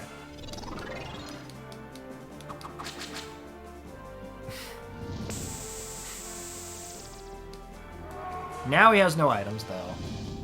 The defense And is too strong. also, you know, I lost $24. It's not that big a deal.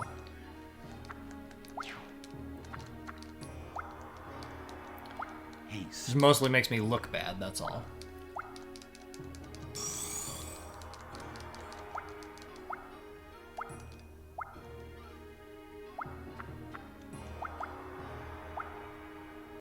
Okay. Lilith. Master Monk.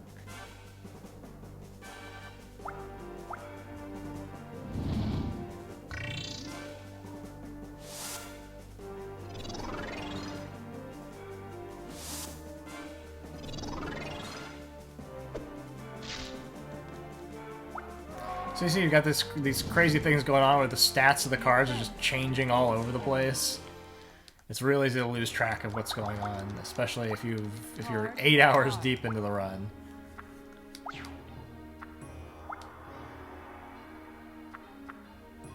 Great. You don't have enough magic power.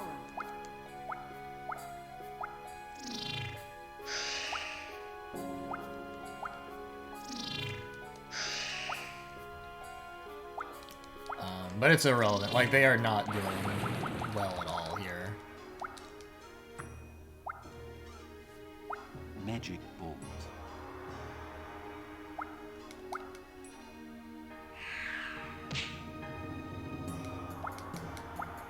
Make an offering to your god.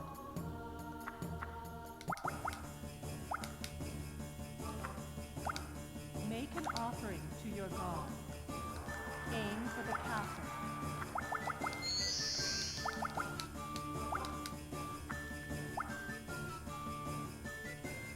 Make an offering to your god. Discard your card.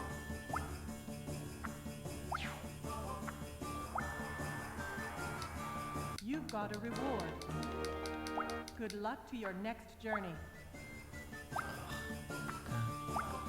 Sure enough, you can win that fight. Executor. Gladiator.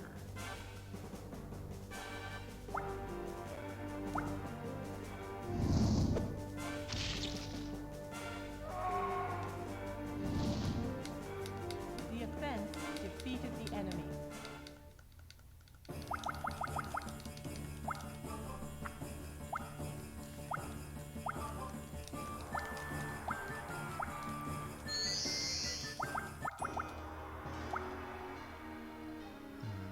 Okay.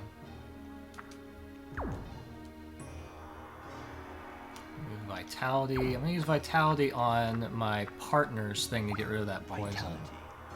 Because that is what teamwork is all about.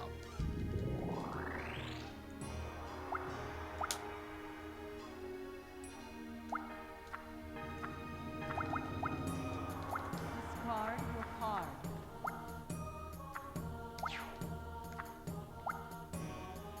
You've got a reward. Good luck to your next journey. Lilith. Griffon.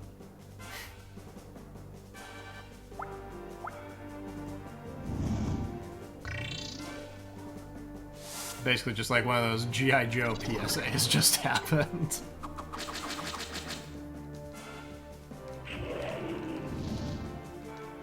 The offense defeated the enemy.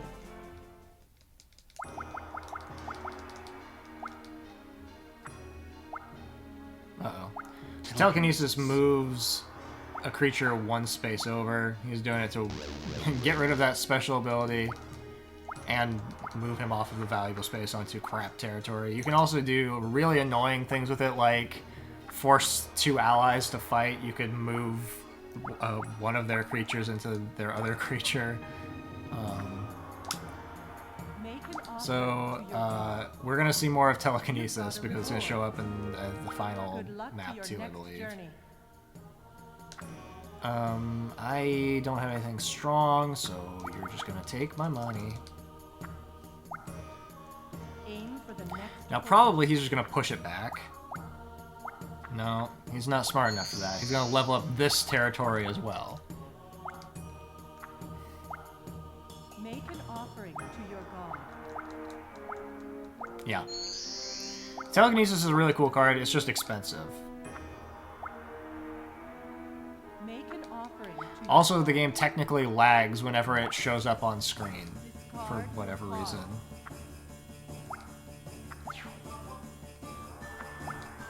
I'm not going to fly, just in case I land on that square. Aim I did for not. the next port.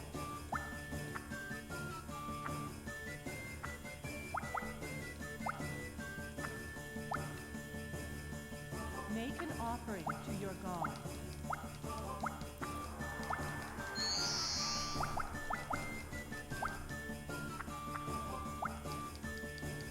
Drain me, bro. Magic.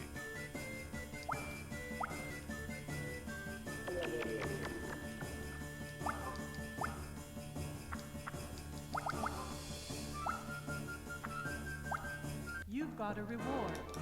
Drain magic is not random. They will always use it on whoever has the most money. Aim for the next port.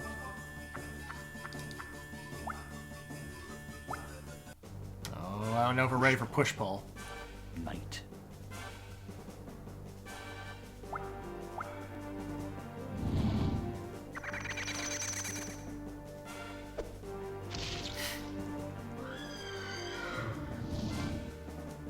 The defense was too strong. How many push-pulls need to be destroyed before we'll understand?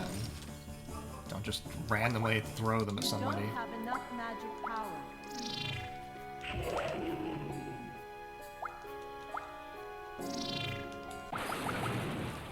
Discard your card. Throw out that tree sheep and we'll start flying, Fly. flying, and flying some more.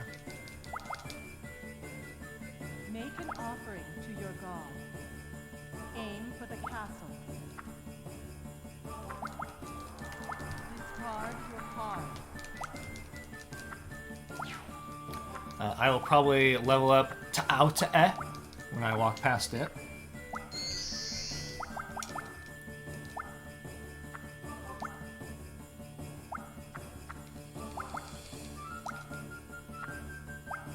Jump into the unknown realm. Oh, look at all this movement we're getting. Fly.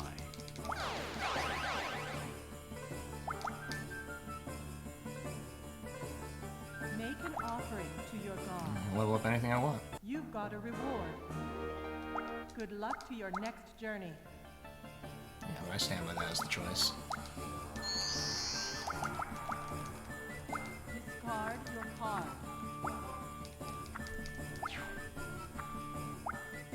Aim for the castle. Discard your card.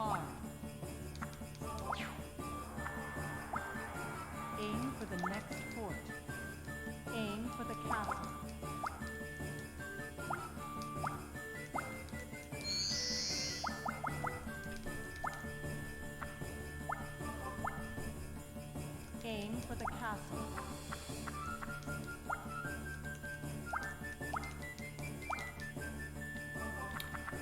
10 spaces. Yeah. Holy word X. And that's how you count to 10. Yeah. Aim for the next fort. Can't play a Yeti because I don't have anything on blue yet, so let's put this thing down. Now we can play the Yeti. Card your card. Wow. Well, yeah, you're not close.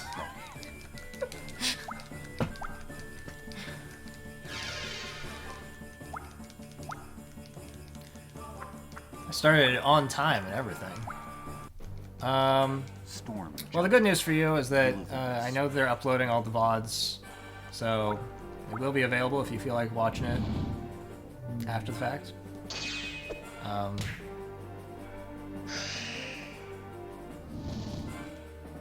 The offense defeated the enemy. You can always watch the world record run I have of it. Discard your card.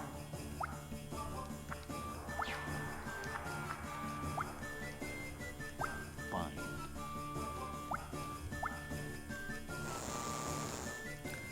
I'm happy to have you pop in here at the very end. I just got paralyzed.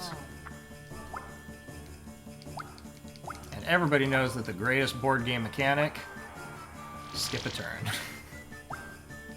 Just don't play the game. You just don't do anything. Got it. Jump into the unknown realm.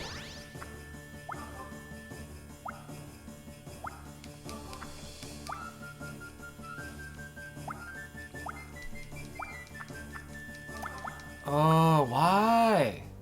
Why are you so mean? Gas cloud. So he can do 70 damage, and you know what? This will not be tolerated. It's 5 in the morning, I've had it with your shenanigans, Bell Barrett.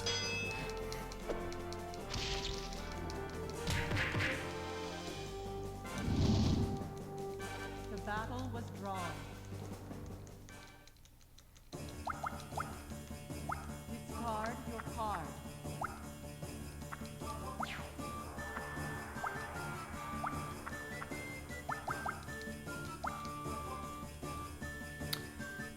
Permission is a completely worthless card on this map. Again, Offering I'm gonna your step draw. on my allies' territory.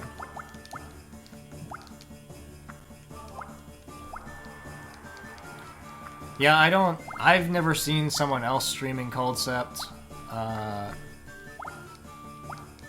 The only other 2 individuals I've seen stream it are the 2 Japanese runners. You've got a reward. Good luck to your next journey. One who ran this game and the other one who ran the PS1 game.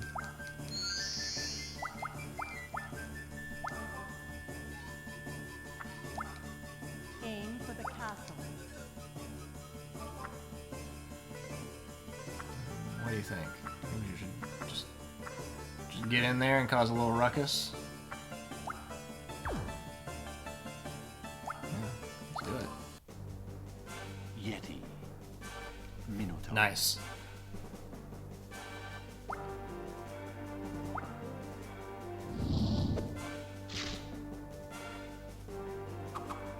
I block it.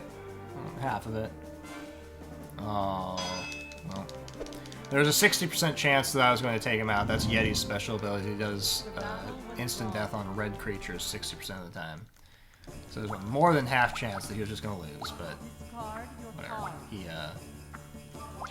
threw away his spike shield, made me look bad. It's entirely possible. I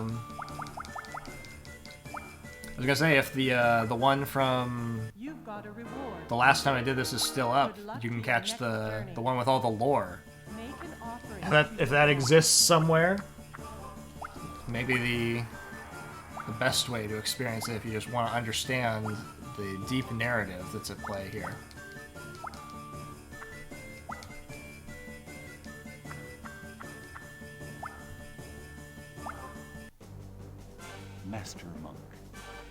I did particularly enjoy the lore run more than I thought I would, because I named my character Sweet Cheeks, and they just kept saying Sweet Cheeks all the time, and it was personally entertaining, I guess.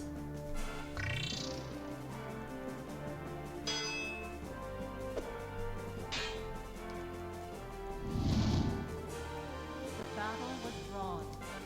Riveting fight. You don't have enough magic power.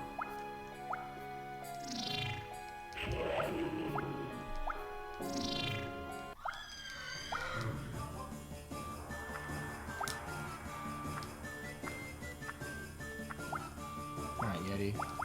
You didn't win a fight, but I still am going to reward you with some land of your own. Oh. Amazon.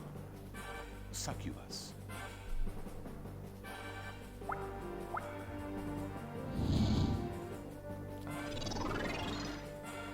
It was a good thought.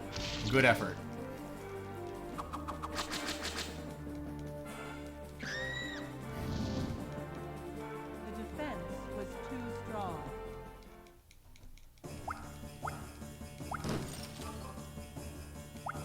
You don't have enough magic power.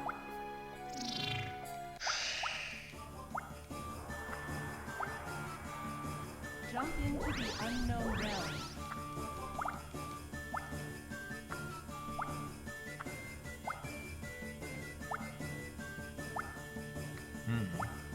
Okay, so he's gonna reflect damage back at me. Gas cloud. I don't think I have the capacity to do anything about it. I do not. So, pro strats right there. He came in, he knew what to do. The offense defeated the enemy. Joke's on him. The only reason I played that there is so I could play a Yeti. I already did that, so. What more can you do to me? Make an offering to your god.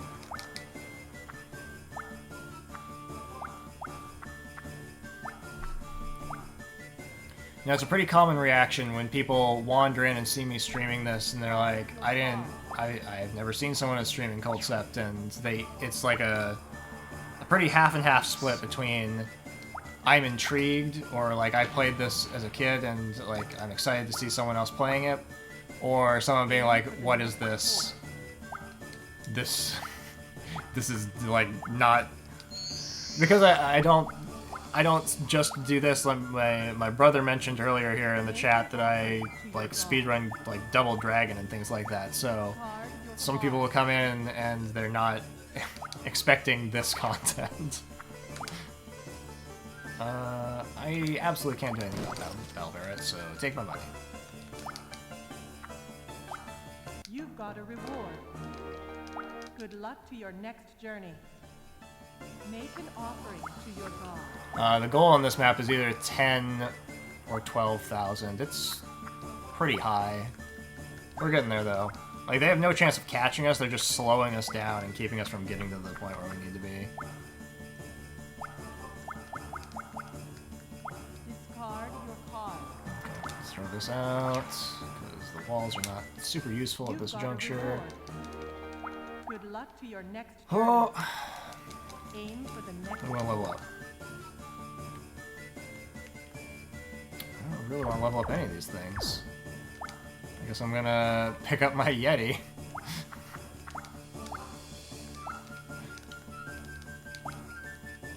Take my Yeti and go.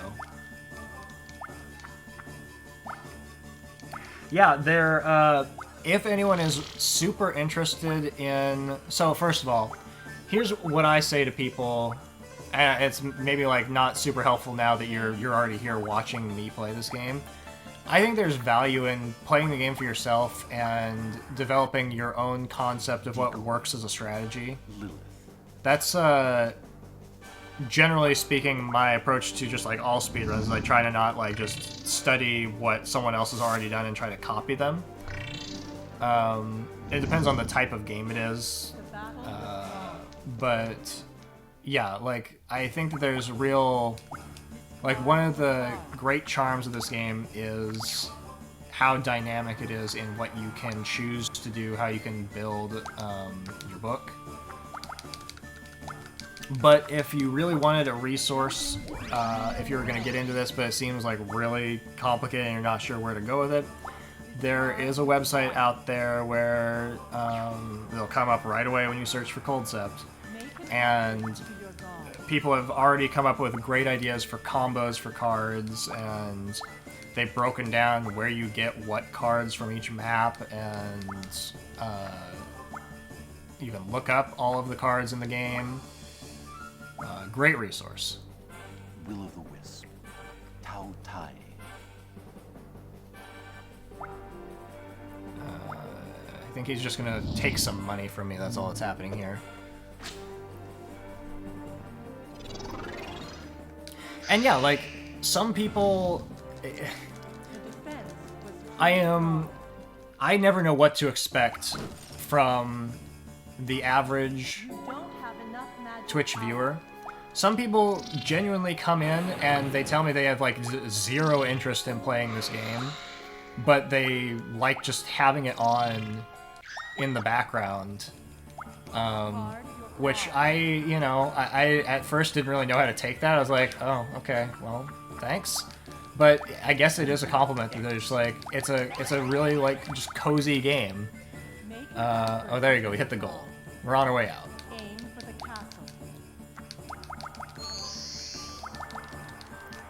And even if, like, I can understand the perspective of someone being like, well, I don't know, I'm not into board games, this is just kind of, like, boring to me. You have to be able to acknowledge that that volume of randomness mixed with the amount of having to develop reactionary strategy on the fly is going to create a viewing. It's like it's never going to be the same. There are other games that I speedrun where you're just gonna watch me do the same strats over and over again because that's just like what works in the game.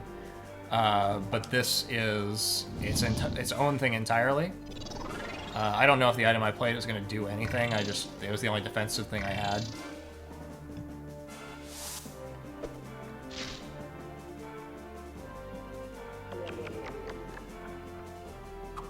Yeah.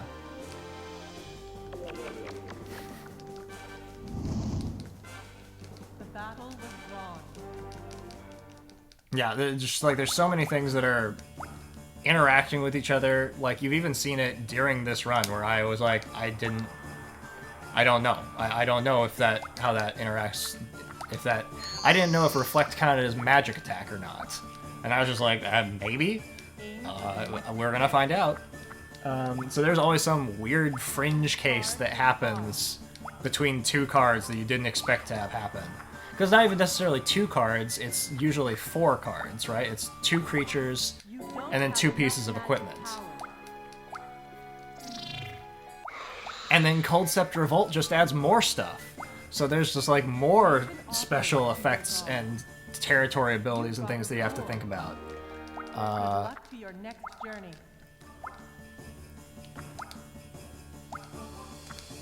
End our turn. Discard your card.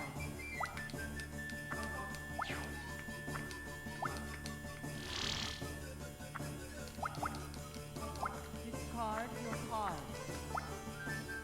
My problem with that game is that it's just too much. Like, there's just the volume of content they threw in, which, taken its original context, is just like having a game that you could be playing on the bus or whatever and play through a map. It's great. There's lots of content in Culdcept Revolt. But, oh, as a speedrun, it's too much.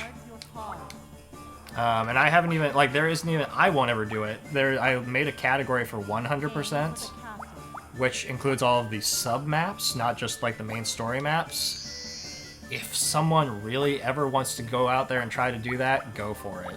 It will be, I'm guessing, like, a 40-hour run. I actually don't even know how many sub-maps there are in Culdcept Revolt, but it's a lot. It's got all these like side quests. Aim Thanks for that follow. Yeah. I'm not trying to just like randomly talk about myself here, but yeah, I do also run like games that are nothing like this.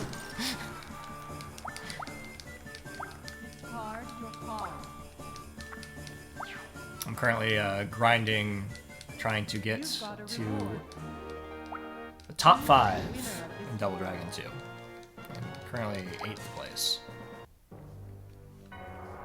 It's really hard. The true winner is determined.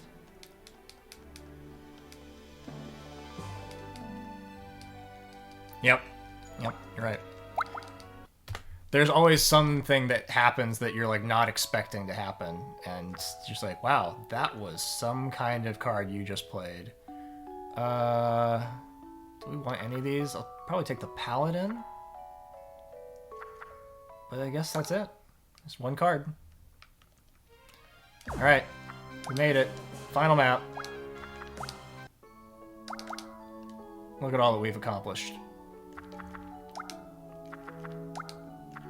Actually, we will maybe take the Storm Giant too. It's expensive, so it's not a certain thing. Push-pull is compelling. Alright, 3 cards to play around with. Let's drop a Gas Cloud. Because I put in more kind of what I considered junk cards to fill the gap earlier. What's my remaining card that I want to toss?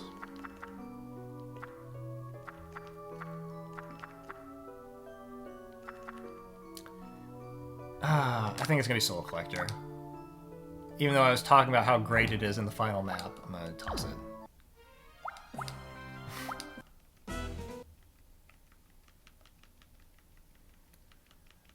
The Xbox One is one of the only ones I have not run. I like the Ghost Ship. I'm keeping it.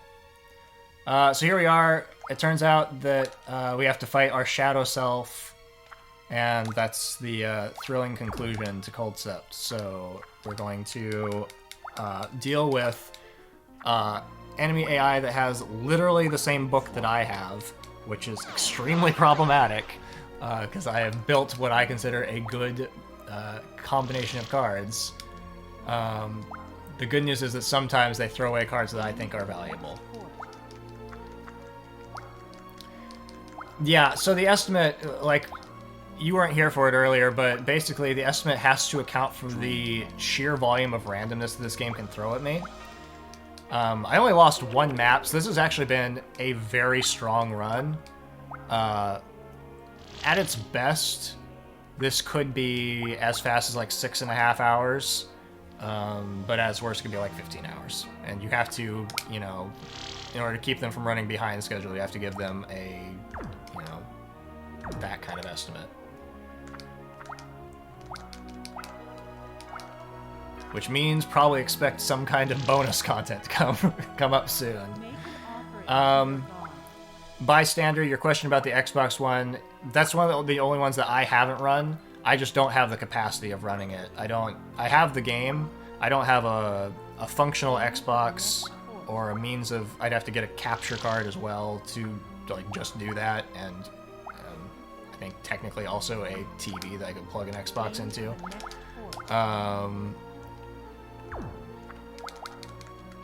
And 360 emulation is not good. So you would need to talk to a guy to get someone to get 360 emulation to be better, or, you know, buy me an Xbox. Or just do it yourself.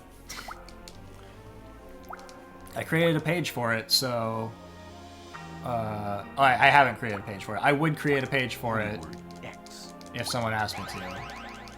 I actually don't know if there's a... I think there isn't a Culdcept, like, series speedrun page, because there's only 3 games, so... Yeah, someone could be the guy. Run that game. I expect it somewhere between this and Culdcept Revolt in terms of, like, difficulty running. I think it probably has more content than this game, but it's still maybe manageable.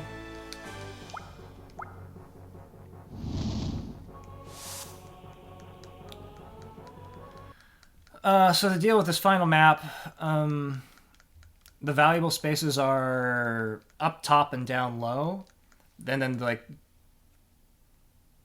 Did my game just freeze? Did my game just freeze?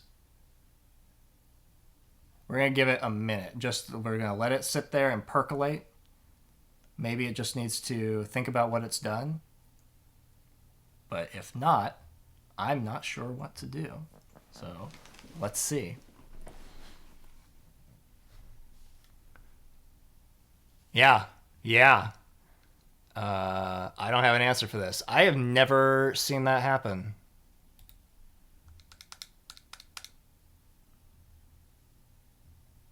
All right.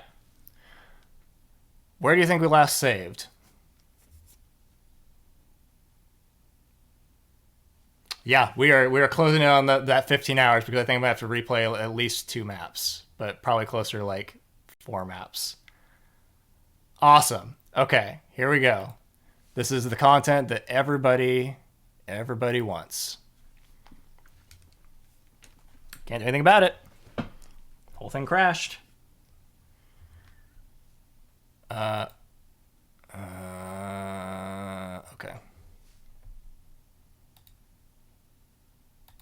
Okay. Fun times, everybody. Culdcept. Love it. Love it so much that we're just going to keep playing it. All right.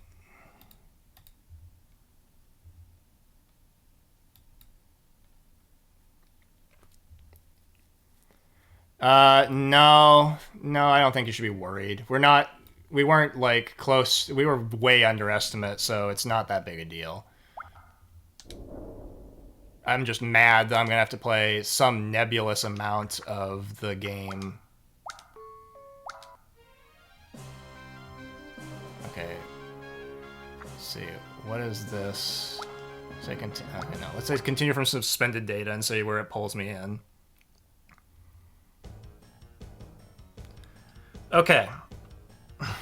So, here are our options. We can replay through the last 3 maps on this save file, or I could load up a save file that's already on the final map, and I will do whatever the staff wants me to do, but I honestly am fine with just replaying the last 3 maps. It's fine.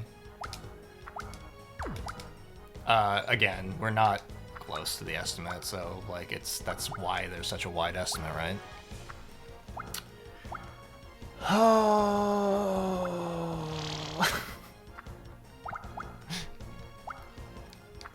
It hurts though. It hurts because I could have saved. All I had to do was waste 3 seconds saving, and I didn't. And here we are.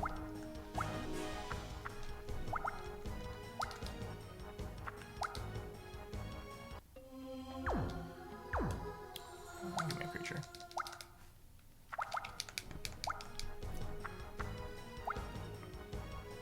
Squeeze. Bonus content.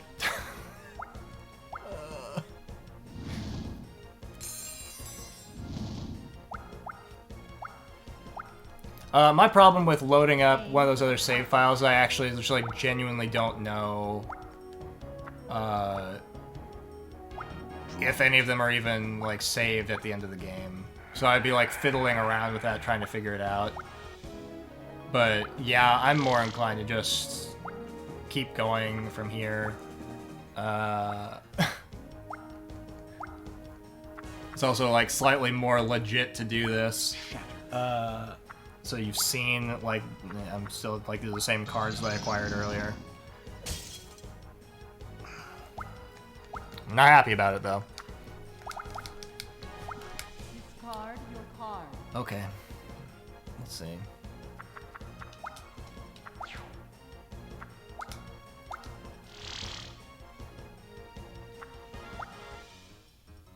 Aim for the castle.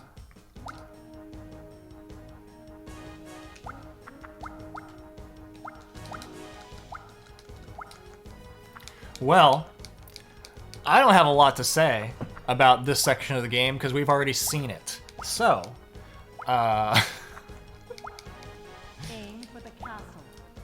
If anyone has some very entertaining thoughts to share with us, go for it. Because I'm drained. Discard your card. Okay. I can go.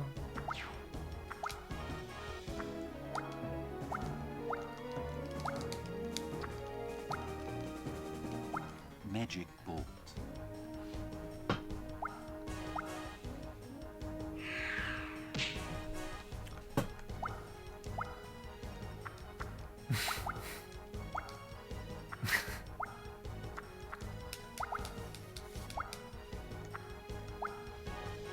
Well, if you want to watch this Culdcept run where it doesn't freeze on the last map, go watch my world record run. Jump into the unknown realm.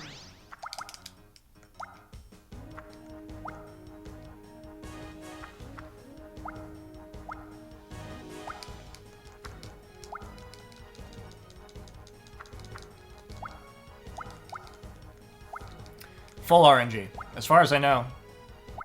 No one has ever looked into the coding of any Culdcept game, again, as far as I know. Discard your But card. yeah, if you like tried to do a save state or something, I'm pretty sure you just wouldn't get the same result. That can go. Yeah,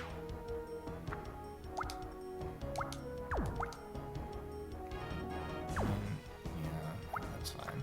We'll just take up some space.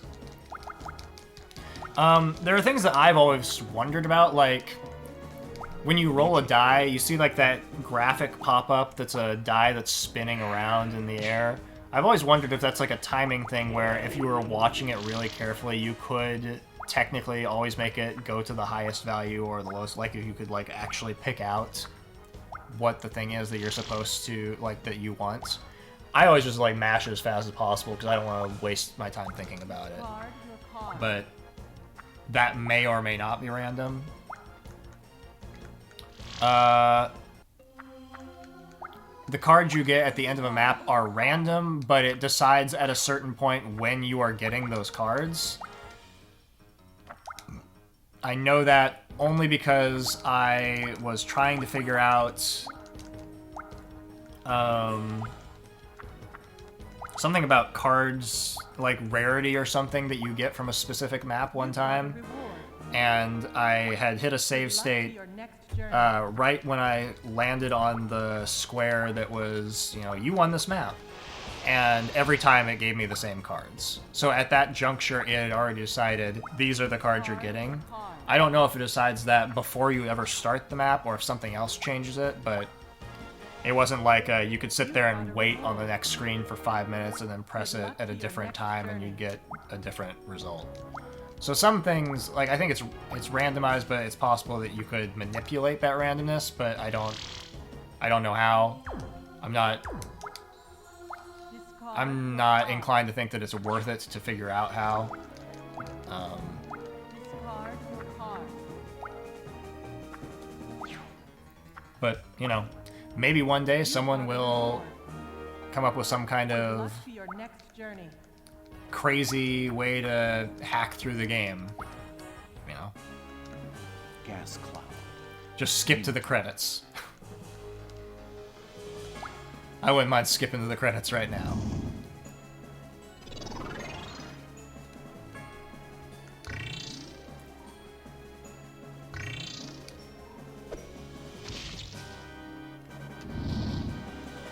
The battle was drawn. But yeah, in terms of where we are in relation to the estimate, Discard your card. we're not close. It's fine. I would much rather go to bed, but Aim that's for okay.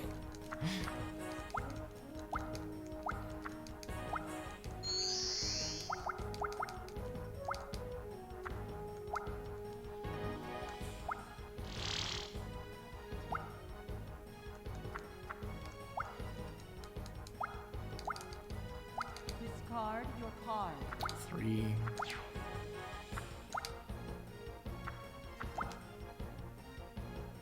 You've got a reward. Good luck to your next journey.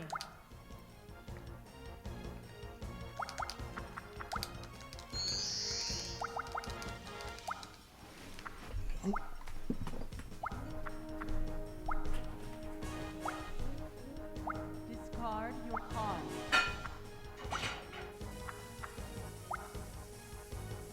Anti-elements.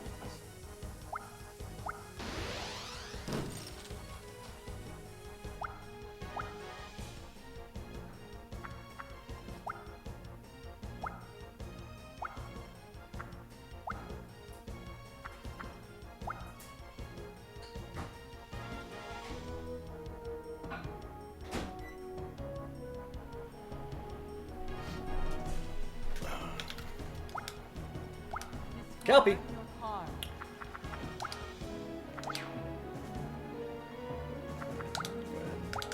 For revival. No, let's not throw away our only defense. Oh, we've got to throw away Fate.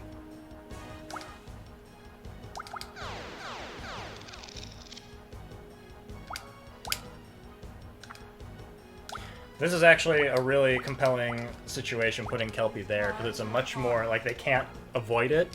So we're going to see what happens, see if this ends up being, like, a really great, Quans. Quans is the name of this place.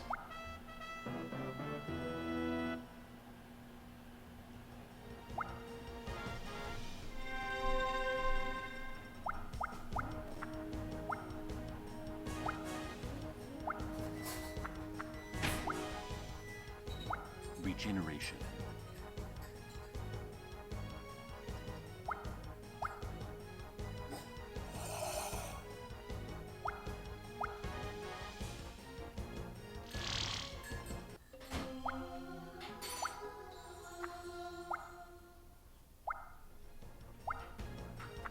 Okay. Silence. Made myself some tea, because my throat is shot. Oh yeah, you thought you woke up to the final map. Aim for the castle.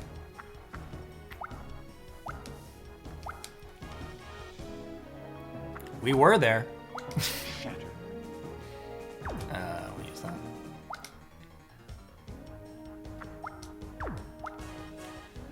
Nobody cursed anything. The game just had enough. Discard We hit some kind of bizarre fringe situation where it decided there was too much processing power involved. The blast processing failed us. Discard your card.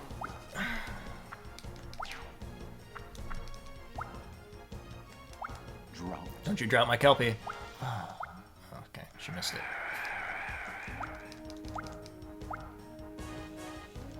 You've got a reward.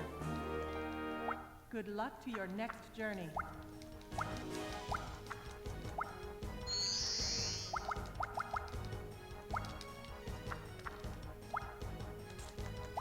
Holy Word 6.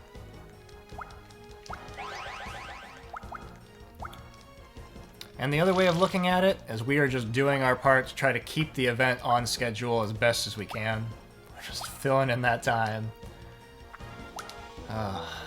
And giving this lady $128. Let's see, what can we... I've only played 2 creatures, so I guess Fate is out the window.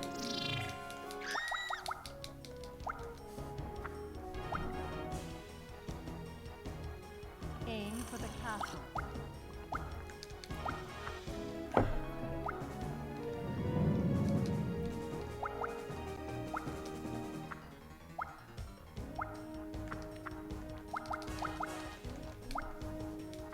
So our setup for Kelpie is going to be long. We're going to level up that square before we convert it to blue.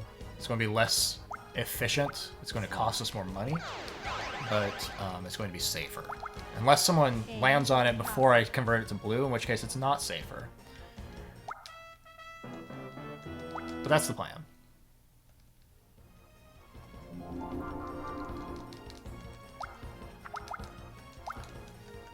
Discard Well, your card. okay, so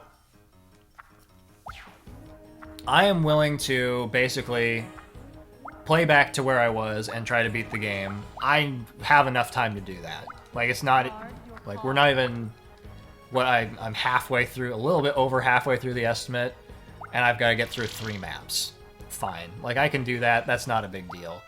As far as the quality of the run, like, it's, you know, like, now it is a extremely subpar run having to repeat the back 3 maps of the game. Good luck to your But next whatever, journey. like, that's not a big deal. We can still have a good time and laughs along the way. Ultimately, I think the worst case scenario is I get back there and the game freezes again, which again, I have never seen this game freeze. Literally never seen this game freeze. So, if it freezes again, I would just say, I'm good. We can just call it, you saw most of a Culdcept run. But yeah, you should be considering what you want to do to fill the time. There should be 5 hours or less of time. Minotaur. Probably closer to 4.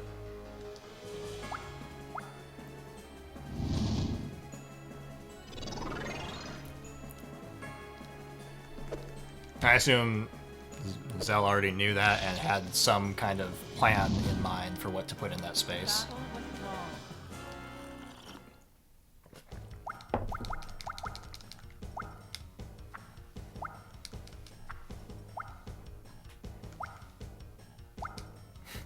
Discard your card. But you've got time, is what I'm saying. Like, you've got, like, at least an hour before you need to really worry about that.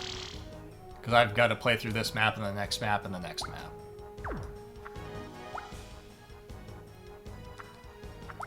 Yeah. Yeah, no, I have no problem, like, doing my best to fill it back in. I was gonna, like, clap myself on the back for showing off this amazing Culdcept run. Next journey. I was gonna be done in, like, 8.5 hours. But, what are you gonna do? Aim for the castle.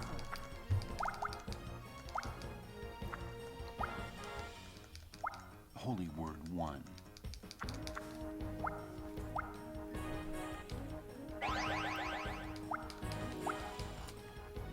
Tell you what we're gonna do. Discard. We're gonna save after every map now.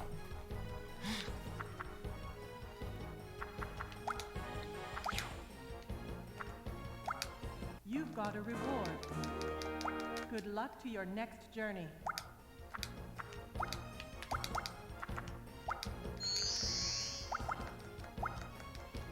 Discard your card.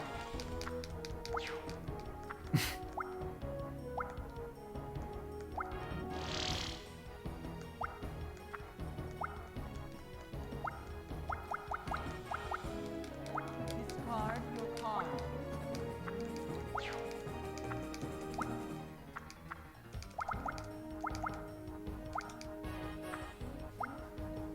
Nothing is, everything is fine. The game froze on the last map, but I was 7 hours ahead of the estimate, so it's not like, I think people are more concerned about it than they need to be. The only thing that needs to be communicated on your end is that, like, you should have a plan of action for filling in the space, but I assume that you already have a plan of action, so I'm not, again, I'm not worried about things.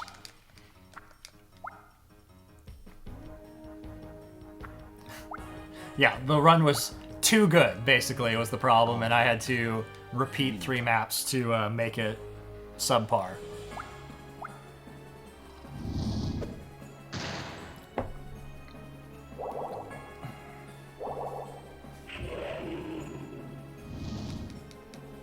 The offense defeated the enemy. Discard your card.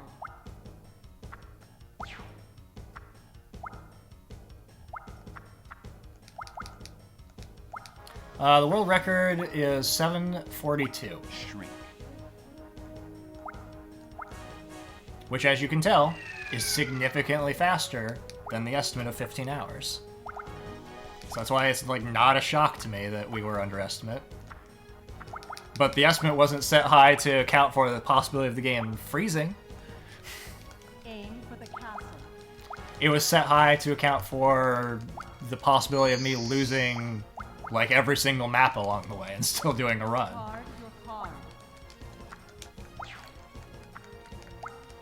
Because that can happen, and does happen. Because that's Culdcept, baby.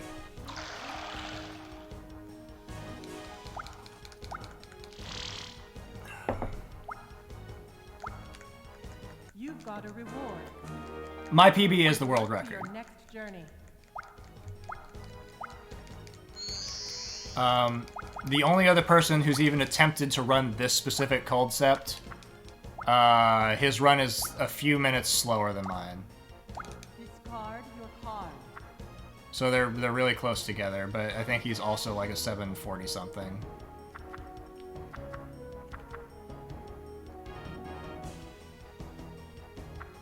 I guess we're throwing out this mask. Aim for the castle. I thought you were trying to tell me something when you were telling me to water rocks. Your card. Like, I don't know what you're telling me. Subsidence. Don't.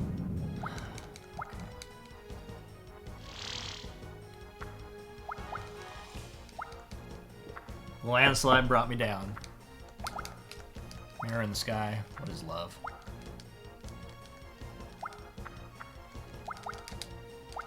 Discard your card. Can I even play these? No. Okay, so these are both getting thrown away. We're gonna fly.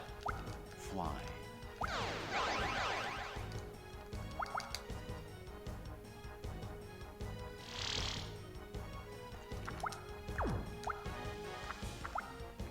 Oh, I guess I can play that. Okay. You've got a reward. Well, I didn't even want to play that. Good luck to your next journey. Discard your card.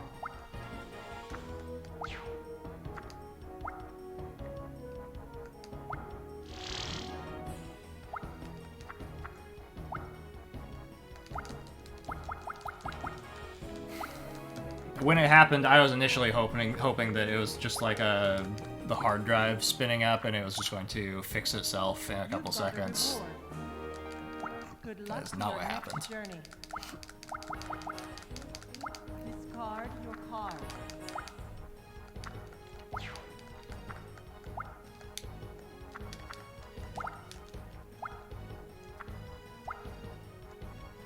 Slow.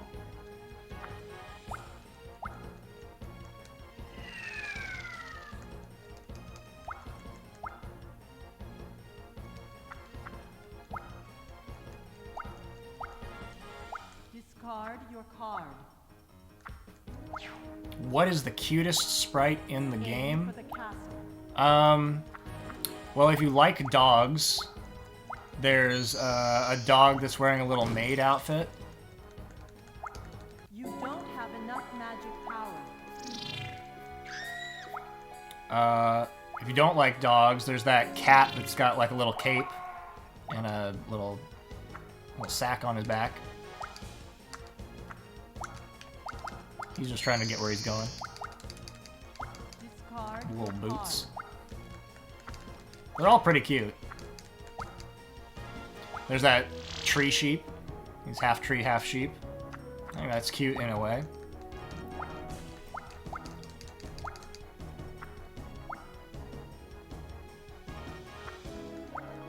You've got that puddle that's extremely ripped for some reason. Discard your card. Powder Eater is adorable. Powder Eater is like a little, just like a little ball of fluff. It looks like cotton candy You've got a reward. with a face. Good luck to your next journey.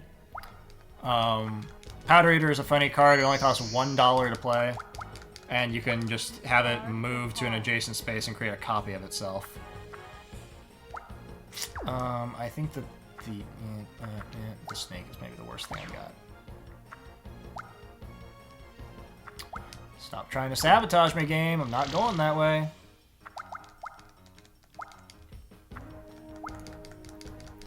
I definitely don't think that Gulligan classifies as a cute character.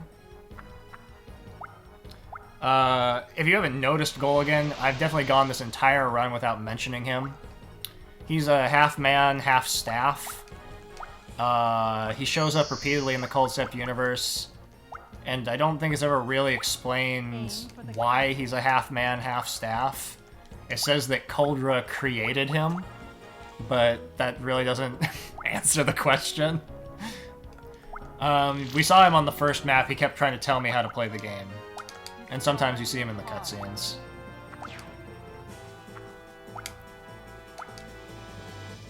Aim for the castle.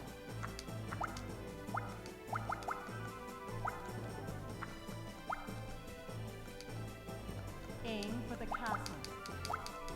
But no, I like them all. I think all of the sprite work is fantastic in this game.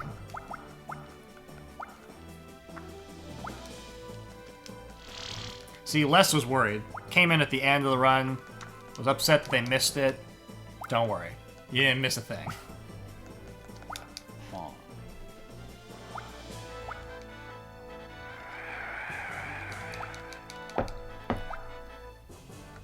Aim for the castle.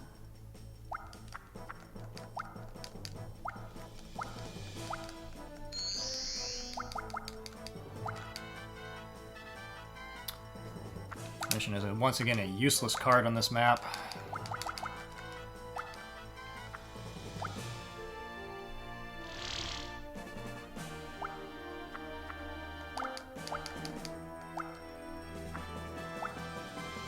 You've got a reward. Good luck to your next journey.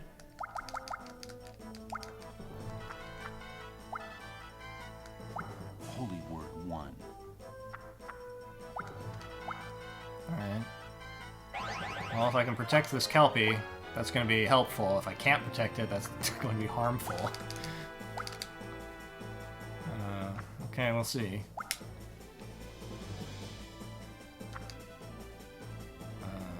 Yeah. Do it for the chain. Discard your card. Dimension Door! Dimension Door.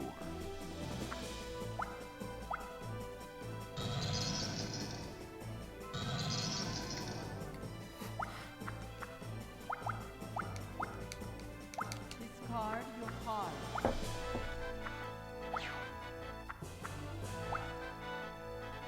Anti-elements.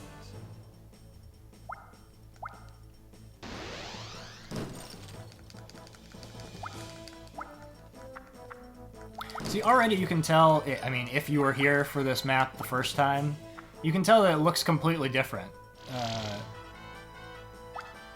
Last time they shored up all of the red spaces real fast, and that's just not happening right now. I could go over there and get in on that mess.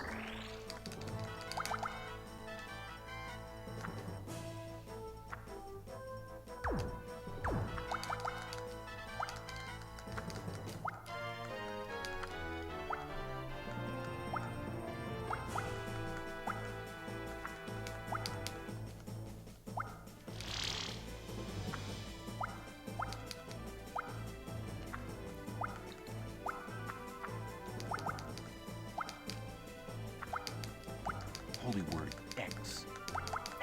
Yeah, I made a couple Gulligan emotes because he's just such a character.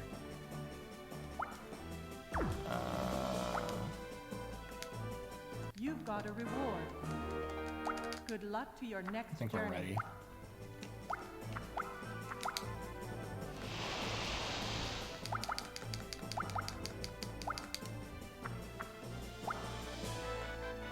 Mountain.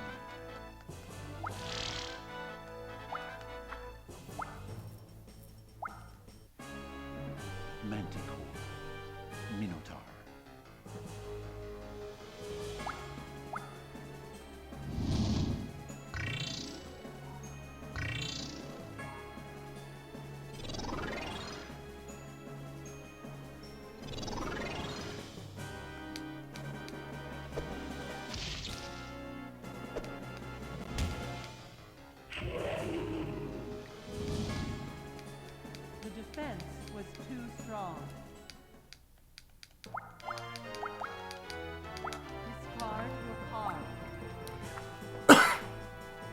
As long as I can keep the Kelpie defended, this should be like a really fast map.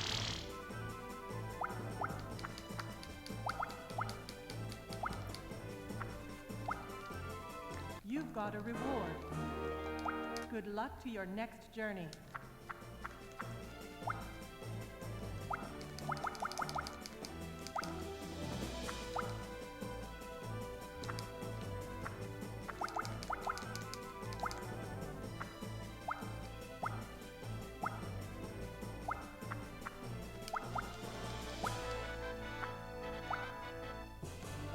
Land protection.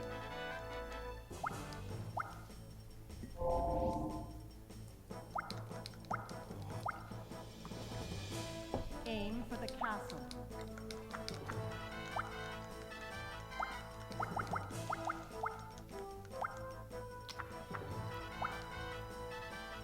Subsidies.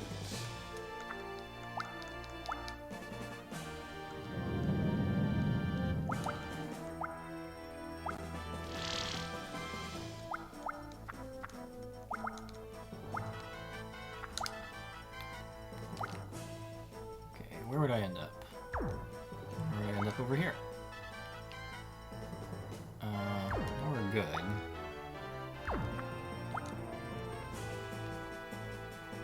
No, we're good. Okay, that's not what I wanted. Thank you, game. Appreciate that. Alright, well, let's use this tree sheep's ability to give me some money. You've got a reward. Good luck to your next journey.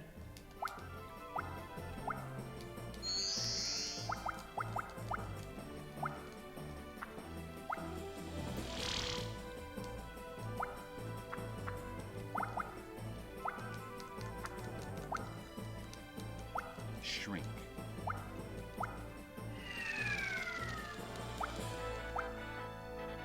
Aim for the castle. Discard your card.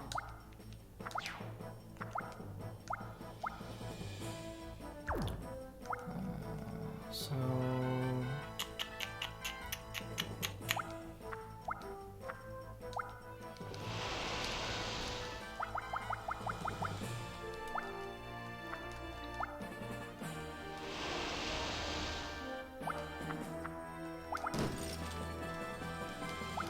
You don't have enough magic power.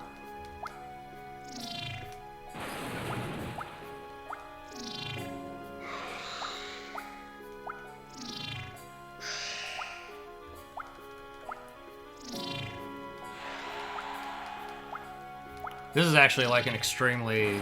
it's just a much better version of this map than what happened the first time. Because they can't, like, they're just gonna get completely destroyed here. You don't have enough magic power. And that shows you the difference of, like, even having the Kelpie in your book, it can take you, like, 20 turns to get it off the ground. So it's not a perfect strategy. And sometimes the time you spent and the money you spent trying to invest in making that thing work out is something you could have been spending on other squares that they were constantly landing on. Jump into the unknown realm. Discard your card.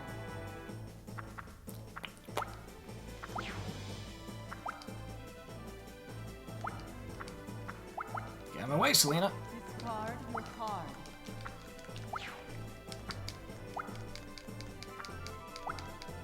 Hey again. Golem. Minotaur. We're doing an encore performance of the hardest chunk of the game.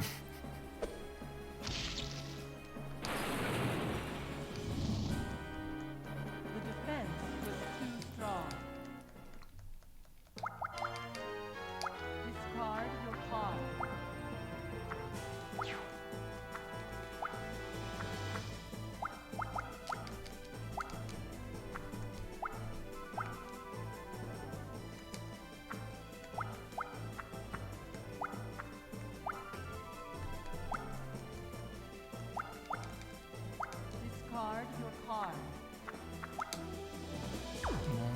guess I should...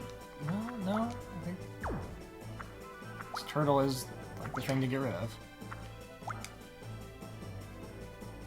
I'm just gonna keep walking in circles. I don't...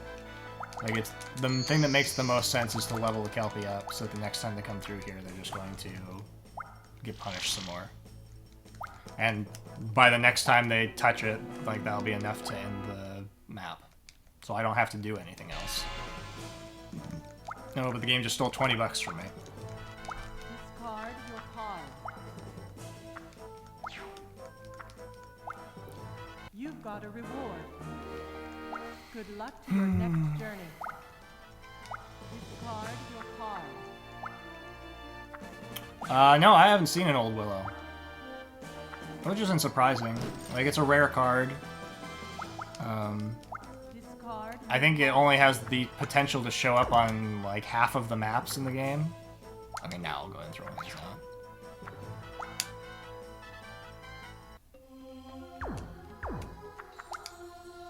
Discard your card.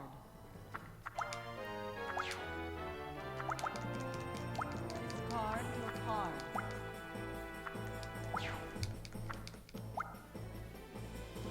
Jump into the unknown realm. Discard your card.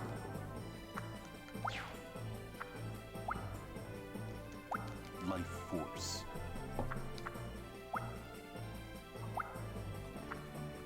Yeah, I mean, it's big numbers. I've got nothing but defensive cards in my hand, and they have to stop there every time they walk past it.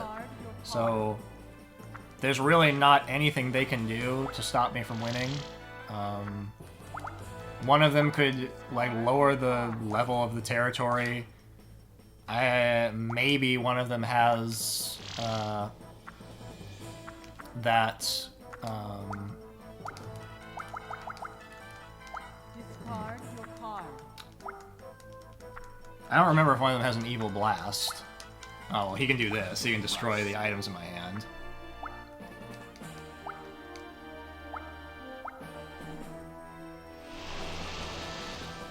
It's okay. Aim for the castle.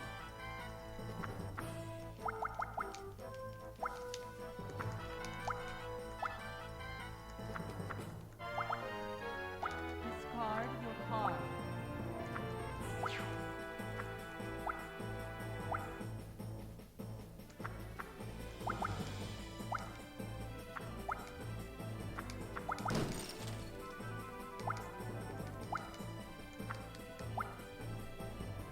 Shatter.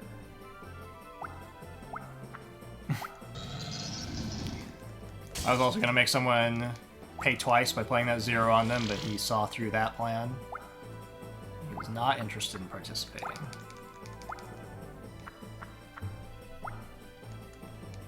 Lake leap.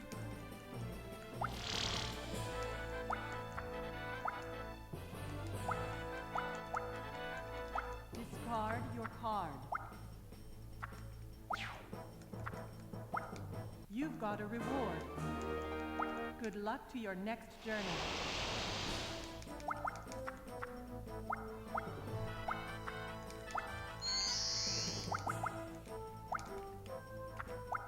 Okay, we got armor Aim again. for the castle. Everything is fine. Nothing is ruined.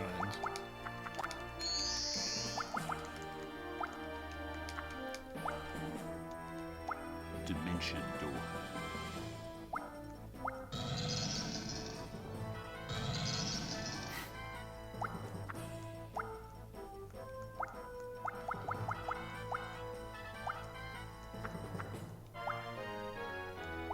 Land protection.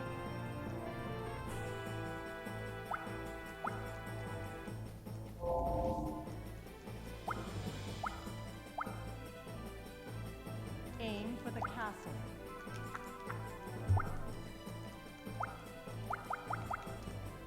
Discard your card.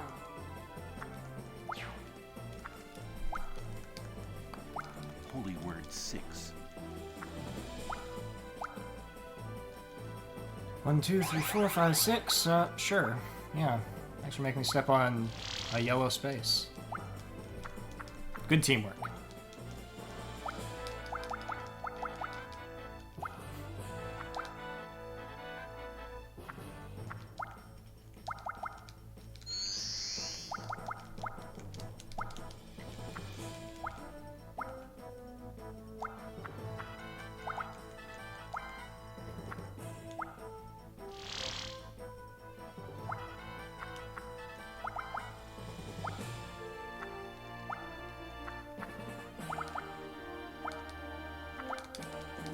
Holy word X.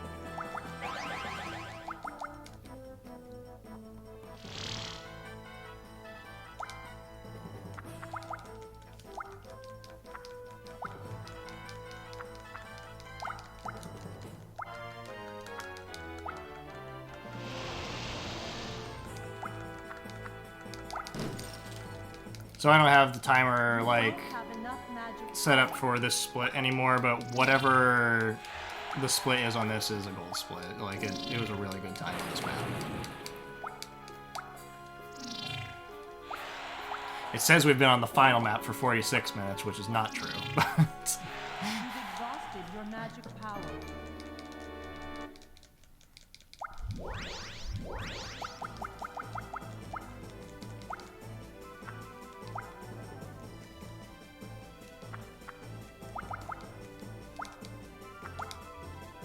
You've got a reward. Hey! You are the winner of this war.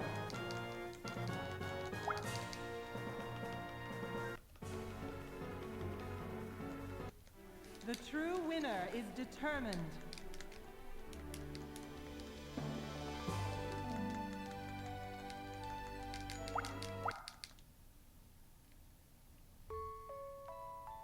I don't know what that text box was that it just showed me. We're not going to worry about it.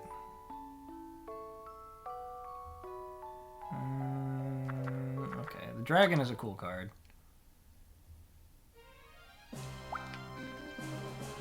Yeah, save.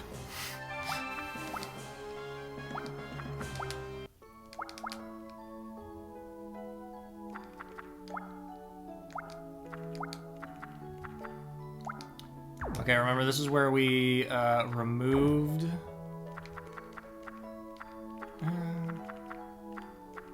honestly, the balance of this book seems fine. I don't think I really need to do much of anything to it. Maybe remove the Manticore? Yeah, let's do that. Because there's an elemental cost, so it's harder to get played.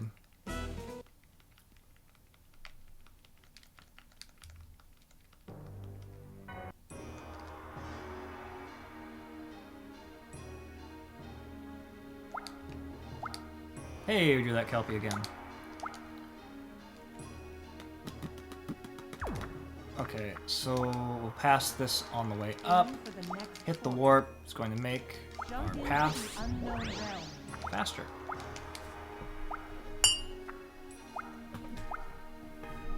Aim for the next fort.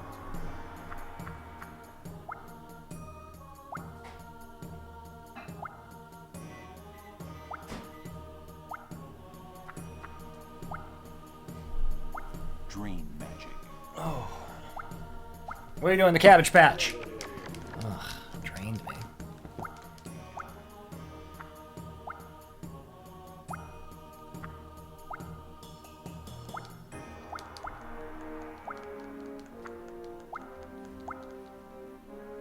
Make an offering to your god.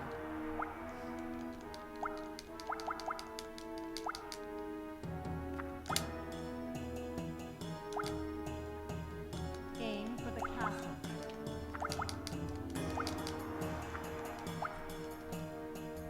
Make an offering to your god. Make an offering to your god.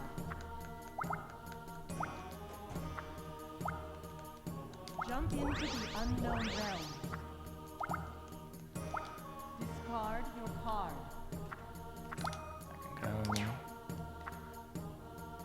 I'll go ahead and do this.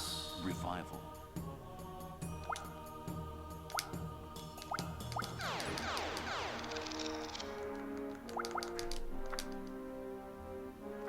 no reason for me to take a yellow square. Aim for the castle.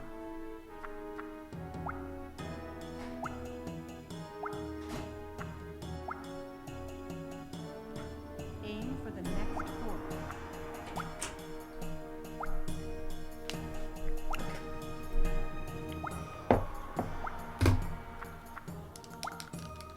Oh, I'm getting haunted. Nope.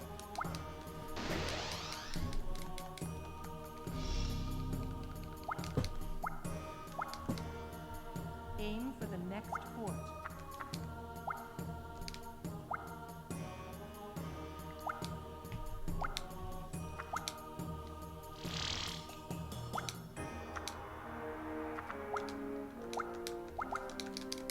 Discard your card.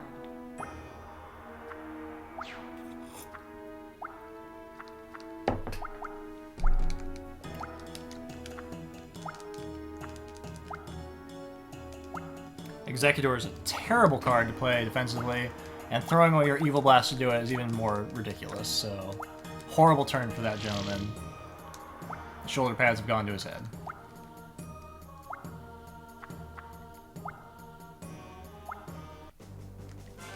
Spike Shield Trident. Light.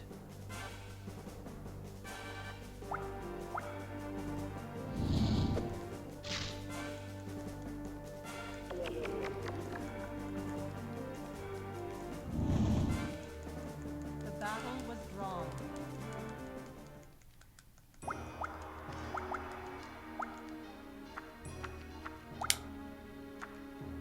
Okay, so I could do 90 damage. He could reflect half of it back.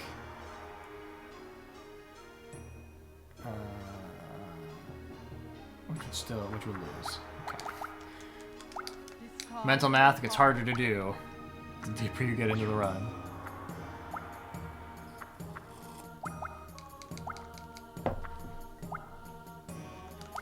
Waste. Okay. I'm about to touch the castle, so that was another wasted turn. Aim for the castle.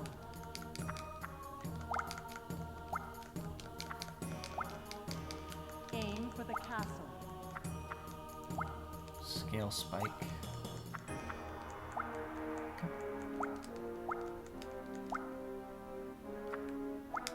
Make an offering to your god. You've got a reward. Good luck to your next journey. Discard your card.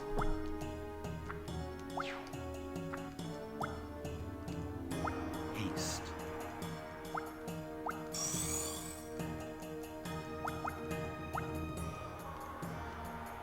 Make an offering to your god.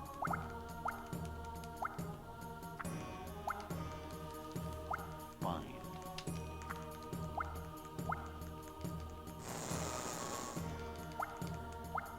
Make an offering to your god.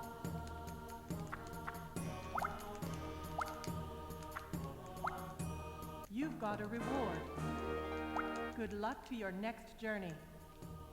Make an offering to your god. He's gonna do 60 damage.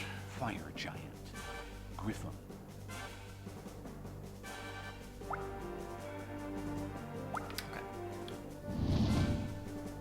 Fair enough.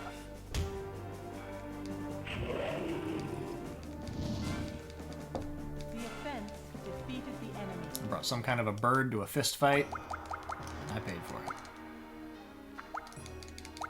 Fly. Aim for the next fort. Jump into the unknown realm. I would really like to get to the top of the map where the blue squares are so I could get the Kelpie put down, but I am making fast laps.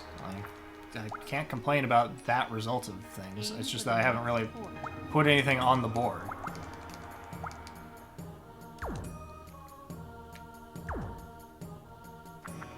Who wants a boost? Vitality. What color is... He's blue. Alright. Well, this knight looks horrible, but we're gonna give him a boost anyway.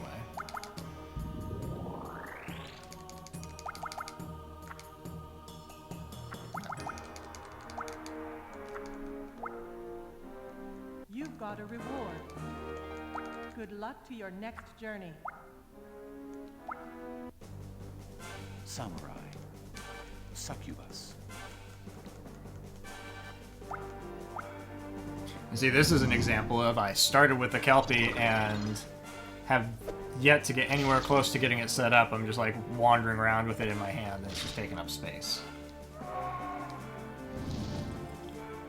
The defense was too strong.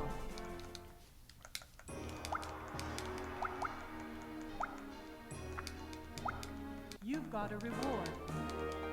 Good luck to your next journey.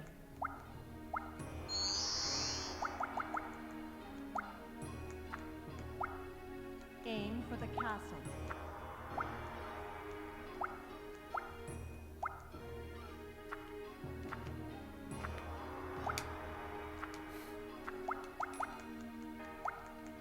Just roll ones for, you know, the next 20 turns. Why not? Magic bolt. Set a record that way. And that's why Executor is a terrible defensive card. Aim for the next fort.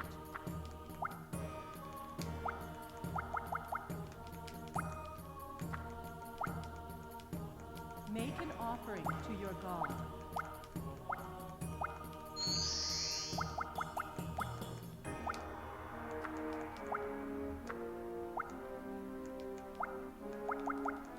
Discard your card. That can go. Just can't play it yet. Aim for the castle.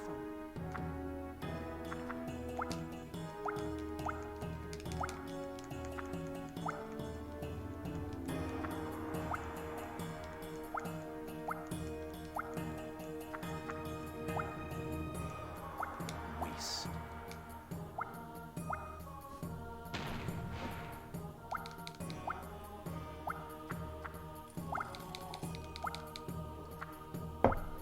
Glaive, Make an robe. offering to your I didn't god. see what we had.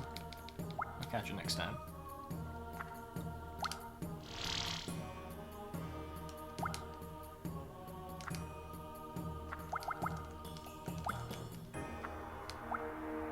Make an offering to your god.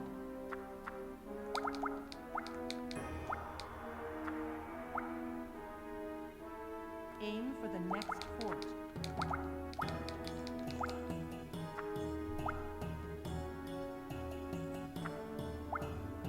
Sling, spike, hand. Push pull. Wyvern.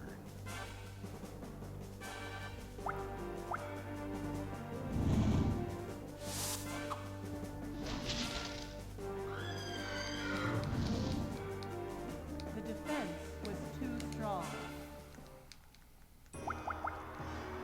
Discard your card.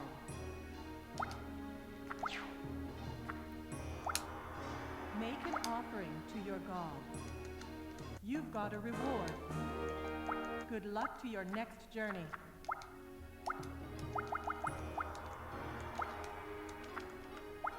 Aim for the castle.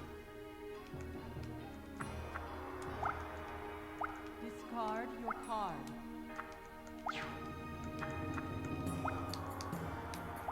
Thunderstorm. My sheep alone! Aim for the castle.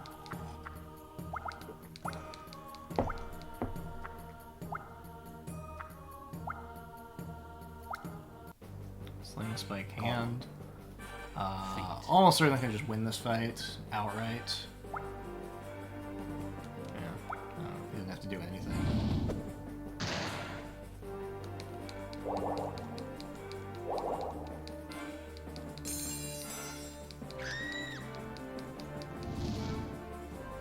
The offense defeated the enemy. Discard your card.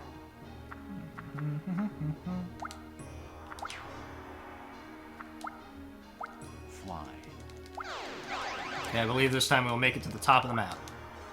Aim for the next fort. Jump into the unknown realm. It's unbelievable. Discard your card. Are we winning? Define winning. Haste.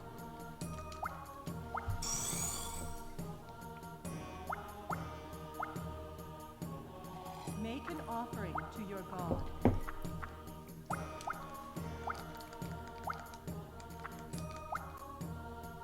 As far as I'm concerned, we're all winners here tonight.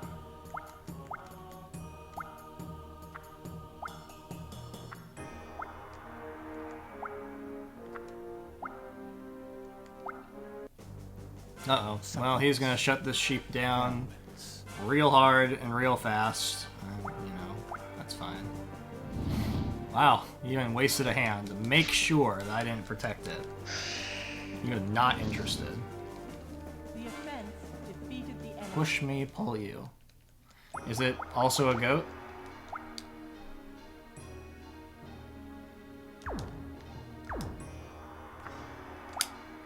Okay, doesn't matter which direction we go, it does not. We go this well, it does because we touched the tower to go this way.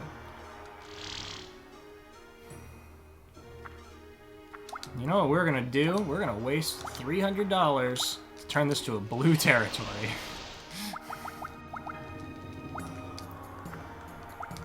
You've got a reward.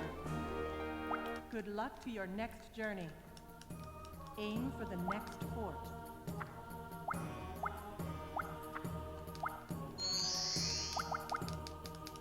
Discard your card. For those of you who just got back, I was at the last map and my game froze. So we're re-experiencing the climactic finale. You've got a reward. But it's not as Good climactic luck the to second your time next around. journey. Discard your card.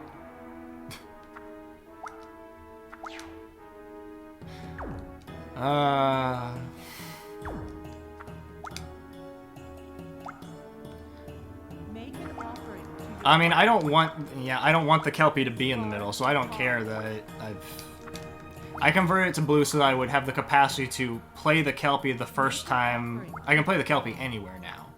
And then I can convert its square to blue. The whole point is just to try to get it on the board as fast as possible. And we're like 30 turns into this map, and I'm just like, I've had it since the start of the map.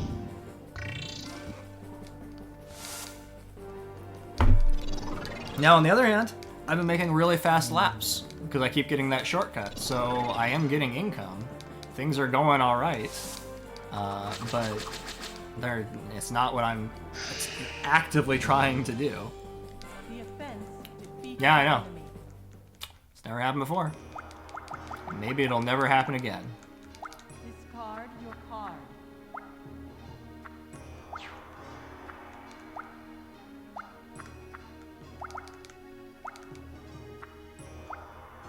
Make an offering to your god.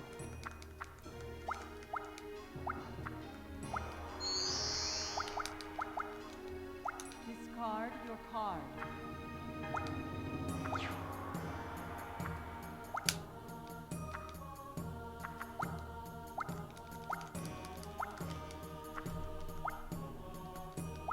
Growth body.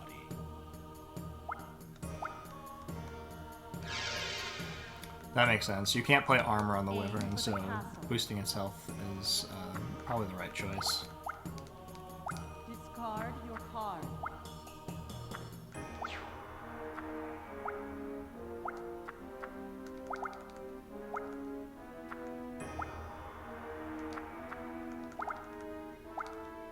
Hey, there's another Kelpie. You've got a reward. Hilarious. Good luck to your next journey. Aim for the next fort. Alright.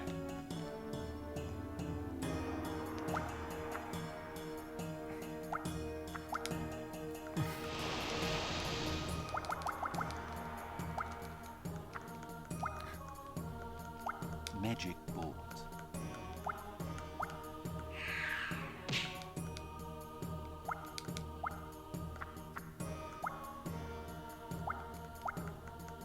Discard your card.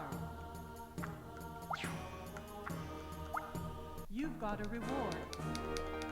Good luck to your next journey. Aim for the next fort. I'm waiting for Wyvern to choose to play weakness on anything, but I think that there's nothing There's like nothing for him to target because nobody's really doing anything here. Yeah, wherever you can go. You're excused.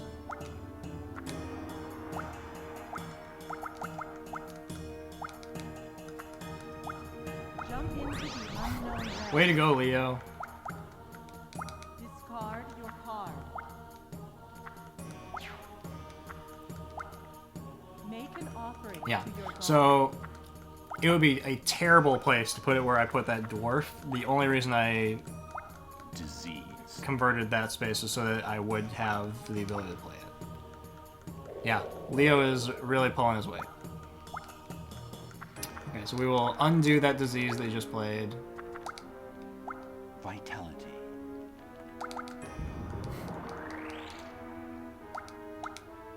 Jump into the unknown. How? How have I landed on that warp every single time? Okay. Discard your card.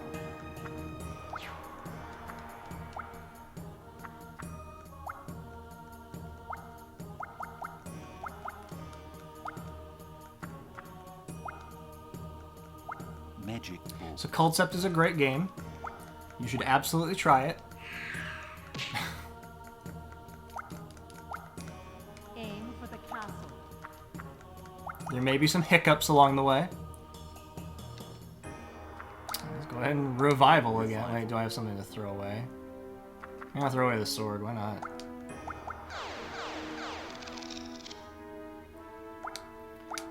My movement cards, I've got one of each.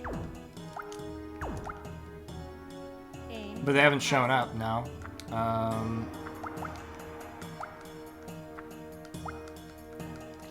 One reason why they haven't shown up is that I've used revival twice. So that resets my book.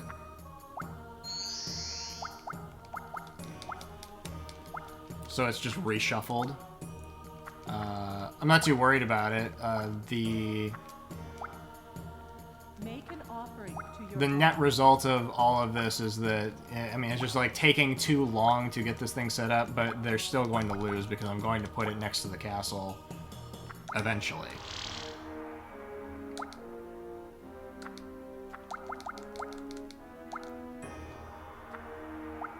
Ooh, what's he gonna telekinesis? Telekinesis.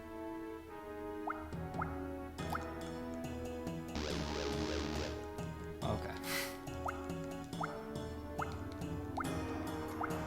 I thought he moved my wall of stone into that creature, and I was going to shout. Succubus.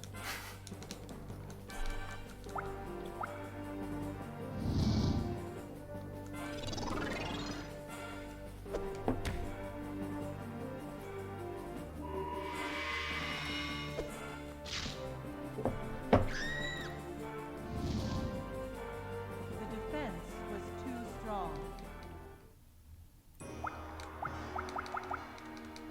Discard your card.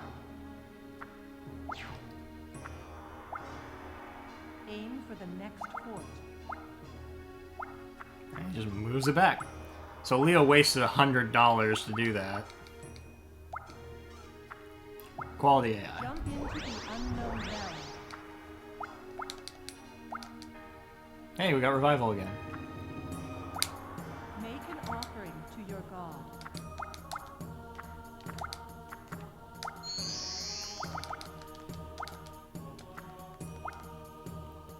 You've got a reward. Good luck to your next journey.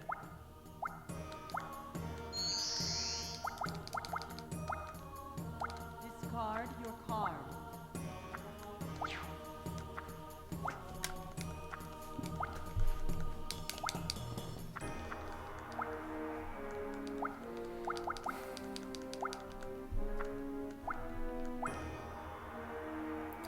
I do too.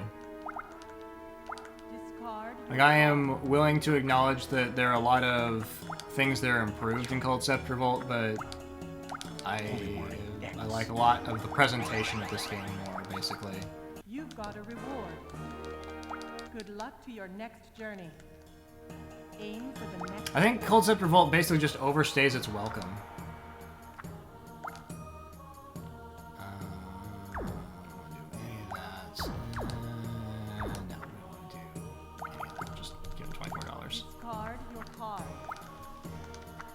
And yeah, it's crazy difficult.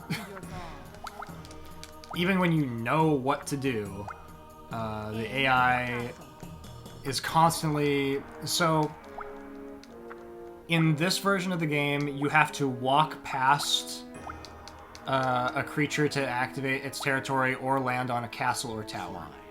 In Culdcept Revolt, that's not a thing. You just can access any one of the things that you've played on the board once per lap. And if you land on a castle or tower, that refreshes. What that ends up causing to happen with the AI is they're just like constantly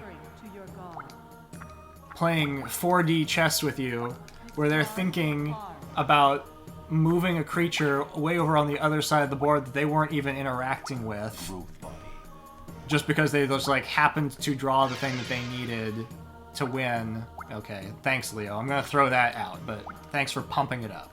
You're a team player, I got it. Storm giant. Night. So all the time, the AI is just like invading your territories when you weren't expecting them to, and just destroying you. And it's just like, you have to accept that it's going to happen, that you're going to get sabotaged constantly. Whereas here, the only things that they can interact with, usually, are the things that they walk past, so you have some sort of like expectation of what's coming.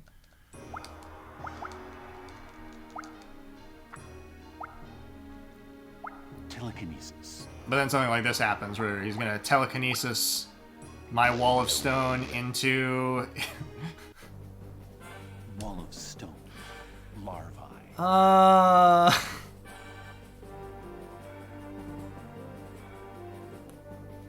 What does this even accomplish?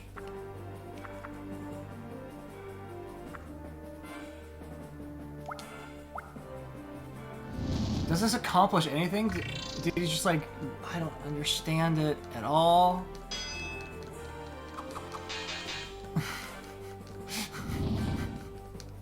The battle was drawn. I don't understand it. Make an offering to your god. I think it's more... I think they did a better job in this game of keeping the artwork generally consistent. And Culdcept Revolt has more of a wild swing. The thing I was talking about much earlier in the run, where I was talking about like some cards just look bright anime and some of them have dark fantasy, and you like don't ever know what you're gonna get. Make an offering to your god.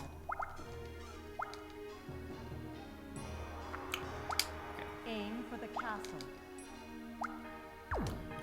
Well, now I don't have anything defensive to play on my Kelpie when I put it here. So now I'm debating whether or not I should even put it there.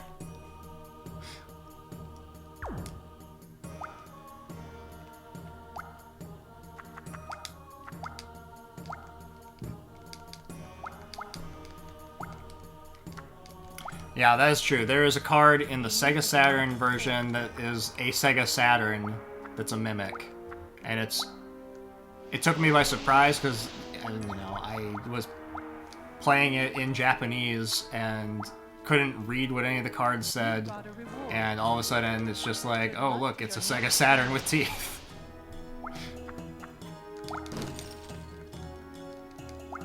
You don't have enough magic power. There you go. Now I can't telekinesis me into that creature again. Discard your card. Okay. There you go.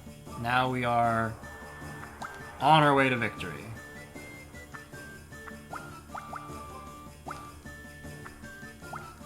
But that took like 20 turns to set up, and it shouldn't have.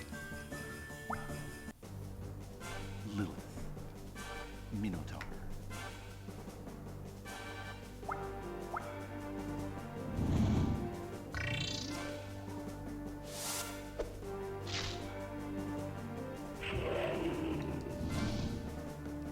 The offense defeated the enemy.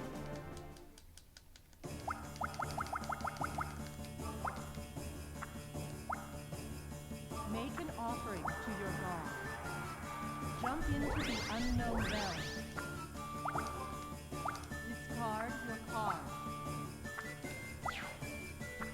You gonna haunt my Cabbage Patch? No, he's gonna hold on to haunt. Discard your card.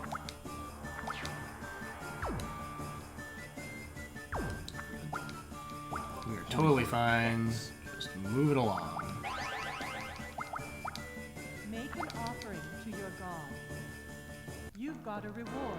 Mm-hmm. Good luck to your next journey. Aim for the next fort. No, nobody donated. I brought it on myself. I like to... There's a 12 character limit in what you can name the character, so I like to just throw something in that's the full name just because I'm ridiculous.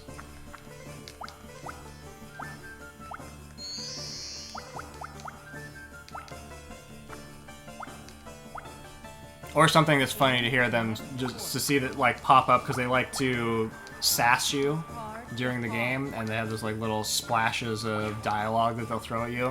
Something that's funny to see them say repeatedly. That's also going to be something I'm going to gravitate towards, because it'll be personally amusing. You don't have enough magic power.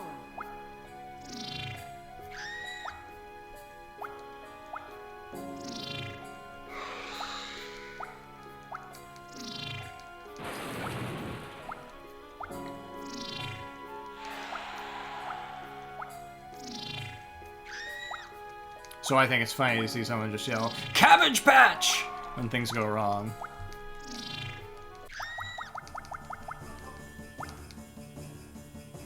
Okay. We missed the warp. One time.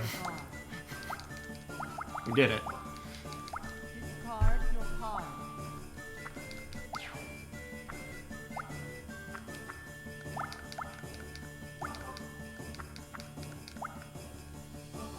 Haste.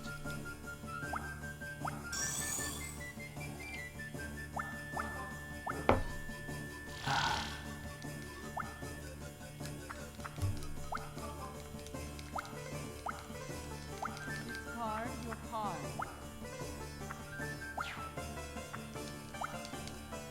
Make an offering to your god.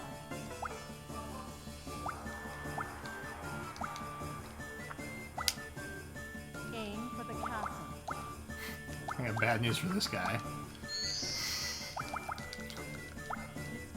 your card. The Double Kelpie! I don't recall if it's in the world record or what was the world record. I had a run where Make an offering to your poor god. ball bearing. He tries so hard. You're gonna see it at the start of the final map. There's like a little branch right, you can go left or right next to the castle. And I put an old willow on one branch and an old willow on the other branch, and just watched the enemies just like ping pong between them. And there's just nowhere to go. They just immediately start and lose all their money, and it was pretty fantastic.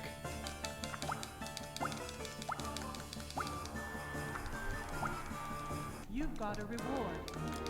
Okay, who's ready to save this game and play the final map? We're back to where we were an hour and 20 minutes ago. The true winner is determined.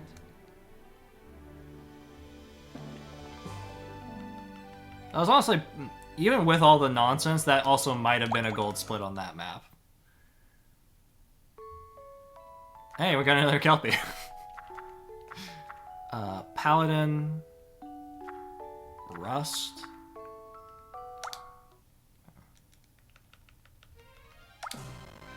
Yes, Gulligan. I will listen to your advice this time and save my game. You're right. I was a fool to not trust the man staff. Maybe. Definitely. Definitely. No. Definitely. Okay, so that can go. This can go.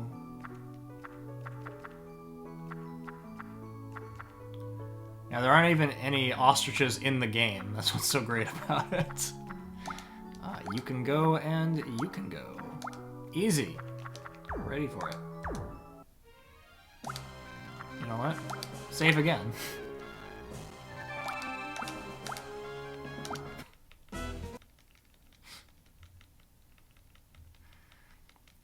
Multiple people have suggested to me that I should have a cornfolk emote. He's definitely one of the heroes of the unsung heroes of the game.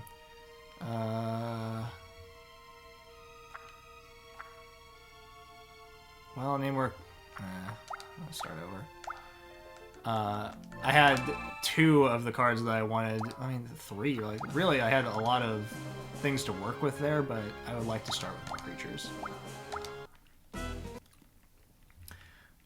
Someone suggested that someone should make a cornfolk hack of this game, so you get to play as cornfolk.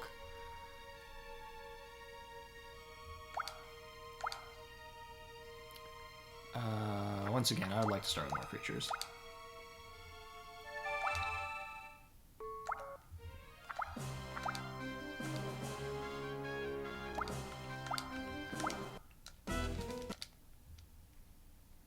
That's right. We're going up against Dark Cabbage Patch. Shadow Patch.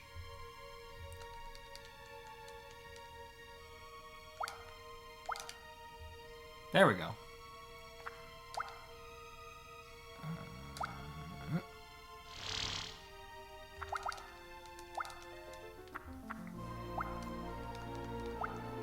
So yeah, you see these 2 rainbow spaces. I put an Old Willow on one and an Old Willow on the other and converted them to red, and it was pretty good. Because when you run out of money, you get sent back to the castle. So it just got destroyed repeatedly. Waste. Are you something?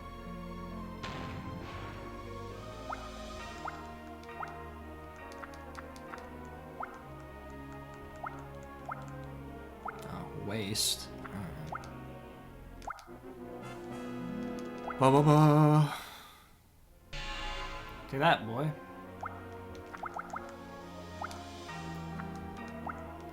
So the downside of me putting 2 Kelpies in my book is that he has 2 Kelpies in his book, but the good thing is that he's not as apt to putting them in intelligent places, so it should be fine.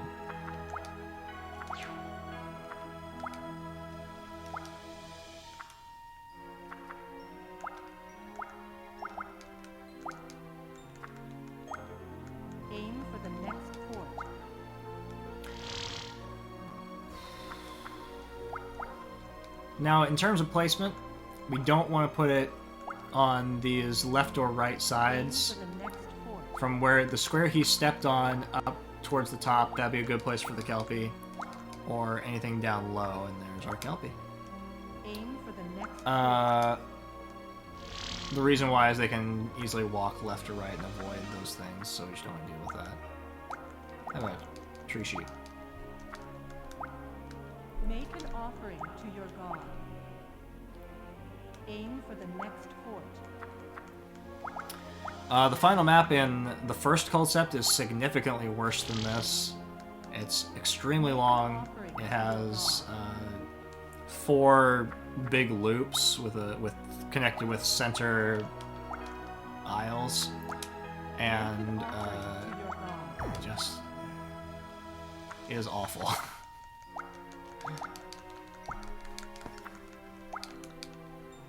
Make an offering to your god. And in that one, the AI gets really screwed up by the Old Willow and Kelpie. They will actively avoid going toward it.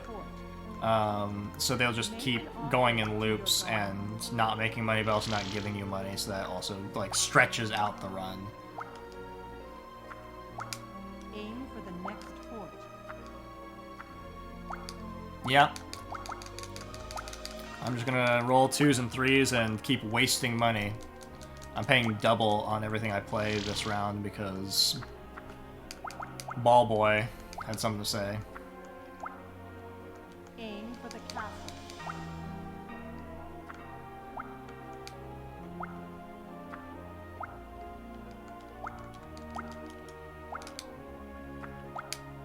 There we go. Make an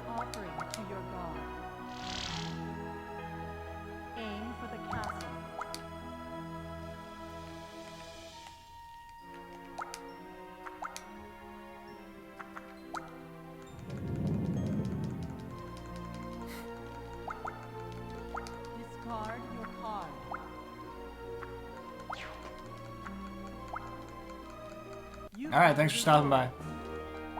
Good luck to your next journey. Well, if you want the answer to that, you'll have to watch the really, really lots of lore run, where we appreciated all of the narrative. Discard your card. I'm not going to play this dragon for a long time.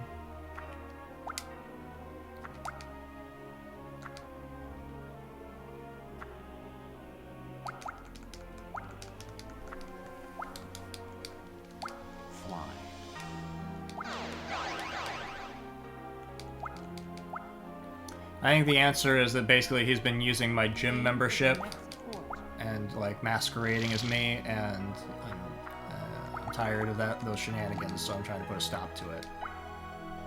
You've got a reward. Good luck to your next journey.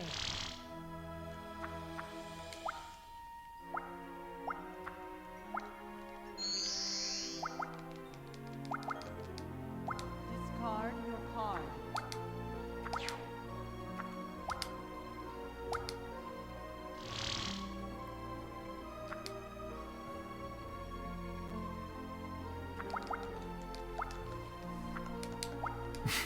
Make an offering to your god. Aim for the next fort. He will have exactly the same cards as me. Whatever I bring into the fight, he will match. So, if for some reason you're worried about a specific card getting used against you, you can like use that to your advantage. You can put some junk cards in that you know the AI is bad at using. I don't bother doing that, but you know, I would not yell at someone if they decided that that was a valid thing that they needed to do. Good luck to your next journey. Discard your card.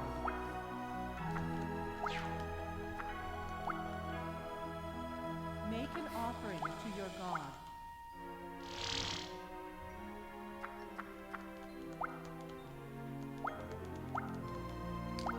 Discard your card.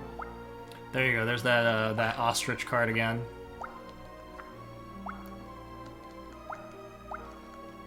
Discard your card.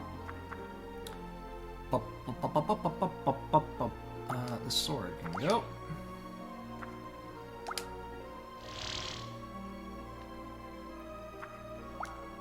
Oh. So we're just gonna tell you to move over. Move over. Thank you. Aim for the castle. Look at that. Look, he's already about to complete his second lap. What a champion. Haste. Yeah. It looks like John Entwistle in a bathrobe running away from an ostrich. It's pretty great. Make an offering to your god. Discard your card. One can go.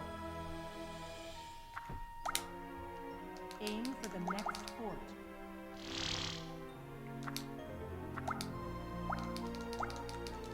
Discard your card. Although that would have been a fine place for the Kelpie too. Because a multicolored square, you could level it up and then convert it to blue, and it's still getting the defensive bonus. Aim for the next fort.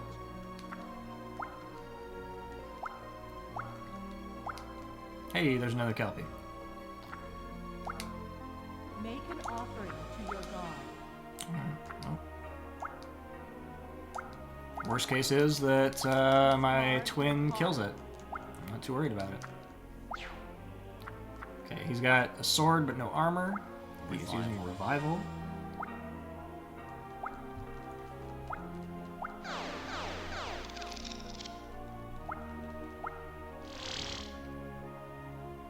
You've got a reward.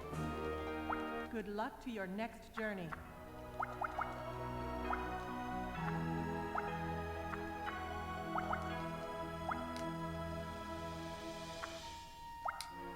Aim for the next fort. So we've talked about that at length. My answer is maybe. It certainly is viable. Like right now, since I have 2 Kelpies in my book and I know that I would want a bunch of blue symbols, it would make sense to buy up blue symbols while they're cheap and then level up the blue territories and build chains so that the value of the blue stocks increases. And you also could use it as like a failsafe where you could buy up the stocks in things that other people are clearly going after.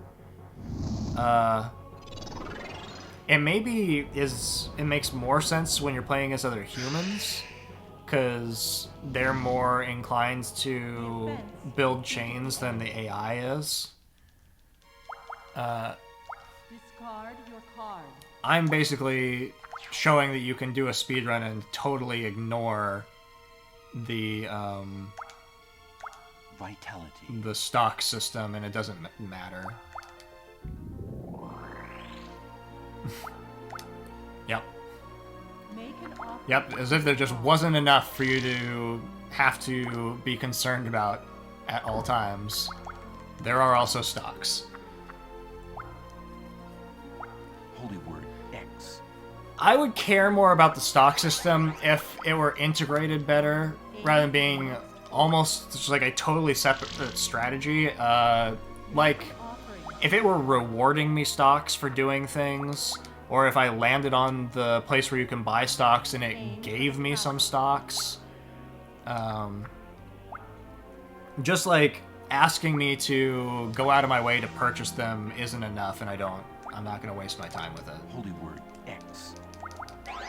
Especially since it's going to, in a speedrun sense, involve like more menuing, and it's just like not... I'm not doing it. This is a fine place for the second Kelpie. Aim for the next fort. Okay, you're gonna take this out? Nope. Give me $30, son. Card your card.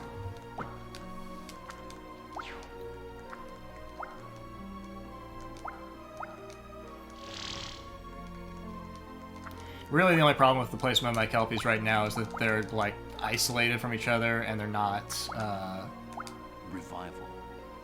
Not going to give me any kind of a... Yep, that can go. Chain. But it's really not that big of a deal. You're getting enough funds just from people running into it a few times. Oh, hey, I forgot I had Chaos Panic in my book. You want to know what Chaos Panic does? It makes us all walk backwards, which is funny in combination with something like a Kelpie because they're going to walk into it again. Uh-oh. Well, somebody's going to get blasted. And that somebody is me. There you go. Good thing I've got a second Kelpie and another one on the way because I just used Revival.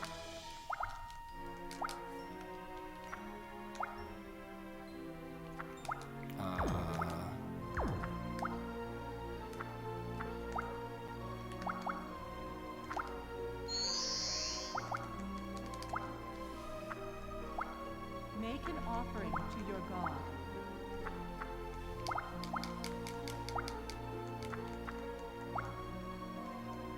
Haste.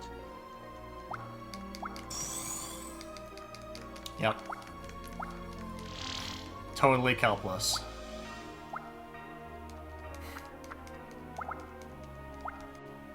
Hey, there's another one. Alright, I want... what do I want? I guess I want a spell? I want that spell. Discard your card.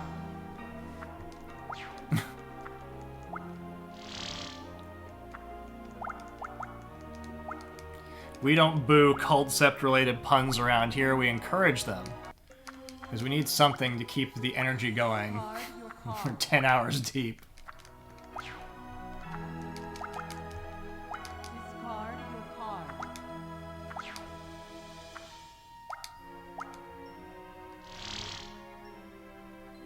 You've got a reward. Good luck to your next journey.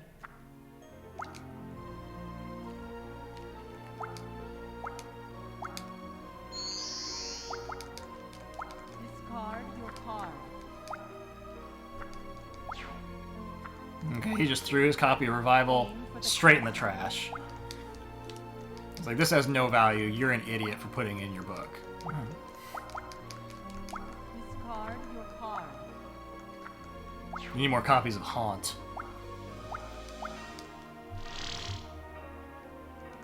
You've got a reward.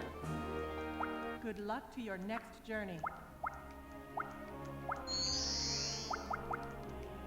Discard your card. So see, now I have a copy of Chaos Panic, and once I get that Kelpie engine going, well, one day.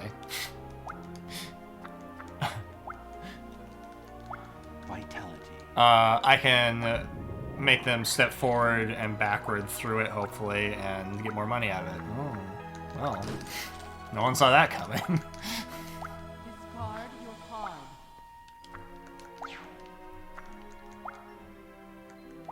Don't you waste me.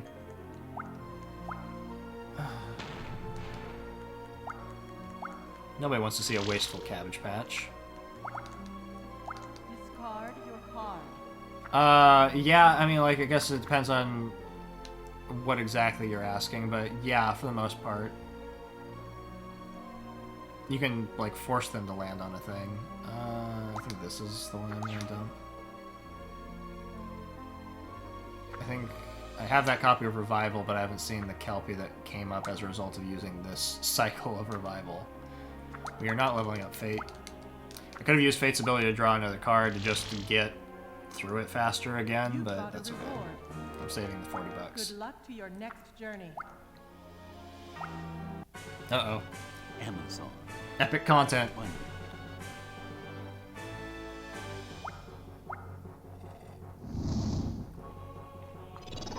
Okay.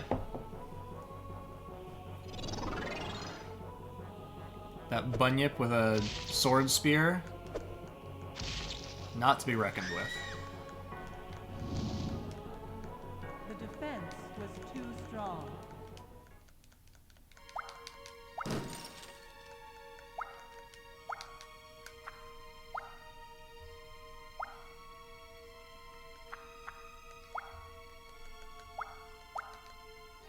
Discard your card. Aim for the next fort.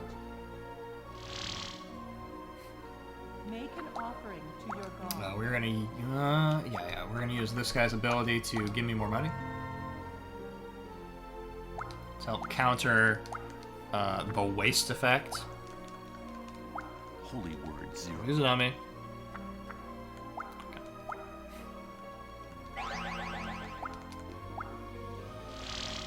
So see, like, it's not really a problem that the AI has the same book as me, because he's using the cards in, like, nonsense ways. Discard There's so many cool things you could do with a 0, and that is not one of them.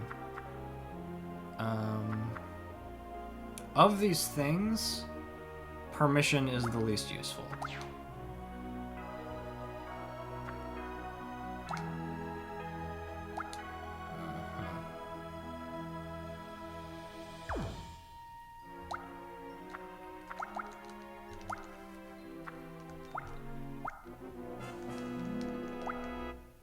Not the green stocks.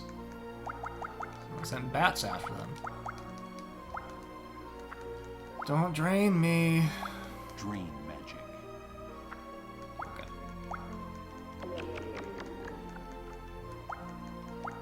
aim for the next fort.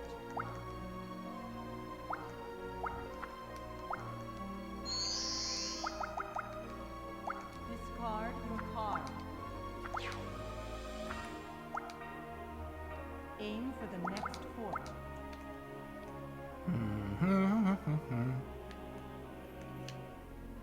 Okay. Yeah, that's the way to go. No one is over there. Oh, wait, do I have... Yeah. Alright.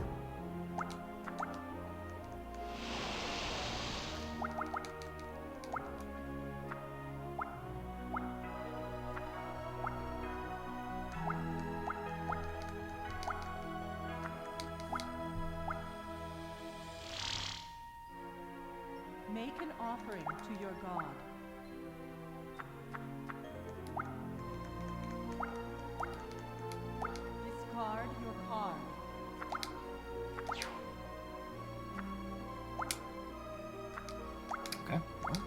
that Kelpie?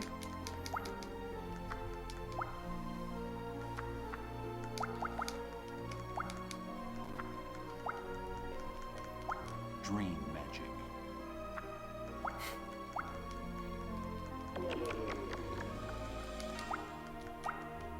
Aim for the next point. Getting drained twice in one lap, he's gonna have a hard time getting anything going now.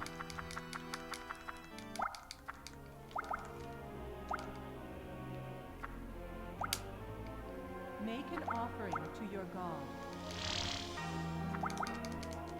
Discard your card. Aim for the next fort.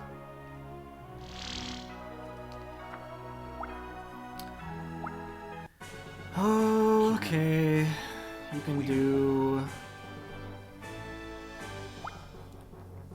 80 damage. I'm gonna allow it. I'm gonna allow it because I would rather save my defensive stuff for the Kelpies I've got on the board. Yeah, as soon as we brought up that there were stocks in this game, he went, "Oh no, what have I been doing? I need to get in on this."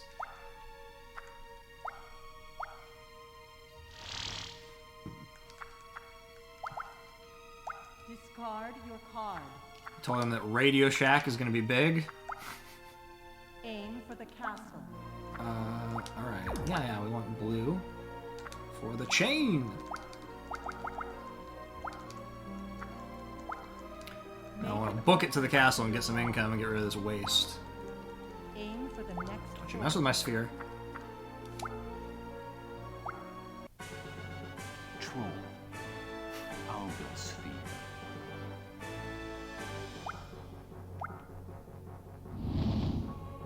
Okay. He wanted it real bad.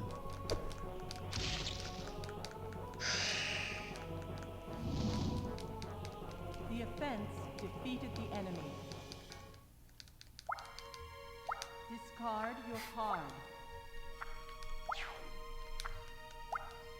Aim for the castle.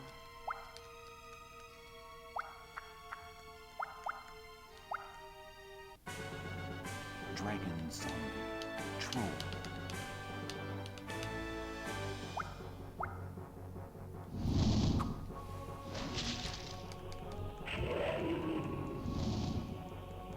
The offense defeated the enemy. Who could have thought that all of those epic battles would take place in that puddle? Hey, it's another Kelpie. Well, I guess it's time to revival. Revival. I actually don't have anything to throw away. I want to use all these things.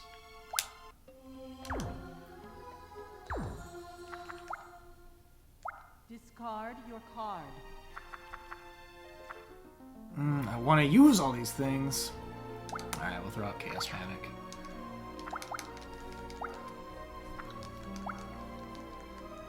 Holy word X.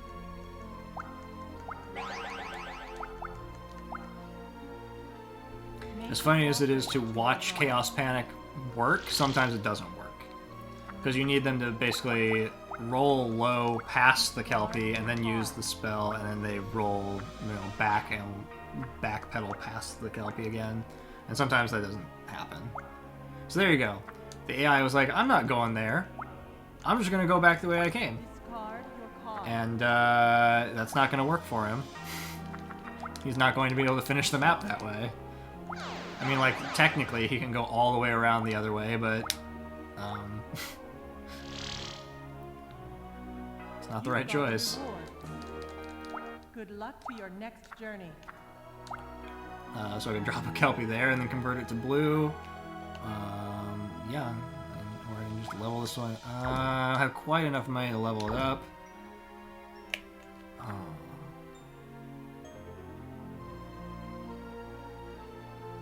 I've still got one over here, right? Okay. Aim for the castle.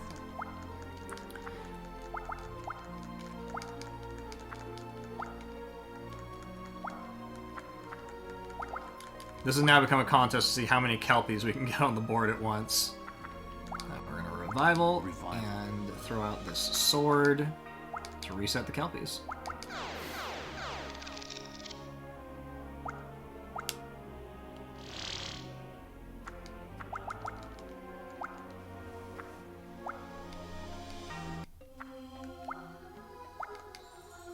Okay, what do you think? Is Shadow Man gonna be bold enough to take a step into that Kelpie? Discard your card.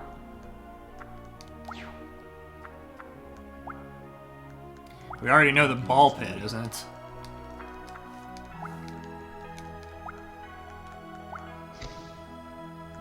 Oh, but he did that.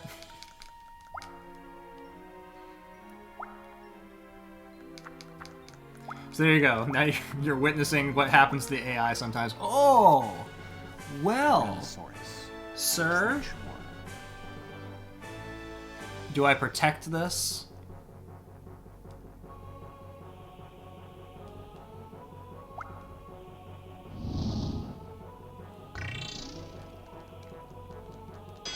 I'm protecting this to keep the value of the Kelpie that the other character is about to step on high. The battle was However, he is going to probably just do that again on the following turn, because he's just like got nothing else to do. Hey, it's another Kelpie. aim for the next fort.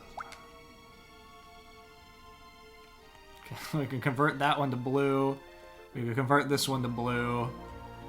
We're heading up towards this one, though, so this one is more compelling me. Or do I have enough money? I bet I don't. No, I don't have enough money to interact with that. I can't really do anything good with that other than put a Kelpie there, which would be kind of funny. Discard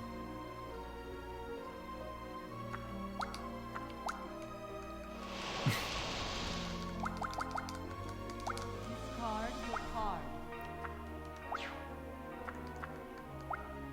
Oh, a 1? Holy word 1. Oh.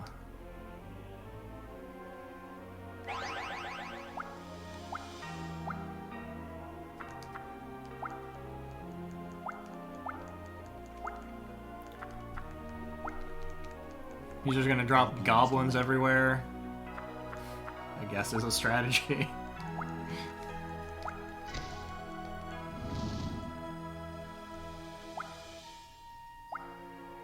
And he's gonna move this dinosaur into my snake.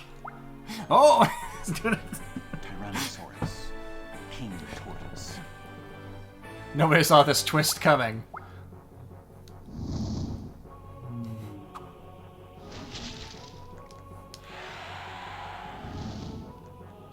The offense defeated the enemy.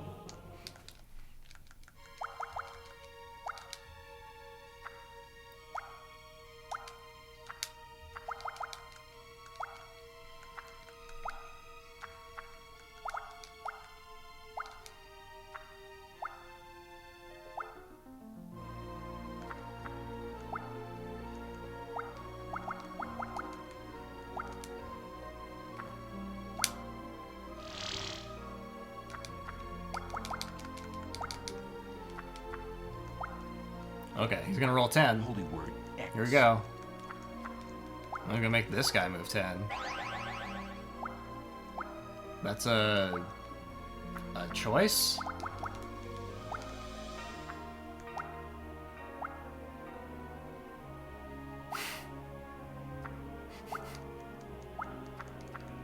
Oh, he's coming for this goblin.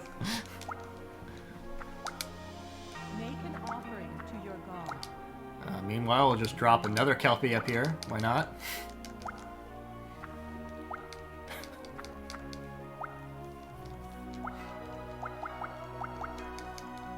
Discard your card. This is exactly the kind of conclusion I wanted for this run. Discard your card. I'm doing my best.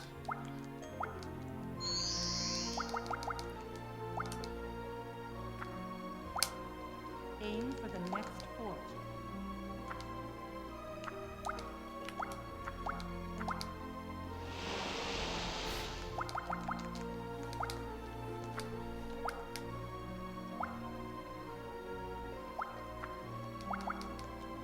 Discard your card. We're gonna find out, aren't we? Discard your card.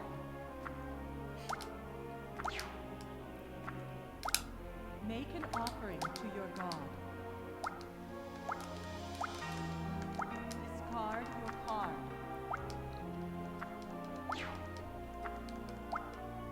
Oh.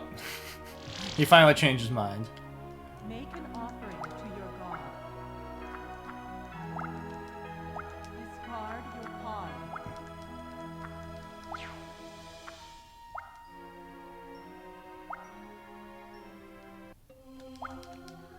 Discard your card.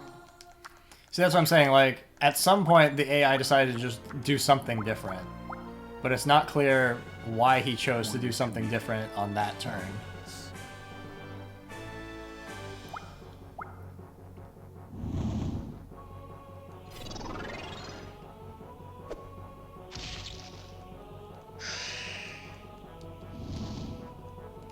The offense defeated the enemy.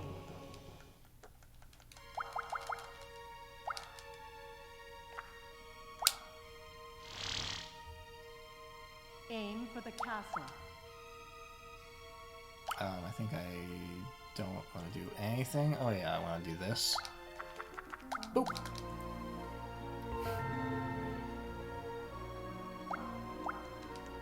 Discard your card. That's right. After 10 hours, you need to stretch your legs at some point, so obviously that's the way to do it.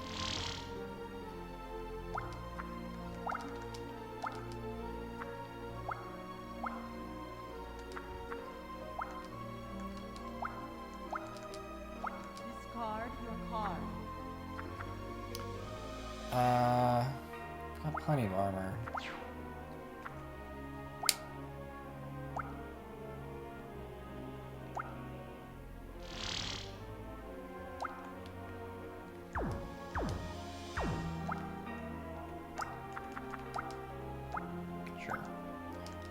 Just to help prevent that dinosaur fiasco that almost got us earlier.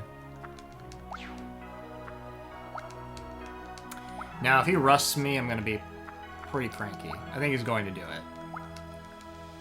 Yep. Makes sense. Now I got no defensive items. Can't protect my boys. But luckily I've got lots of boys, so that's fine.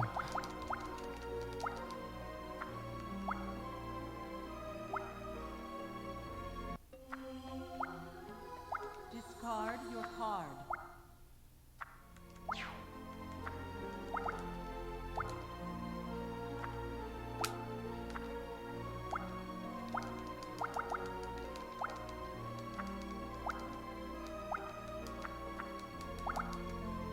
Discard your card.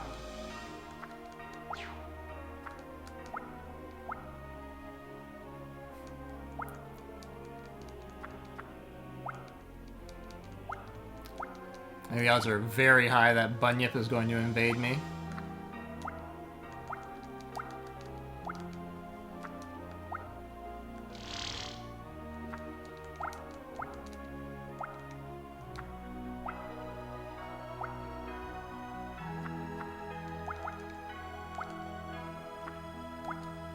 You've got a reward. Good luck to your next journey.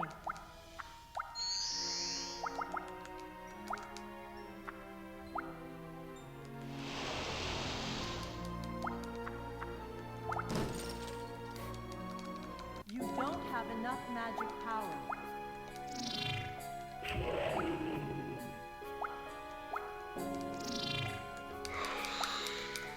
I genuinely don't believe I've ever had more than maybe 3 Kelpies on a map at once, so this is pretty funny. Discard your card.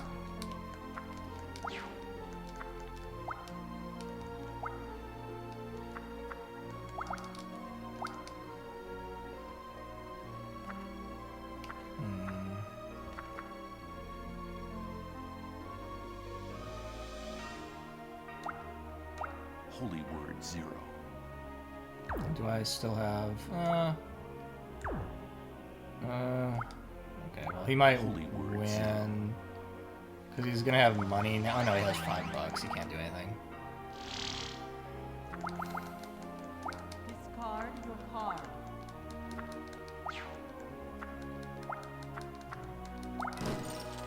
Now, $288 is not a lot to get out of him, but he's gonna release some more territory. It's gonna give me a little bit more capital as I'm moving around the board.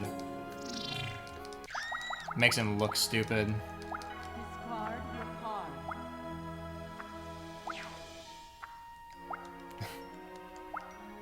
dragon's lair.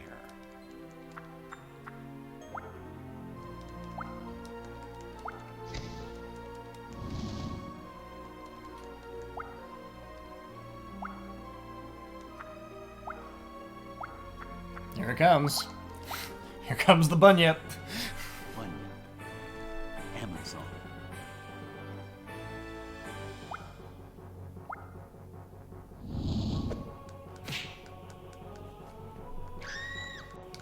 Gotta respect it. The offense defeated the enemy.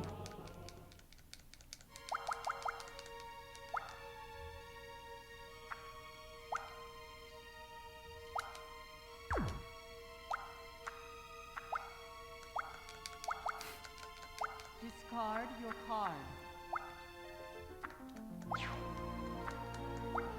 You've got a reward. Good luck to your next journey. Gas cloud. King tortoise.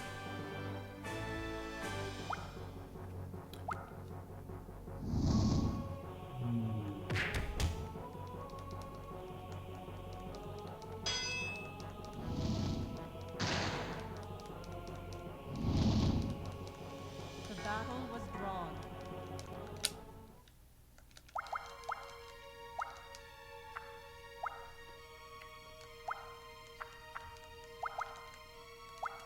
Hey, it's another Kelpie.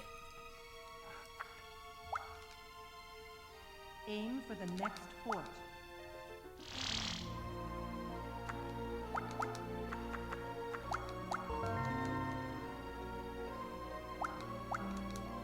Discard your card. Meanwhile, he's thrown away. He's had enough. Discard your card.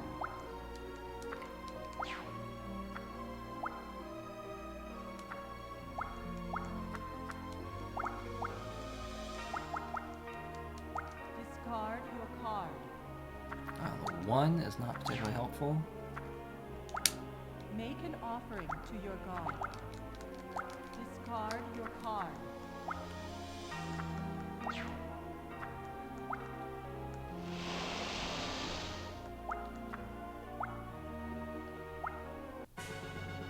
Gas cloud.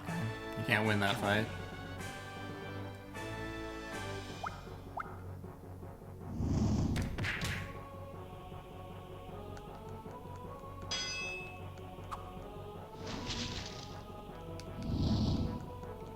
The battle was drawn.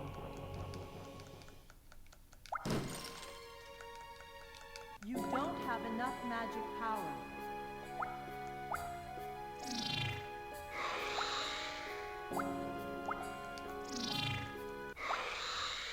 Discard your card.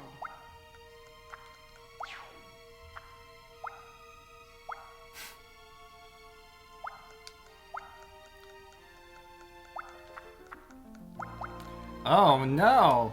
Wow, he got power hungry real fast. Kelpie.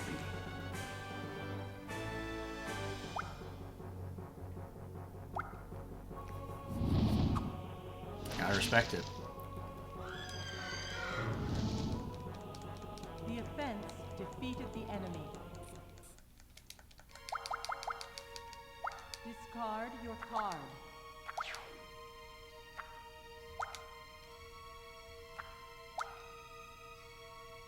Aim for the next fort.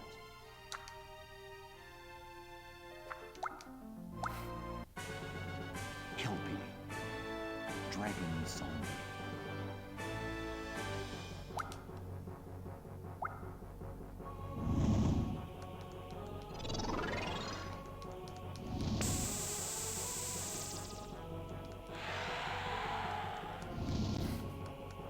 The offense defeated the enemy. Discard your card.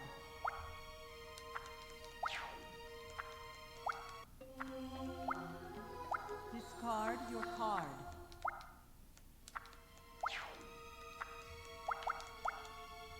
Discard your card.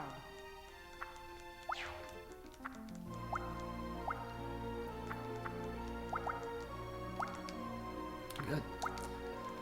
What we're looking for? X. Movement. Make an offering to your god. Discard your card.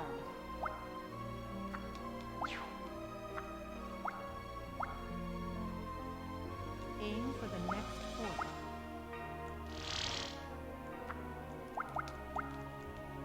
Discard your card.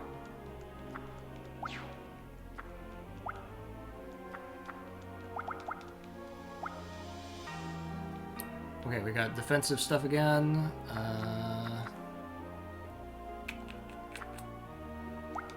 Aim for the castle.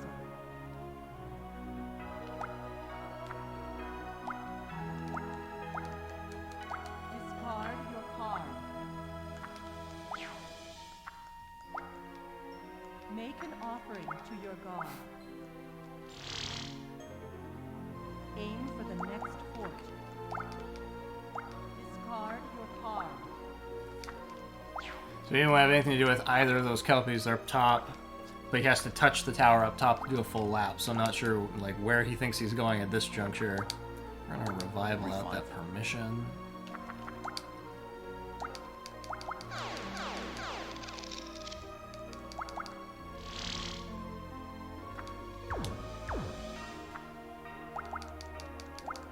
Discard your card.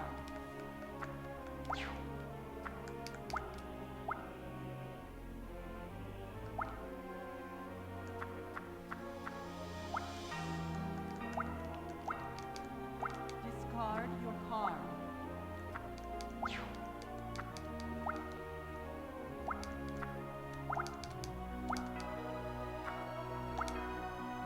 You've got a reward.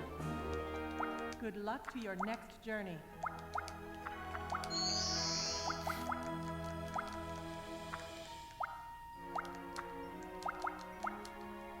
Discard your card.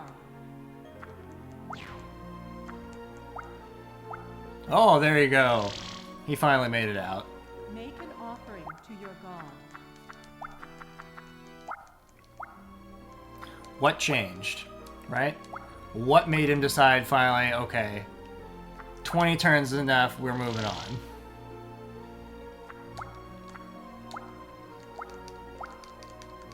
Discard your card.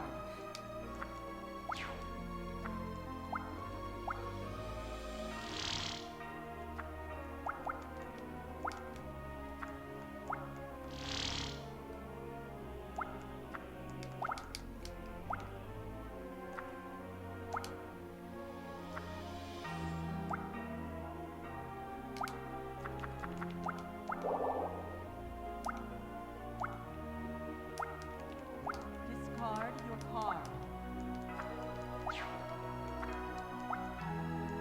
Make an offering to your god. Still didn't want to go up top. He's going back over here. Now that Ball Barrett has left this area, he's gonna go take out all of those goblins that he put down.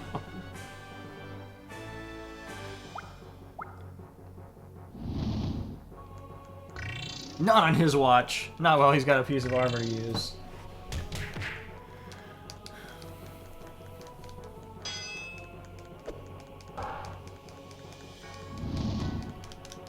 The battle was drawn.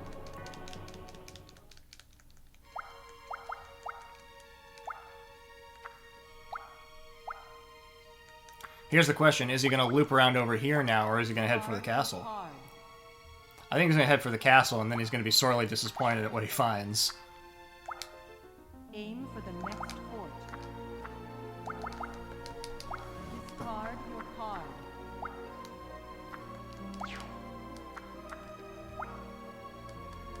Fly.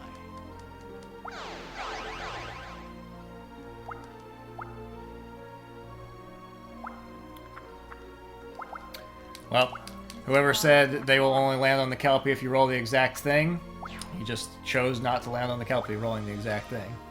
Goblin's Lair.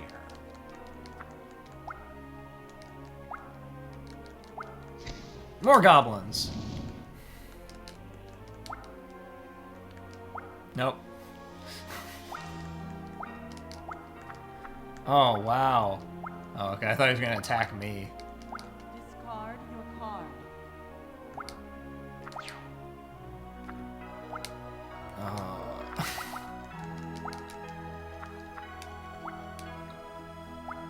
You're gonna shatter my revival? Nope. Drain magic. I would have loved it if he would have shattered that goblin card. It's too powerful.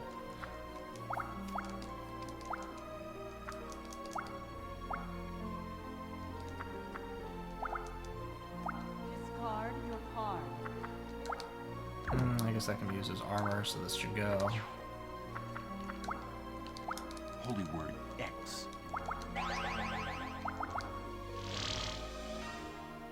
Make an offering to your god. This way, because there's a thing that's leveled up a little bit over here. 541.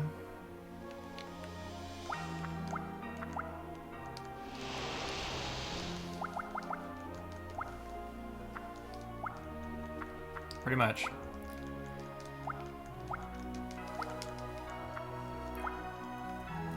Oh, now he's going for it. Whatever changed. I made the Kelpie more valuable, and he was like, okay, now I'm gonna go. Now I'll give you more money. You're right. Make an offering to your god.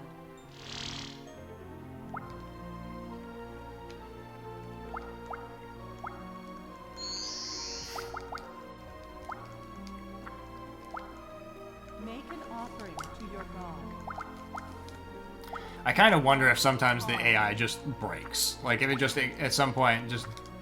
Either if it's coded to eventually just, like, force them to start walking towards the castle, or if it just, like, there's some kind of snag based on the behavior of the cards that have been played or territories that have been leveled up, where it just says, okay, just go.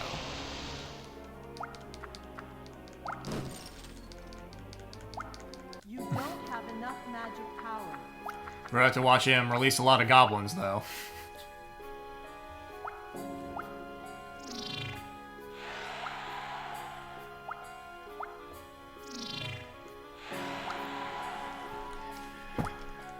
Now, obviously, this is slow. Like, this is not great. But, you know, we were past that point of worrying about that 2 hours ago, so this is just kind of the most ridiculous way to wrap things up.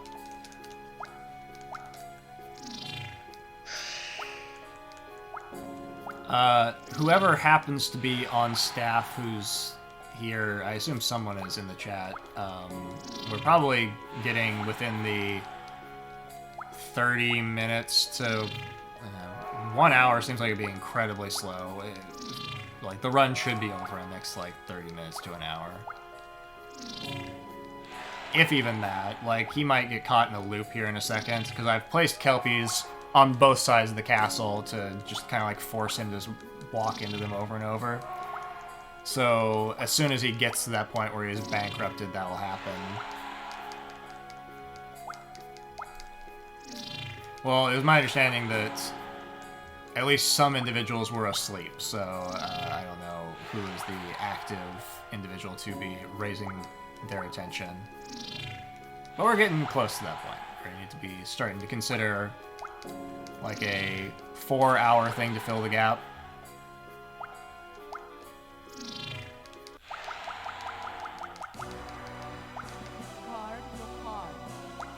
In fact, here, I'll even speed it up a little bit. Holy word 0.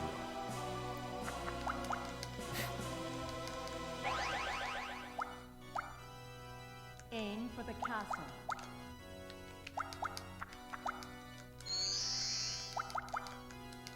Discard your card.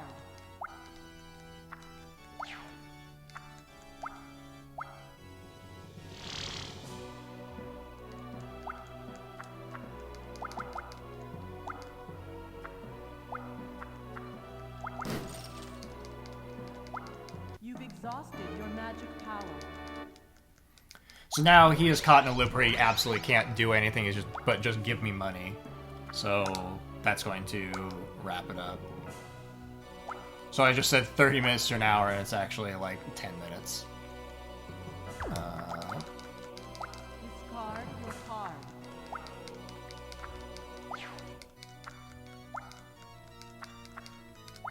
It was possible that he was going to, like, get through that and, like, still have enough territory, but now he's absolutely not going to make anything happen. Discard your card. Nothing but regrets. You've got a reward. You are There we go. the winner of this war. The time is going to be in a bit. It's at the end of this text that I'm mashing through. We're going to get some lore. And just before it goes to credits, there'll be time.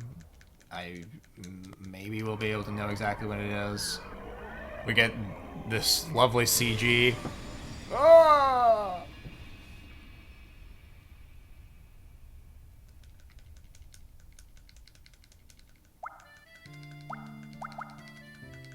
In the end, it was I who was manipulated.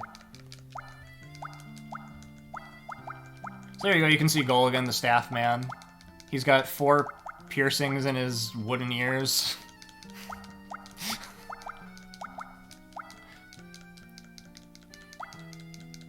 Thanks for the GGs, everybody. Jack Burton, good to see you again. The true winner is determined. It's still not the end. To mash our way through this. We get some cards. We got a Bogart. Oh, and we save our data. That's real important. We get this cutscene. Let me know if you guys can hear it okay, if you want me to raise the volume on the game. Because this guy's going to have all the lore to share with us.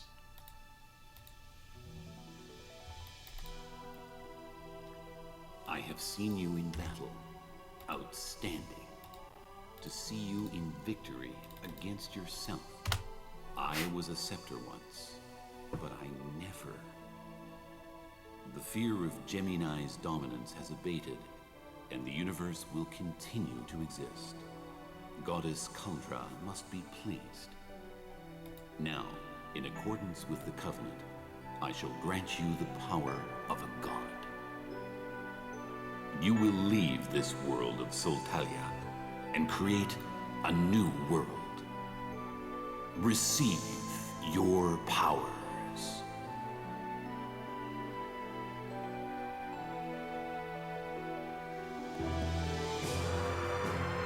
You hesitate to leave this world. I know what you are thinking. The many comrades you met in battle. The home you will miss. And the desire to test your ability once again. Remember when we walked on that bridge? If you do not become a god now, it will be very dangerous for you and the entire universe. You could be defeated, and another victor could take your place. Or you could become possessed with new ambition. However, neither I nor any of the other gods can force your decision. So, let me hear your resolve. The power of God, or the brotherhood of this world? So the real twist was, did you think that that dude was the narrator the whole time? Cabbage Patch!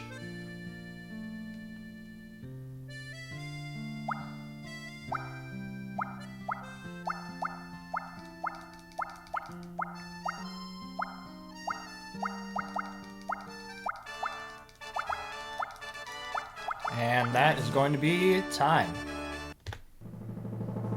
I have a 10:42:06.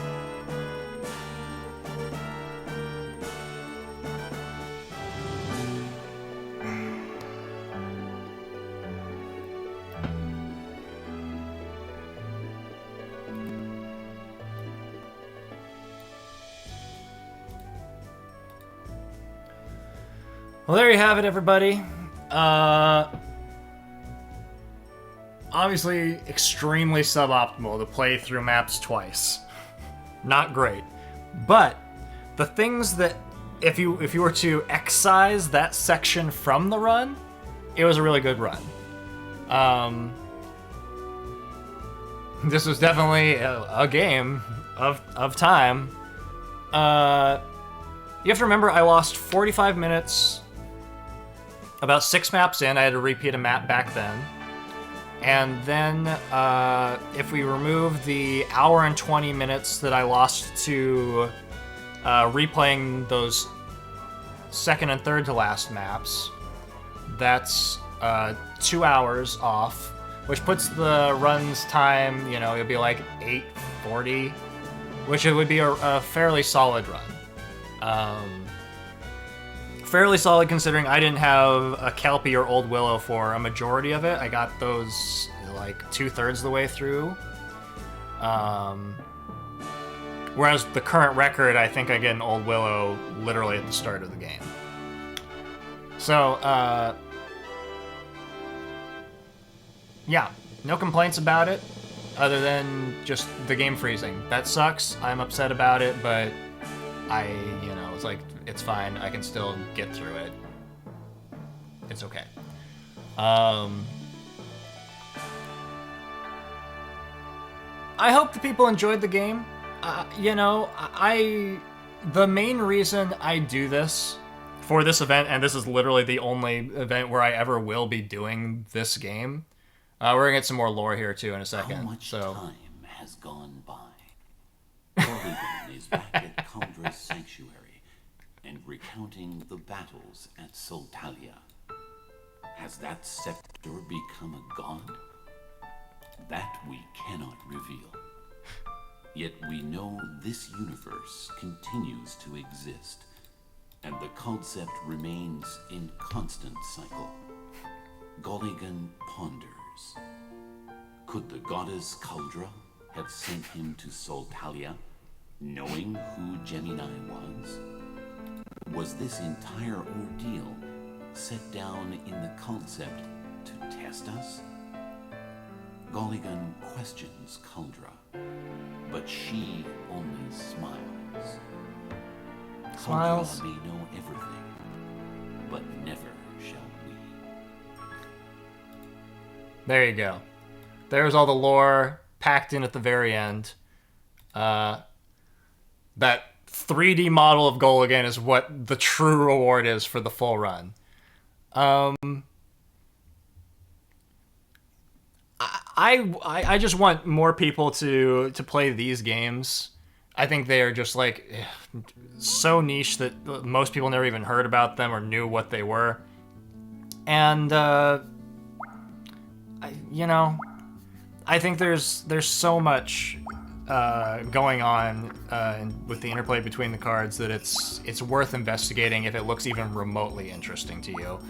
And maybe someday someone will get the word out to get them to make another one.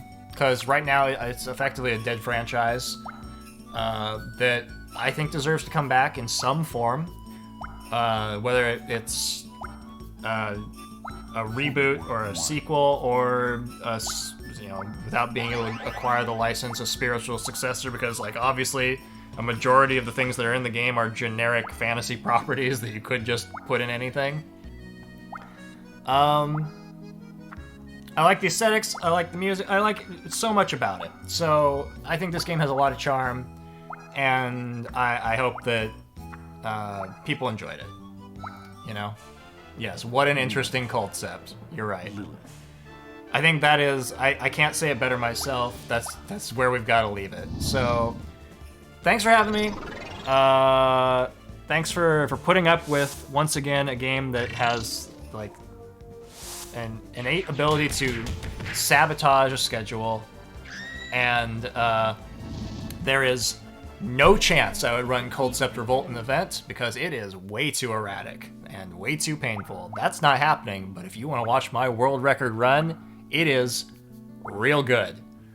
It's very good. It's very strong. Anyway, I am out of things to say, Helios. I just finished this run. So, that's all I got, staff. I hope you fill in the gap after me.